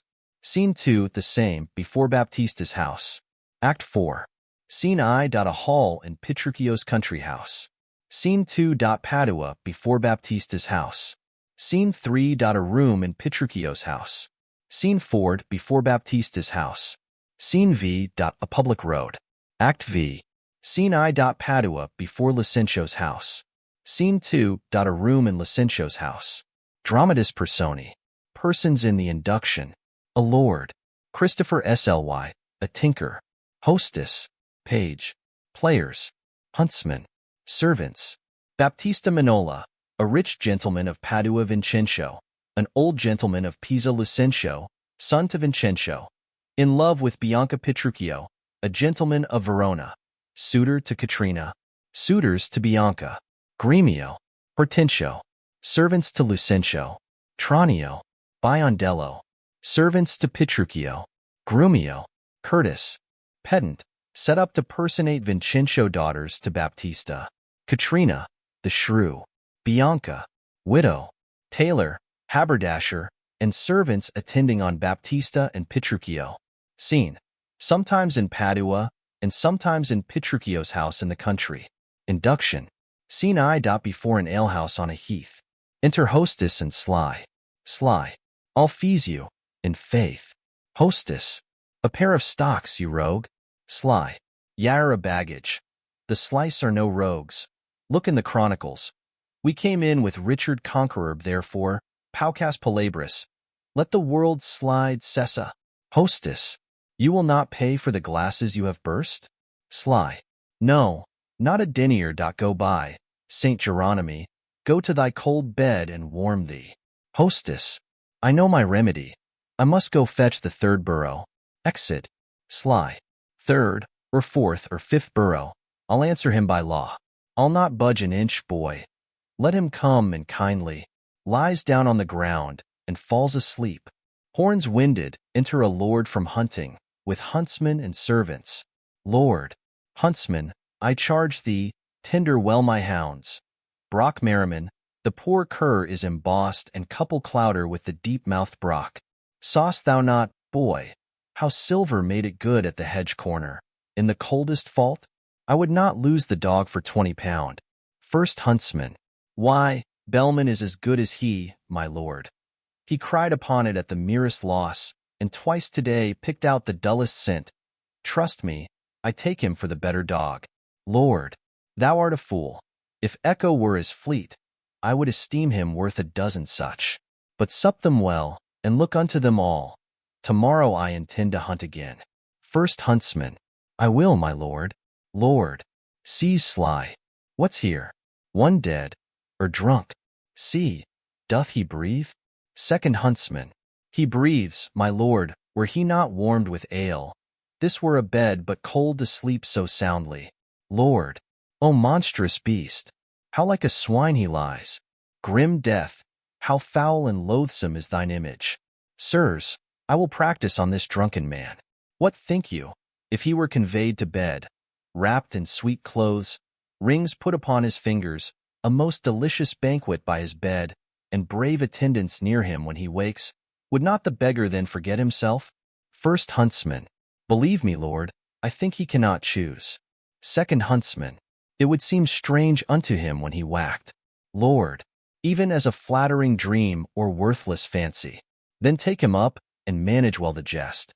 Carry him gently to my fairest chamber, and hang it round with all my wanton pictures.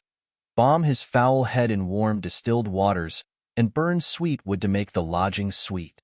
Procure me music ready when he wakes, to make a dulcet and a heavenly sound. And if he chance to speak, be ready straight, and with a low submissive reverence say, "What is it your honor will command?" Let one attend him with a silver basin full of rose water and bestrewed with flowers. Another bear the ewer, the third a diaper, and say, "Wilt please your lordship cool your hands?" Someone be ready with a costly suit, and ask him what apparel he will wear. Another tell him of his hounds and horse, and that his lady mourns at his disease. Persuade him that he hath been lunatic, and when he says he is, say that he dreams, for he is nothing but a mighty lord. This do, and do it kindly, gentle sirs. It will be pastime passing excellent, if it be husband with modesty. First Huntsman. My lord, I warrant you we will play our part, as he shall think by our true diligence. He is no less than what we say he is. Lord, take him up gently, and to bed with him, and each one to his office when he wakes. Sly is borne out at a trumpet. Sounds. Sirrah, go see what trumpet 'tis that sounds. Exit servant. Belike some noble gentleman that means, travelling some journey, to repose him here. Re-enter servant. How now? Who is it? Servant. And it please your honor, players that offer service to your lordship. Lord, bid them come near. Enter players. Now, fellows, you are welcome. Players, we thank your honor. Lord, do you intend to stay with me tonight? Player, so please your lordship to accept our duty. Lord, with all my heart, this fellow I remember since once he played a farmer's eldest son. 'Twas where you wooed the gentlewoman so well. I have forgot your name, but, sure, that part was aptly fitted and naturally performed. Player, I think 'twas Soto that your honor means. Lord, 'tis very true, thou didst it excellent.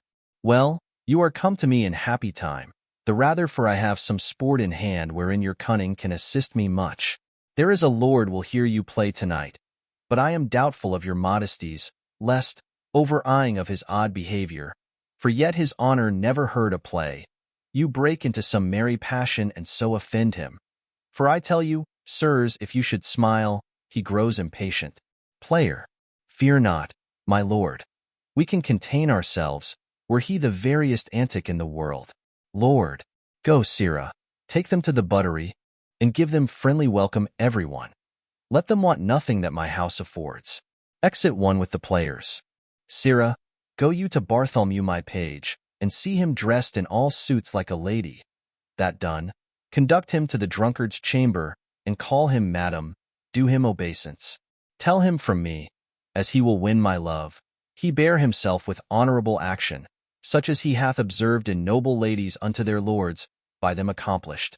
Such duty to the drunkard let him do, with soft low tongue and lowly courtesy, and say what is't your honor will command, wherein your lady and your humble wife may show her duty and make known her love, and then with kind embracements, tempting kisses, and with declining head into his bosom, bid him shed tears, as being overjoyed to see her noble lord restored to health, who for this 7 years hath esteemed him no better than a poor and loathsome beggar.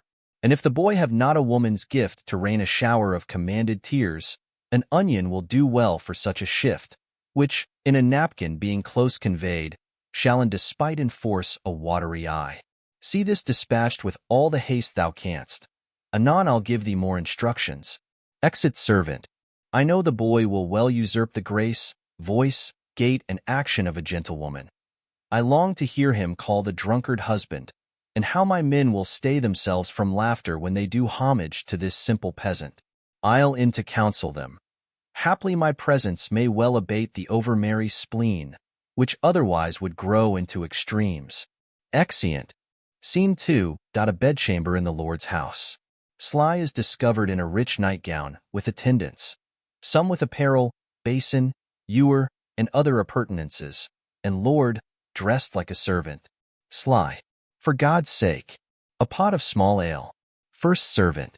Wilt please your lordship drink a cup of sack? Second servant. Wilt please your honor taste of these conserves? Third servant. What raiment will your honor wear today? Sly. I am Christophoro Sly. Call not me honor nor lordship, I ne'er drank sack in my life. And if you give me any conserves, give me conserves of beef, ne'er ask me what raiment I'll wear.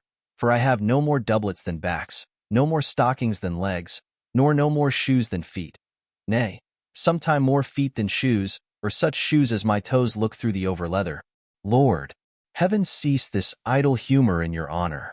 Oh, that a mighty man of such descent, of such possessions, and so high esteem, should be infused with so foul a spirit. Sly. What? Would you make me mad? Am not I Christopher Sly, old sly son of Burton Heath, by birth a peddler, by education a card-maker, by transmutation a bear-herd, and now by present profession a tinker? Ask Marian Hackett, the fat alewife of Wincot, if she know me not. If she say I am not 14 pence on the score for sheer ale, score me up for the lyingest knave in Christendom. What? I am not bestraught. Here's third servant. Oh, this it is that makes your lady mourn. Second servant. Oh, this is it that makes your servants droop. Lord, hence comes it that your kindred shuns your house, as beaten hence by your strange lunacy. O noble lord, bethink thee of thy birth, call home thy ancient thoughts from banishment, and banish hence these abject lowly dreams.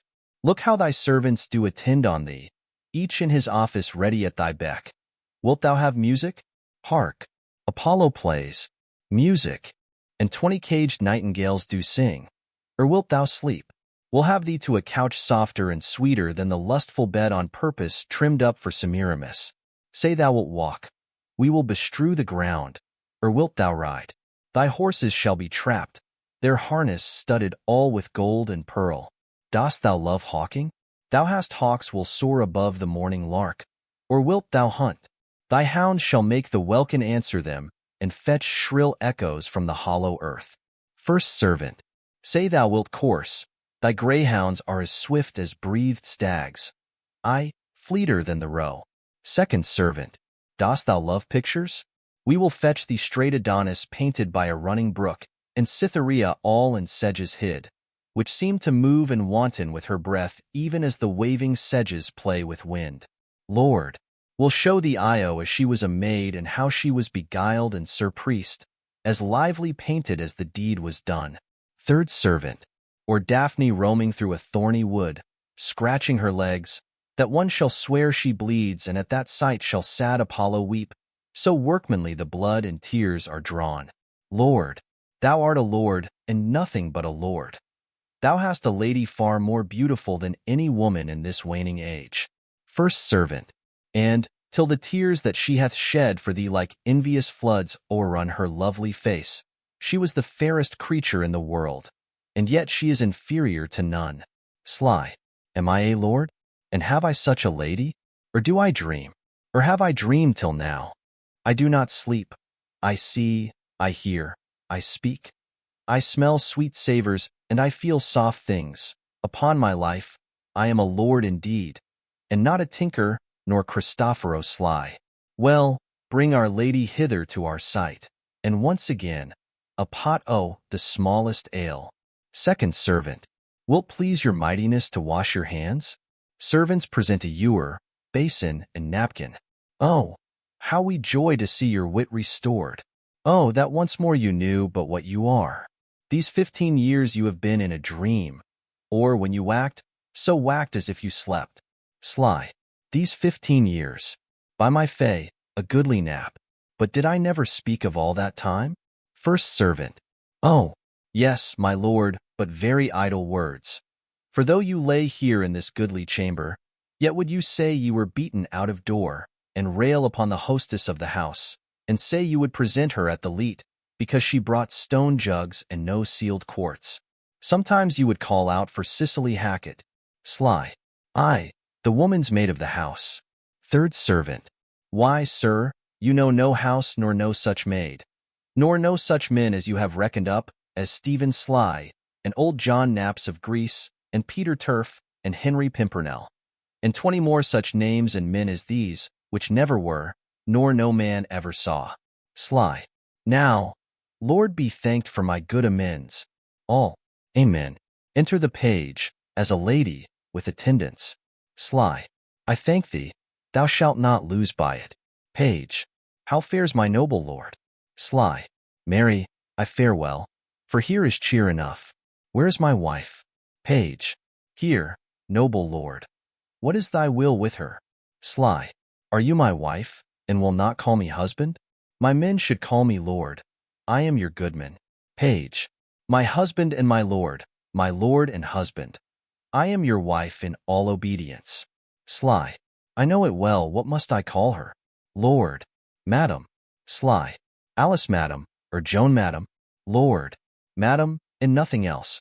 So lords call ladies. Sly. Madam wife. They say that I have dreamed and slept above some 15 year or more. Page. Aye. And the time seems 30 unto me, being all this time abandoned from your bed. Sly. 'Tis much servants. Leave me and her alone. Madam, undress you, and come now to bed. Page. Thrice noble lord, let me entreat of you to pardon me yet for a night or two, or, if not so, until the sun be set.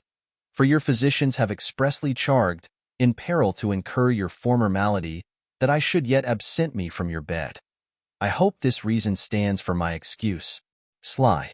Aye, it stands so that I may hardly tarry so long, but I would be loath to fall into my dreams again. I will therefore tarry in despite of the flesh and the blood. Enter a messenger. Messenger. Your honors players, hearing your amendment, are come to play a pleasant comedy.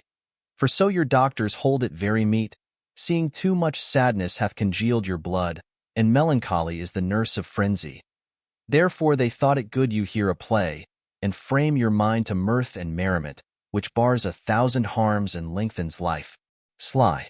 Marry, I will. Let them play itis not a commonty, a Christmas gambold, or a tumbling trick. Page. No, my good lord. It is more pleasing stuff.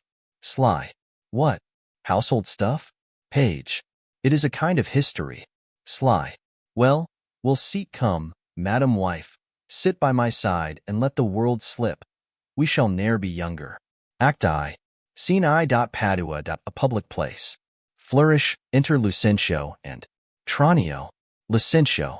Tranio. Since for the great desire I had to see fair Padua, nursery of arts, I am arrived for fruitful Lombardy, the pleasant garden of great Italy, and by my father's love and leave am armed with his good will and thy good company. My trusty servant well approved in all, here let us breathe, and haply institute a course of learning and ingenious studies. Pisa, renowned for grave citizens, gave me my being and my father first, a merchant of great traffic through the world, Vincenzo, come of the Bentivoglii.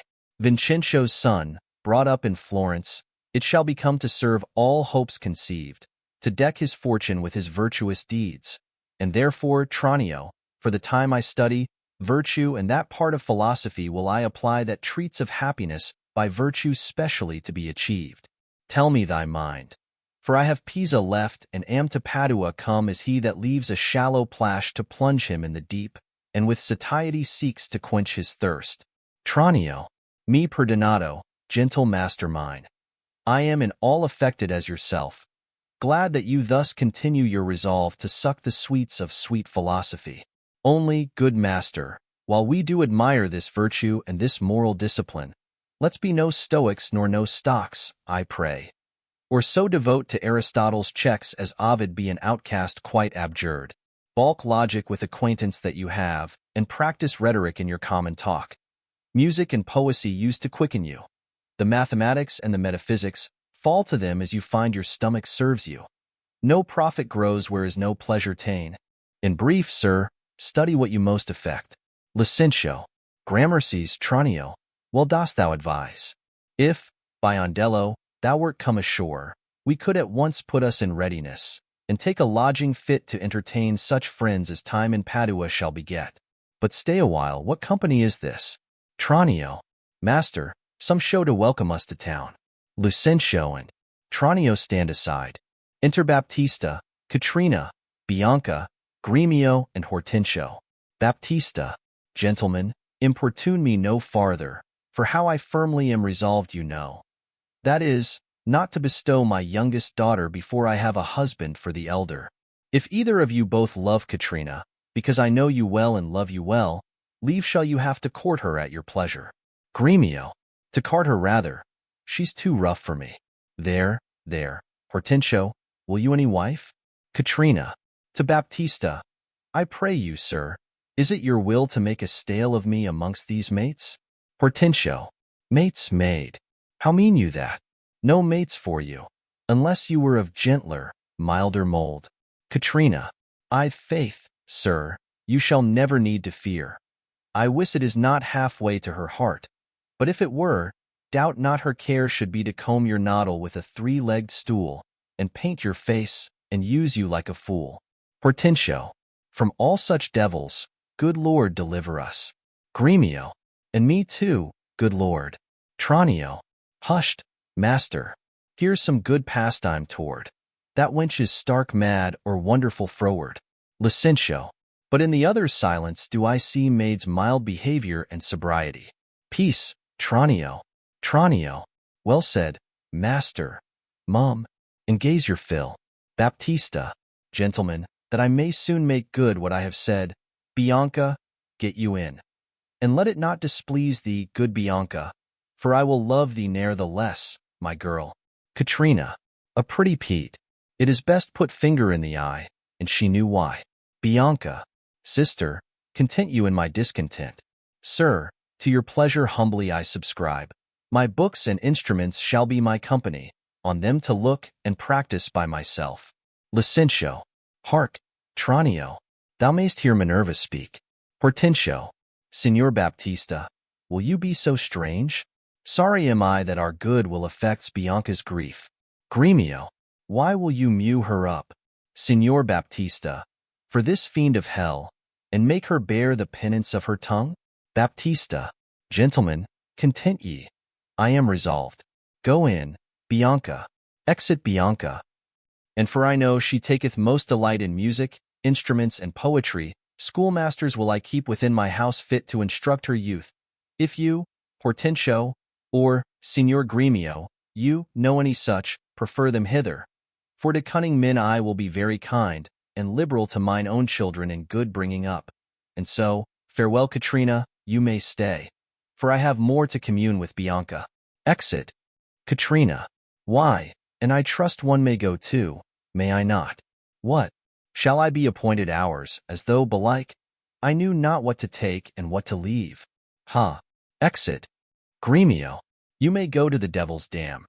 Your gifts are so good here's none will hold you, their love is not so great, Hortensio, but we may blow our nails together, and fast it fairly out.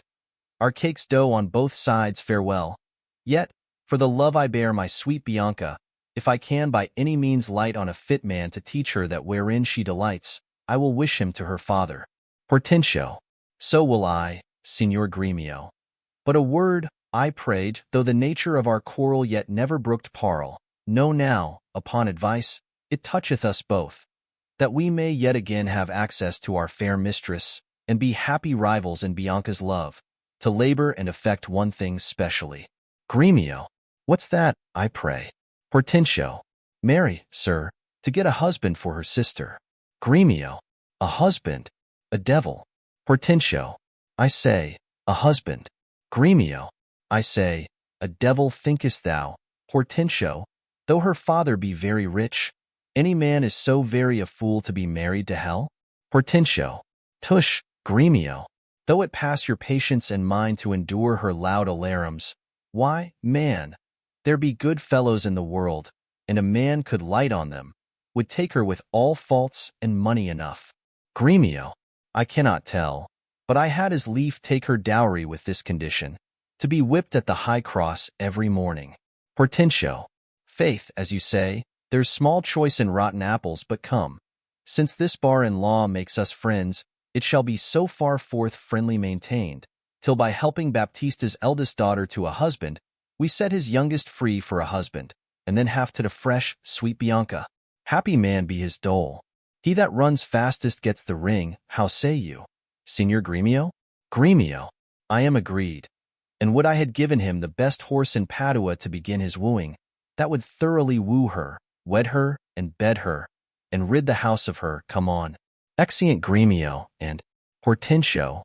Tranio. I pray, sir, tell me, is it possible that love should of a sudden take such hold? Licentio. O Tranio.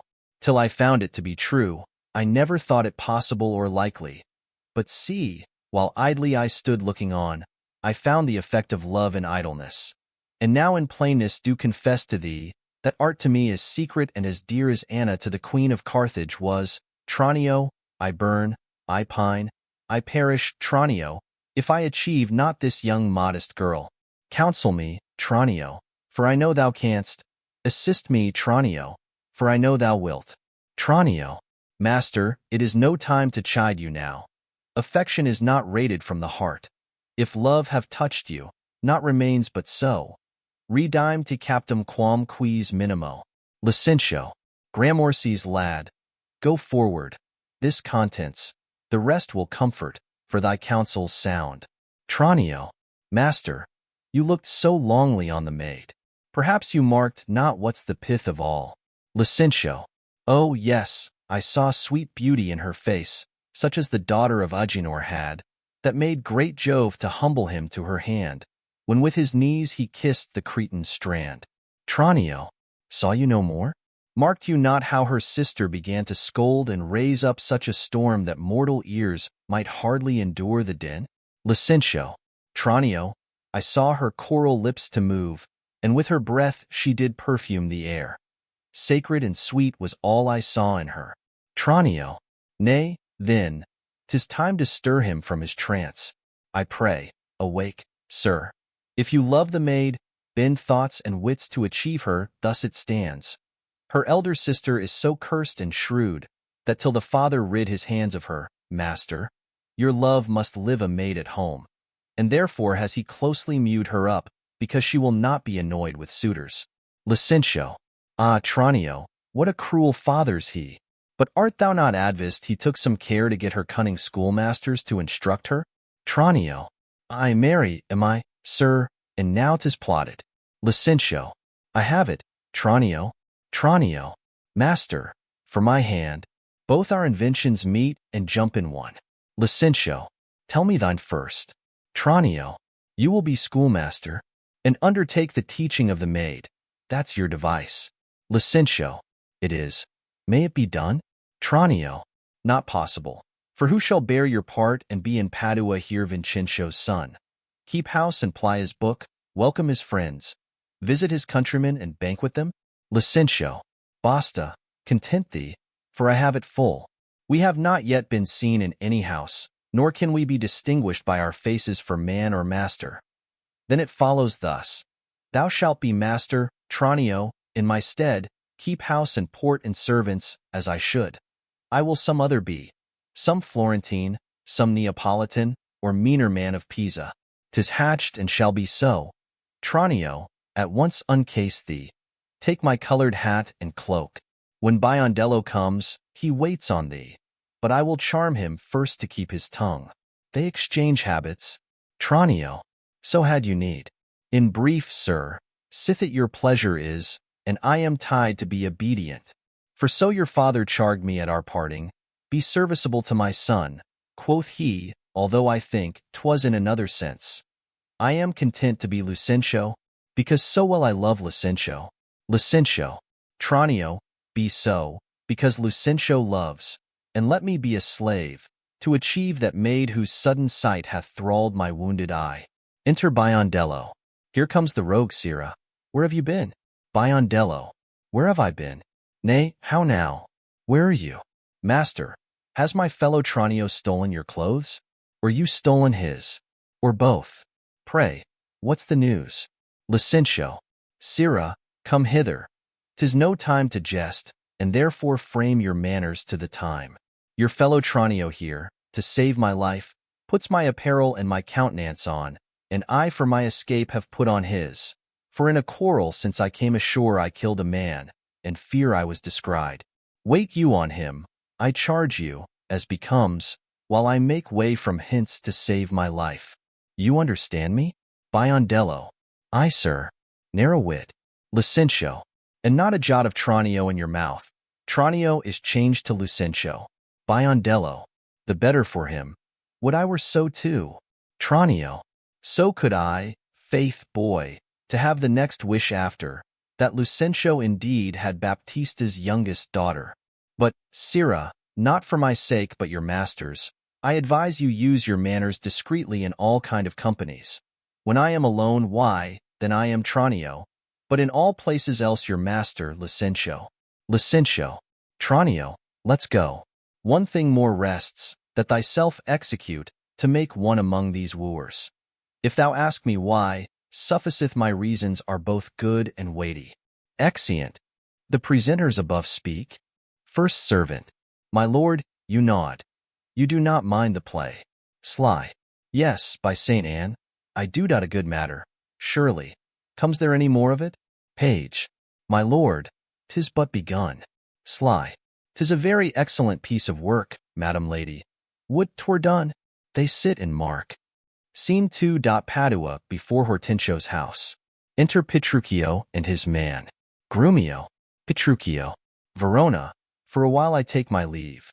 To see my friends in Padua, but of all my best beloved and approved friend, Hortensio, and I trow this is his house.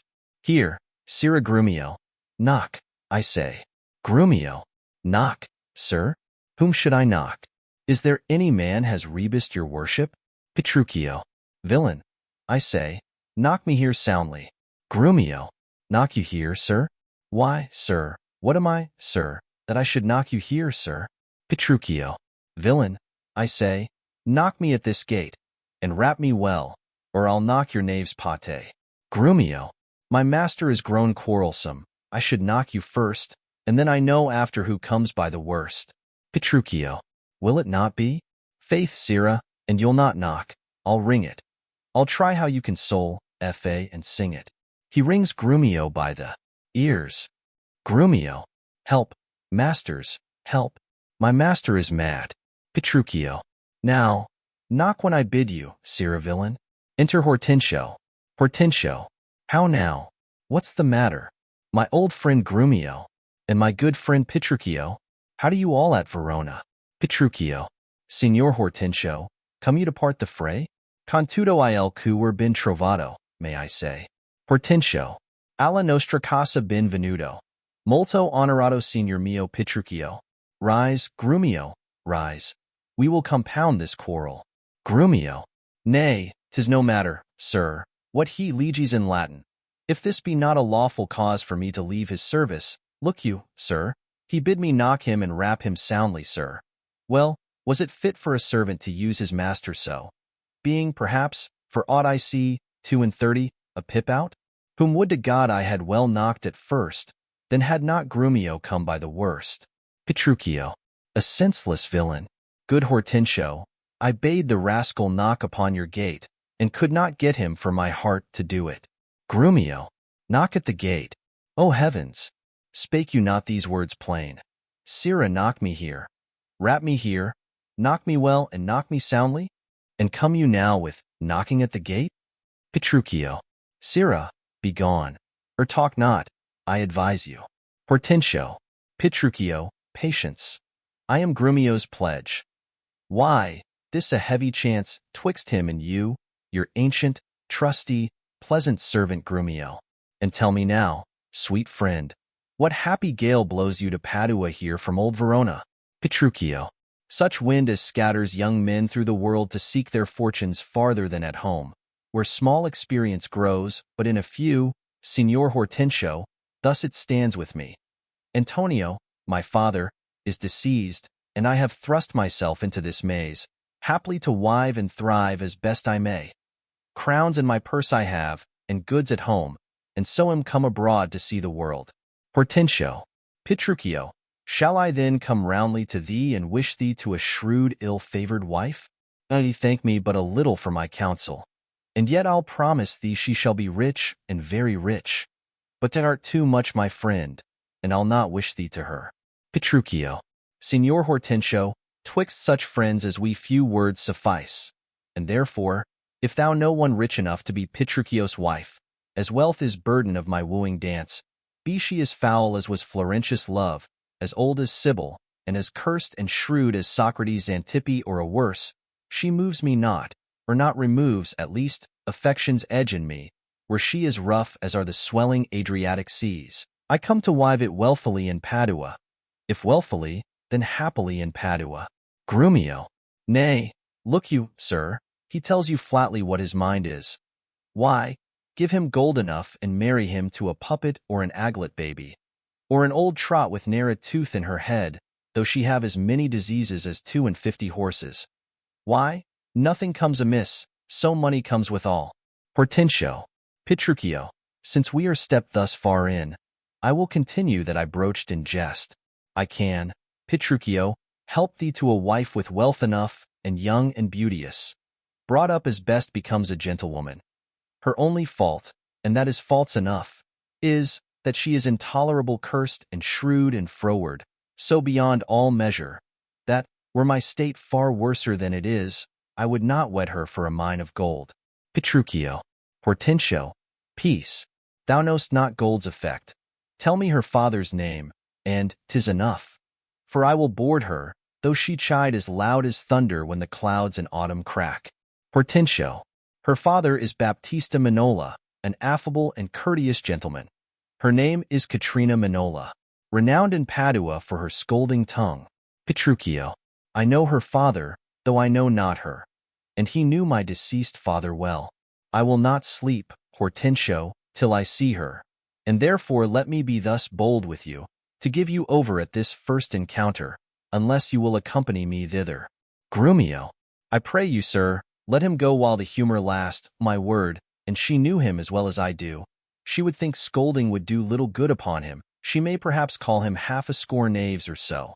Why, that's nothing. And he begin once, he'll rail in his rope trick style. Tell you what, sir, and she stand him but a little, he will throw a figure in her face, and so disfigure her with it that she shall have no more eyes to see withal than a cat. You know him not, sir. Hortensio. Tari, Petruchio, I must go with thee, for in Baptista's keep my treasure is. He hath the jewel of my life in hold, his youngest daughter, beautiful Bianca, and her withholds from me and other more, suitors to her and rivals in my love. Supposing it a thing impossible, for those defects I have before rehearsed, that ever Katrina will be wooed. Therefore this order hath Baptista ta'en, that none shall have access unto Bianca till Catherine the Cursed have got a husband. Grumio. Catherine the Cursed. A title for a maid of all titles the worst. Hortensio. Now shall my friend Petruchio do me grace, and offer me disquist in sober robes, to old Baptista as a schoolmaster well seen in music, to instruct Bianca, that so I may, by this device at least have leave and leisure to make love to her, and unsuspected court her by herself. Grumio. Here's no knavery.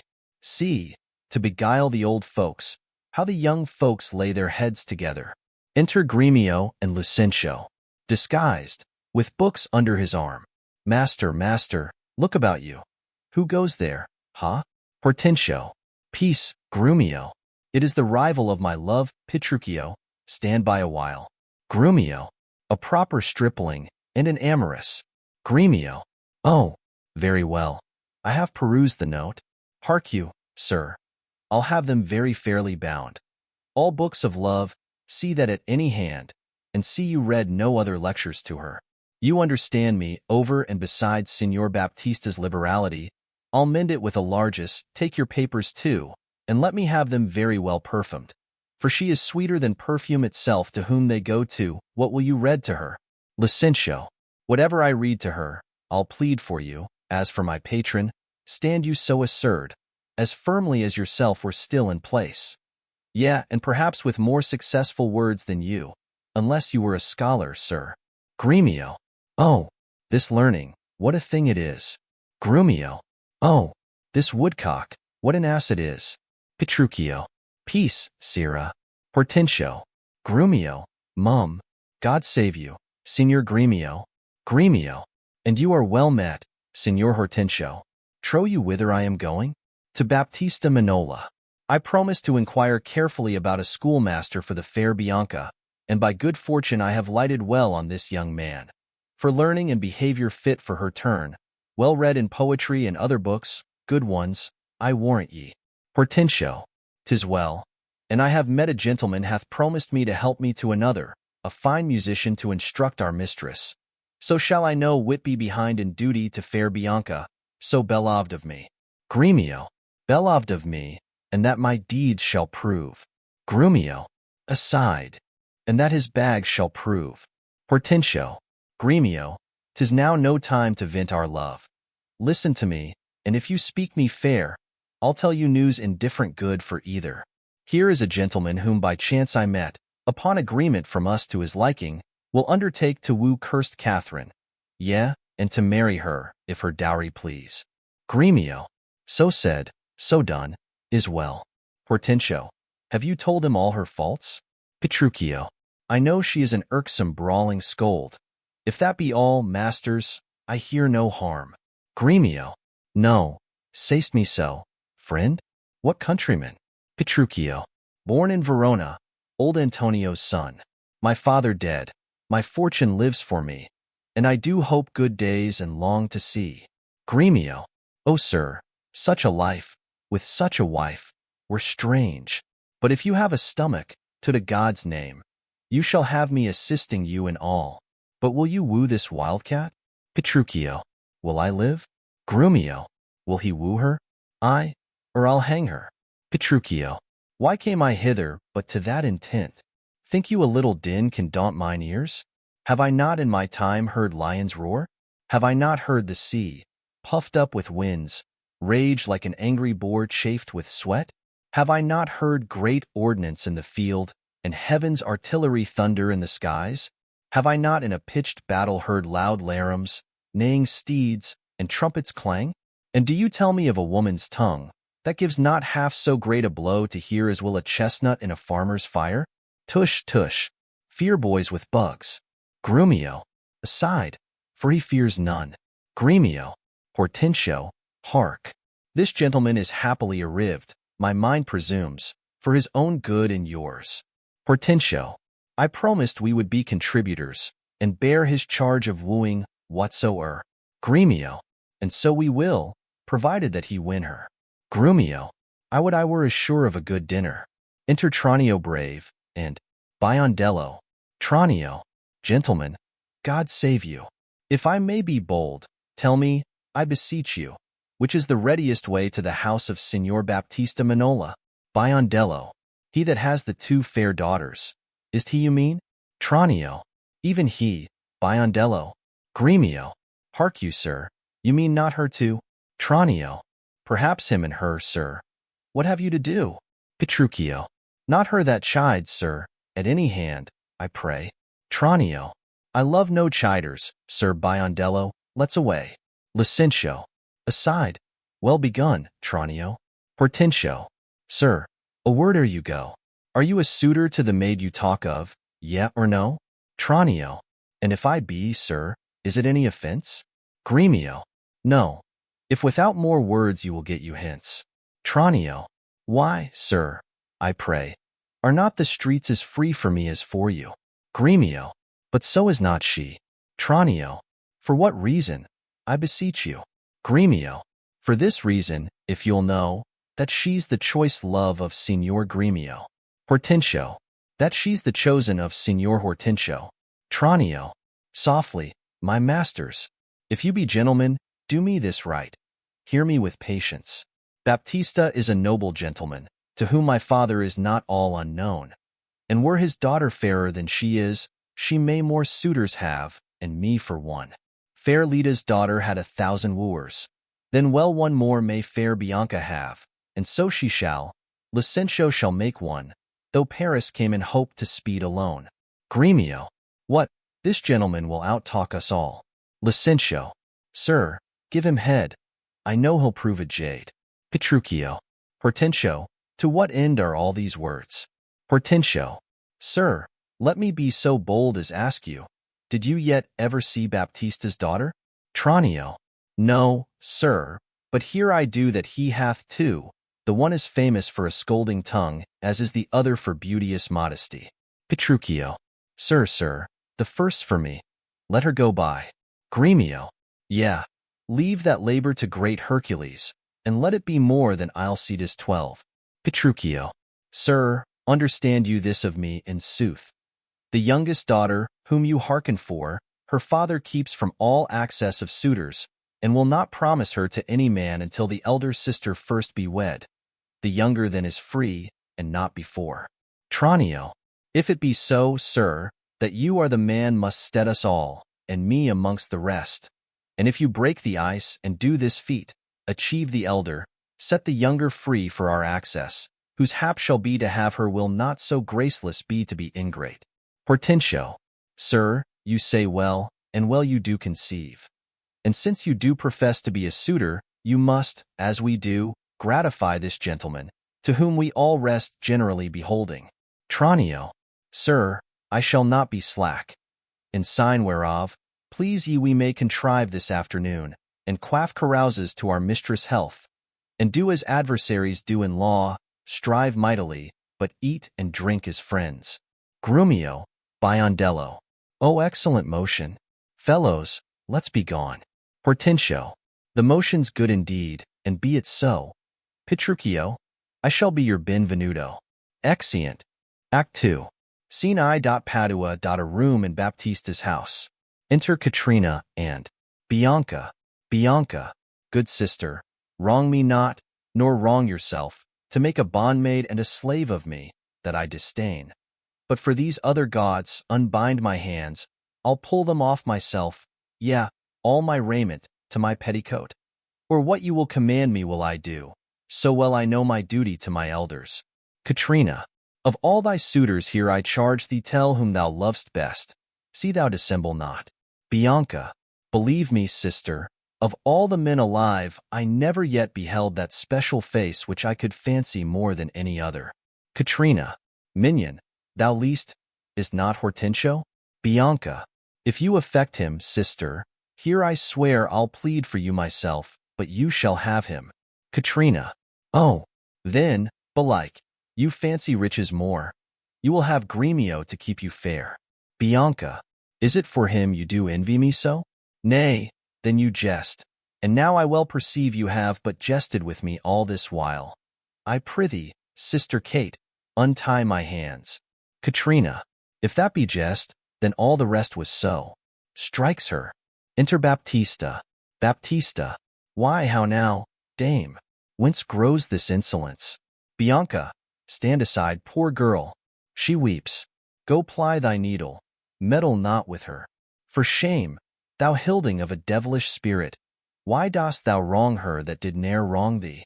When did she cross thee with a bitter word? Katrina. Her silence flouts me, and I'll be revenged. Flies after Bianca. Baptista. What? In my sight? Bianca. Get thee in. Exit Bianca. Katrina. What? Will you not suffer me? Nay, now I see she is your treasure. She must have a husband. I must dance barefoot on her wedding day, and, for your love to her, lead apes in hell. Talk not to me. I will go sit and weep till I can find occasion of revenge. Exit. Baptista. Was ever gentleman thus grieved as I? But who comes here? Enter Gremio, with Lucentio, in the habit of a mean man. Petruchio, with Hortensio as a musician, and Tranio, with Biondello bearing a lute and books. Gremio. Good morrow, neighbor Baptista. Baptista. Good morrow, neighbor Gremio. God save you, gentlemen. Petruchio. And you, good sir. Pray, have you not a daughter called Katrina, fair and virtuous? Baptista. I have a daughter, sir, called Katrina. Gremio. You are too blunt. Go to it orderly. Petruchio. You wrong me, Signor Gremio. Give me leave. I am a gentleman of Verona, sir, that, hearing of her beauty and her wit, her affability and bashful modesty, her wondrous qualities and mild behavior, am bold to show myself a forward guest within your house, to make mine eye the witness of that report which I so oft have heard. And, for an entrance to my entertainment, I do present you with a man of mine, presenting Hortensio, cunning in music and the mathematics, to instruct her fully in those sciences, whereof I know she is not ignorant. Accept of him, or else you do me wrong. His name is Licio, born in Mantua. Baptista. Y'are welcome, sir, and he for your good sake. But for my daughter Catherine, this I know, she is not for your turn, the more my grief. Petruchio. I see you do not mean to part with her, or else you like not of my company. Baptista, mistake me not. I speak but as I find. Whence are you, sir? What may I call your name? Petruchio.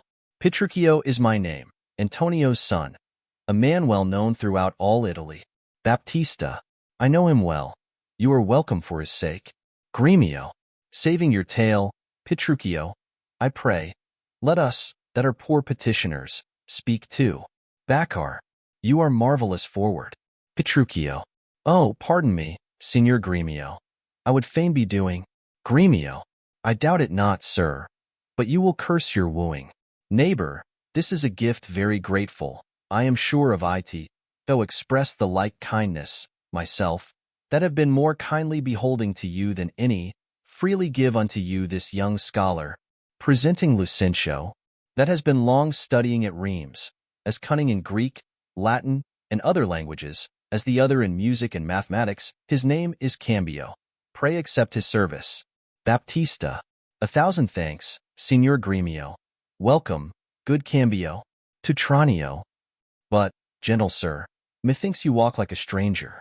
May I be so bold to know the cause of your coming? Tranio, pardon me, sir, the boldness is mine own, that, being a stranger in this city here, do make myself a suitor to your daughter, unto Bianca, fair and virtuous. Nor is your firm resolve unknown to me, in the preferment of the eldest sister. This liberty is all that I request, that, upon knowledge of my parentage, I may have welcome mongst the rest that woo, and free access and favor as the rest. And toward the education of your daughters, I here bestow a simple instrument, and this small packet of Greek and Latin books. If you accept them, then their worth is great. Baptista, Lucentio is your name, of whence, I pray? Tranio, of Pisa, sir, son to Vincencio. Baptista, a mighty man of Pisa. By report I know him well. You are very welcome, sir. To Hortensio, take you the lute, to Lucentio, and you the set of books. You shall go see your pupils presently. Hala within, enter a servant. Sirrah, lead these gentlemen to my daughters, and tell them both these are their tutors. Bid them use them well. Exeunt servant with Hortensio, Lucentio, and Biondello. We will go walk a little in the orchard, and then to dinner you are passing welcome, and so I pray you all to think yourselves. Petruchio, Signor Baptista, my business asketh haste, and every day I cannot come to woo. You knew my father well, and in him me, left solely heir to all his lands and goods, which I have bettered rather than decreased. Then tell me, if I get your daughter's love, what dowry shall I have with her to wife? Baptista, after my death, the 1/2 of my lands, and in possession 20,000 crowns. Petruchio, and for that dowry, I'll assure her of her widowhood, be it that she survive me, in all my lands and leases whatsoever. Let specialties be therefore drawn between us, that covenants may be kept on either hand. Baptista, I, when the special thing is well obtained, that is her love. For that is all in all.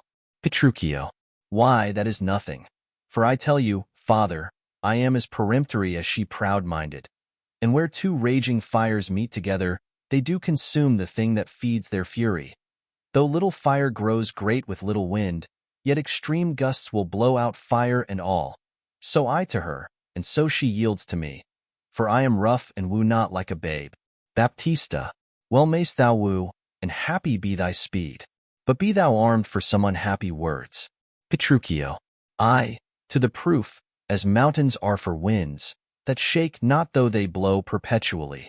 Re-enter Hortensio, with his head broke. Baptista, how now, my friend? Why dost thou look so pale? Hortensio, for fear, I promise you, if I look pale. Baptista, what? Will my daughter prove a good musician? Hortensio, I think she'll sooner prove a soldier.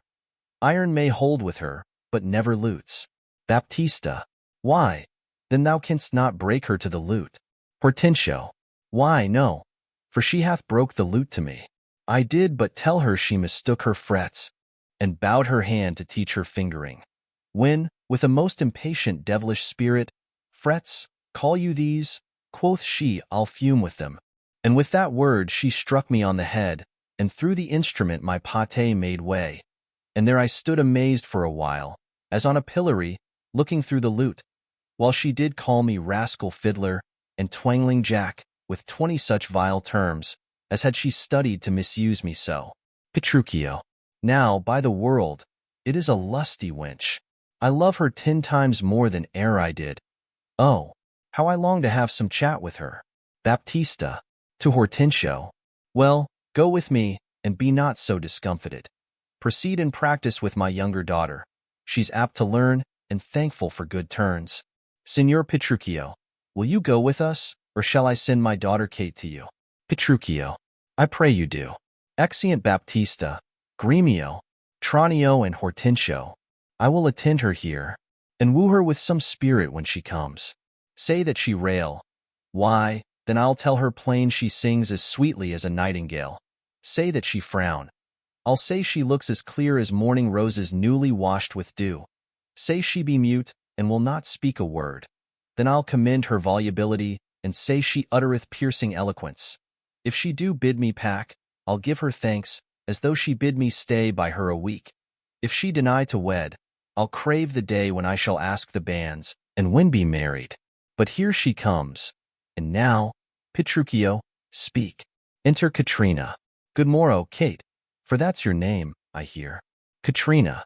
Well, have you heard, but something hard of hearing. They call me Catherine that do talk of me. Petruchio. You lie, in faith, for you are called plain Kate and bonny Kate, and sometimes Kate the cursed. But Kate, the prettiest Kate in Christendom, Kate of Kate Hall, my superdainty Kate, for dainties are all Kates, and therefore, Kate, take this of me, Kate of my consolation. Hearing thy mildness praised in every town, thy virtues spoke of, and thy beauty sounded, yet not so deeply as to thee belongs. Myself am immoved to woo thee for my wife. Katrina. Immoved. In good time. Let him that immoved you hither remove you hence. I knew you at the first. You were immovable. Petruchio. Why, what's immovable? Katrina. A joint stool. Petruchio. Thou hast hit it. Come, sit on me. Katrina. Asses are made to bear, and so are you. Petruchio. Women are made to bear, and so are you. Katrina. No such jade as bear you, if me you mean. Petruchio. Alas, good Kate, I will not burden thee. For, knowing thee to be but young and light. Katrina. Too light for such a swain as you to catch, and yet as heavy as my weight should be. Petruchio. Should be. Should buzz. Katrina. Well ta'en, and like a buzzard. Petruchio. Oh, slow-winged turtle, shall a buzzard take thee? Katrina. Aye, for a turtle, as he takes a buzzard. Petruchio. Come, come, you wasp. I faith, you are too angry. Katrina. If I be waspish, best beware my sting. Petruchio. My remedy is then to pluck it out. Katrina. Aye, if the fool could find it where it lies. Petruchio. Who knows not where a wasp does wear his sting? In his tail. Katrina. In his tongue. Petruchio. Whose tongue? Katrina. Yours, if you talk of tails, and so farewell. Petruchio. What? With my tongue in your tail? Nay, come again, good Kate. I am a gentleman. Katrina. That I'll try. Striking him? Petruchio. I swear I'll cuff you if you strike again. Katrina. So may you lose your arms. If you strike me, you are no gentleman. And if no gentleman, why then no arms? Petruchio. A herald, Kate? Oh, put me in thy books. Katrina. What is your crest? A coxcomb? Petruchio. A combless cock. So Kate will be my hen. Katrina. No cock of mine. You crow too like a craven. Petruchio. Nay, come, Kate, come. You must not look so sour. Katrina. It is my fashion when I see a crab. Petruchio. Why? Here's no crab, and therefore look not sour. Katrina. There is, there is. Petruchio. Then show it me. Katrina. Had I a glass I would. Petruchio. What, you mean my face? Katrina. Well aimed of such a young one. Petruchio. Now, by St. George, I am too young for you. Katrina. Yet you are withered. Petruchio. 'Tis with cares. Katrina. I care not. Petruchio. Nay, hear you, Kate. In sooth, you scape not so. Katrina. I chafe you, if I tarry. Let me go. Petruchio. No, not a whit. I find you passing gentle. 'Twas told me you were rough and coy and sullen, and now I find report a very liar. For thou art pleasant, gamesome, passing courteous, but slow in speech, yet sweet as springtime flowers. Thou canst not frown, thou canst not look askance, nor bite the lip, as angry wenches will, nor hast thou pleasure to be cross in talk. But thou with mildness entertainst thy wooers, with gentle conference, soft and affable. Why does the world report that Kate doth limp? O slanderous world! Kate, like the hazel twig, is straight and slender, and as brown in hue as hazelnuts, and sweeter than the kernels. Oh, let me see thee walk. Thou dost not halt. Katrina. Go, fool, in whom thou keepst command. Petruchio. Did ever Dian so become a grove as Kate this chamber with her princely gait? Oh, be thou Dian, and let her be Kate, and then let Kate be chaste and Dian sportful. Katrina. Where did you study all this goodly speech? Petruchio. It is extempore, from my mother wit. Katrina. A witty mother. Witless else her son. Petruchio. Am I not wise? Katrina. Yes, keep you warm. Petruchio. Marry, so I mean, sweet Catherine, in thy bed, and therefore, setting all this chat aside, thus in plain terms. Your father hath consented that you shall be my wife, your dowry agreed on. And will you, nill you, I will marry you. Now, Kate, I am a husband for your turn. For by this light, whereby I see thy beauty that doth make me like thee well, thou must be married to no man but me. For I am he am born to tame you, Kate, and bring you from a wild Kate to a Kate conformable as other household Kates. Reenter Baptista, Gremio, and Tranio. Here comes your father, never make denial. I must and will have Catherine to my wife. Baptista. Now, Signor Petruchio, how speed you with my daughter? Petruchio.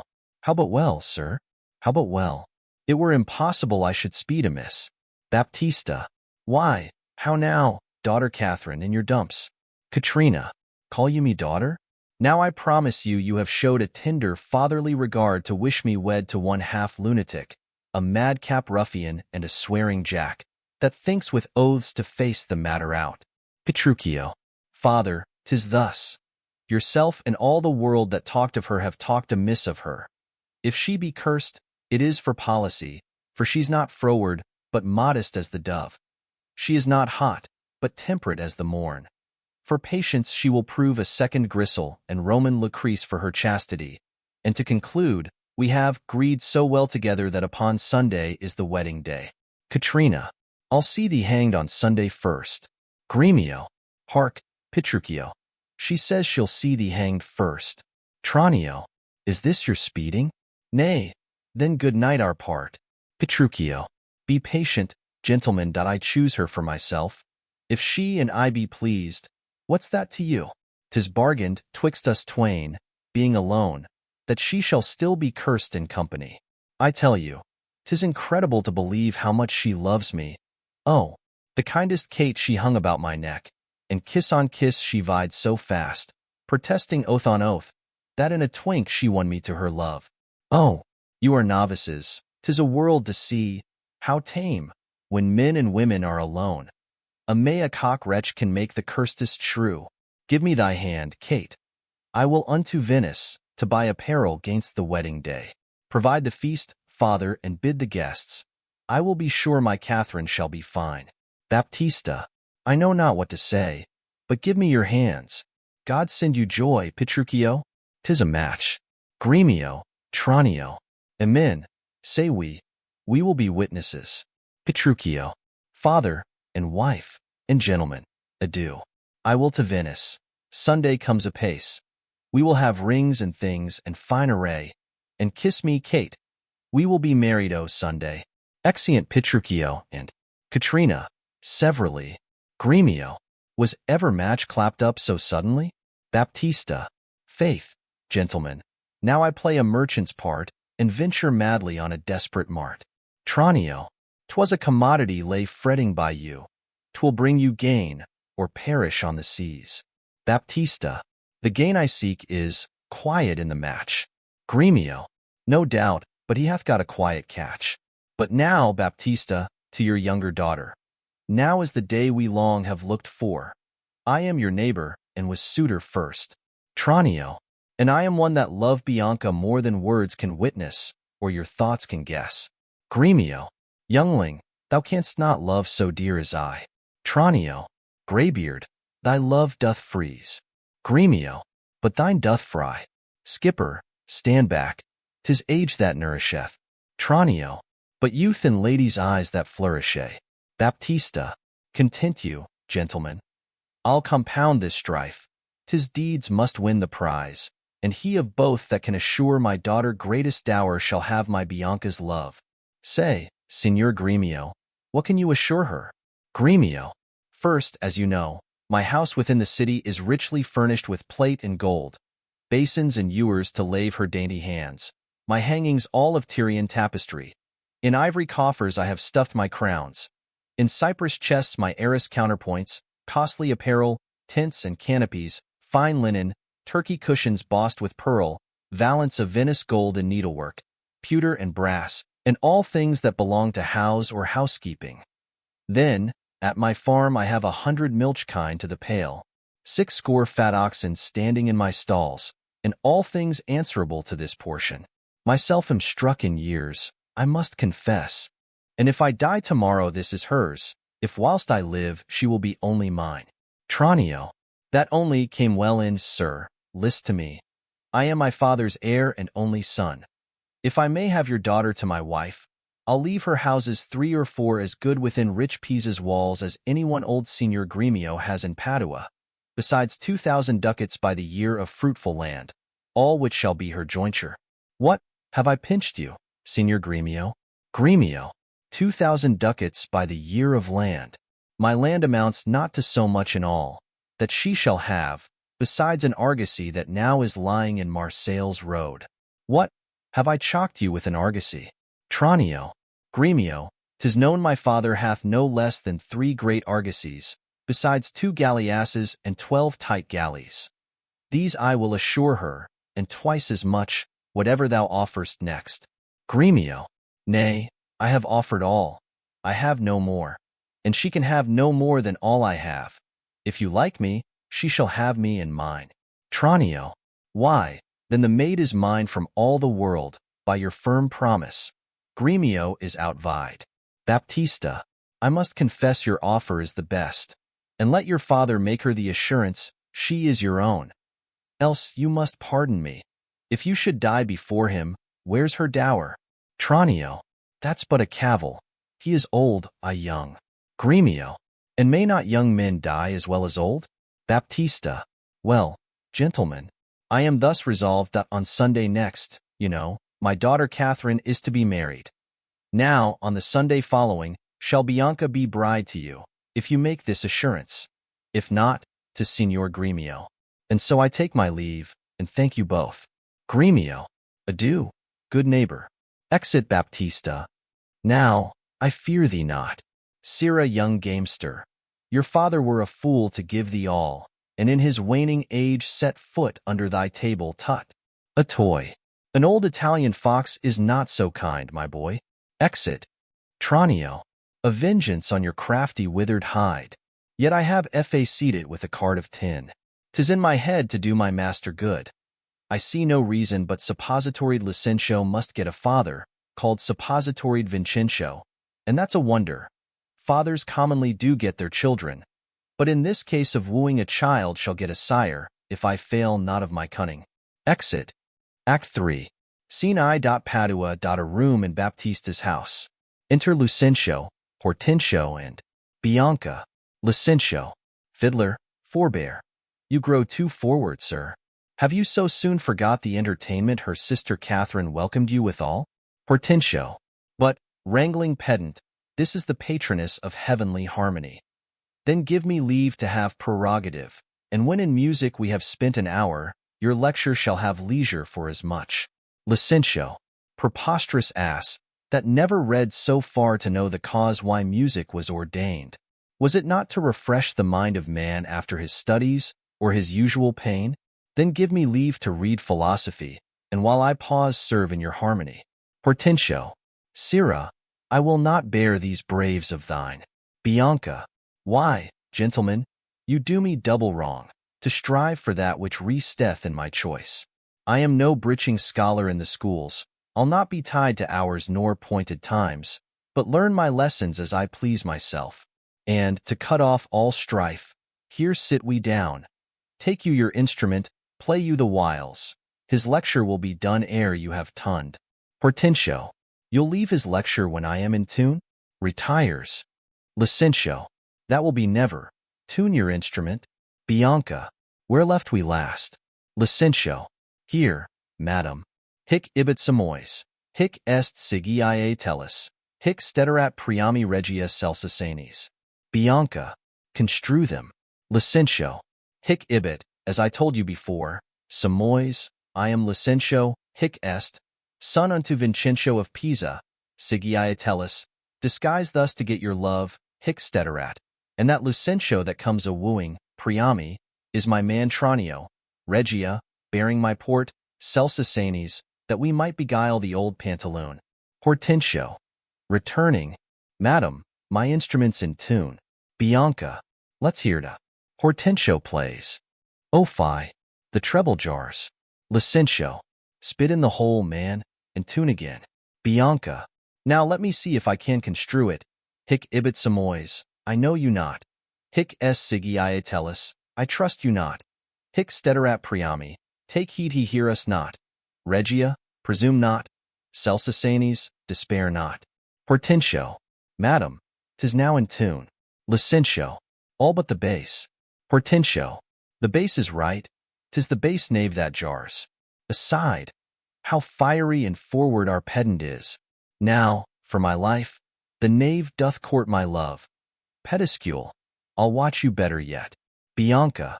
In time I may believe, yet I mistrust. Licentio. Mistrust it not. For sure, Aeacides was Ajax, called so from his grandfather. Bianca. I must believe my master. Else, I promise you, I should be arguing still upon that doubt.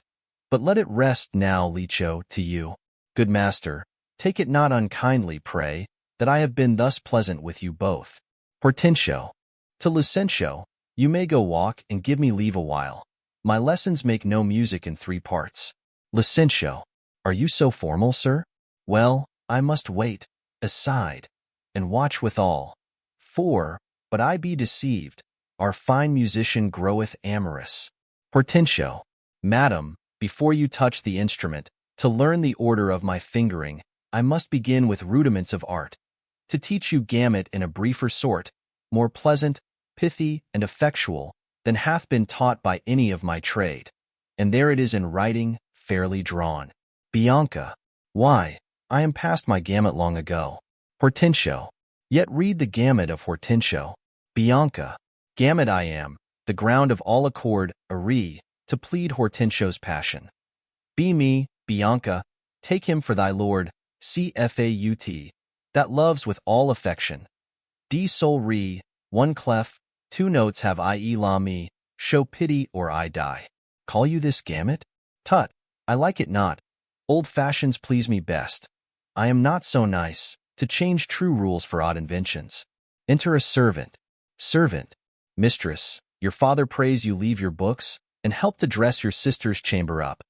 You know tomorrow is the wedding day. Bianca. Farewell, sweet masters, both. I must be gone.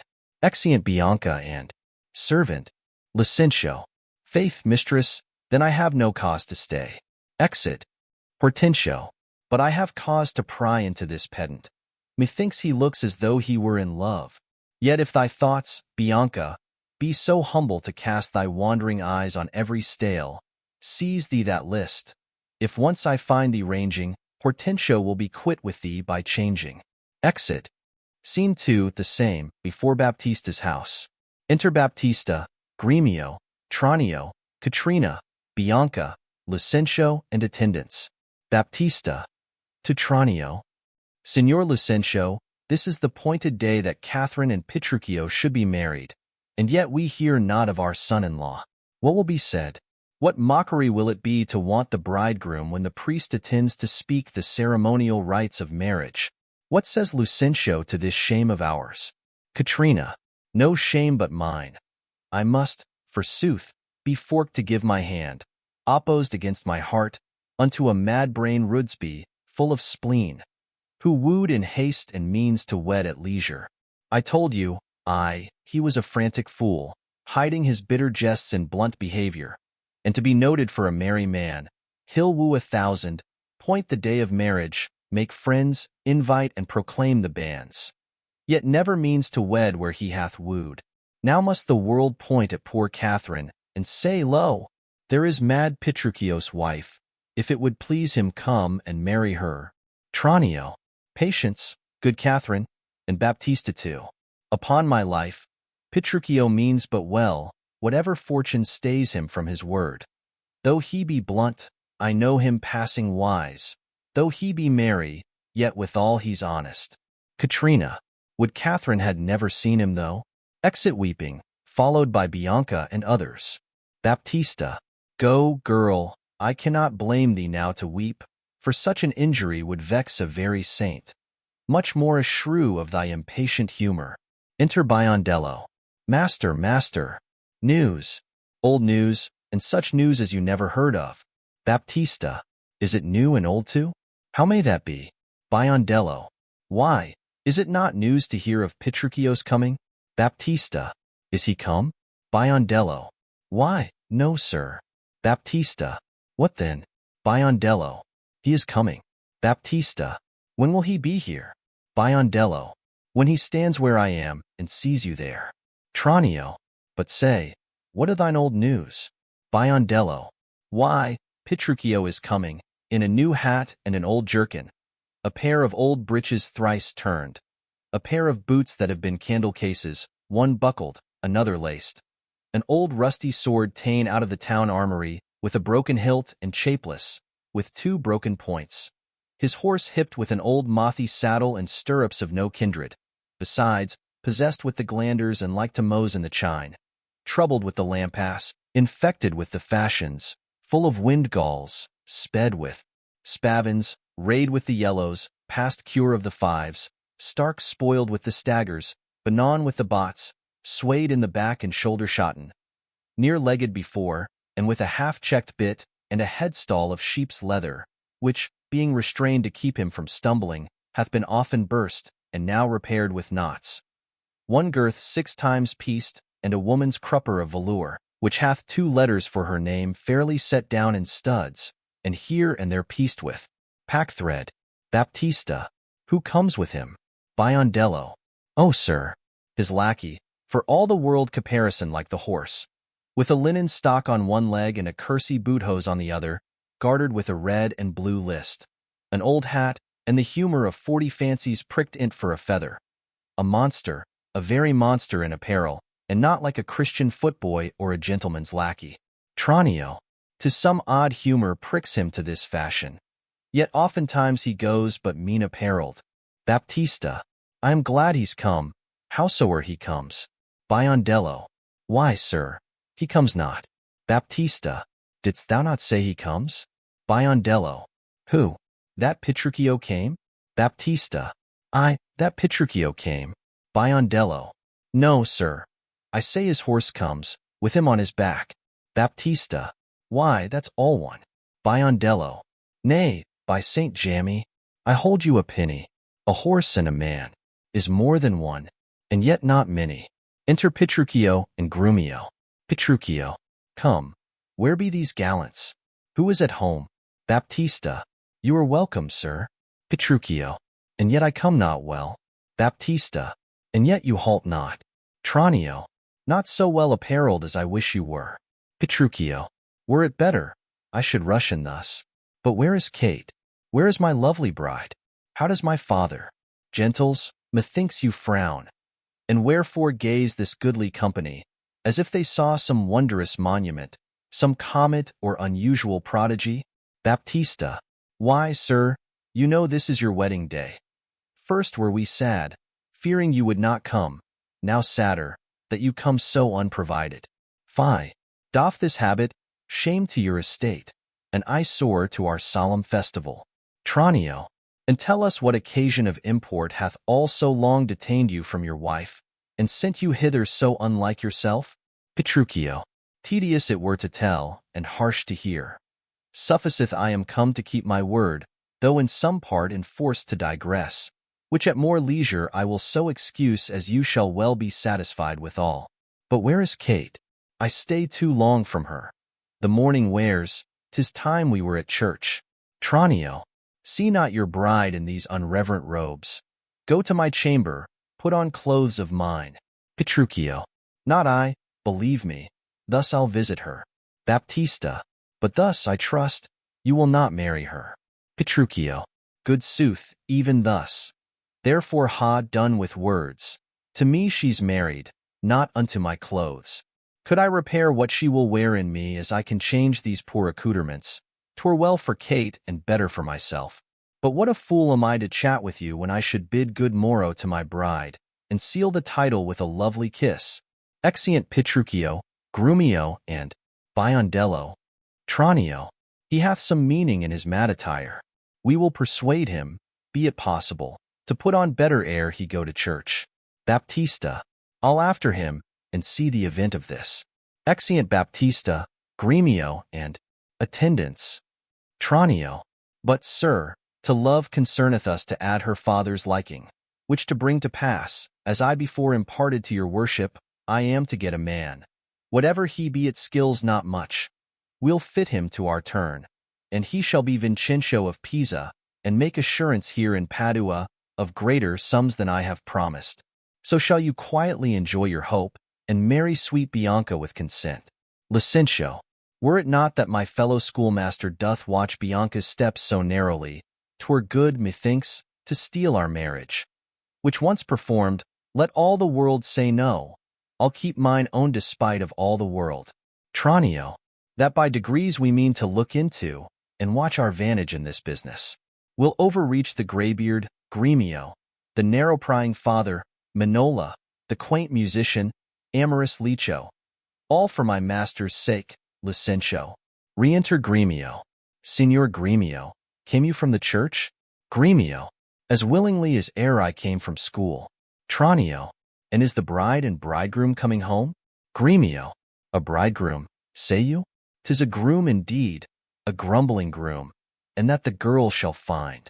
Tranio, curster than she? Why, 'tis impossible. Gremio, why, he's a devil, a very fiend. Tranio, why, she's a devil, the devil's dam. Gremio, tut, she's a lamb, a dove, a fool, to him.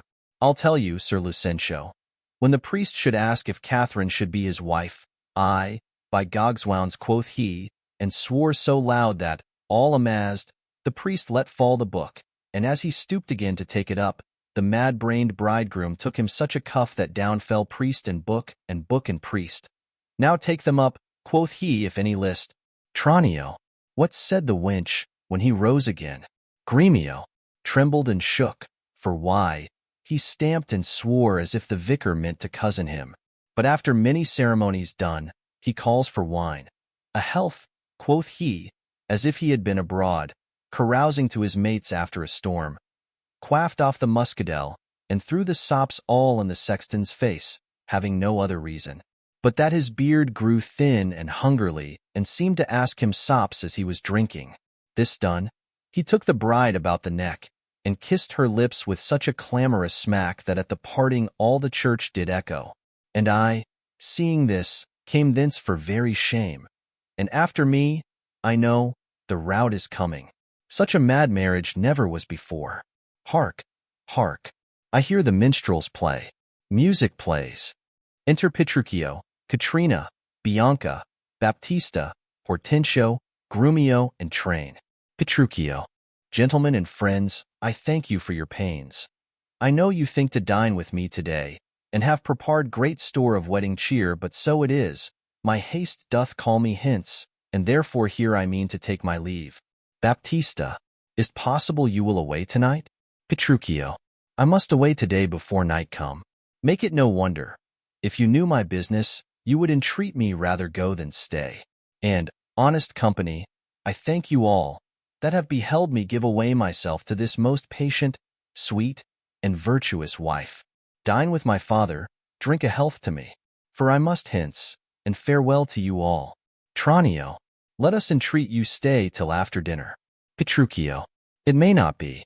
Gremio, let me entreat you. Petruchio, it cannot be. Katrina, let me entreat you. Petruchio, I am content. Katrina, are you content to stay? Petruchio, I am content you shall entreat me stay, but yet not stay. Entreat me how you can. Katrina, now, if you love me, stay. Petruchio, Grumio, my horse. Grumio, I, sir, they be ready. The oats have eaten the horses. Katrina, nay then, do what thou canst. I will not go today. No, nor tomorrow, not till I please myself. The door is open, sir. There lies your way. You may be jogging whiles your boots are green. For me, I'll not be gone till I please myself. 'Tis like you'll prove a jolly surly groom that take it on you at the first so roundly. Petruchio, O Kate, content thee, prithee be not angry. Katrina, I will be angry. What hast thou to do? Father, be quiet. He shall stay my leisure. Gremio, I marry, sir. Now it begins to work. Katrina, gentlemen, forward to the bridal dinner. I see a woman may be made a fool, if she had not a spirit to resist. Petruchio, they shall go forward, Kate, at thy command. Obey the bride, you that attend on her.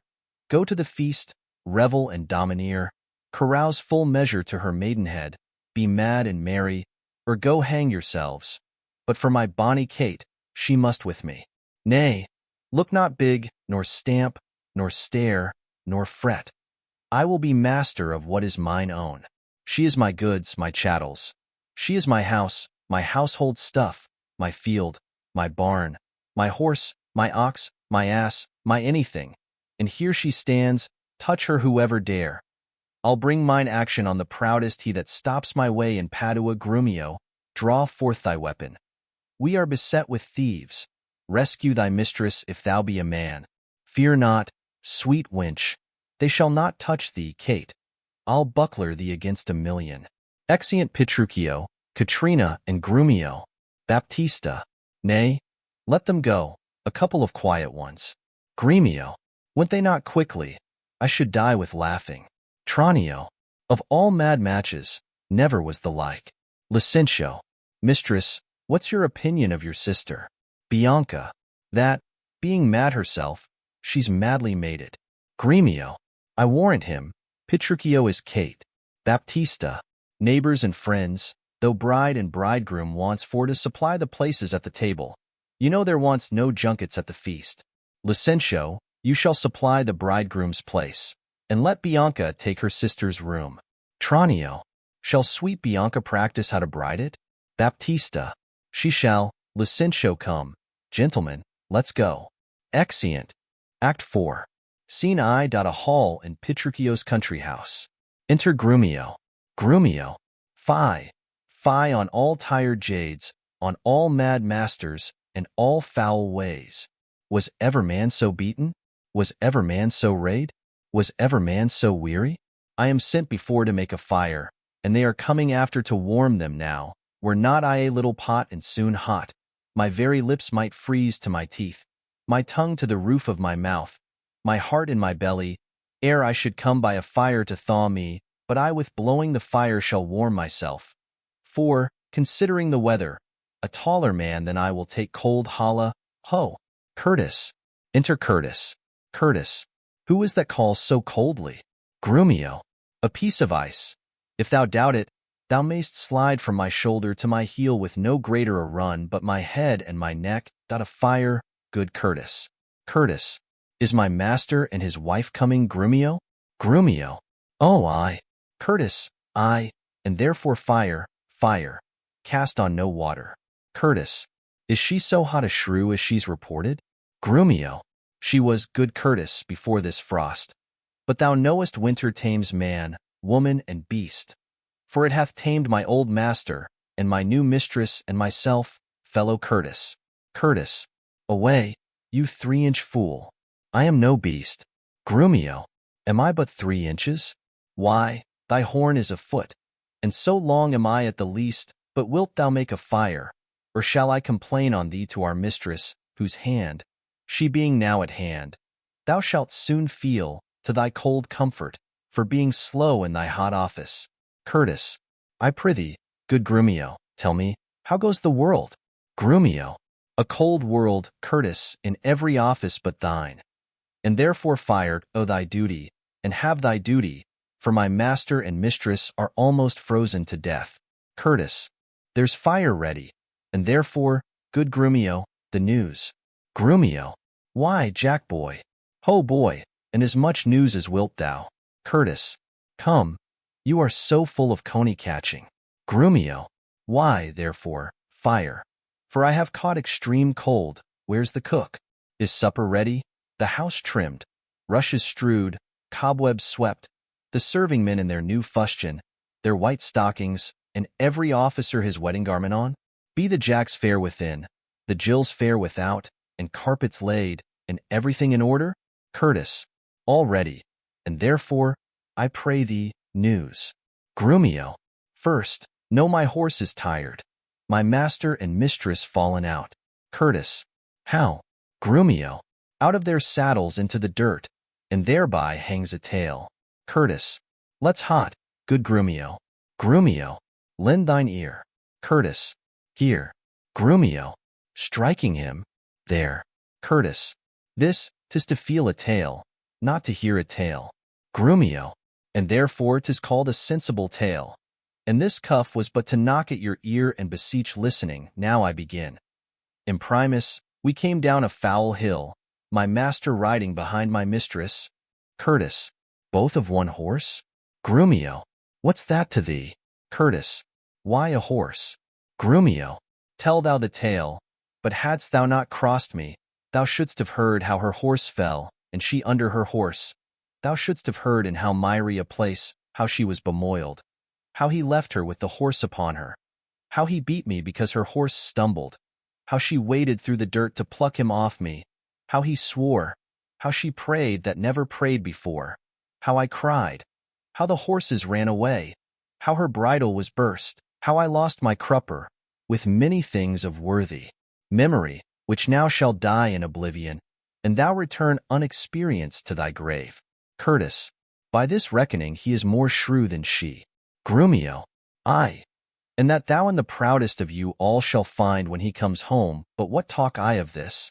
Call forth Nathaniel, Joseph, Nicholas, Philip, Walter, Sugarsop, and the rest. Let their heads be sleekly combed, their blue coats brushed, and their garters of an indifferent knit. Let them curtsy with their left legs, and not presume to touch a hair of my master's horsetail till they kiss their hands. Are they all ready? Curtis, they are. Grumio, call them forth. Curtis, do you hear? Ho, you must meet my master to countenance my mistress. Grumio, why, she hath a face of her own. Curtis, who knows not that? Grumio, thou, it seems, that calls for company to countenance her. Curtis, I call them forth to credit her. Grumio, why, she comes to borrow nothing of them. Enter 4 or 5 servants. Nathaniel, welcome home. Grumio, Philip, how now? Grumio, Joseph, what? Grumio, Nicholas, fellow Grumio, Nathaniel, how now, old lad? Grumio, welcome you, how now? You, what, you, fellow you? And thus much for greeting now, my spruce companions. Is all ready, and all things neat? Nathaniel, all things is ready. How near is our master? Grumio, e'en at hand, alighted by this, and therefore be not, cock's passion, silence. I hear my master. Enter Petruchio and Katrina. Petruchio, where be these knaves? What, no man at door to hold my stirrup, nor to take my horse? Where is Nathaniel, Gregory, Philip? All servants. Here, sir. Here, sir. Petruchio, here, sir. Here, sir. Here, sir. Here, sir. You logger-headed and unpolished grooms. What, no attendance? No regard? No duty? Where is the foolish knave I sent before? Grumio. Here, sir. As foolish as I was before. Petruchio. You peasant swain. You whoreson malt horse drudge. Did I not bid thee meet me in the park, and bring along these rascal knaves with thee? Grumio. Nathaniel's coat, sir, was not fully made, and Gabriel's pumps were all unpinked the heel. There was no link to color Peter's hat, and Walter's dagger was not come from sheathing. There was none fine but Adam, Ralph, and Gregory. The rest were ragged, old, and beggarly. Yet, as they are, here are they come to meet you. Petruchio. Go, rascals, go and fetch my supper in. Exeunt some of the servants.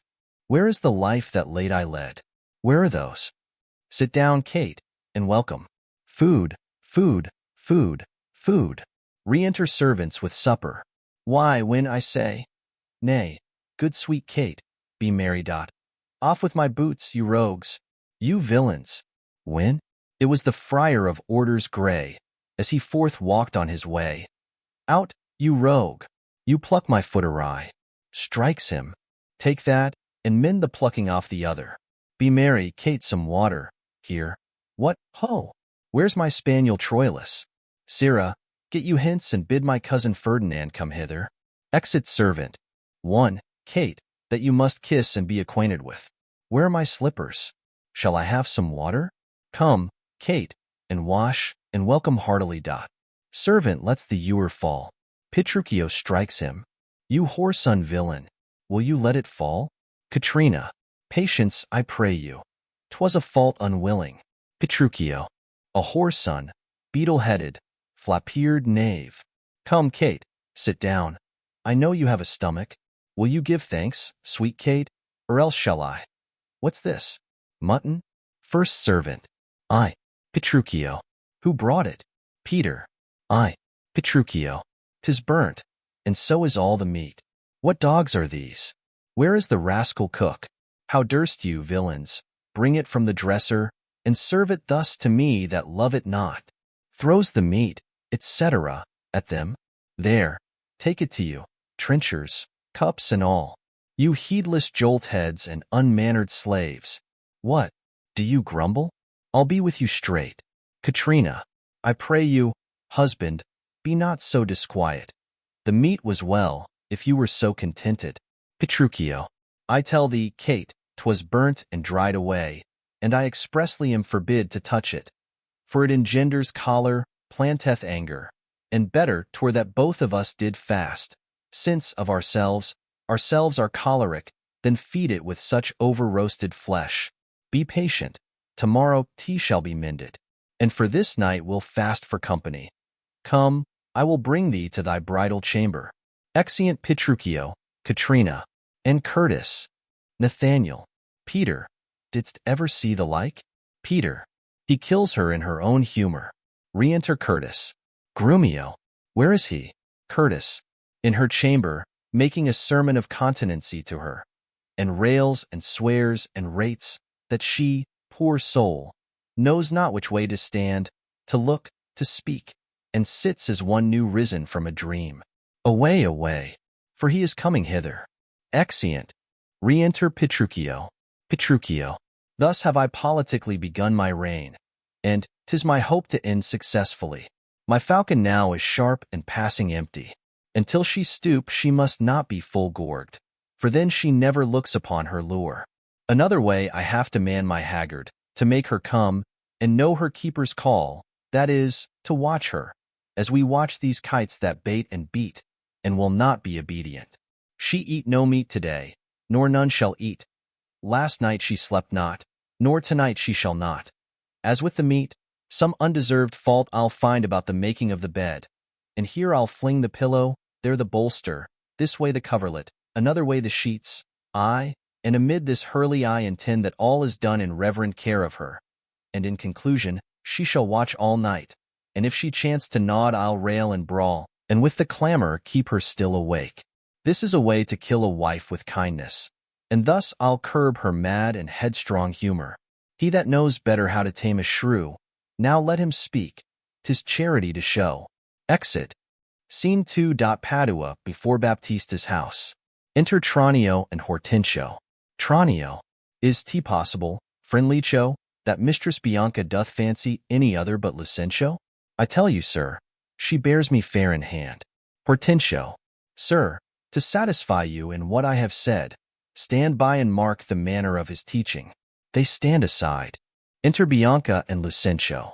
Lucentio. Now, mistress, profit you in what you read? Bianca. What, master, read you? First resolve me that. Lucentio. I read that I profess the art to love. Bianca. And may you prove, sir, master of your art. Lucentio. While you, sweet dear, prove mistress of my heart. They retire. Hortensio. Quick proceeders, Mary. Now tell me, I pray, you that durst swear that your mistress Bianca loved none in the world so well as Lucentio. Tranio. O despiteful love, unconstant womankind. I tell thee, Licio, this is wonderful. Hortensio. Mistake no more, I am not Licio, nor a musician as I seem to be, but one that scorned to live in this disguise for such a one as leaves a gentleman and makes a god of such a Calion. Know, sir, that I am called Hortensio. Tranio. Signor Hortensio, I have often heard of your entire affection to Bianca, and since mine eyes are witness of her lightness, I will with you, if you be so contented, forswear Bianca and her love forever. Hortensio.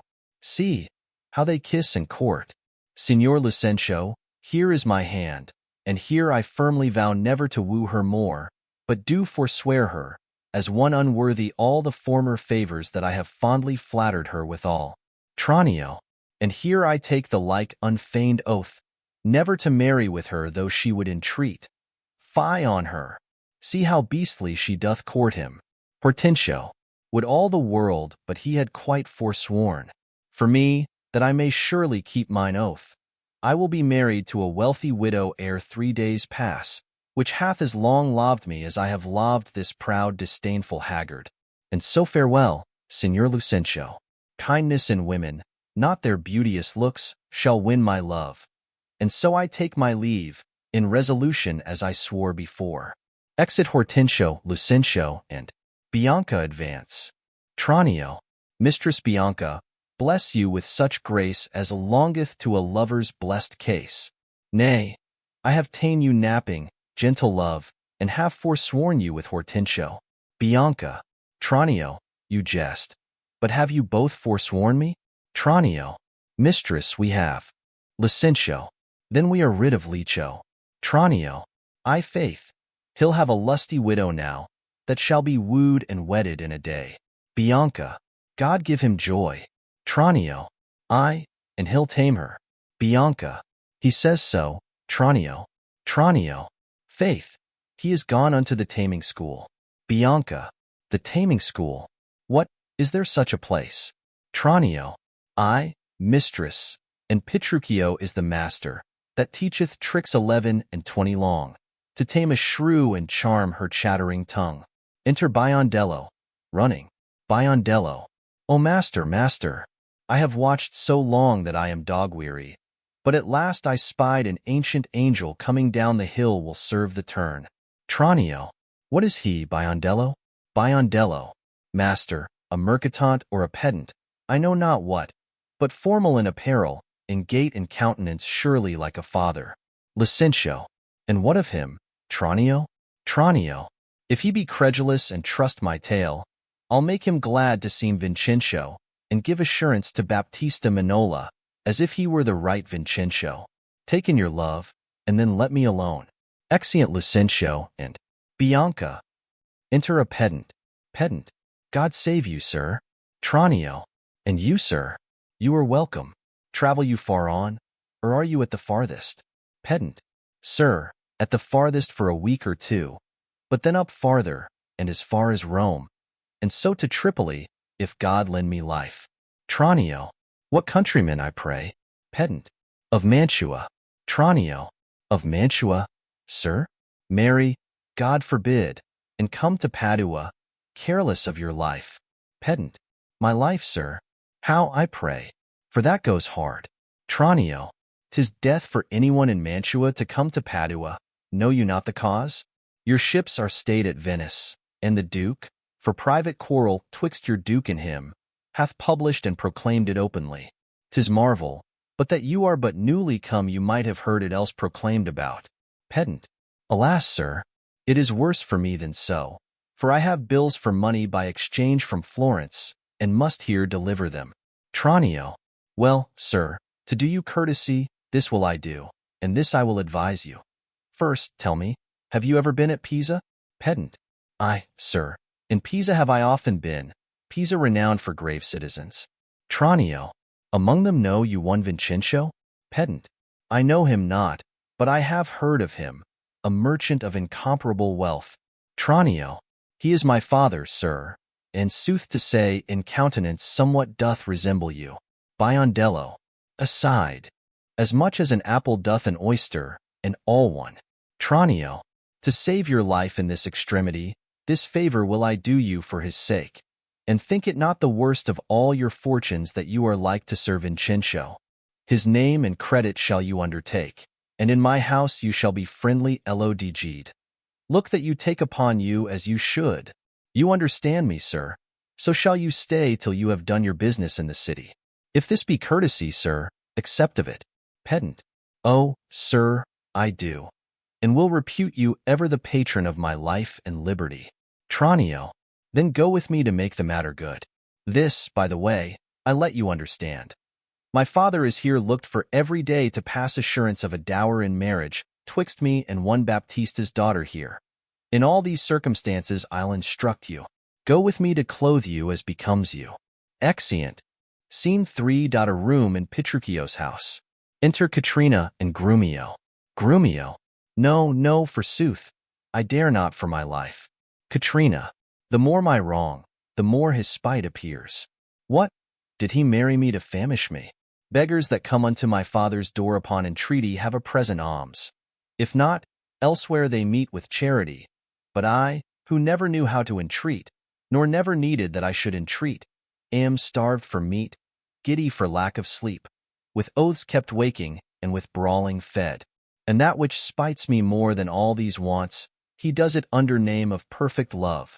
As who should say, if I should sleep or eat, 'twere deadly sickness, or else present death. I prithee go and get me some repast, I care not what, so it be wholesome food. Grumio. What say you to a neat's foot? Katrina. 'Tis passing good. I prithee let me have it. Grumio. I fear it is too choleric a meat. How say you to a fat tripe finely broiled? Katrina. I like it well, good Grumio, fetch it me. Grumio. I cannot tell. I fear 'tis choleric. What say you to a piece of beef and mustard? Katrina. A dish that I do love to feed upon. Grumio. Aye, but the mustard is too hot a little. Katrina. Why then the beef, and let the mustard rest? Grumio. Nay, then I will not. You shall have the mustard, or else you get no beef of Grumio. Katrina. Then both, or one, or anything thou wilt. Grumio. Why then the mustard without the beef? Katrina. Go, get thee gone, thou false deluding slave. Beats him. That feeds me with the very name of meat. Sorrow on thee and all the pack of you that triumph thus upon my misery. Go, get thee gone, I say.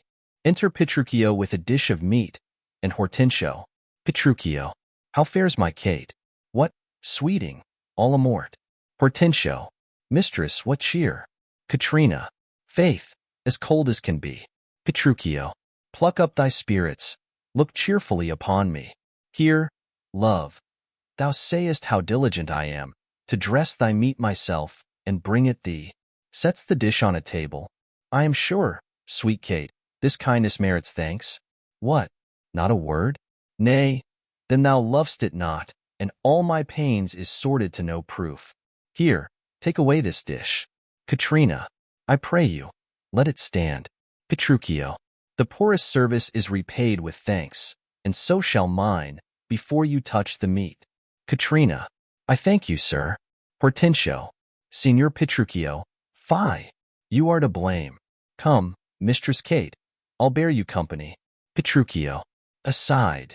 Eat it up all, Hortensio, if thou lovest me. Much good do it unto thy gentle heart. Kate, eat apace. And now, my honey love, will we return unto thy father's house and revel it as bravely as the best, with silken coats and caps and golden rings, with ruffs and cuffs and farthingales and things, with scarfs and fans and double change of bravery, with amber bracelets, beads, and all this knavery. What? Hast thou dinned? The tailor stays thy leisure, to deck thy body with his ruffling treasure. Enter tailor. Come, tailor, let us see these ornaments. Lay forth the gown. Enter haberdasher. What news with you, sir? Haberdasher. Here is the cap your worship did bespeak. Petruchio. Why, this was molded on a porringer, a velvet dish. Fie, fie. 'Tis lewd and filthy. Why, 'tis a cockle or a walnut shell, a knack, a toy, a trick, a baby's cap. Away with it. Come, let me have a bigger. Katrina. I'll have no bigger. This doth fit the time, and gentlewomen wear such caps as these. Petruchio. When you are gentle, you shall have one too, and not till then. Hortensio. Aside, that will not be in haste.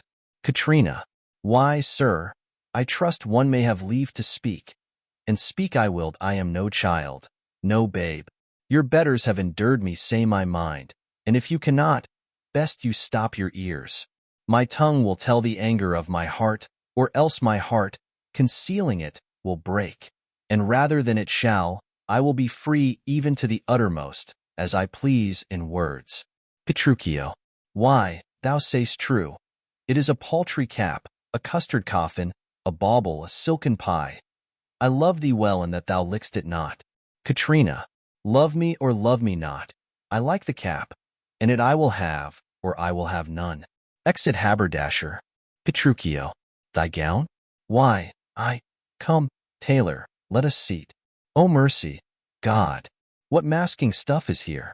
What's this? A sleeve? 'Tis like a demi-cannon. What, up and down, carved like an apple tart. Here's snip and nip and cut and slish and slash, like to a censer in a barber's shop. Why, what I devil's name, tailor, call'st thou this? Hortensio. Aside, I see she's like to have neither cap nor gown. Tailor.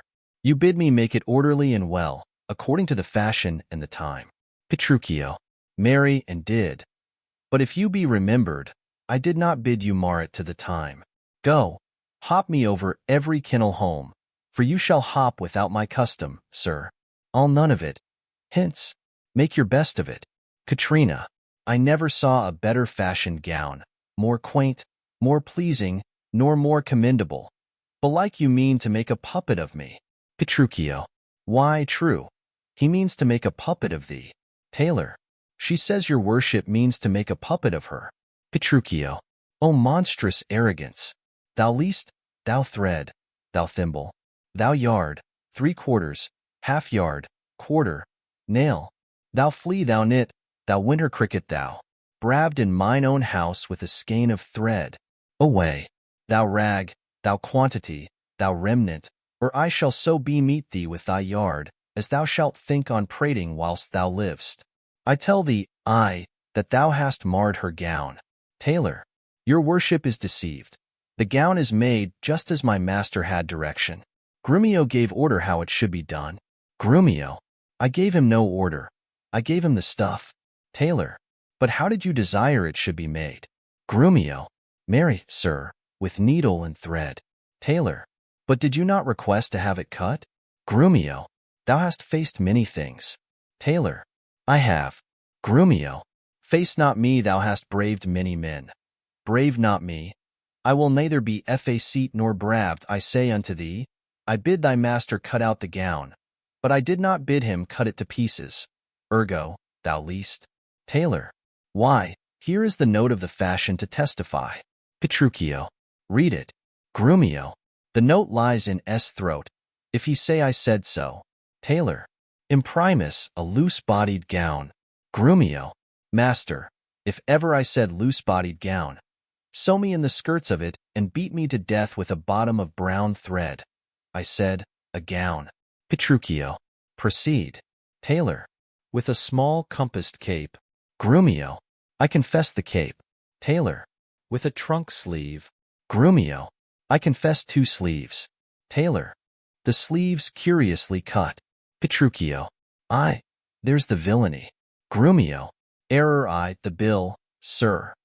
Error I, the bill that I commanded the sleeves should be cut out and sewed up again, and that I'll prove upon thee, though thy little finger be armed in a thimble. Tailor. This is true that I say, and I had thee in place where thou shouldst know it. Grumio. I am for thee straight. Take thou the bill, give me thy meat yard, and spare not me. Hortensio. God a mercy. Grumio. Then he shall have no odds. Petruchio. Well, sir, in brief, the gown is not for me. Grumio. You are I the right, sir. 'Tis for my mistress. Petruchio. Go, take it up unto thy master's use. Grumio. Villain, not for thy life. Take up my mistress' gown for thy master's use. Petruchio. Why, sir, what's your conceit in that? Grumio. Oh, sir, the conceit is deeper than you think for. Take up my mistress' gown to his master's use. Oh, fie, fie, fie. Petruchio. Aside, Hortensio, say thou wilt see the tailor paid. To tailor. Go take it hence. Be gone, and say no more. Hortensio. Aside to tailor. Tailor, I'll pay thee for thy gown tomorrow. Take no unkindness of his hasty words. Away, I say. Commend me to thy master. Exit tailor. Petruchio. Well, come, my Kate. We will unto your fathers even in these honest mean habiliments. Our purses shall be proud, our garments poor, for 'tis the mind that makes the body rich. And as the sun breaks through the darkest clouds, so honor peereth in the meanest habit. What? Is the jay more precious than the lark, because his feathers are more beautiful? Or is the adder better than the eel, because his painted skin contents the eye? Oh no, good Kate. Neither art thou the worse for this poor furniture and mean array. If thou account'st it shame, lay it on me, and therefore frolic. We will hence forthwith to feast and sport us at thy father's house. Go call my men, and let us straight to him, and bring our horses unto Long Lane End. There will we mount, and thither walk on foot. Let's see, I think 'tis now some 7 o'clock, and well we may come there by dinner time. Katrina. I dare assure you, sir, 'tis almost 2, and 'twill be supper time ere you come there. Petruchio.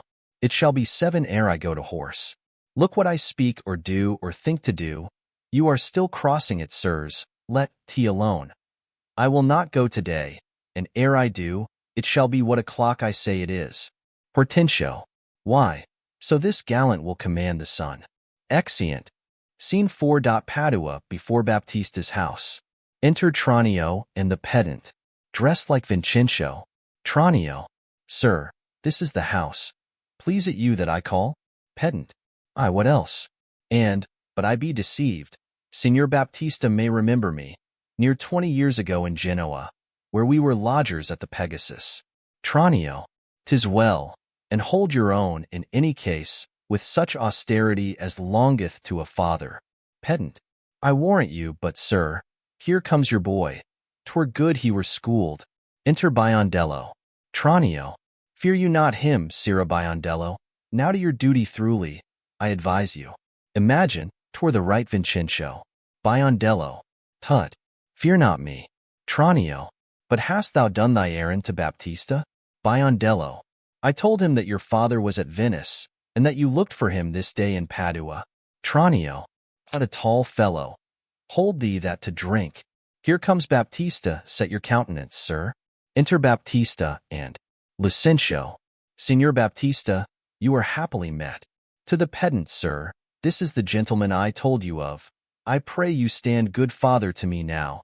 Give me Bianca for my patrimony. Pedant. Soft son. Sir, by your leave. Having come to Padua to gather in some debts, my son Lucentio made me acquainted with a weighty cause of love between your daughter and himself.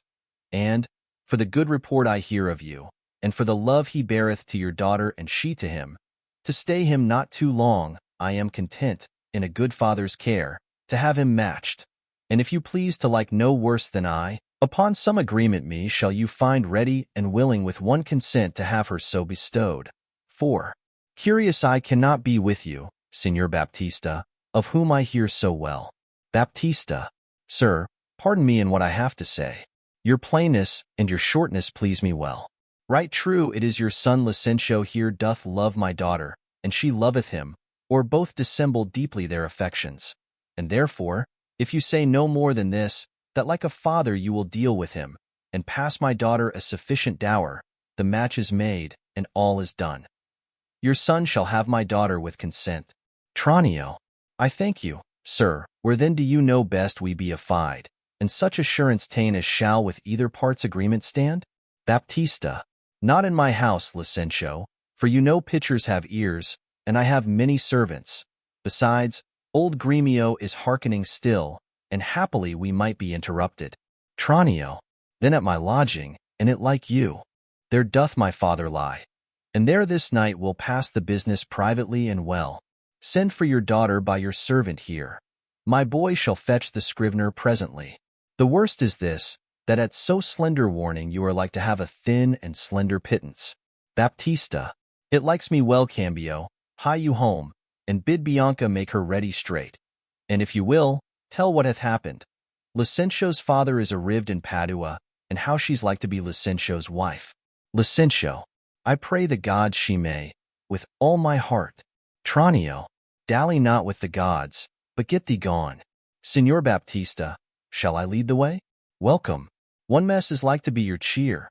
Come, sir, we will better it in Pisa. Baptista. I follow you.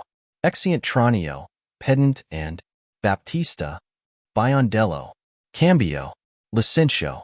What sayst thou, Biondello? Biondello. You saw my master wink and laugh upon you? Licentio. Biondello, what of that? Biondello. Faith, nothing, but has left me here behind to expound the meaning or moral of his signs and tokens. Licentio. I pray thee moralize them. Biondello. Then thus, Baptista is safe, talking with the deceiving father of a deceitful son. Licentio. And what of him? Biondello. His daughter is to be brought by you to the supper. Licentio. And then? Biondello. The old priest at St. Luke's church is at your command at all hours. Licentio. And what of all this? Biondello. I cannot tell, except they are busied about a counterfeit assurance. Take your assurance of her, cum privilegio ad imprimendum solemn, to the church. Take the priest, clerk, and some sufficient honest witnesses.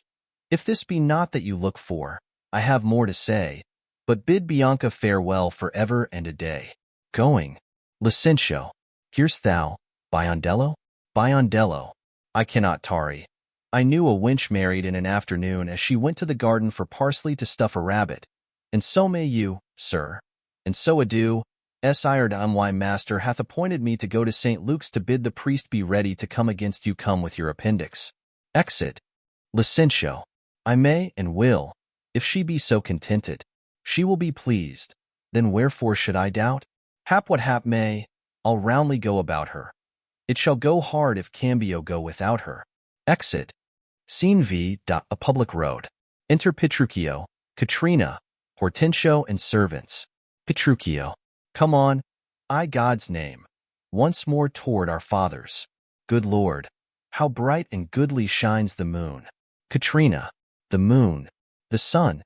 It is not moonlight now. Petruchio. I say it is the moon that shines so bright. Katrina. I know it is the sun that shines so bright. Petruchio. Now by my mother's son, and that's myself, it shall be moon, or star, or what I list, or ere I journey to your father's house. Go on and fetch our horses back again. Evermore crossed and crossed, nothing but crossed. Hortensio. Say as he says, or we shall never go. Katrina. Forward, I pray, since we have come so far, and be it moon, or sun, or what you please.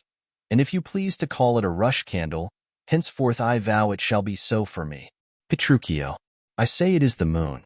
Katrina. I know it is the moon. Petruchio. Nay, then you lie. It is the blessed sun. Katrina. Then, God be blessed, it is the blessed sun. But sun it is not when you say it is not, and the moon changes even as your mind. What you will have it nommed, even that it is, and so it shall be so for Catherine. Hortensio.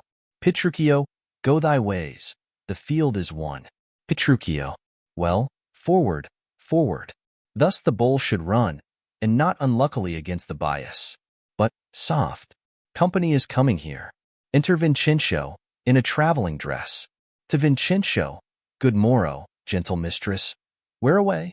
Tell me, sweet Kate, and tell me truly too, hast thou beheld a fresher gentlewoman? Such war of white and red within her cheeks. What stars do spangle heaven with such beauty as those two eyes become that heavenly face? Fair lovely maid, once more good day to thee. Sweet Kate, embrace her for her beauty's sake.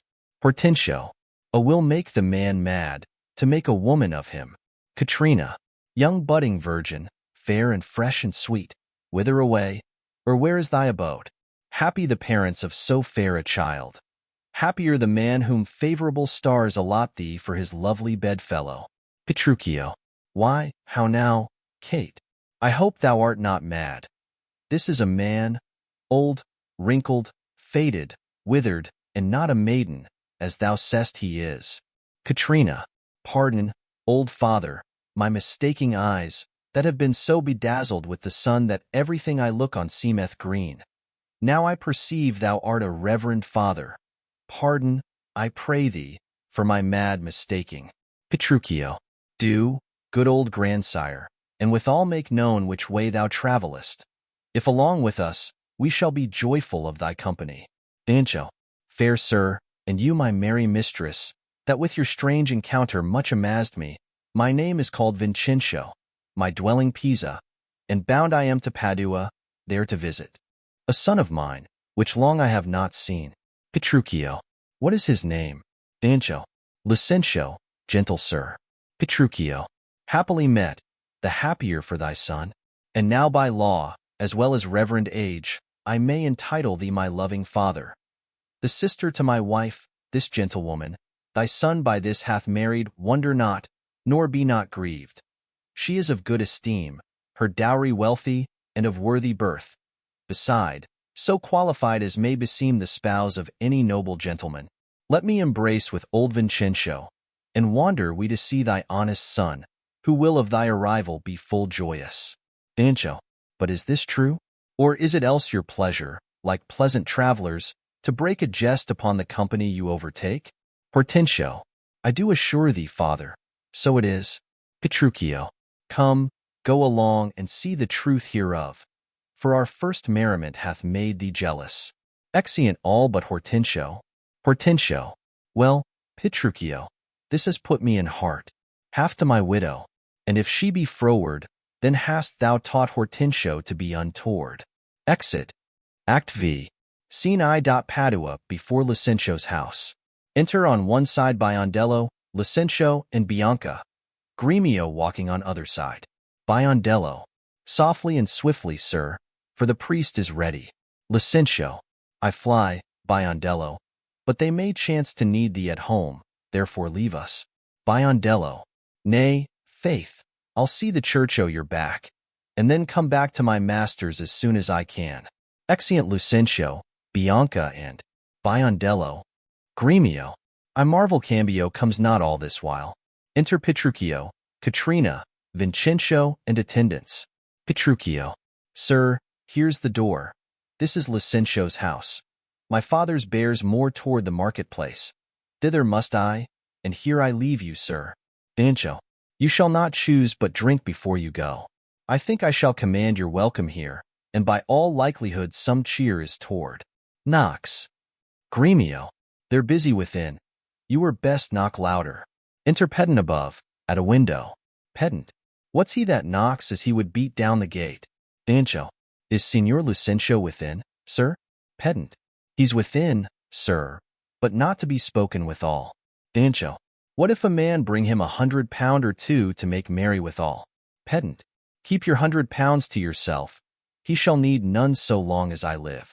Petruchio, nay, I told you your son was well beloved in Padua. Do you hear, sir? To leave frivolous circumstances, I pray you tell Signor Licentio that his father is come from Pisa, and is here at the door to speak with him. Pedant, thou least.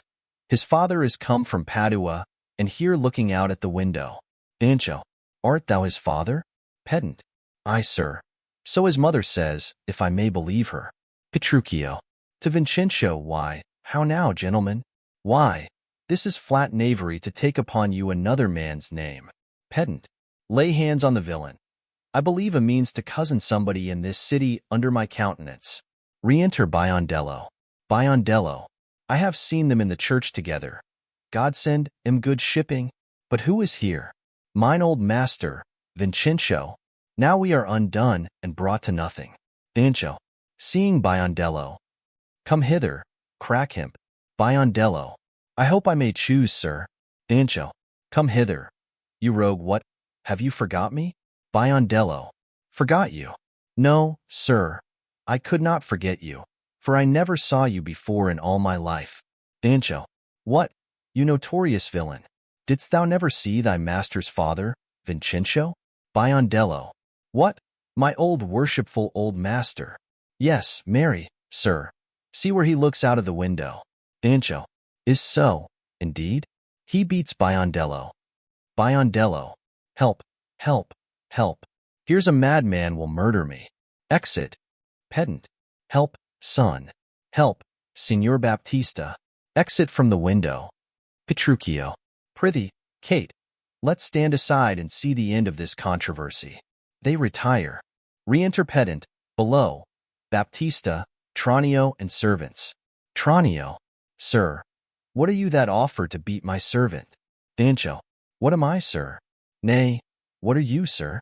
O immortal gods! O fine villain! A silken doublet, a velvet hose, a scarlet cloak, and a copatain hat. Oh, I am undone. I am undone. While I play the good husband at home, my son and my servants spend all at the university. Tranio. How now? What's the matter? Baptista. What? Is the man lunatic? Tranio. Sir, you seem a sober ancient gentleman by your habit, but your words show you a madman. Why, sir? What cerns it you if I wear pearl and gold? I thank my good father, I am able to maintain it. Vincenzo. Thy father. O villain. He is a sailmaker in Bergamo. Baptista. You mistake, sir. You mistake, sir, pray. What do you think is his name? Vincenzo. His name. As if I knew not his name. I have brought him up ever since he was 3 years old, and his name is Tranio. Pedant. Away, away, mad ass. His name is Lucentio, and he is mine only son, and heir to the lands of me, Signor Vincenzo. Vincenzo. Lucentio. Oh, he hath murdered his master. Lay hold on him, I charge you, in the Duke's name. Oh, my son, my son. Tell me, thou villain, where is my son, Lucentio? Tranio. Call forth an officer. Enter one with an officer. Carry this mad knave to the jail. Father Baptista, I charge you see that he be forthcoming. Vincenzo. Carry me to the jail. Gremio. Stay, officer. He shall not go to prison. Baptista. Talk not, Signor Gremio. I say he shall go to prison. Gremio. Take heed, Signor Baptista, lest you be coney-catched in this business. I dare swear this is the right Vincenzo. Pedant. Swear if thou darest. Gremio. Nay, I dare not swear it. Tranio. Then thou wert best say that I am not Lucentio. Gremio. Yes, I know thee to be Signor Lucentio. Baptista. Away with the dotard. To the jail with him. Vincenzo. Thus strangers may be hailed and abused. O monstrous villain! Re-enter Biondello, with Lucentio and Bianca. Biondello. Oh, we are spoiled, and yonder he is. Deny him, forswear him, or else we are all undone. Lucentio. Kneeling. Pardon, sweet father. Vincenzo. Lives my sweetest son? Biondello, Tranio, and Pedant run out. Bianca. Kneeling. Pardon, dear father. Baptista. How hast thou offended? Where is Lucentio? Lucentio. Here's Lucentio, right son to the right Vincenzo, that have by marriage made thy daughter mine, while counterfeit supposes bleared thine eyne. Gremio. Here as packing with a witness, to deceive us all. Vincenzo. Where is that damned villain, Tranio, that effaced and braved me in this matter so? Baptista. Why, tell me, is not this my Cambio? Bianca. Cambio is chonged into Lucentio. Lucentio. Love wrought these miracles. Bianca's love made me exchange my state with Tranio, while he did bear my countenance in the town. And happily I have arrived at the last unto the wished haven of my bliss. What Tranio did, myself enforked him to. Then pardon him, sweet father, for my sake. Dancho. I'll slit the villain's nose that would have sent me to the jail. Baptista. To Lucentio. But do you hear, sir? Have you married my daughter without asking my good will? Dancho. Fear not, Baptista. We will content you, go to. But I will in, to be revenged for this villainy. Exit. Baptista. And I to sound the depth of this knavery. Exit. Lucentio. Look not pale, Bianca. Thy father will not frown. Exeunt Lucentio and Bianca. Gremio. My cake is dough, but I'll in among the rest, out of hope of all but my share of the feast. Exit. Petruchio and Katrina. Advance. Katrina. Husband. Let's follow to see the end of this ado. Petruchio. First kiss me, Kate, and we will. Katrina. What? In the midst of the street? Petruchio. What? Art thou ashamed of me? Katrina.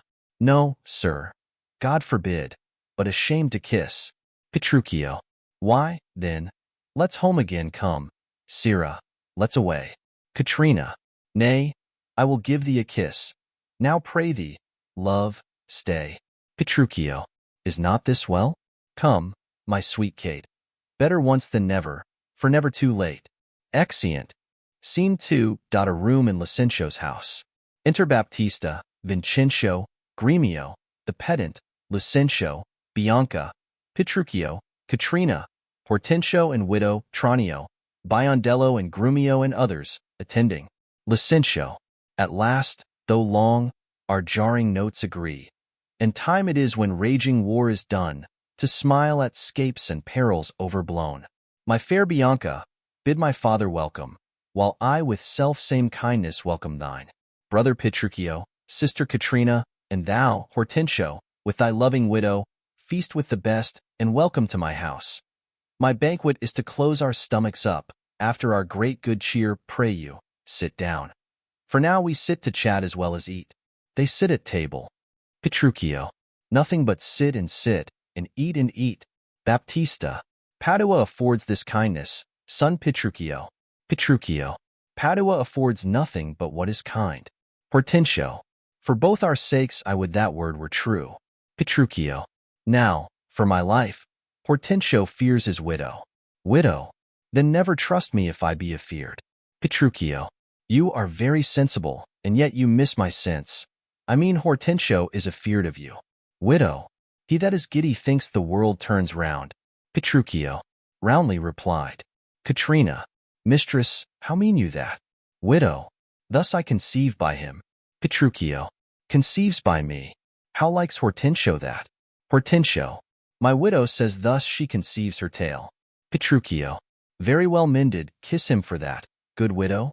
Katrina. He that is giddy thinks the world turns round. I pray you tell me what you meant by that. Widow. Your husband, being troubled with a shrew, measures my husband's sorrow by his woe. And now you know my meaning. Katrina. A very mean meaning. Widow. Right, I mean you. Katrina. And I am mean indeed, respecting you. Petruchio. To her, Kate. Hortensio. To her, widow. Petruchio. 100 marks. My Kate does put her down. Hortensio. That's my office. Petruchio. Spoke like an officer. Ha to thee, lad. Drinks to Hortensio. Baptista. How likes Gremio these quick-witted folks? Gremio. Believe me, sir, they butt together well. Bianca. Head and butt. An hasty-witted body would say your head, and but were head and horn. Dancho.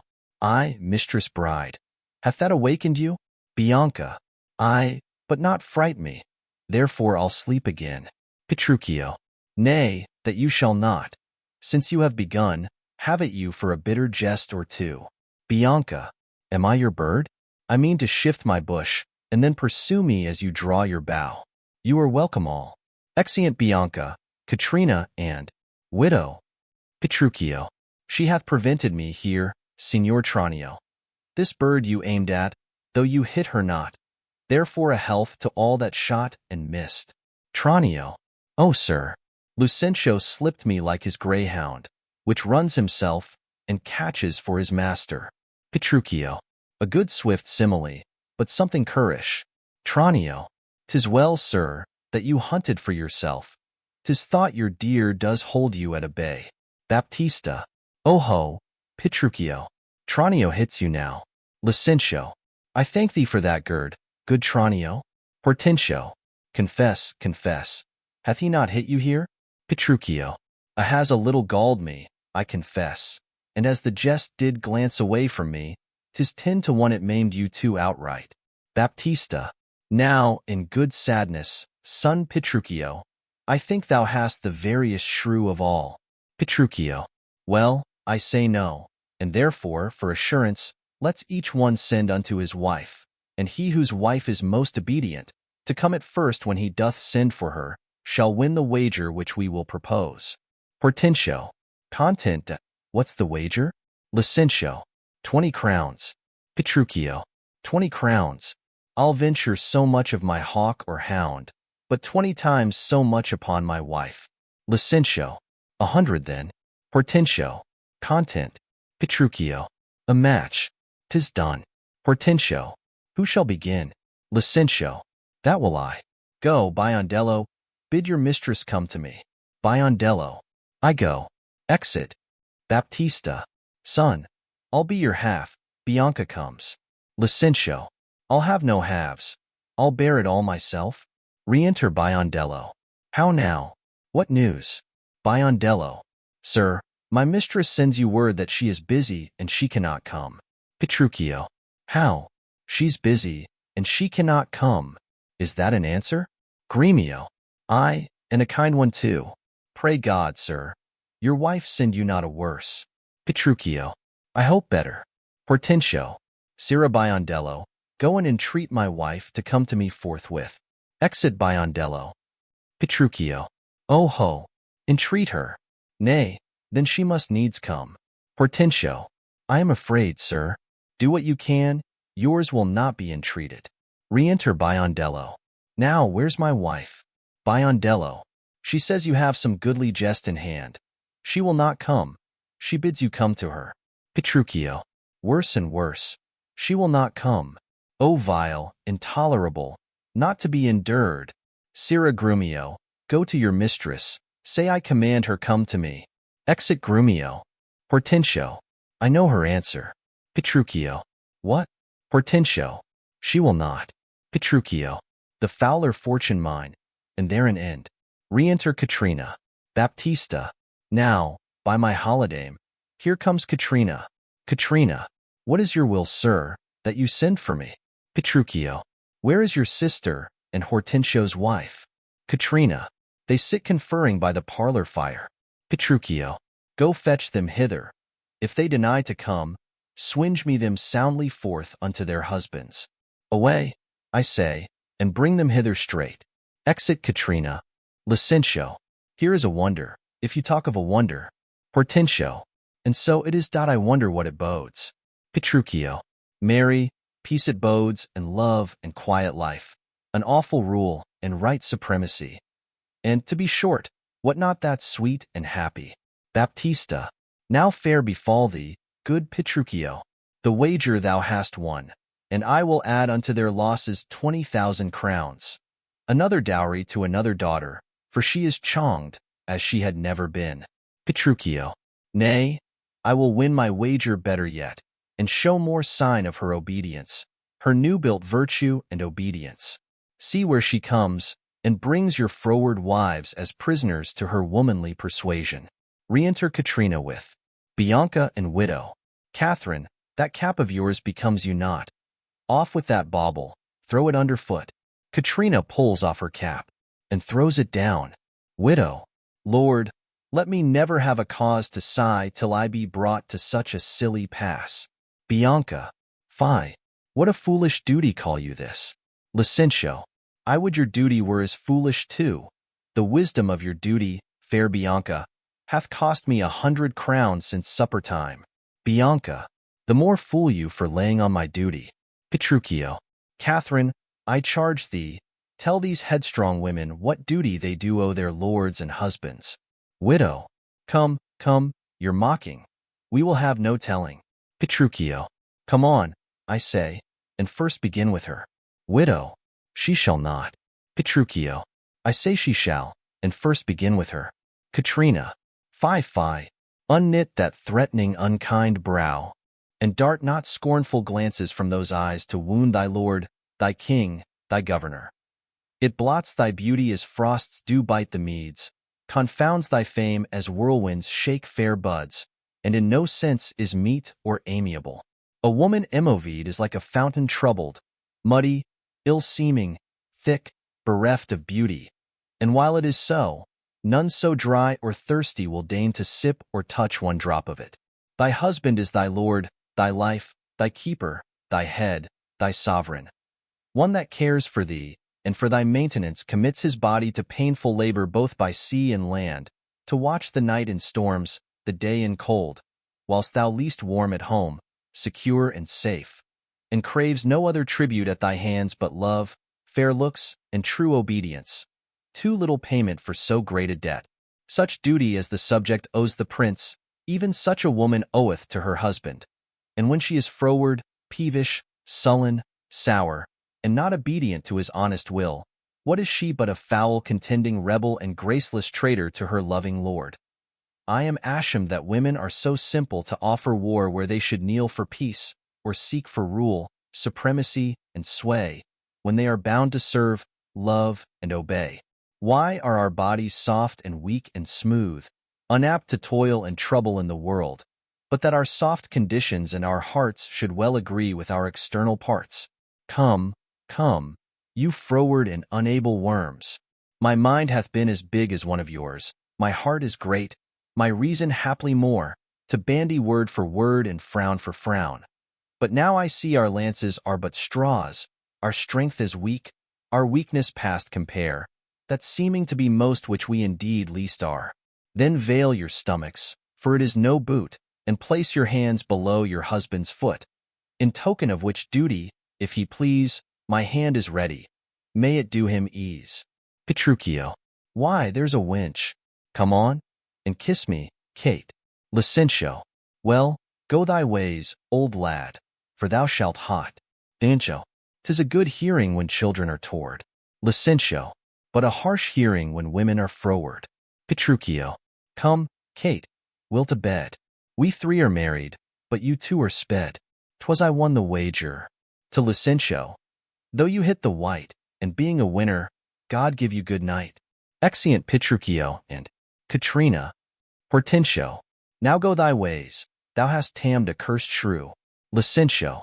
'Tis a wonder, by your leave, she will be tamed so. Exeunt. The Tempest. Contents. Act I. Scene I. On a ship at sea. A tempestuous noise of thunder and lightning heard. Scene 2. The island, before the cell of Prospero. Act 2. Scene I. Another part of the island.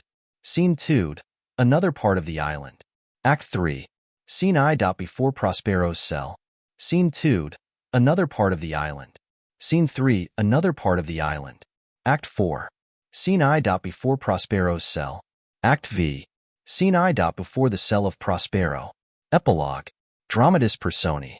Alonso, King of Naples. Sebastian, his brother. Prospero, the right Duke of Milan. Antonio, his brother, the usurping Duke of Milan. Ferdinand, son to the King of Naples. Gonzalo, an honest old counselor. Adrian, Lord. Francisco, Lord. Caliban, a savage and deformed slave. Trinculo, a jester. Stefano, a drunken butler. Master of a ship. Boatswain. Mariners. Miranda, daughter to Prospero. Ariel, an airy spirit. Iris, presented by spirits. Ceres, presented by spirits. Juno, presented by spirits. Nymphs, presented by spirits. Reapers, presented by spirits. Other spirits attending on Prospero's scene. The sea with a ship. Afterwards an island. Act I. Scene I. On a ship at sea. A tempestuous noise of thunder and lightning heard. Enter a shipmaster and a boatswain severally. Master. Boatswain. Boatswain. Here, master. What cheer? Master. Good. Speak to the mariners. Fall to Yarley, or we run ourselves aground. Bestir, bestir. Exit. Enter mariners. Boatswain. Hey, my hearts. Cheerly, cheerly, my hearts. Yare, yare. Take in the topsail. Tend to th master's whistle blow till thou burst thy wind, if room enough. Enter Alonso, Sebastian, Antonio, Ferdinand, Gonzalo, and others. Alonso. Good boatswain. Have cared out where's the master? Play them in. Boatswain. I pray now, keep below. Antonio. Where is the master, boatswain? Boatswain. Do you not hear him? You mar our labor. Keep your cabins. You do assist the storm. Gonzalo. Nay, good. Be patient. Boatswain. When the sea is hence, what cares these roarers for the name of king? To cabin. Silence. Trouble us not. Gonzalo. Good. Yet remember whom thou hast aboard. Boatswain. None that I more love than myself. You are a counselor. If you can command these elements to silence and work the peace of the present, we will not hand a rope more. Use your authority. If you cannot, give thanks you have lived so long, and make yourself ready in your cabin for the mischance of the hour, if it so hap. Cheerly, good hearts. Out of our way, I say. Exit. Gonzalo. I have great comfort from this fellow. Methinks he hath no drowning mark upon him. His complexion is perfect gallows. Stand fast, good fate, to his hanging. Make the rope of his destiny our cable, for our own doth little advantage. If he be not born to be hanged, our case is miserable. Exeunt. Re-enter boatswain. Boatswain. Down with the topmast. Yare. Lower, lower. Bring her to try wide main course. A cry within. A plague upon this howling. They are louder than the weather or our office. Enter Sebastian, Antonio, and Gonzalo. Yet again. What do you hear? Shall we give o'er and drown? Have you a mind to sink? Sebastian. A pox o' your throat, you bawling, blasphemous, uncharitable dog. Boatswain. Work you, then. Antonio. Hang, cur. Hang, you whoreson, insolent noisemaker. We are less afraid to be drowned than thou art. Gonzalo. I'll warrant him for drowning, though the ship were no stronger than a nutshell, and as leaky as an unstanched winch. Boatswain. Lay her a hold, a hold. Set her 2 courses. Off to sea again. Lay her off. Enter mariners. Wet. Mariners. All lost. To prayers, to prayers. All lost. Exeunt. Boatswain. What? Must our mouths be cold? Gonzalo. The king and prince at prayers. Let's assist them, for our case is as theirs. Sebastian. I am out of patience. Antonio. We are merely cheated of our lives by drunkards. This wide-chapped rascal. Would thou mightst lie drowning the washing of 10 tides. Gonzalo. He'll be hanged yet, though every drop of water swear against it, and gape at wits to glut him. A confused noise within. Mercy on us. We split, we split. Farewell, my wife and children. Farewell, brother. We split, we split, we split. Antonio. Let's all sink, why king. Exit. Sebastian. Let's take leave of him. Exit. Gonzalo. Now would I give 1,000 furlongs of sea for an acre of barren ground, long heath, brown furs, anything, the wills above be done. But I would fain die a dry death. Exit. Scene 2 doth the island, before the cell of Prospero. Enter Prospero and Miranda. Miranda. If by your art, my dearest father, you have put the wild waters in this roar, allay them. The sky, it seems, would pour down stinking pitch, but that the sea, mounting to Welkin's cheek, dashes the fire out. I have suffered with those that I saw suffer. A brave vessel, who had, no doubt, some noble creature in her, dashed all to pieces. Oh, the cry did knock against my very heart. Poor souls, they perished. Had I been any god of power, I would have sunk the sea within the earth, or ere it should the good ship so have swallowed and the frauding souls within her. Prospero. Be collected. No more amazement. Tell your piteous heart there's no harm done. Miranda. Oh, woe the day. Prospero. No harm. I have done nothing but in care of thee, my dear one, thee, my daughter, who art ignorant of what thou art, not knowing of whence I am, nor that I am more better than Prospero, master of a full poor cell, and thy no greater father. Miranda. More to know. Did never meddle with my thoughts. Prospero. 'Tis time. I should inform thee farther, lend thy hand, and pluck my magic garment from me. So, lays down his mantle. Lie there, my art, wipe thou thine eyes. Have comfort. The direful spectacle of the rack, which touched the very virtue of compassion in thee, I have with such provision in mine art so safely ordered that there is no soul, no, not so much perdition as an hair betid to any creature in the vessel which thou heardst cry, which thou saw'st sink, sit down. For thou must now no farther. Miranda, you have often begun to tell me what I am, but stopped and left me to a bootless inquisition, concluding, stay, not yet. Prospero, the hour's now come. The very minute bids thee ope thine ear. Obey, and be attentive. Canst thou remember a time before we came unto this cell? I do not think thou canst, for then thou wast not out 3 years old.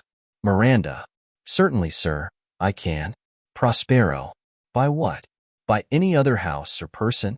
Of anything the image, tell me, that hath kept with thy remembrance.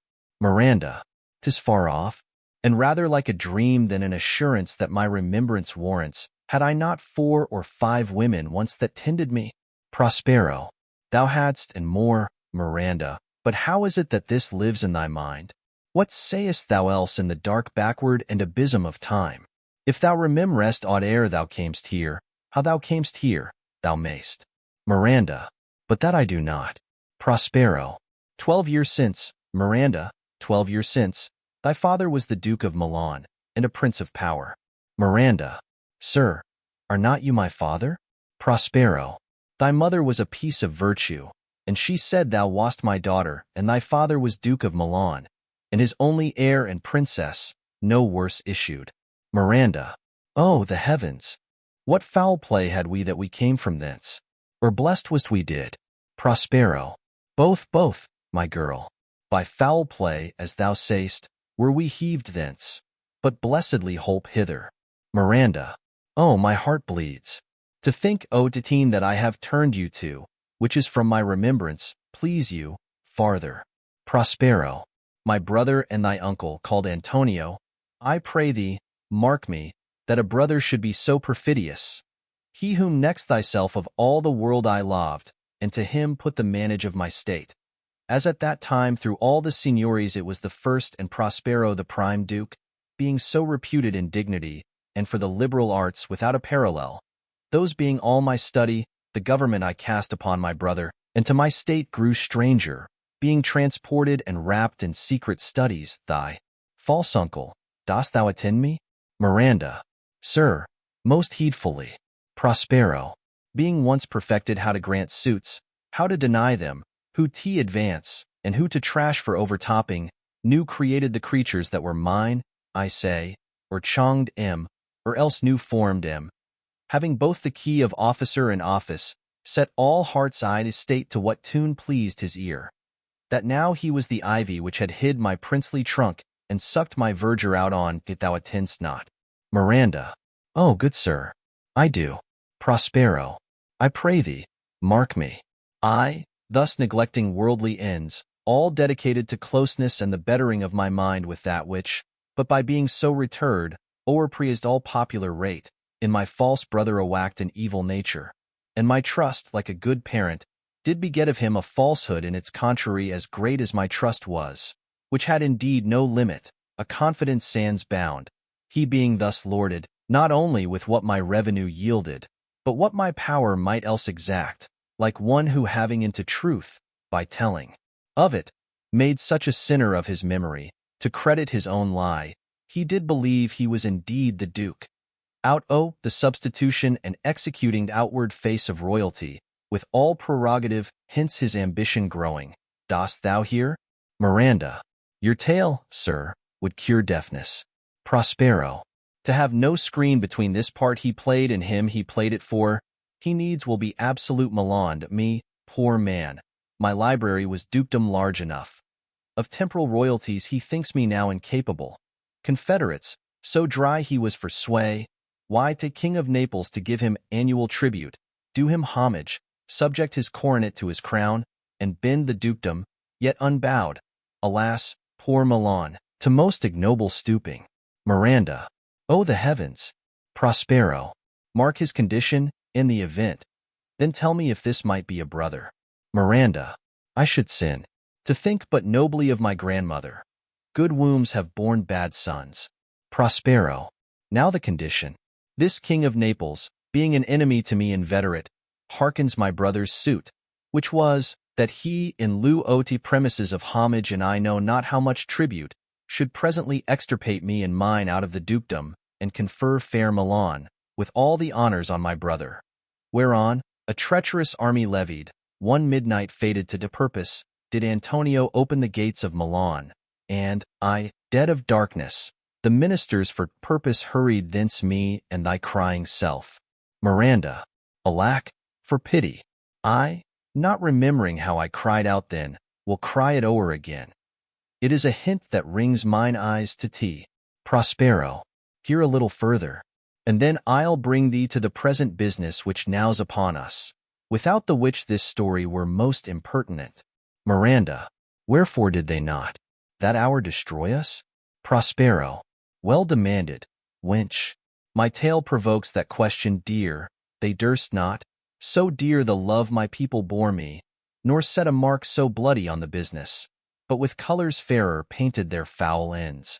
In few, they hurried us aboard a bark, bore us some leagues to sea, where they prepared a rotten carcass of a butt, not rigged, nor tackle, sail, nor mast. The very rats instinctively have quitted, there they hoist us, to cry to me, that roared to us, to sigh to the winds, whose pity, sighing back again, did us but loving wrong. Miranda. Alack, what trouble was I then to you? Prospero. Oh, a cherubin. Thou wast that did preserve me, thou didst smile, infused with a fortitude from heaven, when I have decked the sea with drops full salt, under my burden groaned, which riced in me an undergoing stomach, to bear up against what should ensue. Miranda. How came we ashore? Prospero. By providence divine. Some food we had, and some fresh water that a noble Neapolitan, Gonzalo, out of his charity, who being then appointed master of this design, did give us, with rich garments, linens, stuffs, and necessaries, which since have stead much. So, of his gentleness, knowing I loved my books, he furnished me from mine own library with volumes that I prize above my dukedom. Miranda. Would I might but ever see that man. Prospero. Now I arise. Sit still, and hear the last of our sea sorrow. Here in this island we arrived, and here have I, thy schoolmaster, made thee more profit than other princes can, that have more time for vainer hours, and tutors not so careful. Miranda. Heavens thank you for tea. And now, I pray you, sir, for still 'tis beating in my mind, your reason for raising this sea storm? Prospero. Know thus far forth, by accident most strange, bountiful fortune, now my dear lady, hath mine enemies brought to this shore, and by my prescience I find my zenith doth depend upon a most auspicious star, whose influence if now I court not but omit, my fortunes will ever after droop. Here cease more questions. Thou art inclined to sleep, 'tis a good dullness, and give it weight I know thou canst not choose. Miranda sleeps. Come away, servant, come. I am ready now. Approach, my Ariel, come. Enter Ariel. Ariel. All hail, great master. Grave sir, hail. I come to answer thy best pleasure. Beat to fly, to swim, to dive into the fire, to ride on the curled clouds, to thy strong bidding task Ariel and all his quality. Prospero. Hast thou, spirit, performed to point the tempest that I bade thee? Ariel. To every article. I boarded the king's ship, now on the beak, now in the waist, the deck, in every cabin, I flammed amazement. Sometime I divide, and burn in many places. On the topmast, the yards and bowsprit, would I flame distinctly, then meet and join Jove's lightning. The precursors owed dreadful thunderclaps, more momentary in sight outrunning were not. The fire and cracks of sulphureous, roaring the most mighty Neptune seemed to besiege and make his bold waves tremble. Yeah, his dread trident shake. Prospero, my brave spirit, who was so firm, so constant, that this coil would not infect his reason. Ariel, not a soul, but felt a fever of the mad, and played some tricks of desperation. All but mariners plunged in the foaming brine and quit the vessel, then all afire with me. The king's son, Ferdinand, with hair up staring, then like reeds, not hair, was the first man that leapt, cried, "Hell is empty, and all the devils are here." Prospero, why, that's my spirit. But was not this nigh shore? Ariel, close by, my master. Prospero, but are they, Ariel, safe? Ariel, not a hair perished. On their sustaining garments not a blemish, but fresher than before. And as thou badst me, in troops I have dispersed them bout the isle. The king's son have I landed by himself, whom I left cooling of the air with sighs in an odd angle of the isle, and sitting, his arms in this sad knot. Prospero, of the king's ship, the mariners, say how thou hast disposed, and all the rest owed a fleet? Ariel, safely in harbor, is the king's ship, in the deep nook, where once thou calledst me up at midnight to fetch dew from the still-vexed Bermudas. There she's hid.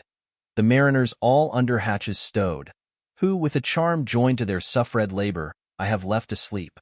And for the rest owed a fleet, which I dispersed, they all have met again, and are upon the Mediterranean float bound sadly home for Naples, supposing that they saw the king's shipwrecked, and his great person perish.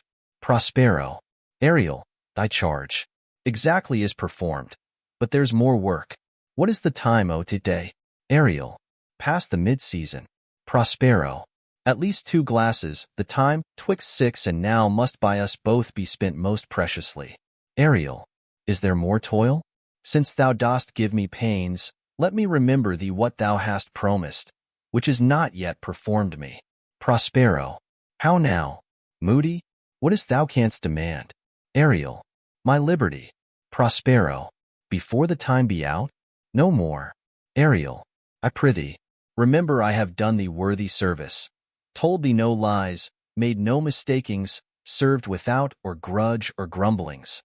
Thou didst promise to bate me a full year. Prospero, dost thou forget? From what a torment I did free thee. Ariel, no. Prospero, thou dost, and think'st it much to tread the ooze of the salt deep, to run upon the sharp wind of the north, to do me business in the veins owed earth when it is balked with frost. Ariel, I do not, sir. Prospero, thou least malignant thing, hast thou forgot the fowl which Sycorax, who with age and envy was grown into a hoop? Hast thou forgot her? Ariel, no, sir. Prospero, thou hast. Where was she born? Speak, tell me. Ariel, sir, in Argier. Prospero, oh, was she so? I must once in a month recount what thou hast been, which thou forget'st, this damned which Sycorax, for mischiefs manifold, and sorceries terrible to interhuman hearing, from Argier, thou know'st, was banished. For one thing she did they would not take her life. Is not this true? Ariel, aye, sir. Prospero, this blue-eyed hag was hither brought with child, and here was left by to sailors. Thou, my slave, as thou reportst thyself, wast then her servant, and, for thou wast a spirit too delicate to act her earthy and abhorred commands, refusing her grand hests, she did confine thee, by help of her more potent ministers, and in her most unmitigable rage, into a cloven pine, within which rift imprisoned, thou didst painfully remain a dozen years, within which space she died, and left thee there, where thou didst vent thy groans as fast as mill-wheels strike. Then was this island, save for the son that she did litter here, a freckled whelp, hag-born, not honored with a human shape. Ariel, yes, Caliban her son. Prospero, dull thing, I say so. He, that Caliban, whom now I keep in service, thou best know'st what torment I did find thee in. Thy groans did make wolves howl, and penetrate the breasts of ever-angry bears. It was a torment to lay upon the damned, which Sycorax could not again undo. It was mine art, when I arrived and heard thee, that made gape the pine, and let thee out. Ariel. I thank thee, master.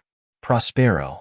If thou more murmurst, I will rend an oak and peg thee in his knotty entrails till thou hast howled away 12 winters. Ariel.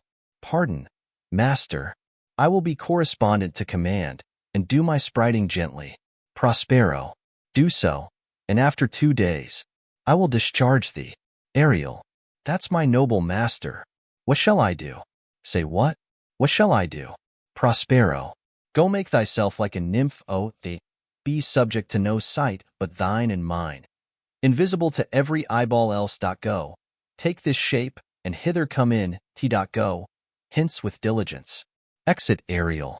Awake, dear heart, awake. Thou hast slept well, awake. Miranda. Waking. The strangeness of your story put heaviness in me. Prospero. Shake it off, come on. We'll visit Caliban, my slave, who never yields us kind answer. Miranda. 'Tis a villain, sir. I do not love to look on. Prospero. But as 'tis, we cannot miss him. He does make our fire, fetch in our wood, and serves in offices that profit us. What ho? Slave. Caliban. Thou earth, thou. Speak. Caliban. Within. There's wood enough within.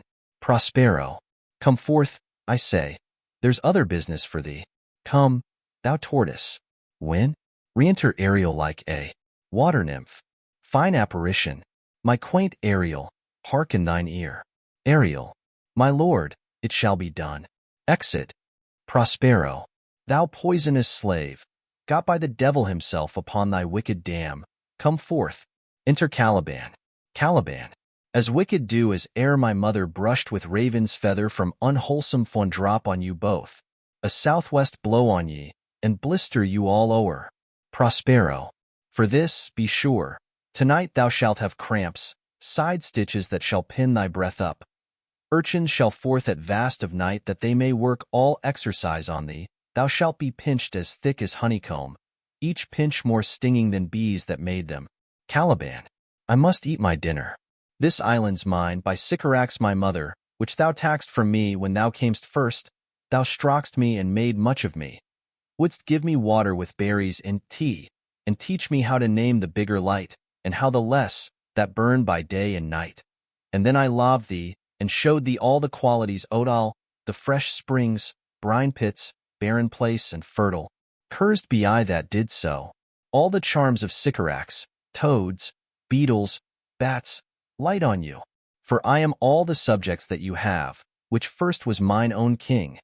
And here you sty me in this hard rock, whiles you do keep from me the rest Ode Island. Prospero.